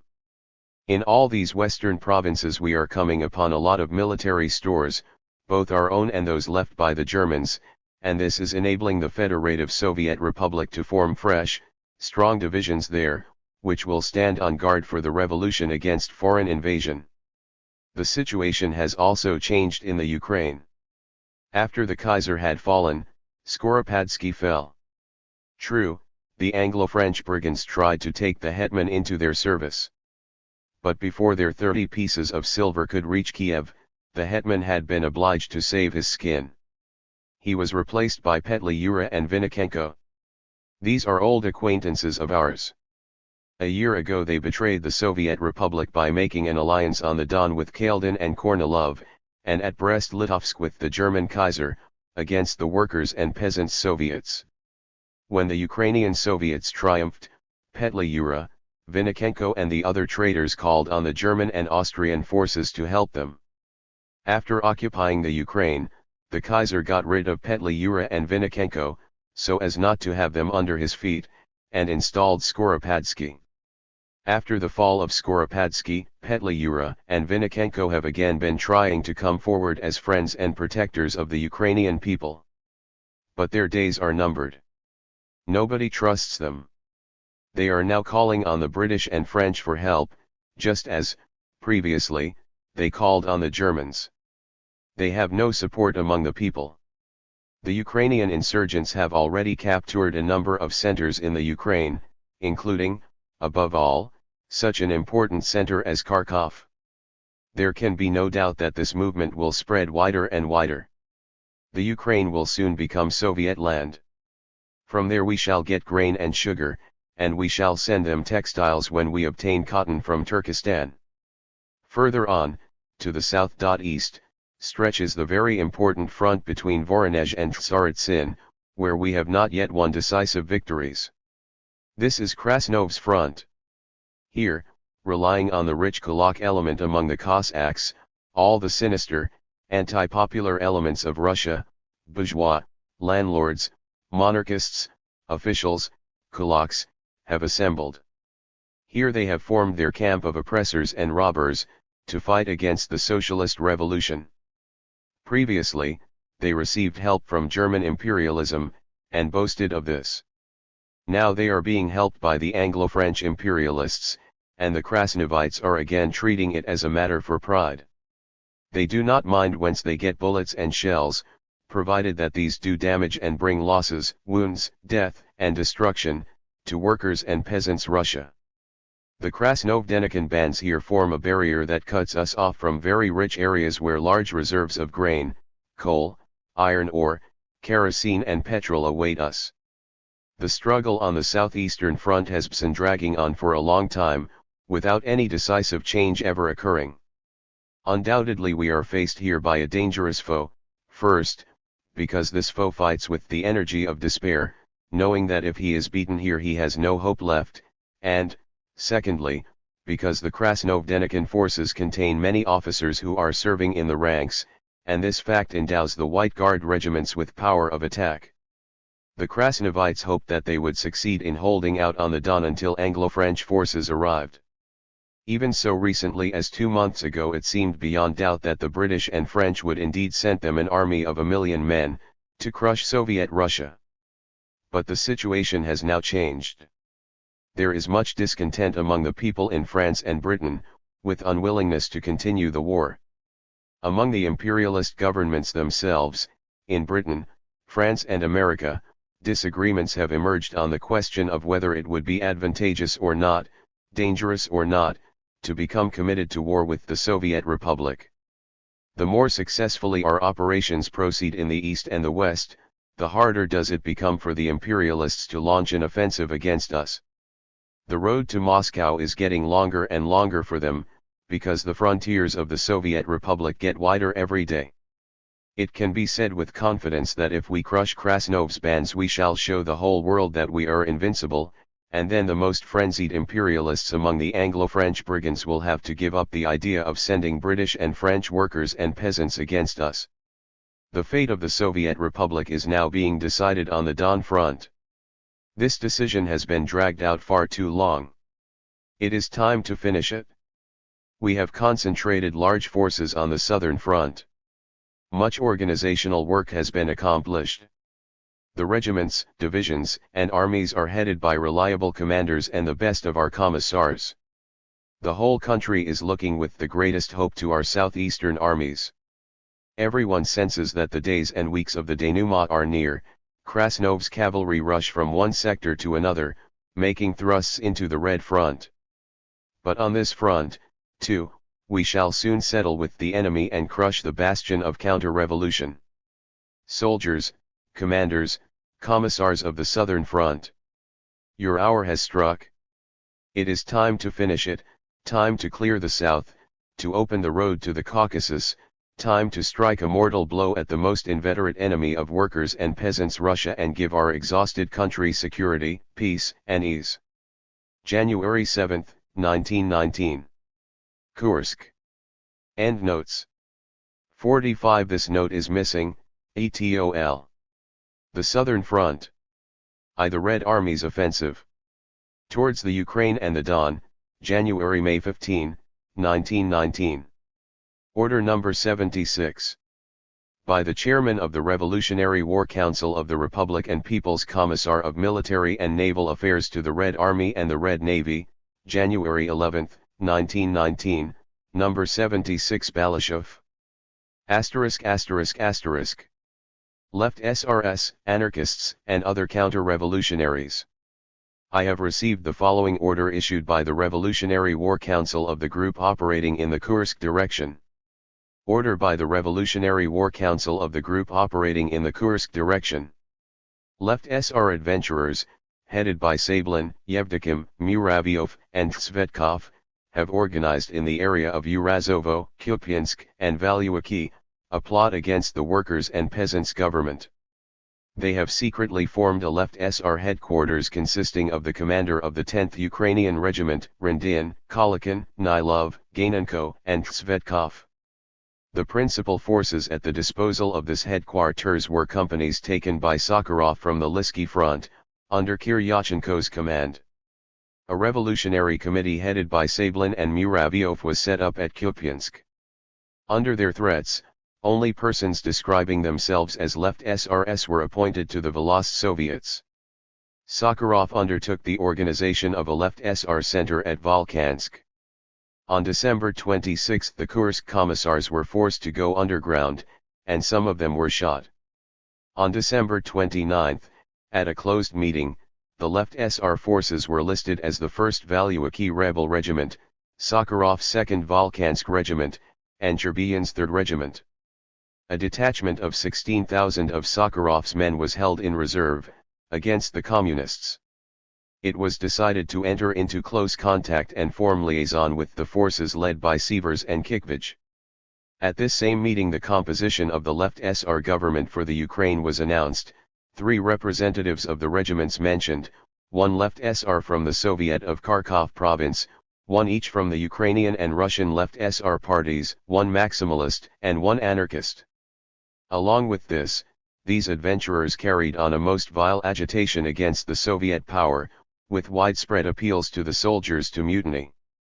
In one of these appeals they wrote, among other things, "Comrade Red Army men, throw out your appointed commanders, throw out the officers and generals," and so on. As soon as news of these events reached the Soviet forces of the group operating in the Kursk direction, a battalion was at once dispatched to Kupiansk. Some of these adventurers fled, the soldiers remained loyal to the Soviet power. The following were arrested: Muravyov, Bielokabelsky, Tsvetkov, Rendin and Kiryachenko. They were all tried by a field court-martial. Tsvetkov, who had given the order to destroy Kupiansk and to shoot the communists and disarm their supporters, was shot. The whole of the area referred to has now been cleared of the adventurers, and Soviet power restored there. The ringleaders called themselves representatives of the rebel army of the eastern Ukraine. 1 battalion of Red Soviet troops was sufficient for this rebel army to burst like a soap bubble. However, in view of the fact that we are now in a state of war, the Revolutionary War Council of the group operating in the Kursk direction orders all commanders and commissars of divisions and of independent units to act with all seriousness and severity towards the adventurers, immediately arresting and court-martialing everyone who, in one way or another, took part in the Left SR revolt at Kupiansk and Urazovo. The Revolutionary War Council of the group operating in the Kursk direction, I Kochevnikov and I Perchikin. The above order mentions a decision by the Left SR counter-revolutionary plotters to establish liaison with the troops commanded by Sievers and Kikvich. This intention of theirs produced, of course, no practical results. The brigade led by our late comrade Sievers and the division commanded by comrade Kikvich are doing their duty on the southern front and are not going to get involved in any dishonorable adventures. I fully approve the vigorous way in which the Revolutionary War Council of the group operating in the Kursk direction have acted. I order the Revolutionary War Councils of all armies, and all commissars to keep a sharp lookout for the counter-revolutionary activity of the so-called Left SRS and other enemies of the workers' and peasants' power. The Southern Front. The Red Army's offensive. Towards the Ukraine and the Don, January-May 15, 1919. Telegram on the occasion of the death of Comrade Kikvich. From the Chairman of the Revolutionary War Council of the Republic to the headquarters of the 16th Division. Comrade Kikvich, commanding the 16th Division, was mortally wounded by a bullet which struck him above the heart on January 10, in the fighting before Zubrilov. LT. Your leader, Kikvich, one of the revolution's best soldiers, has been taken from us. Though recently shell-shocked, he remained at his post. This time, the enemy bullet found its mark. One of the most formidable foes of the Krasnovite counter-revolution has been stricken from our ranks. Henceforth, the 16th Division will be called the Kikvich Division. From now on, the Kikvich Division must have but one watchword, one war cry: merciless revenge for the death of our leader, death to the Krasnovites, and eternal remembrance for the hero Kikvich. The Southern Front. The Red Army's offensive. Towards the Ukraine and the Don, January-May 15, 1919. Order number 80. By the Chairman of the Revolutionary War Council of the Republic and People's Commissar for Military and Naval Affairs to the Red Army and the Red Navy, March 2, 1919, number 80, Moscow. At the beginning of the January of this year, Krasnov concentrated substantial forces against the Tsaritsyn front, forced our troops back into the immediate area of Tsaritsyn, and thereby created an extremely critical situation for all our armies stationed there. At that moment the Special Cavalry Division commanded by Comrade Dumenko was given by the Army Command the task of making a breakthrough in the Dubovka area and smashing the enemy in that area at any cost. Through successful maneuvers carried out over a period of a month, from the middle of January to the middle of February, the division brilliantly fulfilled the task entrusted to it by the Army Command. During this period it traveled a distance of 400 versts and smashed 23 enemy regiments, 4 infantry regiments being taken prisoner intact. As trophies the division captured from the enemy 48 guns, more than 100 machine guns, an armored car and many other such items of war booty. These successes enabled the army to seize the initiative, go over to the offensive, and clear the enemy from an expanse reaching to the River Don and to Zatovo station on the railway to Vladikavkaz. In numerous combats Divisional Commander Dumenko, Brigade Commanders Budyani and Bulatkin, and Regimental Commander Maslakov after the sack of Rostov-on-Don by the Red Army in 1920, Dumenko, then one of Budyani's corps commanders, shot a commissar who protested and was himself executed in consequence. He was subsequently rehabilitated. Maslakov later went over to the enemy and was killed by his own men, not only directed the fighting but also, disregarding their wounds, remained in the thick of battle in order to carry out the military tasks assigned to them. In acknowledgement of these exceptional services to the Revolution and the Soviet Republic, the division is awarded a Banner of Honor. Divisional Commander Dumenko, Brigade Commander Budyani, Brigade Commander Bulatkin and Regimental Commander Maslakov are decorated with the Order of the Red Banner. Military gifts took such forms as specially engraved swords, gold-mounted binoculars, gold watches and the like are being made available to the division for presentation to soldiers who have distinguished themselves. On behalf of the Revolutionary War Council of the Republic I convey fraternal thanks to all the revolutionary fighters of the Cavalry Division. The Southern Front. The Red Army's offensive. Towards the Ukraine and the Don, January-May 15, 1919. Our Southern Front. *******. The Southern Front is a Cossack front. The Don is a hotbed of counter-revolution. Under the autocracy the Cossacks served as a weapon of tyranny and oppression. Workers' strikes and peasant disturbances were quelled, first and foremost, by the Cossack whip. Working class and peasant mothers used the name Cossack to frighten their children with. In all the languages of the world the word Cossack is pronounced in the same way, and everywhere it stands for oppression and tyranny. The Tsarist government, and with its backing the Cossack upper circles, artificially kept the Cossack community in isolation, with the Cossacks on one side and all the rest of the Russian people on the other. The chief concern of the Tsarist government was to ensure that the working Cossacks did not become aware of their bond with the workers and peasants. And to a certain extent they succeeded. Even now there are many working Cossacks in the Don region who look on the Cossack nobility as their own people and the Russian workers and peasants as alien to them. It is this Cossack caste bond between working people and parasites, poor and rich, that constitutes the basis of the counter-revolution on the Don. This is why from the first days of freedom onward, all the aggrieved landlords, manufacturers, and officials made their way to the Don country. This is why revolt after revolt has broken out on the Don.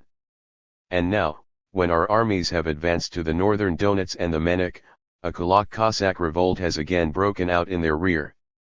46. It is not only the fate of the Don region and not only the fate of Cossackdom that are being decided on the Don front. The Cossack general Krasnov has gone, and has been replaced by Denikin, who has nothing in common with the Cossacks. Denikin is trying to form a close link with Kalkak. What is at stake is not the Don but Soviet Russia as a whole. The Cossacks are only a blind and stupid tool in the hands of the monarchist landlords. This spring and this summer we must flourish with the Southern Front for good and all. We must eradicate the counter-revolution in the Don country. We must destroy the reactionary bond between the working Cossack and the Cossack landlord. We must annihilate the Cossack landlord. We must make the working Cossack feel that he is not a Cossack but a worker and a peasant. We must unite the Don with the Soviet Russia. We must strain every nerve to put an end to the Southern Front. May 11, 1919. Chertkovo *. En route, number 45. Chertkovo is on the line from Voronezh to Rostov-on-Don, near the point where the Ukraine, the Don region and Voronezh province meet. Endnotes. 46. For the facts about the Kulak revolt on the Don, it is necessary to turn back to an earlier period. In the middle of March 1919, in the area of the Stanitsa situated on both banks of the Don, in the sector between Kazanskaya and Vshinskaya, a Cossack revolt broke out, having been prepared by the command of the retreating Don army. The rapidity of our units' advance, their small numbers, and the unsatisfactory work of the special section and the political department, together with clumsy acts and mistakes by the authorities in the localities, aroused hostile feelings among the Kulaks of the Don country. An expeditionary corps detached from the 9th Army with the task of liquidating this revolt did not succeed in its task. By the middle of April the rebels numbered 30,000 fighting men, with 27 machine guns and 6 cannon. This revolt had a big influence on the course of the operations of the Southern Front against Denikin. The Southern Front. The Red Army's offensive. Towards the Ukraine and the Don, January-May 15, 1919. Revolt in the rear. The revolt of a section of the Don Cossacks has already dragged on for several weeks. This revolt was incited by Denikin's agents, counter-revolutionary officers. It found support among the Cossack kulaks. These kulaks drew behind them a considerable section of the Cossack middle peasants. It is very possible that in some cases the Cossacks had suffered some injustices at the hands of particular military units passing through their territory or of individual representatives of the Soviet power. Denikin's agents were able to exploit these injustices in order to fan the flame of revolt. White Guard scoundrels masqueraded in this region as supporters of the Soviet power, so as the more easily to worm their way into the confidence of the Cossack middle peasants.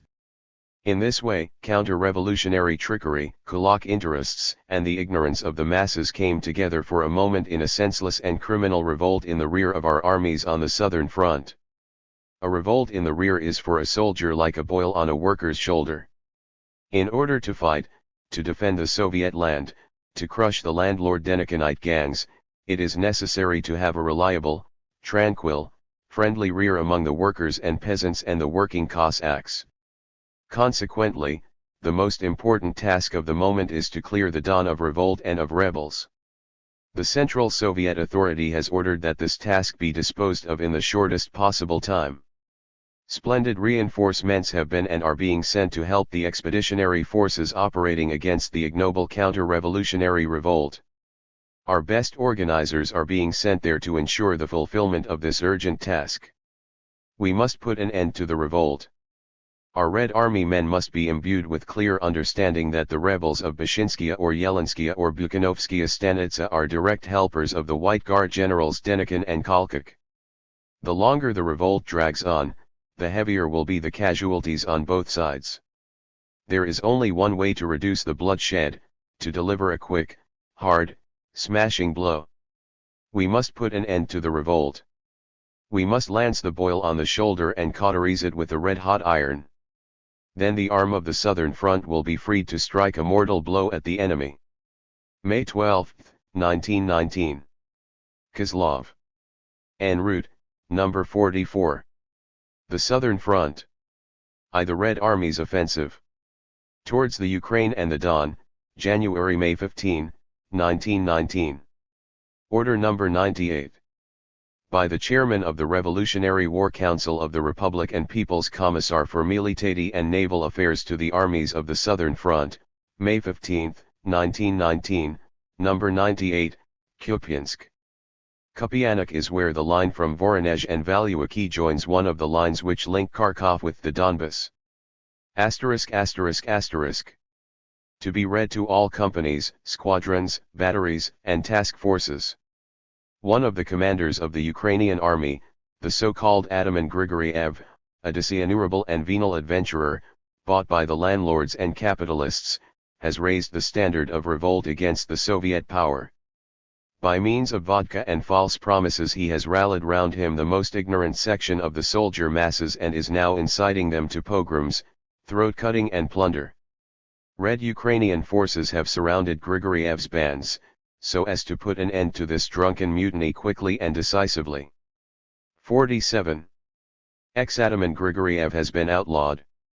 I bring this to the notice of every Red Army man, commander, and commissar in the Soviet forces on the Southern Front.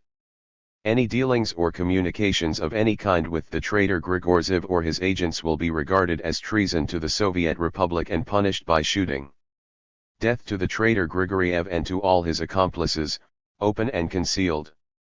Long live the Workers' and Peasants' Red Army. Endnotes. 47. Grigoriev's revolt began on May 7, 1919. Formerly a petty jurist, in January 1919, at the time of the Red Army's offensive in the Ukraine, Grigoriev came over to us with all his forces, and operated against Petli Ura. At the time of his revolt, his guerrilla units included 15,000 fighting men, with 40 cannon, 10 armored railway trucks, 10,000 shells, and 6 million cartridges, figures taken from the report to Comrade Trotsky by Comrade Antonov Ovzienko, commanding the armies of the Ukrainian front, on May 12, 1919. Grigoriev had acquired these military stores from the Austrians and Germans and from the Greeks and Romanians he had taken prisoner in Kherson, Nikolaev, and Odessa. The proposed transfer of the division to the Donbas did not take place because Grigoriev's inclination to seek a peaceful settlement of the conflict with the Cossacks became apparent. When Grigoriev received the order to move his division into Bessarabia, to fight the Romanians, he failed to obey it, and on May 7 rose in revolt against the Soviet power. His revolt met with sympathy among the inhabitants of Kherson province, who helped him. At the moment of Grigoriev's revolt, the Third Army, whose headquarters were in Odessa, had also been ordered to proceed to the front. Instead, all those troops had to be used to put down Grigoriev's mutiny. On May 23 Comrade Voroshilov, who was in command of the forces on the Kharkov sector, reported that Grigoriev had been completely routed and his mutiny liquidated. Grigoriev's revolt had an effect on the course of operations against the Romanians and on the Ukraine's aid to the Southern Front, because substantial forces had to be diverted to the internal front. The Southern Front. The Red Army's offensive. Towards the Ukraine and the Don, January-May 15, 1919. For Soviet coal. ******. Moscow province and Petrograd are the most important consent rations of industrial and political life in our country. It is there that consumer goods and means of production are manufactured. There also the people's consciousness is elaborated and perfected, there the thoughts, feelings, and hopes of the people are given the form of specific demands, slogans and programs. But if life at the center is not to die, the center must receive nourishment from the borderlands. Moscow and Petrograd need bread for their workers. They need coal and iron for their production. They need cotton, to be worked up into textiles. Raw material must flow from our country's rich borderlands to the center, and then, after being processed there and transformed into the products needed for life, must be spread throughout the country.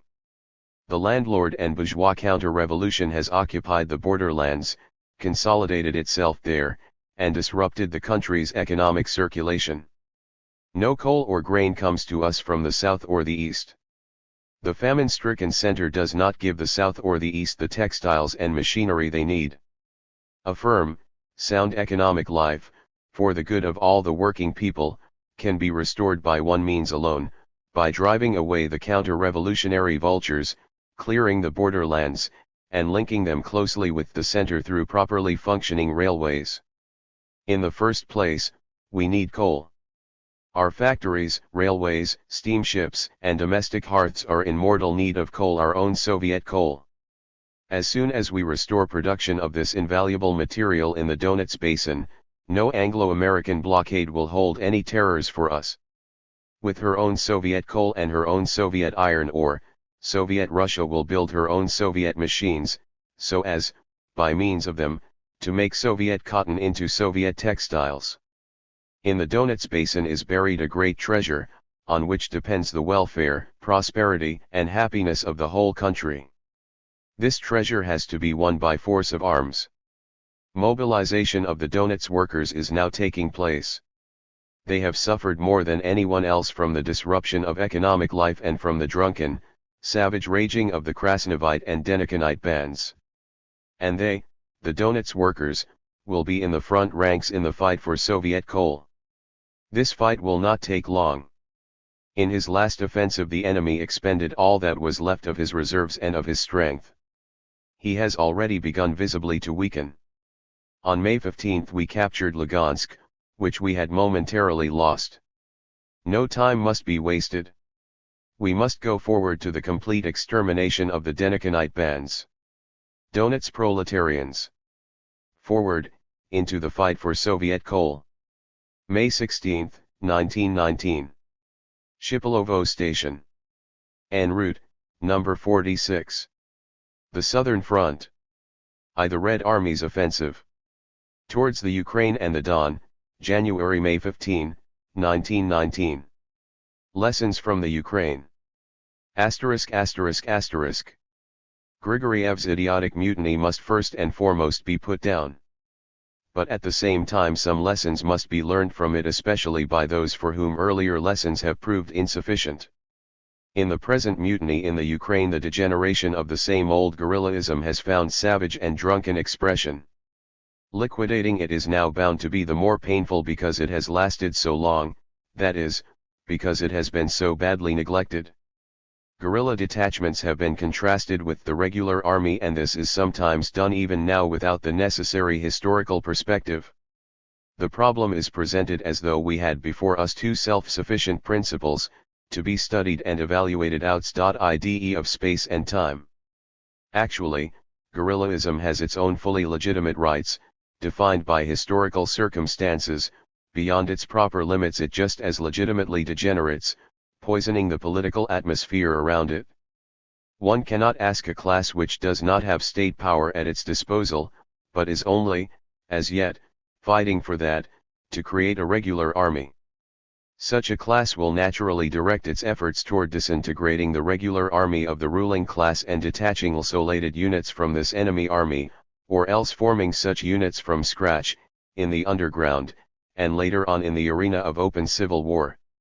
In other words, guerrillaism is the weapon of a class, or an oppressed nation, which is weaker organizationally and in the purely military sense, in its struggle against the class to which the centralist state apparatus belongs. In this period, guerrillaism is not only a progressive factor, it is, in general, the only possible form of open struggle by the oppressed class for its own emancipation. In these circumstances too, of course, guerrillaism is not any sort of principle, or even anything particularly advantageous. On the contrary, the revolutionary proletariat tries to introduce as much planning as possible into its military organization, overcoming, so far as it can, the features of amateurism that this reveals, proletarian military policy is in this way profoundly different, even in the period of the conquest of power, from peasant and petty bourgeois chetnik activity. In Kerensky's time we had an illegal apparatus by means of which we maintained communication between separate regiments and sections of regiments, batteries, machine gun crews, and so on. Being a party of revolutionary opposition we could not, of course, think at that time of forming our own All-Russia General Staff, Central Supply Administration and so on. But even then we were concerned to overcome, so far as we could, the negative aspects of guerrillism, and to ensure unity of action and centralist. 48.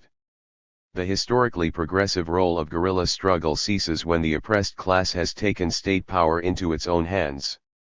The left's are windbags, and, unfortunately, not they alone, were quite unable to understand this. Gentry like Kamkov blamed the Soviet power, not an underground party, but a government, for building a regular army instead of forming guerrilla detachments. One can only ask, what, in general, is the point of the working class taking state power into its own hands if it is not then supposed to make use of this power to introduce state centralism into that sphere which, by its very nature, calls for the highest degree of centralization, namely, the military sphere? But the heart of the matter is this: the petty bourgeois, even when he has come to power or has attached himself to the ruling authority, remains divided against himself. Power is too much for him, it constrains him, frightens him, upsets him, exasperates him, because it demands of him self-control and inner discipline to which he is not accustomed. And so, while clinging to power, he tries to jump out of the state harness. As a strong peasant he works in the Soviet and yet at the same time rises in revolt now and again, with the utterly senseless slogans that counter-revolutionary adventurers fabricate for him. As a left-SR intellectual he hesitates: should he enter the Council of People's Commissars, or should he, just in case, throw a bomb at the Kremlin?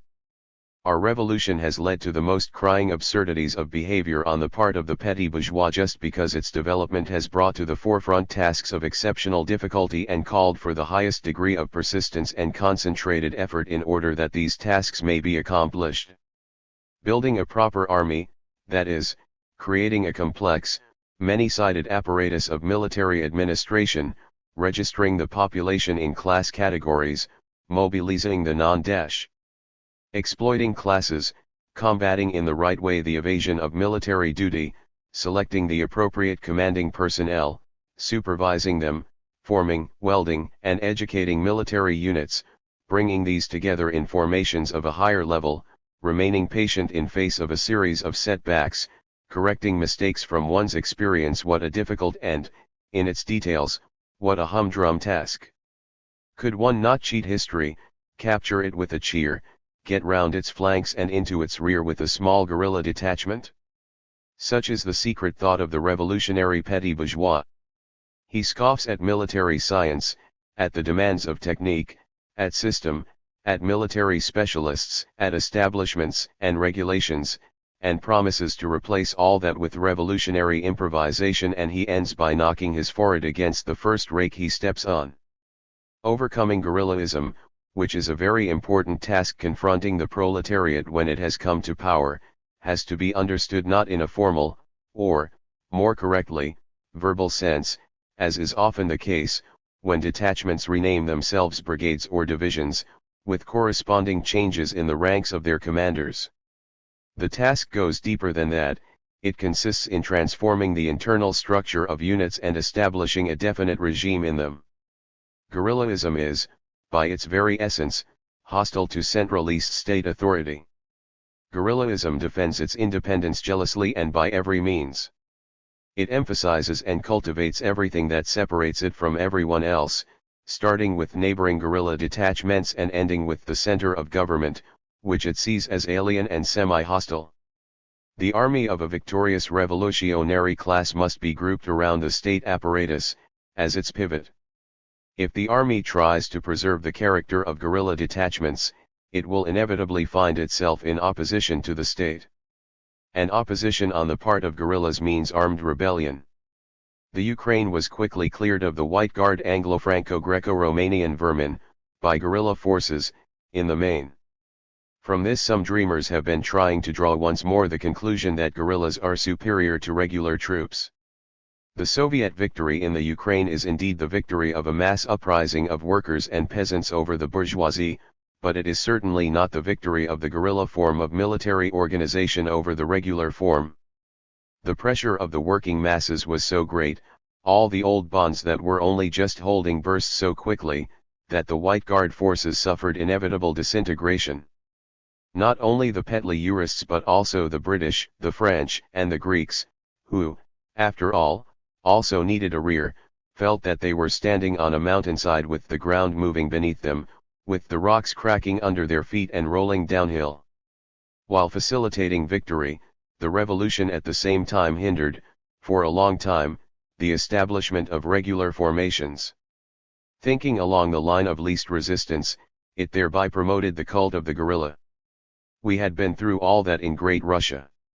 True, we had grounds for hoping that the Ukraine would learn something from our experience and would not repeat our mistakes. Those hopes proved only partly justified. The cult of the guerrilla, liquidated in Great Russia, has temporarily enjoyed a rank flowering on Ukrainian soil. And not only among the left SRS. Yet we have already been given plenty of opportunities for comparison and verification. It might have seemed sufficient for us to transfer the guerrilla detachments to the other Soviet fronts where we do not find, on the one hand, a stormy upsurge of the working masses, or, on the other, complete panic and disintegration among the ruling classes, but where, on the contrary, the milieu is sufficiently differentiated and where properly organized armies confront one another, each with its own class rear, then, the military insolvency of the guerrilla detachments was exposed forthwith. True, from this experience some unconscious and half-conscious ideologists of guerrillism drew the conclusion that guerrilla detachments cannot be subordinated to theoretical, scientific command, that they need some sort of special lead airship, and soon. But all that is extremely superficial, not to say childish. Actually, the fact is simply this, that guerrilla detachments are victorious when they have a triumphant revolutionary spontaneous upsurge behind them. When that spontaneous upsurge has died down, with the victory of the revolutionary class, and further success depends entirely on organization and operational skill, guerrilla detachments at once reveal their inadequacy. In the period when civil war is beginning, the guerrilla movement is inspired by the idea of destroying the hated class state. But when power has passed to the working class, guerrillism, with its practice of separate detachments, becomes empty of ideas and reactionary. Developing centrifugal tendencies, that is, distancing itself from the revolutionary government, while at the same time possessing no particular idea of its own, no independent banner, the guerrilla movement groups itself around individuals. We see appearing the detachments and the armies of the Grigorievs and of all sorts of other atamans, Bavkos and Dyatkos. Bavko and Dyatko, father and uncle, were the forms of address traditionally used towards the leaders of Robin Hood-type brigand bands. This personal cult of unprincipled atamanism serves, in its turn, as a bridge to counter-revolutionary degeneration of the guerrilla movement, to direct betrayal, in the service of the bourgeoisie, either one's own or a foreign one. All this we can fully observe in the case of Grigoriev's mutiny. On the other hand, we shall see in the next few days, from the same example, that the guerrilla movement, which once, when it was the weapon of a rising class in its struggle for power, accomplished miracles, proves to be pitiful and helpless, and ends in a drunken debauch, when it becomes the weapon of an adventurer against an historically progressive class. While showing extreme unsteadiness and poor fighting capacity in the struggle against the properly organized armies of Denikin, the guerrilla detachments in the Ukraine itself are turning, as we see, against the class whose revolutionary struggle brought them into being. This means that the guerrilla movement has at last outlived itself and become a reactionary factor. We must put an end to it at all costs. The history of the clearing of the Ukraine, of the conquest of Kharkov, Yekaterinoslav, Kiev, Odessa, and the Crimea, will enter as a splendid page into the book of the revolutionary struggle. But history never turns the same page twice. Only pedants and dried-up mandarins can sniff contemptuously at the work accomplished in the Ukraine by improvised detachments of proletarians and peasants. Genuine military scientific thought embraces this work, too. For a science that is worthy of the name looks at armed forces, with their rise, development, and internal changes, in connection with changes in historical circumstances. But no less ridiculous are the mandarins of guerrillaism who want to perpetuate a yesterday which they have but poorly understood. Yesterday has passed and will not return. The guerrilla period has gone on for too long in the Ukraine, and for that very reason its liquidation has assumed a painful character. We now have to apply a red-hot iron to it. But this work has to be done. It is necessary to put an end to adventurers, not in words but in deeds, and, what is even more important, it is necessary to put an end to adventurism. We must create a real army, properly organized, with a firm uniform internal regime. We must ruthlessly crush these ignorant rascals who subordinate themselves to nobody and nothing. We must arouse and enhance in the Ukrainian army respect for military thought, military science, and military specialists. We must put good and responsible workers in the places where they are needed. We must ensure that the young army has proper political leadership. We must put an end to Tyapkin-Lyapkinism in all its forms. This is not just a Ukrainian question, for the Ukraine is part of the Federative Soviet Republic. The Soviet land as a whole is very greatly interested in seeing that the Red Army in the Ukraine does not become a helpless instrument of highway robbers. May 16, 1919. Svetovo Station. Svetovo is southeast of Kupiansk, on one of the lines which link Kharkov with the Donbas. En route, number 47. Endnotes. 48 On our party's military organization. See Note 2 to Volume I. In spite of the difficult conditions of work, on June 16, 1917 an All-Russia Conference of Military Organizations was held, at which up to 500 separate units were represented, with a total membership of 30,000 Bolsheviks. A Central Bureau of Military Organizations was set up at this conference, to carry on unificatory work among the party's cells in the army. The Southern Front. The Red Army's offensive towards the Ukraine and the Don, January-May 15, 1919. Order number 99. By the Chairman of the Revolutionary War Council of the Republic and People's Commissar for Military and Naval Affairs to the N Army, May 22, 1919, number 99, Izium. Izium is south of Kupiansk, on another of the lines linking Kharkov with the Donbas. *****. To be read to all companies, batteries, squadrons, and task forces. Comrade soldiers, commanders, commissars. Your army occupies one of the most important sectors of the whole Soviet front. Against the bands of Denikin and the White Cossacks, you are defending the approaches to the Soviet Ukraine and to Soviet Russia. And at the same tune by your advance you must clear the Donets Basin, unfetter the productive labor of the Donets workers, and give coal to Soviet Russia and the Soviet Ukraine. The whole country follows your struggle with strained attention. You have suffered many casualties. But at the same time you have been able to strike many hard blows. The moment of decision has now arrived. On every front the enemy has assembled all his reserves and thrown them into the final battle. 49 The landlord bourgeois bands know that if they do not succeed this time in breaking through our front and strangling the Ukraine and Russia, the workers' and peasants' power will triumph forever in our country. Denikin sends his paid agents into our units, to try and bring discord into our military family. Scoundrels, traitors, and self-seekers attempt from time to time to violate discipline and bring about disorder and panicky retreat. Be watchful, comrade soldiers of the N Army. Remember that upon your endurance, firmness, and discipline depends the fate of the working class and the working peasantry of the whole country for many generations to come. On behalf of the Council of People's Commissars and Revolutionary War Council of the Republic I express to all honorable fighters, as well as gratitude, firm confidence in your decisive victory in the near future. Long live our valiant N Army! Long live workers and peasants Russia! Endnotes. 49. As a result of 3 months of effort by the Red Army, between January and April 1919, to inflict a conclusive defeat on the White Guards in the south of Russia, the Tatar were caught between the northern Donets, the Don, and the Sea of Azov, in the rectangle Taganrog Bakhmut Lugansk Novokirkirsk, see map 3. In May 1919 Denikin succeeded in bringing up to the Donets Basin a large part of the volunteer army from Caucasia, and got ready to launch a general offensive. Taking account of the advantage given by our position on Denikin's flanks, our command decided to liquidate the enemy in the Donets area. On May 8 our offensive began, and by the middle of that month our Red units had occupied, after stubborn fighting, a large part of the Donbas, cutting the enemy's communication by rail with Rostov.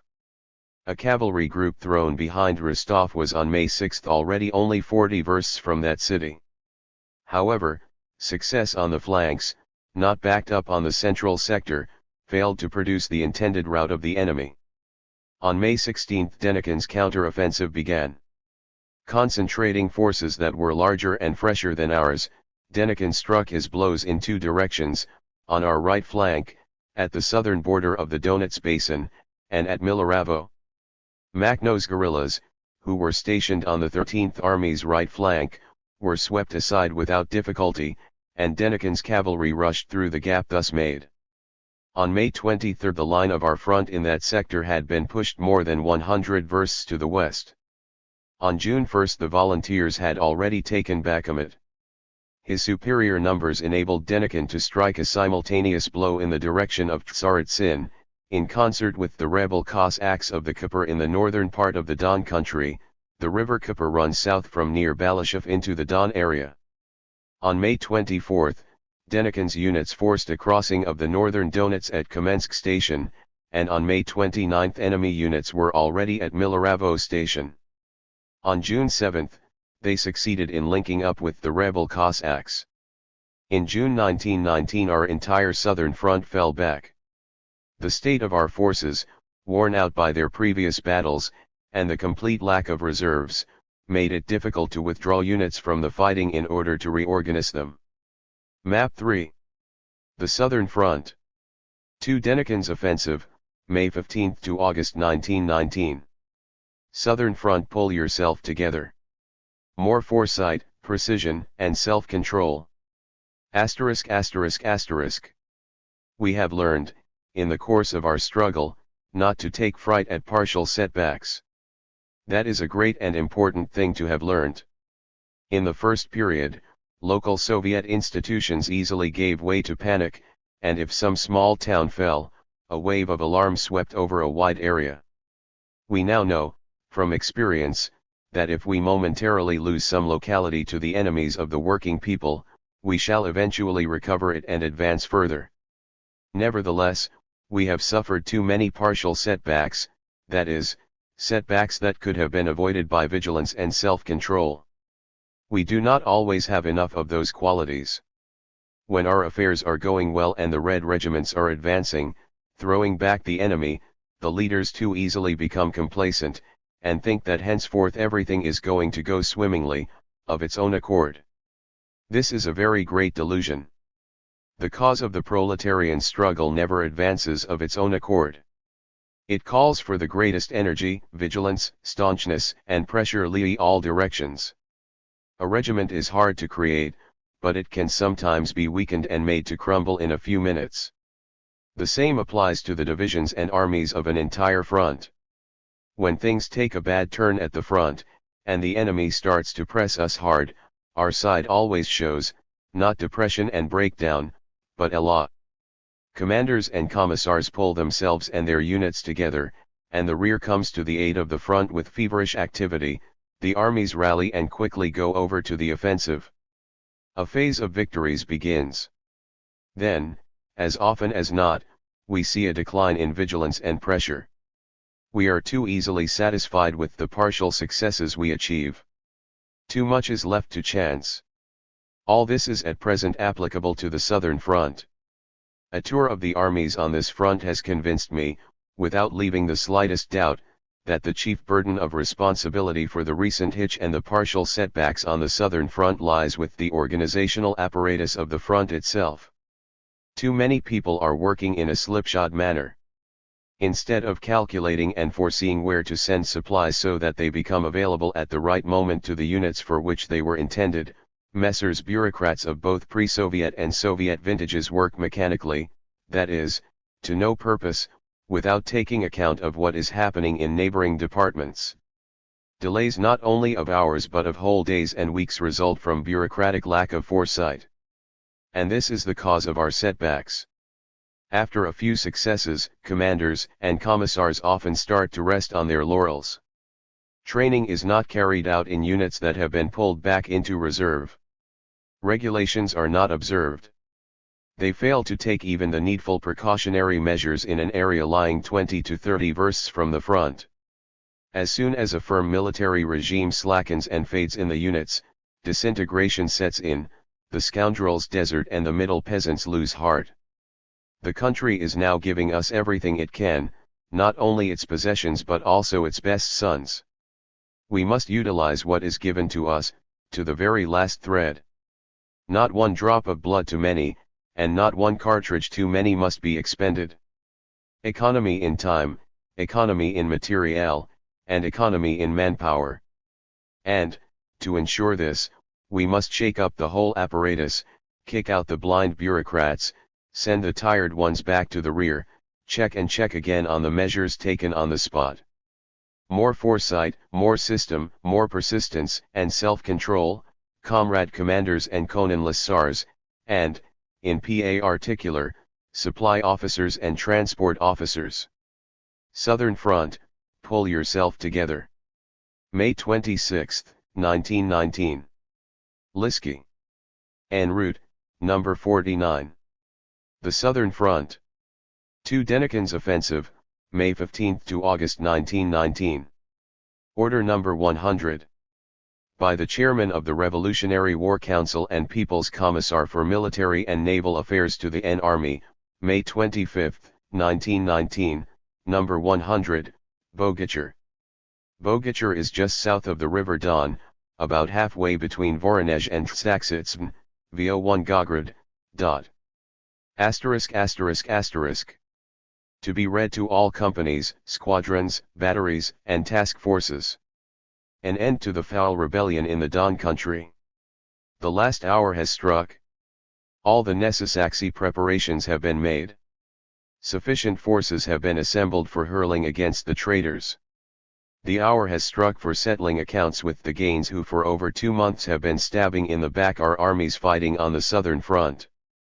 All workers and peasants Russia looks with revulsion upon these Miguelinskaya, Vshinskaya, Yelinskaya, and Shumlinskaya Migilinskaya, etc., were Cossack settlements in the northern part of the Don region bands which, under a fraudulent red flag, are helping the Black Hundred landlords, Denikin and Kalkuk. Soldiers, commanders, commissars of the punitive troops. The preparatory work has been completed. All the necessary forces and means have been assembled. Your ranks are formed. Now, at the signal, forward. The nest of dishonorable traitors must be destroyed. The Gains must be exterminated. No mercy for any stanitsas that offer resistance. Quarter only for those who voluntarily surrender their arms and come over to our side. Against those who help Kalkuk and Denikin lead, steel and fire. Soviet Russia relies on you, comrade soldiers. Within a few days you must cleanse the Don country of the black stain of treason. The last hour has struck. All, as one forward. The Southern Front. To Denikin's Offensive, May 15 to August 1919. The Ninth Wave. According to sailors' tradition, in a storm at sea the ninth wave is the most dangerous to a vessel. If it survives that, the vessel can be considered safe. What we are now experiencing is the ninth wave of the counter-revolution. It presses upon us on the western and southern fronts. It threatens Petrograd. But at the same time we know well that, now, the counter-revolution has marshaled its last forces and thrown all its reserves into battle. This is its last, its ninth wave. What an immense difference from the situation in the summer of last year. Then we still had powerful international enemies who could have crushed us with a direct armed onslaught. They were held back for the time being by the bloody international conflict. At that time Count Merbach sat in Moscow as the representative of powerful German militarism. In the east the Czechoslovak hirelings of bourgeois France rose in revolt. The first Anglo-American expeditionary forces landed in the north. Soviet Russia stood face to face with European militarism, armed to the teeth and its power as yet hardly shaken. At the same time, the situation inside the country was extremely strained and unstable. The peasants had not yet appreciated the necessity of the war that the capitalists and landlords, of our own country and of others, had forced upon us. We were taking our first steps along the road of compulsory mobilization. The peasants often resisted these steps. The mood of the peasants was reflected in our first, barely united regiments. A wave of senseless, purposeless, but often extremely bloody mutinies told, during the spring of last year, through the units of the Red Army. The confusion and vague discontent among a considerable section of the peasants and soldiers infected even the more backward section of the workers. The petty bourgeois SR and Menshevik parties led, openly or half-openly, for revolt against the Soviet power. Behind the cover that they provided, White Guard elements organized monarchist plots. What an immense difference between the internal and international situation of the Soviet Republic then and now. Huge masses of the peasantry have come to understand from experience, both of our military defeats and of our successes, that our war is their war, that our army defends the interests of the peasants. Despite the fact that the Soviet power was obliged to conscript a number of peasant age groups, despite the fact that the burden of war has grown much heavier during this year, we have seen at the same time a very great step forward in the direction of complete identification of the peasantry with the Soviet power. The peasants are, of course, unhappy about the war, but they have realized that it is due not to the Soviet power but to the bourgeois enemies of the working people. After the insignificant outbreaks in March we have seen absolute calm among the peasants and mobilization has proceeded satisfactorily in almost all provinces.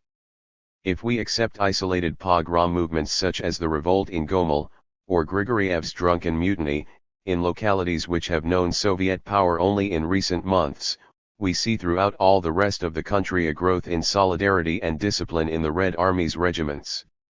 As for the proletariat, it has shown through its voluntary mobilizations its unbreakable bond with the Soviet order. The international situation has changed to the same extent. German and Austro-Hungarian militarism has been smashed to pieces. French and British militarism still exists outwardly, but it is rotten within and incapable of fighting. Neither America nor Britain, and still less France, is in a position to send a single army corps to Russia to fight against the Soviet power. They still have at their disposal a huge material apparatus of war, an uncountable number of guns, machine guns, shells, and cartridges, armored cars and tanks. Compelled by the strength of the French and British workers and peasants to refrain from direct struggle against us, the Anglo-French bandits are supplying deadly weapons to the Russian counter-revolution. It must be admitted that the latter has greatly strengthened itself during the past year. In May 1918 the Russian capitalists and landlords relied exclusively on the Czechoslovaks and, in general, on foreign bayonets. Since then, they have managed to create armed forces of their own. In this matter the bourgeoisie was helped to the maximum, on the one hand, by the SRS and Mensheviks, who organized for Kolchak his People's Army under the banner of the Constituent Assembly, and, on the other, by the Anglo-French imperialists, who provided the White Army with material supplies and with the instructors it needed. A year ago we had grounds for fearing that, after disposing of Krasnov and Vyutov, we should come face to face with our main enemy, with German or with Anglo-French militarism. Today we know for sure that by disposing of Kolchak and Denikin we shall achieve complete invulnerability for the Soviet Republic and give a powerful stimulus to the revolution in Europe and throughout the world. The counter-revolution has not and will not have available any forces greater than those which Denikin, Kalkak, the White Estonians and the White Finns have now moved against us. On the southern front, in the east and before Petrograd, the Russian counter-revolution, and with it the world counter-revolution, has staked its entire fate on one card. On our part we need one last effort of all our physical and moral forces in order to hurl back the last desperate onslaught of the dark forces of the old, bourgeois society. The counter-revolution has cast against us its ninth wave. It will break against the armored chest of our workers' and peasants' regiments. Yevstratovka Station. Yevstratovka is about 100 kilometers east of Valuaki, on the line from Voronezh to Rostov-on-Don. June 1, 1919. En route, number 50. The Southern Front. 2 Denikin's offensive, May 15 to August 1919. The Makhno movement. Asterisk. There is Soviet Great Russia and there is the Soviet Ukraine. And besides them there is also another, little-known state, namely, Giliupoli. This is ruled by the headquarters of a certain Makhno. To start with, he had a guerrilla detachment, then a brigade, then, apparently, a division, and now all this has been repainted almost into a special insurgent army. Against whom are Makhno's men rebelling? This question needs to be given a clear answer, an answer in word and in deed. Makhno and his closest co-thinkers consider themselves anarchists, and on this basis they reject state power. So then, they are enemies of the Soviet power? Obviously, since Soviet power is the state power of the workers and working peasants. But the Makhnovites cannot bring themselves to say openly that they are against Soviet power. They dissemble and prevaricate. Local Soviet power they say they recognize, but they reject central power. But all the local Soviets in the Ukraine recognize the central power which they themselves have elected. Consequently, the Makhnovites actually reject not only the central Ukrainian authority but also the authority of all the local Soviets in the Ukraine. What then do they recognize? They recognize the authority of the Giliupoli Makhnovite Soviets, that is, the authority of a circle of anarchists in the place where this has temporarily succeeded in establishing itself. This is actually the entire clue to the political wisdom of the Makhno movement. However, the Makhnovite army needs cartridges, rifles, machine guns, artillery, trucks, railway engines, and money. All these things are concentrated in the hands of the Soviet power, being produced and distributed under its direction. Therefore the Makhnovites have to turn to that very power which they do not recognize, in order to ask for money and cartridges. But, since the Makhnovites quite justifiably fear that the Soviet power might deprive them of everything without which they cannot live, they have decided to secure their independence by seizing the great riches of the country, so as then to enter into treaty relations with the rest of the Ukraine. In Mariupol, yes, there is much coal and grain. But since the Makhnovites are sitting on the railway branch line from Mariupol, they are refusing to allow the coal and grain to leave except in exchange for other supplies. It has come about that, while rejecting the state power created by the workers and peasants of the whole country, the Makhnovite leadership has organized its own little semi-piratical power, which dares to bar the way for the Soviet power of the Ukraine and all Russia. Instead of the country's economy being properly organized according to a general plan and conception, and instead of a cooperative, socialist, and uniform distribution of all the necessary products, the Makhnovites are trying to establish domination by gangs and bands. Whoever has grabbed something is its rightful owner, and can then exchange it for whatever he hasn't got. This is not products exchange but commodity stealing. The Makhnovites shout, "Down with parties, down with the communists, long live non-party Soviets low," but this is actually a miserable lie. Makhno and his companions in arms are not non-party people at all. They are all of the anarchist persuasion, and send out circulars and letters summoning anarchists to Giliupoli so as to organize their own anarchist power there. If they hoist the non-party flag, this is only in order to throw dust in the eyes of the most benighted and backward peasants, who understand nothing about parties. Actually, the non-party flag serves as the best possible cover for Kulak elements. The Kulaks do not dare to admit openly that they belong to the party of the Black Hundreds, for they fear they would be punished for that. Therefore they are most willing to make a show of being non-party. At present the SRS, the worst section of the Mensheviks, the cadets, and all counter-revolutionaries in general who find it too dangerous to appear in public in their natural guise, take cover behind non-partyness. Communists do not hide their faces or furl their banners. They present themselves openly to the working people as a party.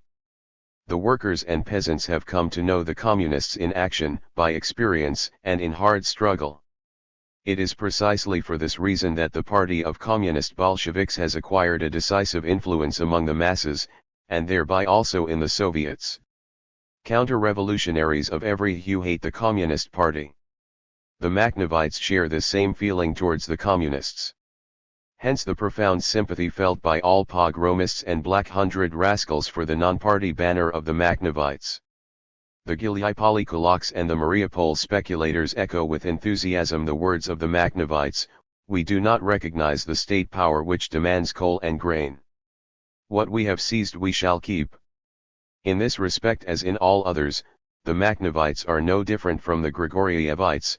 Grigoriev also rebelled against the central authority in the name of local non-party Soviets, that is, against the organized will of the whole working class, in the name of individual Kulak groups and bands. It was not accidental that Grigoriev, when he raised the banner of savage, pogrom-making mutiny and set out to exterminate the communist, called on Bako Makhno to conclude a pogromist's alliance with him. It is true that Makhno declined. But not at all for reasons of principle. At the anarchist congress at Gilyapoli, Makhno openly called for revolt against the Soviet power. If he did not revolt together with Grigoriev, this was only because he was afraid, evidently realizing the complete hopelessness of an open revolt. Makhno's army is guerrillism at its worst, although there are in it quite a few good rank-and-file fighters. No hint of order and discipline is to be found in this army. There is no supply organization. Food, uniforms, and ammunition are seized wherever they happen to come to hand, and they are expended in the same careless way. This army also fights when it feels like it. It obeys no orders. Individual groups advance when they can, that is, when they encounter no serious resistance, but at the first firm push from the enemy they scatter in all directions, surrendering stations, towns, and military equipment to an opponent small in numbers. The blame for all this lies wholly with the muddle-headed and dissipated anarchist commanders. In this army, commanders are elected. The Makhnovites shout raucously, "Down with appointed commanders." This they do only so as to delude the ignorant element among their own soldiers. One can speak of appointed persons only under the bourgeois order, when Tsarist officials or bourgeois ministers appointed at their own discretion commanders who kept the soldier masses subject to the bourgeois classes. Today there is no authority in Russia but that which is elected by the whole working class and working peasantry. It follows that commanders appointed by the Central Soviet government are installed in Tsar positions by the will of the working millions. But the Makhnovite commanders reflect the interests of a minute group of anarchists who rely on the kulaks and the ignorant. The anti-popular character of the Makhno movement is most clearly revealed in the fact that the army of Gilyapoli is actually called Makhno's army. There, armed men are united not around a program, not around an ideological banner, but around a man. It was exactly the same with Grigoriev. In the Soviet Ukraine and in Soviet Russia, regiments and divisions are weapons in the hands of the working class as a whole. In the Gilyapoli state the armed detachments are weapons in the hands of citizen Makhno. We have seen what this leads to. The private army of Ataman Grigoriev first went along with the Petli Urists, then came over to the Soviet power, then, led by Grigoriev, it rebelled in the name of Grigoriev himself. Armed masses, ignorant and deceived by the non-party slogan, become a blind tool in the hands of adventurers. Such is the Gilyapoli state and the army of Gilyapoli. Scratch a Makhnovite and you will discover a Grigorievite. But most often there is no need even to scratch him, a frenzied kulak or petty speculator who barks at communists frankly gives himself away. Soviet power is the dictatorship of the working class, which has transformed state power into an instrument of socialist reconstruction. At the same time, Soviet power has to protect the socialist country from the rabid onslaughts of the bourgeoisie. Is it thinkable in such a situation to permit on the territory of the Soviet Republic the existence of armed bands which form themselves around atamans and batkos, bands which do not recognize the will of the working class, which seize whatever they like and fight with whomsoever they choose? No, it is time to finish with this anarcho-kulak debauchery, to finish with it firmly, once and for all, so that nobody will ever want to indulge in such conduct again. June 2, 1919. Kupiansk-Kharkov. En route, number 5. The Southern Front. To Denikin's offensive, May 15 to August 1919. A talk with representatives of the Kharkov press. Asterisk asterisk asterisk. The Donets Front is now undoubtedly the front of greatest importance for all the Soviet republics. In saying this I do not forget the Petrograd Front, but I consider, quite deliberately, that the loss of Petrograd, and I am sure we shall not lose Petrograd, would not be so serious for us as a prolonged loss of the Donets Basin. In so far as the Soviet Republic is now the stronghold of the world revolution, one can say that the key to this fortress lies in the Donets Basin. This is why all attention is now concentrated on that sector of the very extensive front of the Soviet Republic. Our setbacks in the Donets Basin form part of our recent setbacks on the Southern Front generally. We had been obliged temporarily to slacken the attention and backing we were giving to the Southern Front. As everyone knows, this was due to the substantial, or at least seemingly substantial, successes won by Kolchak. Kolchak is now our principal adversary, since all the elements of the counter-revolution have recognized him as their leader and since he is the candidate of Entente imperialism. At the conferences in Versailles and Paris the question of recognizing Kolchak has often been brought up, in a quite definite way. It was natural that we had to strike a blow as soon as possible on the Eastern Front. Again, it was natural that this should necessitate the concentration of all attention and all forces on the Volga. There, as everyone knows, we have achieved immense success. Kolchak has been forced back from before Samara to Ufa, and is continuing to retreat all along the middle stretch of the Volga. We are drawing near to Saraypul, to the line of the Kama. 50. We have to fight with armies which we build on the spot. If we put in a special effort to build an army in the east, we inevitably slacken our army building work in the south. That is what happened. From the standpoint of proper planning one may, of course, deplore this method of construction, but it is inseparable from the nature of a revolutionary epoch, in which factors of improvisation play an immense role, especially if we take account of the fact that the world's situation, the international situation, and, along with that, the strategic situation are changing very quickly, and while we can foresee the general trend of events with complete certainty, nevertheless it is not possible to foresee the phases in which these events will occur, the forms they will take, and, in particular, the side from which the greatest danger will come at any given moment. We have to maintain and develop a front along a line that is more than 8,000 versts in extent. This being so, our enemies can always select the weakest part of the front at any particular moment and strike a more serious blow there. This was what happened in the south. Revolutionary troops are highly strung, liable to rapid metamorphoses. They can quickly be brought to a sound condition and tempered, but just as quickly they can be brought to collapse. The art of command and administration calls for constant reckoning with this quick susceptibility, inflammability, and general revolutionary irritability of forces, a considerable proportion of whose personnel have gone through the 4 years' slaughter and the epoch of revolution and civil conflicts. On the Donets sector of the Southern Front in recent times there have been obvious signs of unsteadiness among the troops, which are to be explained, on the one hand, by the fact that here we had units that were freshly put together.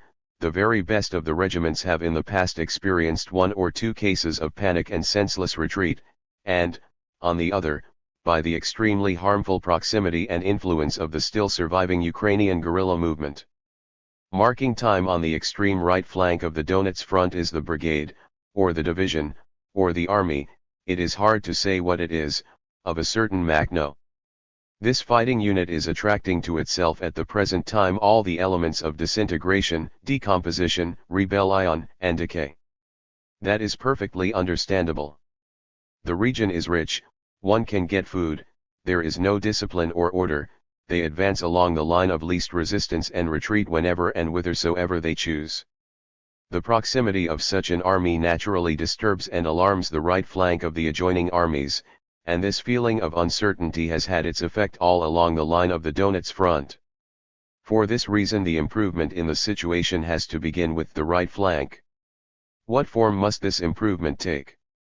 It seems to me that this is quite clear: suppression of the independent anarchist Republic of Gallipoli, establishment of unity of Soviet power, and of unity in the army, its methods of administration and its apparatus of command. At this very moment the Novites are trying to convene a military Soviet Congress covering 5 uyezds. Naturally, the command will permit nothing of the sort to take place, and will show the anarchist Grigorievs of Gallipoli that in our struggle against the Denikonites we shall not tolerate any elements of disorganization and decomposition in the close rear, and still less in the actual front line. As soon as this has been done, our southern front will strike a blow at Denikin's forces in the direction that the command will indicate. You ask me to speak about Petrograd. I have not been on the Petrograd front for a long time, and not at all since our retreat on the Western Front. I can say only this: all the operations were conceived with a view to rapid decisions. The enemy was very well aware, this I know from a certain very eloquent document, that we had withdrawn considerable reserves from the Petrograd area to the Eastern Front, hence his plan to capture Petrograd so quickly that we should not be able to bring in reinforcements from the center in time. As you know, the greatest advantage we possess is our central position in relation to our enemies, which enables us to act on internal operational lines, sending reserves to the most threatened sectors of the front. However, the enemy miscalculated. His offensive has now been checked, and that means that his game is up. We have thrown considerable reinforcements into the front before Petrograd, and we have every reason to count on decisive changes taking place in the situation there in the next few weeks, or even days. As regards the setbacks on the other sectors of the Western Front, they have been due, first, to the same general causes that I mentioned in connection with the Southern Front, the temporary concentration of forces and resources on the Eastern Front, and, secondly, to a considerable extent, to the particular structure of the Western Front, which was divided into national sectors, with national armies. Given the enemy's unity and the unity of his operational conceptions, this fragmentation of the front on purely national lines proved to be inviable, not to mention the fact that in many of the less conscious units it gave rise to national antagonisms. We have now established complete unity of the front of the Soviet republics, in the sense that this front is divided between armies on the basis of exclusively strategic, and not national, considerations, and that we are using the separate national units, Ukrainian, Lettish, Polish, Estonian, where they can be used most advantageously, and not all as a matter of course on their respective so-called national fronts. This also fully applies to the Ukraine. The task of the Ukrainian front, as such, has been accomplished. The Ukraine has been liberated, so far as a huge tract of its territory is concerned. The Petli-Urists have been smashed. That wretched successor of the Petli-Urists, Grigoriev, has been routed. What remain to be attended to are the Donets direction and the Polish-Galician-Romanian direction.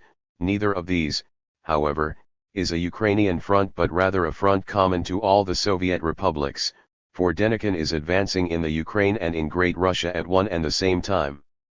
The gentry of Romania and Poland and the Galician kulaks are ready to act equally against the Ukraine and against Great Russia, wherever the Entente may order them to strike.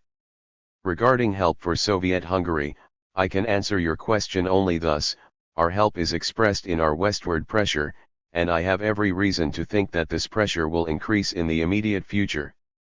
I listened with amazement to your question concerning the danger that is said to be threatening Kharkov. We live, of course, in an epoch when nothing on this earth is stable, but I think that Kharkov stands in no greater danger than Tver, Penza, Moscow, or any other city of the Soviet Republic. Finally, in reply to your last question, about mobilization, I think that we must mobilize as many age groups as we can, without allowing any exceptions or deferments, and in the shortest possible time. We have to carry out a definite operation in the Donets Basin. The sooner we do this, the shorter will be the suffering of the Donets coal industry and of all economic life in the Kharkov area. June 4, 1919. En route, number 52. Endnotes. 50 on Kalkak's retreat, see note 75 later on in this volume. The Southern Front. 2 Denikin's offensive, May 15 to August 1919. Order number 105. By the Chairman of the Revolutionary War Council of the Republic and People's Commissar for Military and Naval Affairs to the Armies of the Southern Front, June 5, 1919, number 105, Kharkov. *****. Our Southern Front is at present experiencing a grave crisis. There can be no doubt that this crisis will be overcome and that, as a result, we shall emerge stronger than before, just as we emerged from previous crises. We need only evaluate clearly and distinctly the causes of our setbacks and take measures to eliminate them radically. One of the most important reasons for our failures is the absolutely impermissible, and in many cases criminal, attitude of the responsible workers in the army, both commanders and commissars, towards the question of operational reports. Operational reports should give a clear and distinct picture of the military actions of every unit, its strengths and weaknesses in battle, its casualties, its actual defeats and actual victories, its losses and its trophies. To ensure this, the greatest conscientiousness and strict checking of all information is required. In most cases nothing of the sort obtains. Operational reports are written in accordance with a set pattern, unworthy of a revolutionary army, in order to conceal and cover up one's failures and exaggerate one's successes. When our units capture some locality, this never happens, if the reports are to be believed, otherwise than after a fierce battle. Yet this battle is, more often than not, an affair of aimless and fruitless shooting, that is, of squandering of cartridges and shells. Such reports never permit us to judge whether the advancing unit kept contact with the retreating enemy, whether it really pursued him, or else, keeping a residential peckful distance just took over the locality which had already been abandoned by the enemy. Yet this is extremely important. The weak side of our forces or, more correctly, of their commanders and commissars, is that, when the enemy retreats, they do not show the necessary energy in pursuing, disrupting, and destroying him. Commanders and commissars too often rest satisfied with occupying without a battle a locality that the enemy has abandoned. In their operational reports, this fact is hidden behind splendid phrases about the taking of villages and towns by battle, with never a mention of the number of casualties suffered on either side. When our units retreat, this happens, if one is to be believed these same reports, only as a result of the onslaught of superior enemy forces and, again, never without a battle. Yet what is often hidden under these phrases is the sad reality of a panicky abandonment of their positions by large units at the site of isolated mounted patrols, or even just under the influence of panic and provocational rumors about the enemy's approach. They carried out a fighting retreat often means that they retreated shooting in all directions so as to deafen their own panic, that is, that there was a senseless squandering of ammunition. A phrase often recurs in these reports to the effect that, in the course of clashes with superior enemy forces, regiments lost a half or three-quarters of their personnel. In most cases this means that the regiment ran away. The operational report is silent as to how many were killed, how many wounded, how many taken prisoner, how many missing. This information cannot always, of course, be given with accuracy. but it would be possible to provide at least an approximate picture of the losses suffered. All that is needed to do that is to possess the desire to tell the truth. That desire is frequently not present. On the contrary, we have not a few gentlemen who consider it their task to compose a report in such a way as to conceal from higher authority the disgrace of a senseless retreat before a weaker enemy. Boasting about colossal, innumerable trophies is widely in vogue. When checked on, it often turns out that by trophies captured from the enemy are meant guns from which the breech blocks have been removed, machine guns that have been made unusable, and broken down carts which the enemy deliberately left behind when he took his well-timed departure. Detailed information about so-called trophies is hardly ever received. The situation is even worse where material losses are concerned. Such facts are almost always left unreported, and come to light only later, when the supply officer has to ask for replacements of the equipment that has been lost. What are the results of this sort of conduct? The results cannot be described otherwise than as disastrous. The commanders and commissars develop a psychology of official well-being, that is, of concern that everything should be kept dark. This is the despicable psychology of old-time civil servants, and not that of revolutionary warriors who must boldly face not only the enemy but also the most cruel truth. Commanders and commissars who see the shortcomings and weaknesses of their units and frankly admit them will unfailingly take steps to eliminate these weak sides. Commanders and commissars who conceal cases of desertion or panicky retreat like a secret disease merely drive this disease inward and completely ruin their units. Furthermore, false reports foster delusions at higher levels. Divisional headquarters does not know what has actually happened in the sector held by a certain regiment. Army headquarters receives false operational reports from divisions. At front headquarters they do not know exactly what the situation is in the armies. Consequently, the command is left in the dark. When the moment of trial comes, the false picture of well-being collapses into dust, and the front experiences a very grave crisis. The great revolutionary Ferdinand Lassalle once said that every revolutionary activity requires above all that one should say what is, that is, should tell the truth. This is also required in every military activity. Complete truthfulness and precision in reports is the duty of every soldier. This we must now secure, at any cost. I order the Revolutionary War Council of the Southern Front and the Revolutionary War Councils of the armies of the Southern Front immediately to take steps to subject all reports to the strictest checking and to punish severely all counterfeiters who engage in criminal forgery instead of honest reporting. We must teach and compel commanders and commissars to call a battle, a panic, a feat of arms, and cowardice.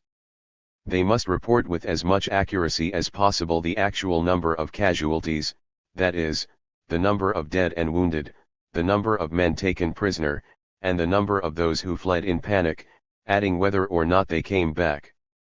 If a commander writes untruthfully about superior enemy forces, the commissar must not dare to sign the false report. But if he does sign it, then both commander and commissar are to be court-martialed.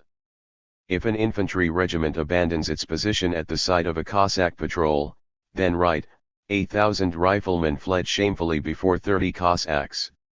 If there was a fierce exchange of shots, then write whether this was really firing at the enemy or just firing into the air. If a unit lost to the enemy some carts, machine guns or pieces of artillery, then frankly admit this disgraceful fact. If a unit captured military stores from the enemy, then don't boast, don't exaggerate, but say how much was captured, in what state it was, and what the circumstances were. Bragging, frivolous evasiveness and plain lying must all be ruthlessly eliminated from operational reports. This elimination is to be effected in two ways. On the one hand, explain the importance and necessity of truth in military matters, on the other, denounce and brand the braggarts, boasters, and liars. There is no place for them in the ranks of a revolutionary army, and still less in the post of commander or commissar. This order must be passed down through the Revolutionary War Councils of the armies for personal signature by commanders and commissars, right down to the level, inclusive, of commanders and commissars of individual units. These last must assemble the commanders subordinate to them, either all together or in groups, depending on circumstances, in order to read and explain this order to them. Responsibility for the strictest implementation of the principles set forth in this order is placed on the Revolutionary War Councils of the armies. The Southern Front. 2 Denikin's Offensive, May 15 to August 1919. Order number 106. By the Chairman of the Revolutionary War Council of the Republic and People's Commissar for Military and Naval Affairs, June 6, 1919, number 106, Balaklia Station. Balaklia is on the line between Kharkov and Izayuksyn, about halfway. Taking advantage of the temporary retreat by our units, scoundrels, provocateurs, and agents of Denikin have raised their heads and are working at full blast. They are circulating sinister rumors, spreading panic, carrying on agitation against the Soviet power and the commanders appointed by it, and inciting soldiers to disobey orders and desert their battle stations. The situation at the front calls for the utmost effort, order, discipline, and strict performance of duty. The interests of the workers and peasants Ukraine and of the entire Soviet Federative Republic demand that ruthless measures be taken to deal with traitors who are undermining the strength of the Red Army. I announce that, for this purpose, an extraordinary military revolutionary tribunal has been set up, with as chairman a member of the Ukrainian Council of People's Commissars, Comrade Pyatakov. This tribunal has been given extraordinary powers to punish all enemies of the Soviet land and of the Soviet army, regardless of the positions they hold and the work they are doing. Chairman of Uyezd, Volst, and Village Executive Committees, Uyezd and Volst military commissars and commandants and commissars of railway stations are ordered to observe attentively and carefully all persons who pass through the places for which they are responsible and to arrest immediately anyone detected in dishonorable agitation. Commanders and commissars of regiments and commanders of military trains must keep careful watch on scoundrels who get in among Red Army men and circulate base rumors about betrayals by commanders, in order thereby to encourage self-seekers and incite cowards to run away. Honorable Red Army men comrades must give the necessary cooperation to the Soviet authorities in this connection. Kulak's sons, shouters and screamers, Grigorievites and Makhnovites who have wormed their way into the Red Army must be ruthlessly crushed. I issue this warning, that no mercy will be shown to the enemies of the people and those who connive at their activity. The workers' and peasants' power will cauterize with the red-hot iron the ulcer of provocation, Grigorievism and Makhnovism. Death to the self-seekers and scoundrels. Long live the honorable warriors of the Workers' and Peasants' Red Army. The Southern Front. 2 Denikin's Offensive, May 15 to August 1919. Order number 107. By the Chairman of the Revolutionary War Council of the Republic and People's Commissar for Military and Naval Affairs, June 6, number 107, Balaklia Station. A group of persons united around the guerrilla Makhno have taken the path of the traitor Grigoriev and set about organizing a conspiracy against the Soviet power. This gang from Giliupoli has dared to announce for June 15 the Congress of Anarchist Kulak delegates for struggle against the Red Army and the Soviet power. This Congress is banned. I announce that anyone who takes part in it will be regarded as a traitor who is organizing a plot in the immediate rear of our Red forces and opening the gates to the enemy. The Makhnovites are appealing to renegades from other units and armies to join them.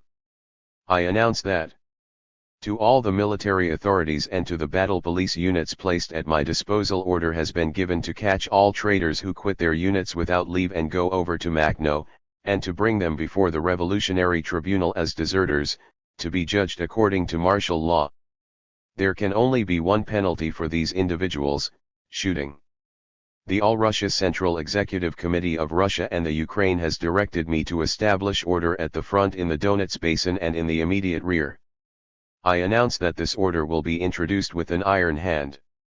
Enemies of the Workers' and Peasants' Red Army, self-seekers, kulaks, pogromists, Makhnovites, and Grigorievites will be crushed ruthlessly by staunch, reliable regular units. 51. Long live revolutionary order, discipline, and struggle against the enemies of the people. Long live the Soviet Ukraine and Soviet Russia. Endnotes. 51. The Makhno movement was an anarchical rebel movement among the Ukrainian peasantry. Already in 1918, under the German occupation, Makhno was carrying on a guerrilla struggle against the Germans and Skoropadsky. During our first advance into the Ukraine, Makhno came over to the Red Army, but soon, basing himself on the Kulak elements in the Gilyaipoli area, he raised a revolt against the Soviet power. Makhno at first supported Denikin's offensive, but soon was organizing a guerrilla struggle in his rear. Eventually, in 1921, the Makhno movement was liquidated, after the abolition of compulsory grain deliveries and the introduction of the policy of freedom of trade. The Southern Front. 2. Denikin's offensive, May 15 to August 1919. Order number 108. By the Chairman of the Revolutionary War Council of the Republic and People's Commissar for Military and Naval Affairs, while the forces of the Soviet Ukraine, June 8, 1919, number 108, Lozovaya Station. ******. To be read to all regiments, companies, squadrons, and task forces. An end to Makhnovism. Who is responsible for our recent defeats on the Southern Front, especially in the Donets Basin? The Makhnovites and Makhnovism. In words, these fellows fight the whole world and are victorious over all adversaries, but when it actually comes to a battle, the Makhnovite commanders shamelessly abandon the positions assigned to them and stupidly withdraw to a distance of several dozen versts. Among the soldiers of Makhno's brigade there were quite a few good, honorable fighters. But without a proper organization of supply and administration and, what is most important, without internal discipline and intelligent commanders, the Makhnovite units have proved to be absolutely incapable of fighting, and the White Guard cavalry have driven them before them like a flock of sheep. The Makhnovites treacherously uncovered the right flank of the Donets front, thereby inflicting a serious wound on the adjoining army. Furthermore, the Makhnovites tried to disrupt the neighboring units. Agitators were sent from Makhno's headquarters into the regiments next to his, to call for disobedience to the commanders appointed by the Soviet power, and for imitating the Makhnovites, that is, joining the slapdash, uncontrolled Makhnovite guerrillas, who are incapable of waging war. The bosses of Gilyaipoli went even further. They announced for June 15 the Congress of the military units and the peasants of 5 uyezds, for open struggle against the Soviet power and the order established in the Red Army. It has become impossible to tolerate any longer such insults from these presumptuous gangsters. If we were to let the Makhnovites carry out their plan, we should have a new Angorayevite revolt spreading from the nest at Gilyaipoli. In view of this, the Central Military Authority has categorically banned the Congress and dispatched reliable and honorable military units to bring order into the area affected by the Makhno movement. An end has now been put to this criminal prank. Makhno has been deprived of his command. The Makhno movement is being liquidated. True, a number of self-seekers and thugs are still around in various units, who call themselves Makhnovites and try to draw closer to Gilyaipoli. There is no discipline there, no obligation to fight honorably against the enemies of the working people, and so it is a heaven on earth for cowards and idlers. But after Makhno's removal from military activity, Makhnovism will be suppressed with a firm hand. The order which must exist in the army is being established not by independent bands but by the All-Ukraine and All-Russia Congresses of Workers, Peasants, and Red Army men's deputies. The decisions of these congresses are sacred law for us. We are called upon to enforce this law. Regiments, brigades, divisions, serve not themselves but the working class and the working peasantry. The Red Warrior has been given a weapon to defend the working people from exploiters, landlords, and capitalists, without distinction of language, nation, race, or tribe. Corrupted regiments which do not obey military orders, which move without authority from the locality where they are stationed, which indulge in violence against the peaceful population, which break up institutions created by the Soviet power and seize trucks and locomotives by armed force, coercing the railway workers, all such depraved, corrupt, and criminal regiments will be wiped off the face of the earth, and their commanders will be first to suffer punishment. The working class and the peasantry need a complete, decisive, and rapid victory over the White Guard army of the landlords and capitalists. This victory will be given us by well-organized regular Red regiments, united by an iron internal discipline and ready to fight and die selflessly for the happiness of the working people. With the backing of all conscious workers and honest working peasants we shall create such an army. Down with self-seekers and pillagers. Down with cowards and thugs. Down with Grigorievites and Makhnovites. Long live the honorable workers and peasants' Red Army. The Southern Front. To Denikin's Offensive, May 15 to August 1919. Order number 111. By the Chairman of the Revolutionary War Council of the Republic and People's Commissar for Military and Naval Affairs, June 9, 1919, number 111, Kharkov. ******. One of the military workers on the Eastern Front has submitted a report in which he requests that he be released from his duties on the grounds that a commissar has been attached to him, and in this fact he sees expressed a lack of confidence in him as a member of the Communist Party. In connection with this unbecoming report I consider it necessary to issue in printed form an explanation which I have given orally on more than one occasion. The appointment of a commissar never signifies lack of confidence in the commander affected. Commissars carry out extensive independent work of an organizational, political and agitational educational character in the institutions and units to which they are appointed. Commissars are attached to communist commanders and in general to all commanders in whom the Soviet power has absolute trust, regardless of whether they are or are not members of the Communist Party. For shame! Transports arrived by rail at Lysky station containing wounded men who were in a frightful condition. The trucks were without bedding. Many of the men lay, wounded and sick, without clothes, dressed only in their underwear, which had long remained unchanged. Many of them were infectious. There were no medical personnel, no nurses and nobody in charge of the trains.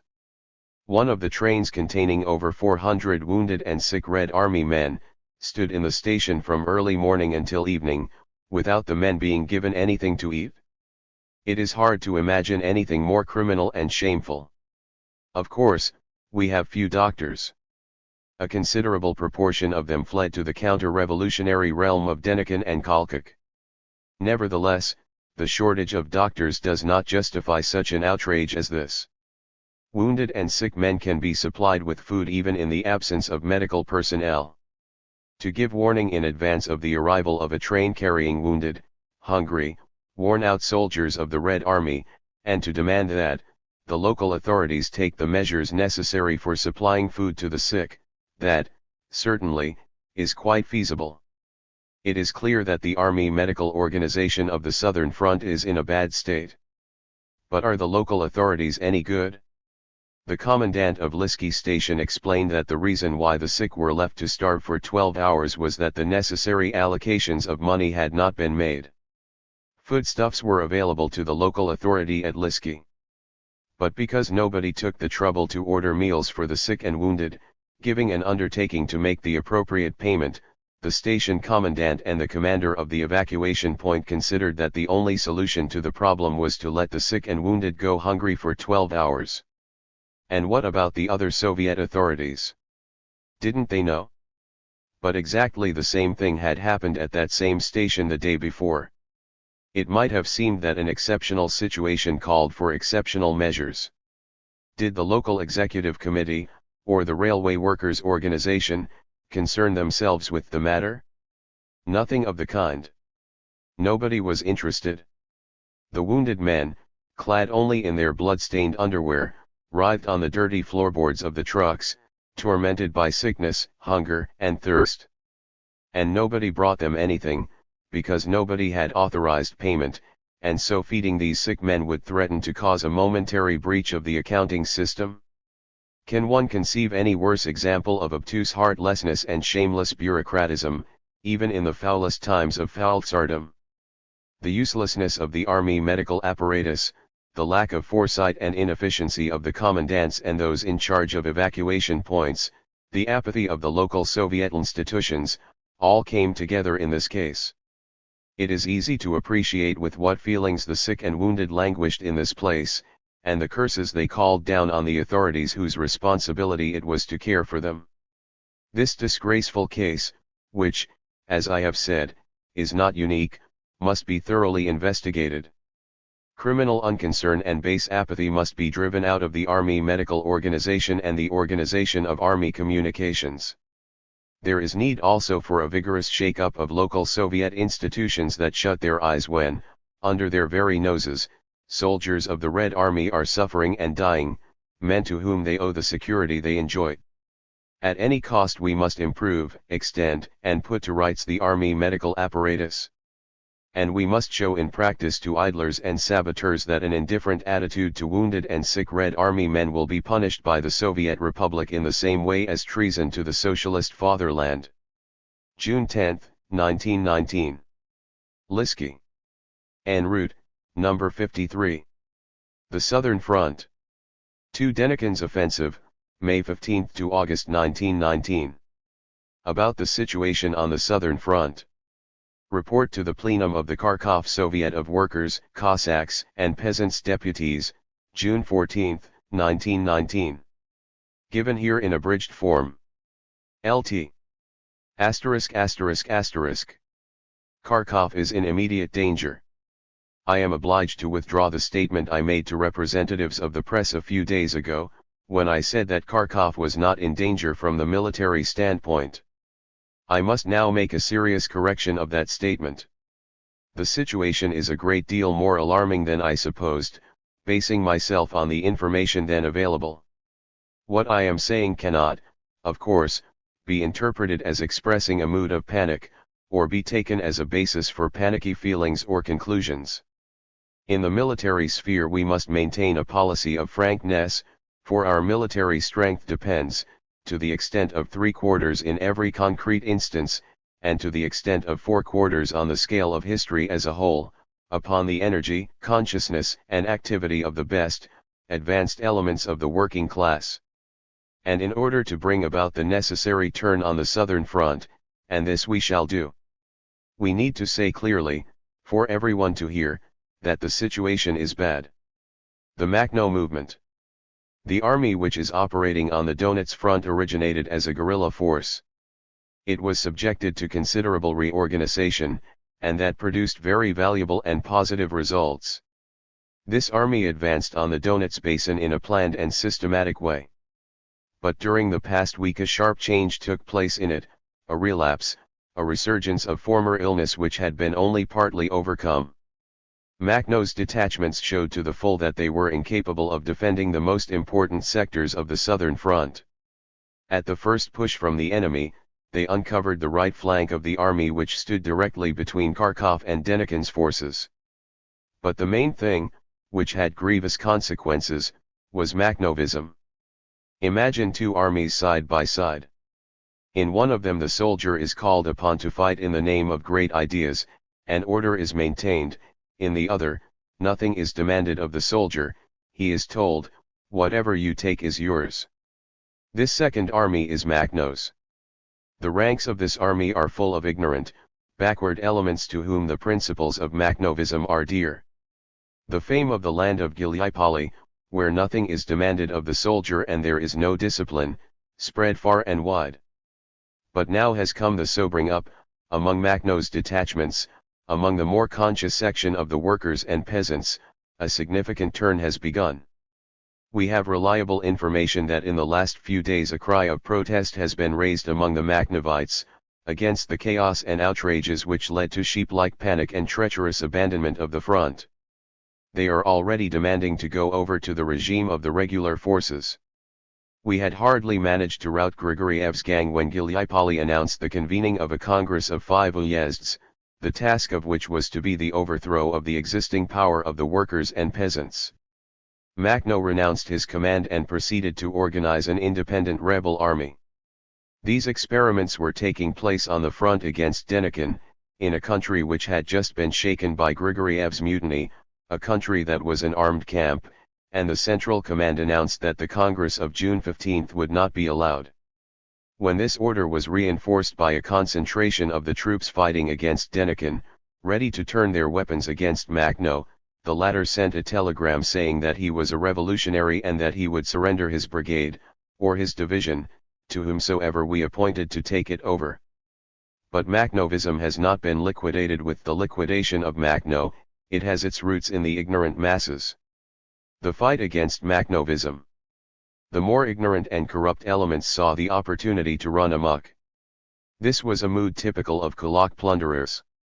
Turning to the measures taken for eradicating Makhnovism in the ranks of the army and restoring its capacity to fight, it must be mentioned that two paths lead to this result: organized ideological influence, and severe punishment of unwholesome elements.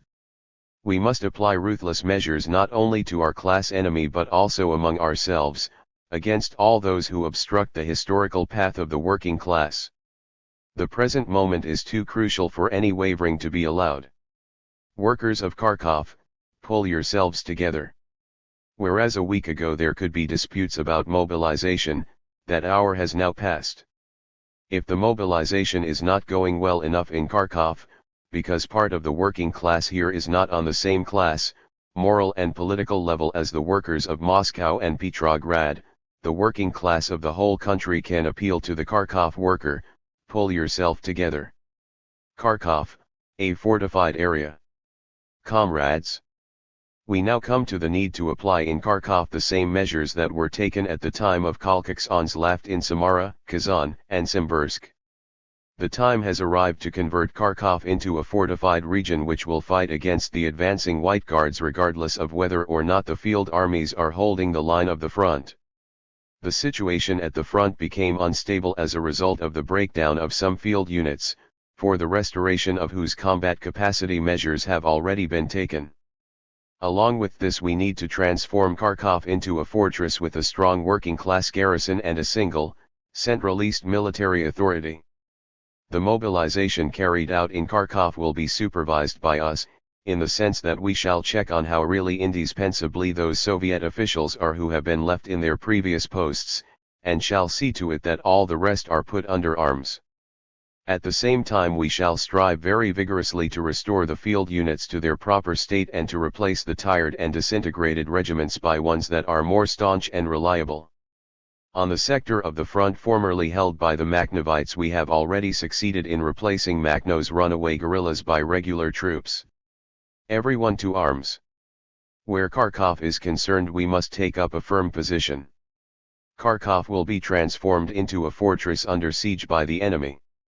We shall establish a strict revolutionary regime in Kharkov. Everyone to arms. All honorable and conscious elements in the Kharkov proletariat will at once be drawn into active struggle in the trenches of the fortress. Workers, office workers, and all honest opponents of the naked reaction which is advancing upon us will be mobilized, trained and armed for a decisive fight to the death. We shall deal with self-seekers and deserters with an iron hand, and we shall make the bourgeoisie undertake the work of trench digging and fortification. Before the entire organized proletariat of Kharkov we openly and directly proclaim that cruel danger from Denikin's bands threatens Red, Soviet Kharkov, but in the same clear and definite way we firmly proclaim that we shall never surrender Kharkov. This we swear before the whole working class of Kharkov. From the chests of the best honorable sons of the working class we shall create an unbreakable iron cuirass that Denikin will never be able to penetrate. Asterisk. After this report, the following resolution was adopted by the Kharkov Soviet, together with the Soviets of the city's districts and the leaderships of the trade unions and factory committees. 1. Kharkov is under immediate threat of attack by the White Bands, who would annihilate all the conquests of the working class and also physically exterminate the proletariat. 2. Kharkov is in danger, but recognition of this fact must not become a source of panic. This estimate of the situation must form the basis of all the work of the Soviet, party, and trade union organizations of the working class. 3. Kharkov must not and will not be surrendered to the enemy. Consequently, All forces to the defense of Kharkov, the city and the approaches to it, are to be converted into a fortified area. The garrison of the fortified area must be brought up to strength, armed and trained in the shortest possible time. 4. To this end, mobilization must be broadened and deepened. Exemptions must be reviewed. Dodgers must be rounded up. Those who try to evade service out of ill will must be severely punished. 5.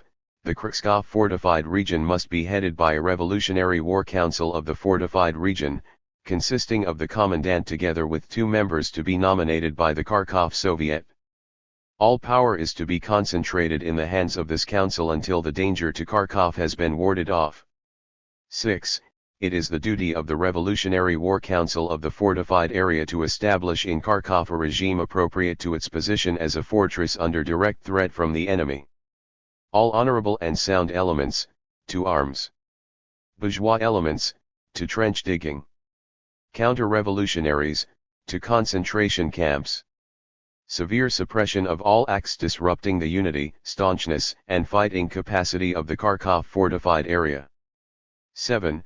Since, at this anxious time, any distraction of the working people's attention from the direct task of organizing a rebuff to the whites means helping the enemy, all groups which, while hiding behind the flag of supporters of the Soviet power, put forward conditions of one sort or another for undertaking defense of the proletarian fortress, and which carry on agitation in this sense, are to be regarded as traitors to the cause of the workers and peasants and dealt with in accordance with martial law.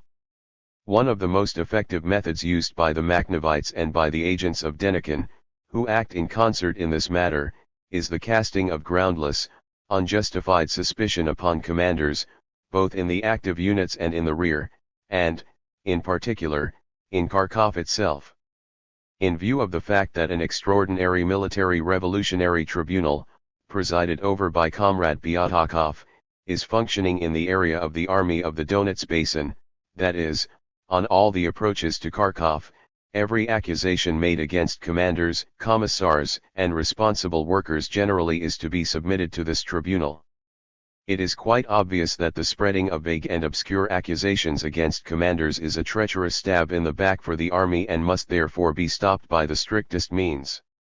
Since the most important factor in the breakup of our army was Makhnovism, which sought to replace military discipline, firm revolutionary order and proper military training by the arbitrary actions of separate bands, independent of each other, it is necessary to put double and treble energy into the fight against rotten and corrupt kulak pillaging, which comes forward under the banner of anarcho-Makhnovism.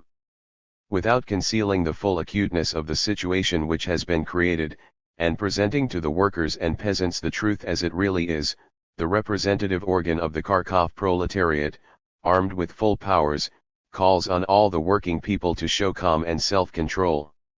L.T. The Southern Front. 2 Denikin's Offensive, May 15 to August 1919. Order number 113.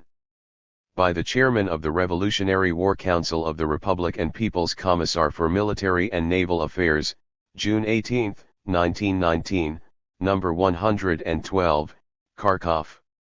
*****.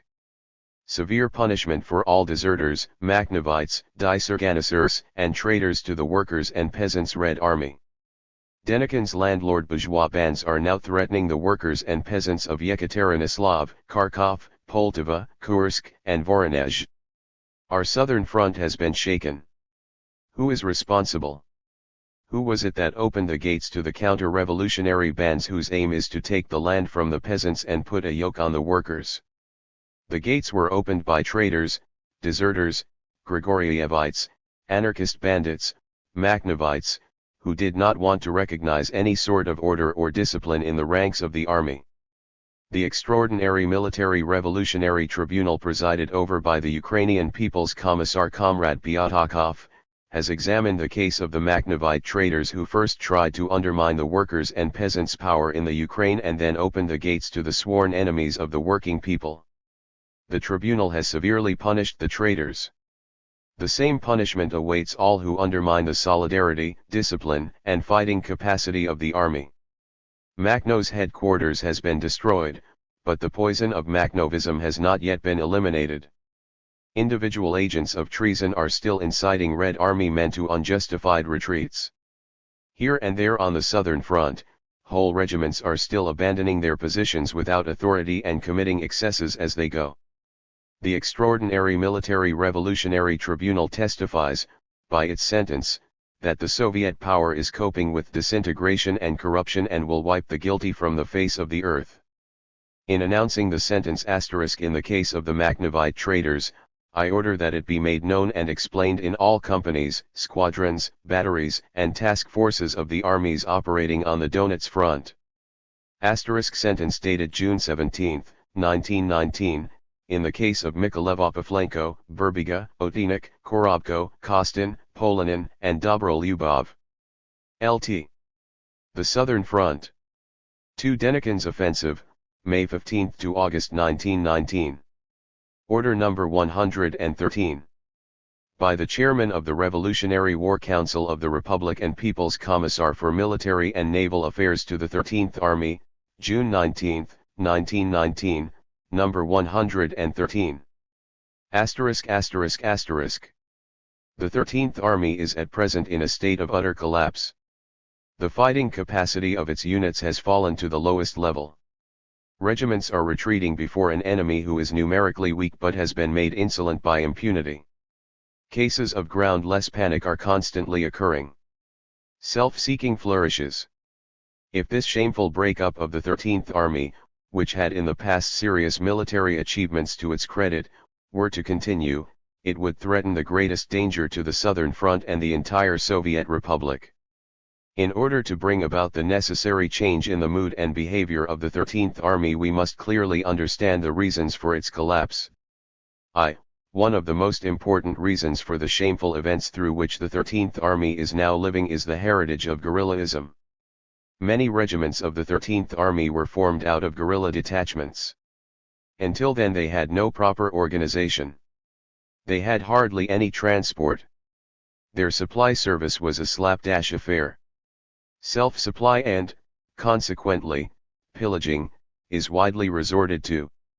Our chief efforts must therefore be focused on the complete elimination of guerrillaism.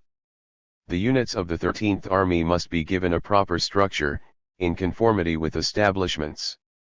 In the first place, they must be given transport, so that the regiments do not cling to the railways but become capable of mobile operations. The regulations need to be applied, especially the internal regulations and the field service regulations.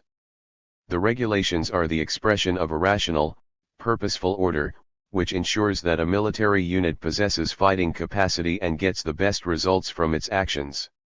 We must see to it that the regulations are understood, respected, and applied in practice. 2. In connection with this, the question of commanding personnel acquires very great importance.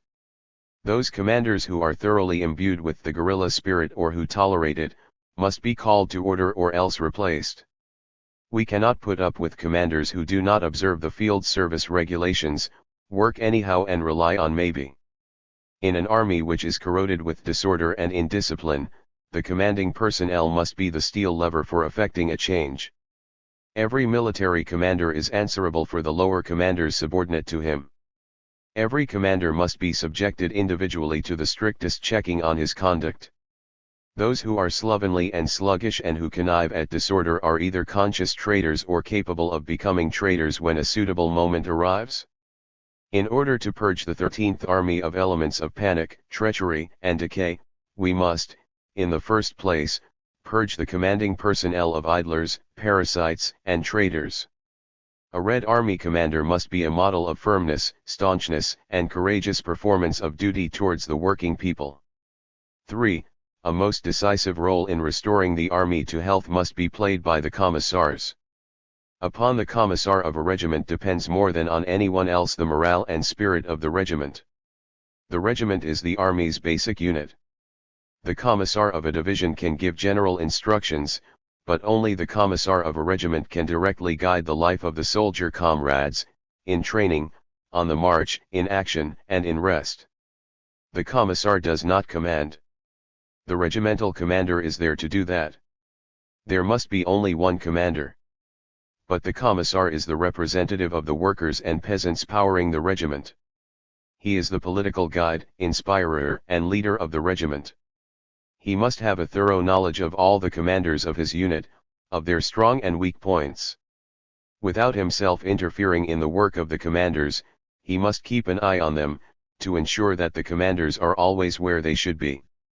He must check on the commander's conduct, and when a commander proves to be unworthy, incapable, or unreliable, the commissar must take steps to have him replaced as soon as possible. The commissar must know the makeup of his regiment, who its best soldiers are and who its worst. The commissar must make it possible for the best soldiers of the regiment to rally round him in the most difficult situations, and must be able with their help to rebuff the self-seekers and change the mood of the waverers. The commissar must be tirelessly vigilant towards the slightest manifestations of discontent, opposition, self-seeking or counter-revolutionary agitation, so as to adopt timely measures to remove the causes of legitimate discontent, take the self-seekers in hand, or punish them, and deal ruthlessly with the counter-revolutionaries.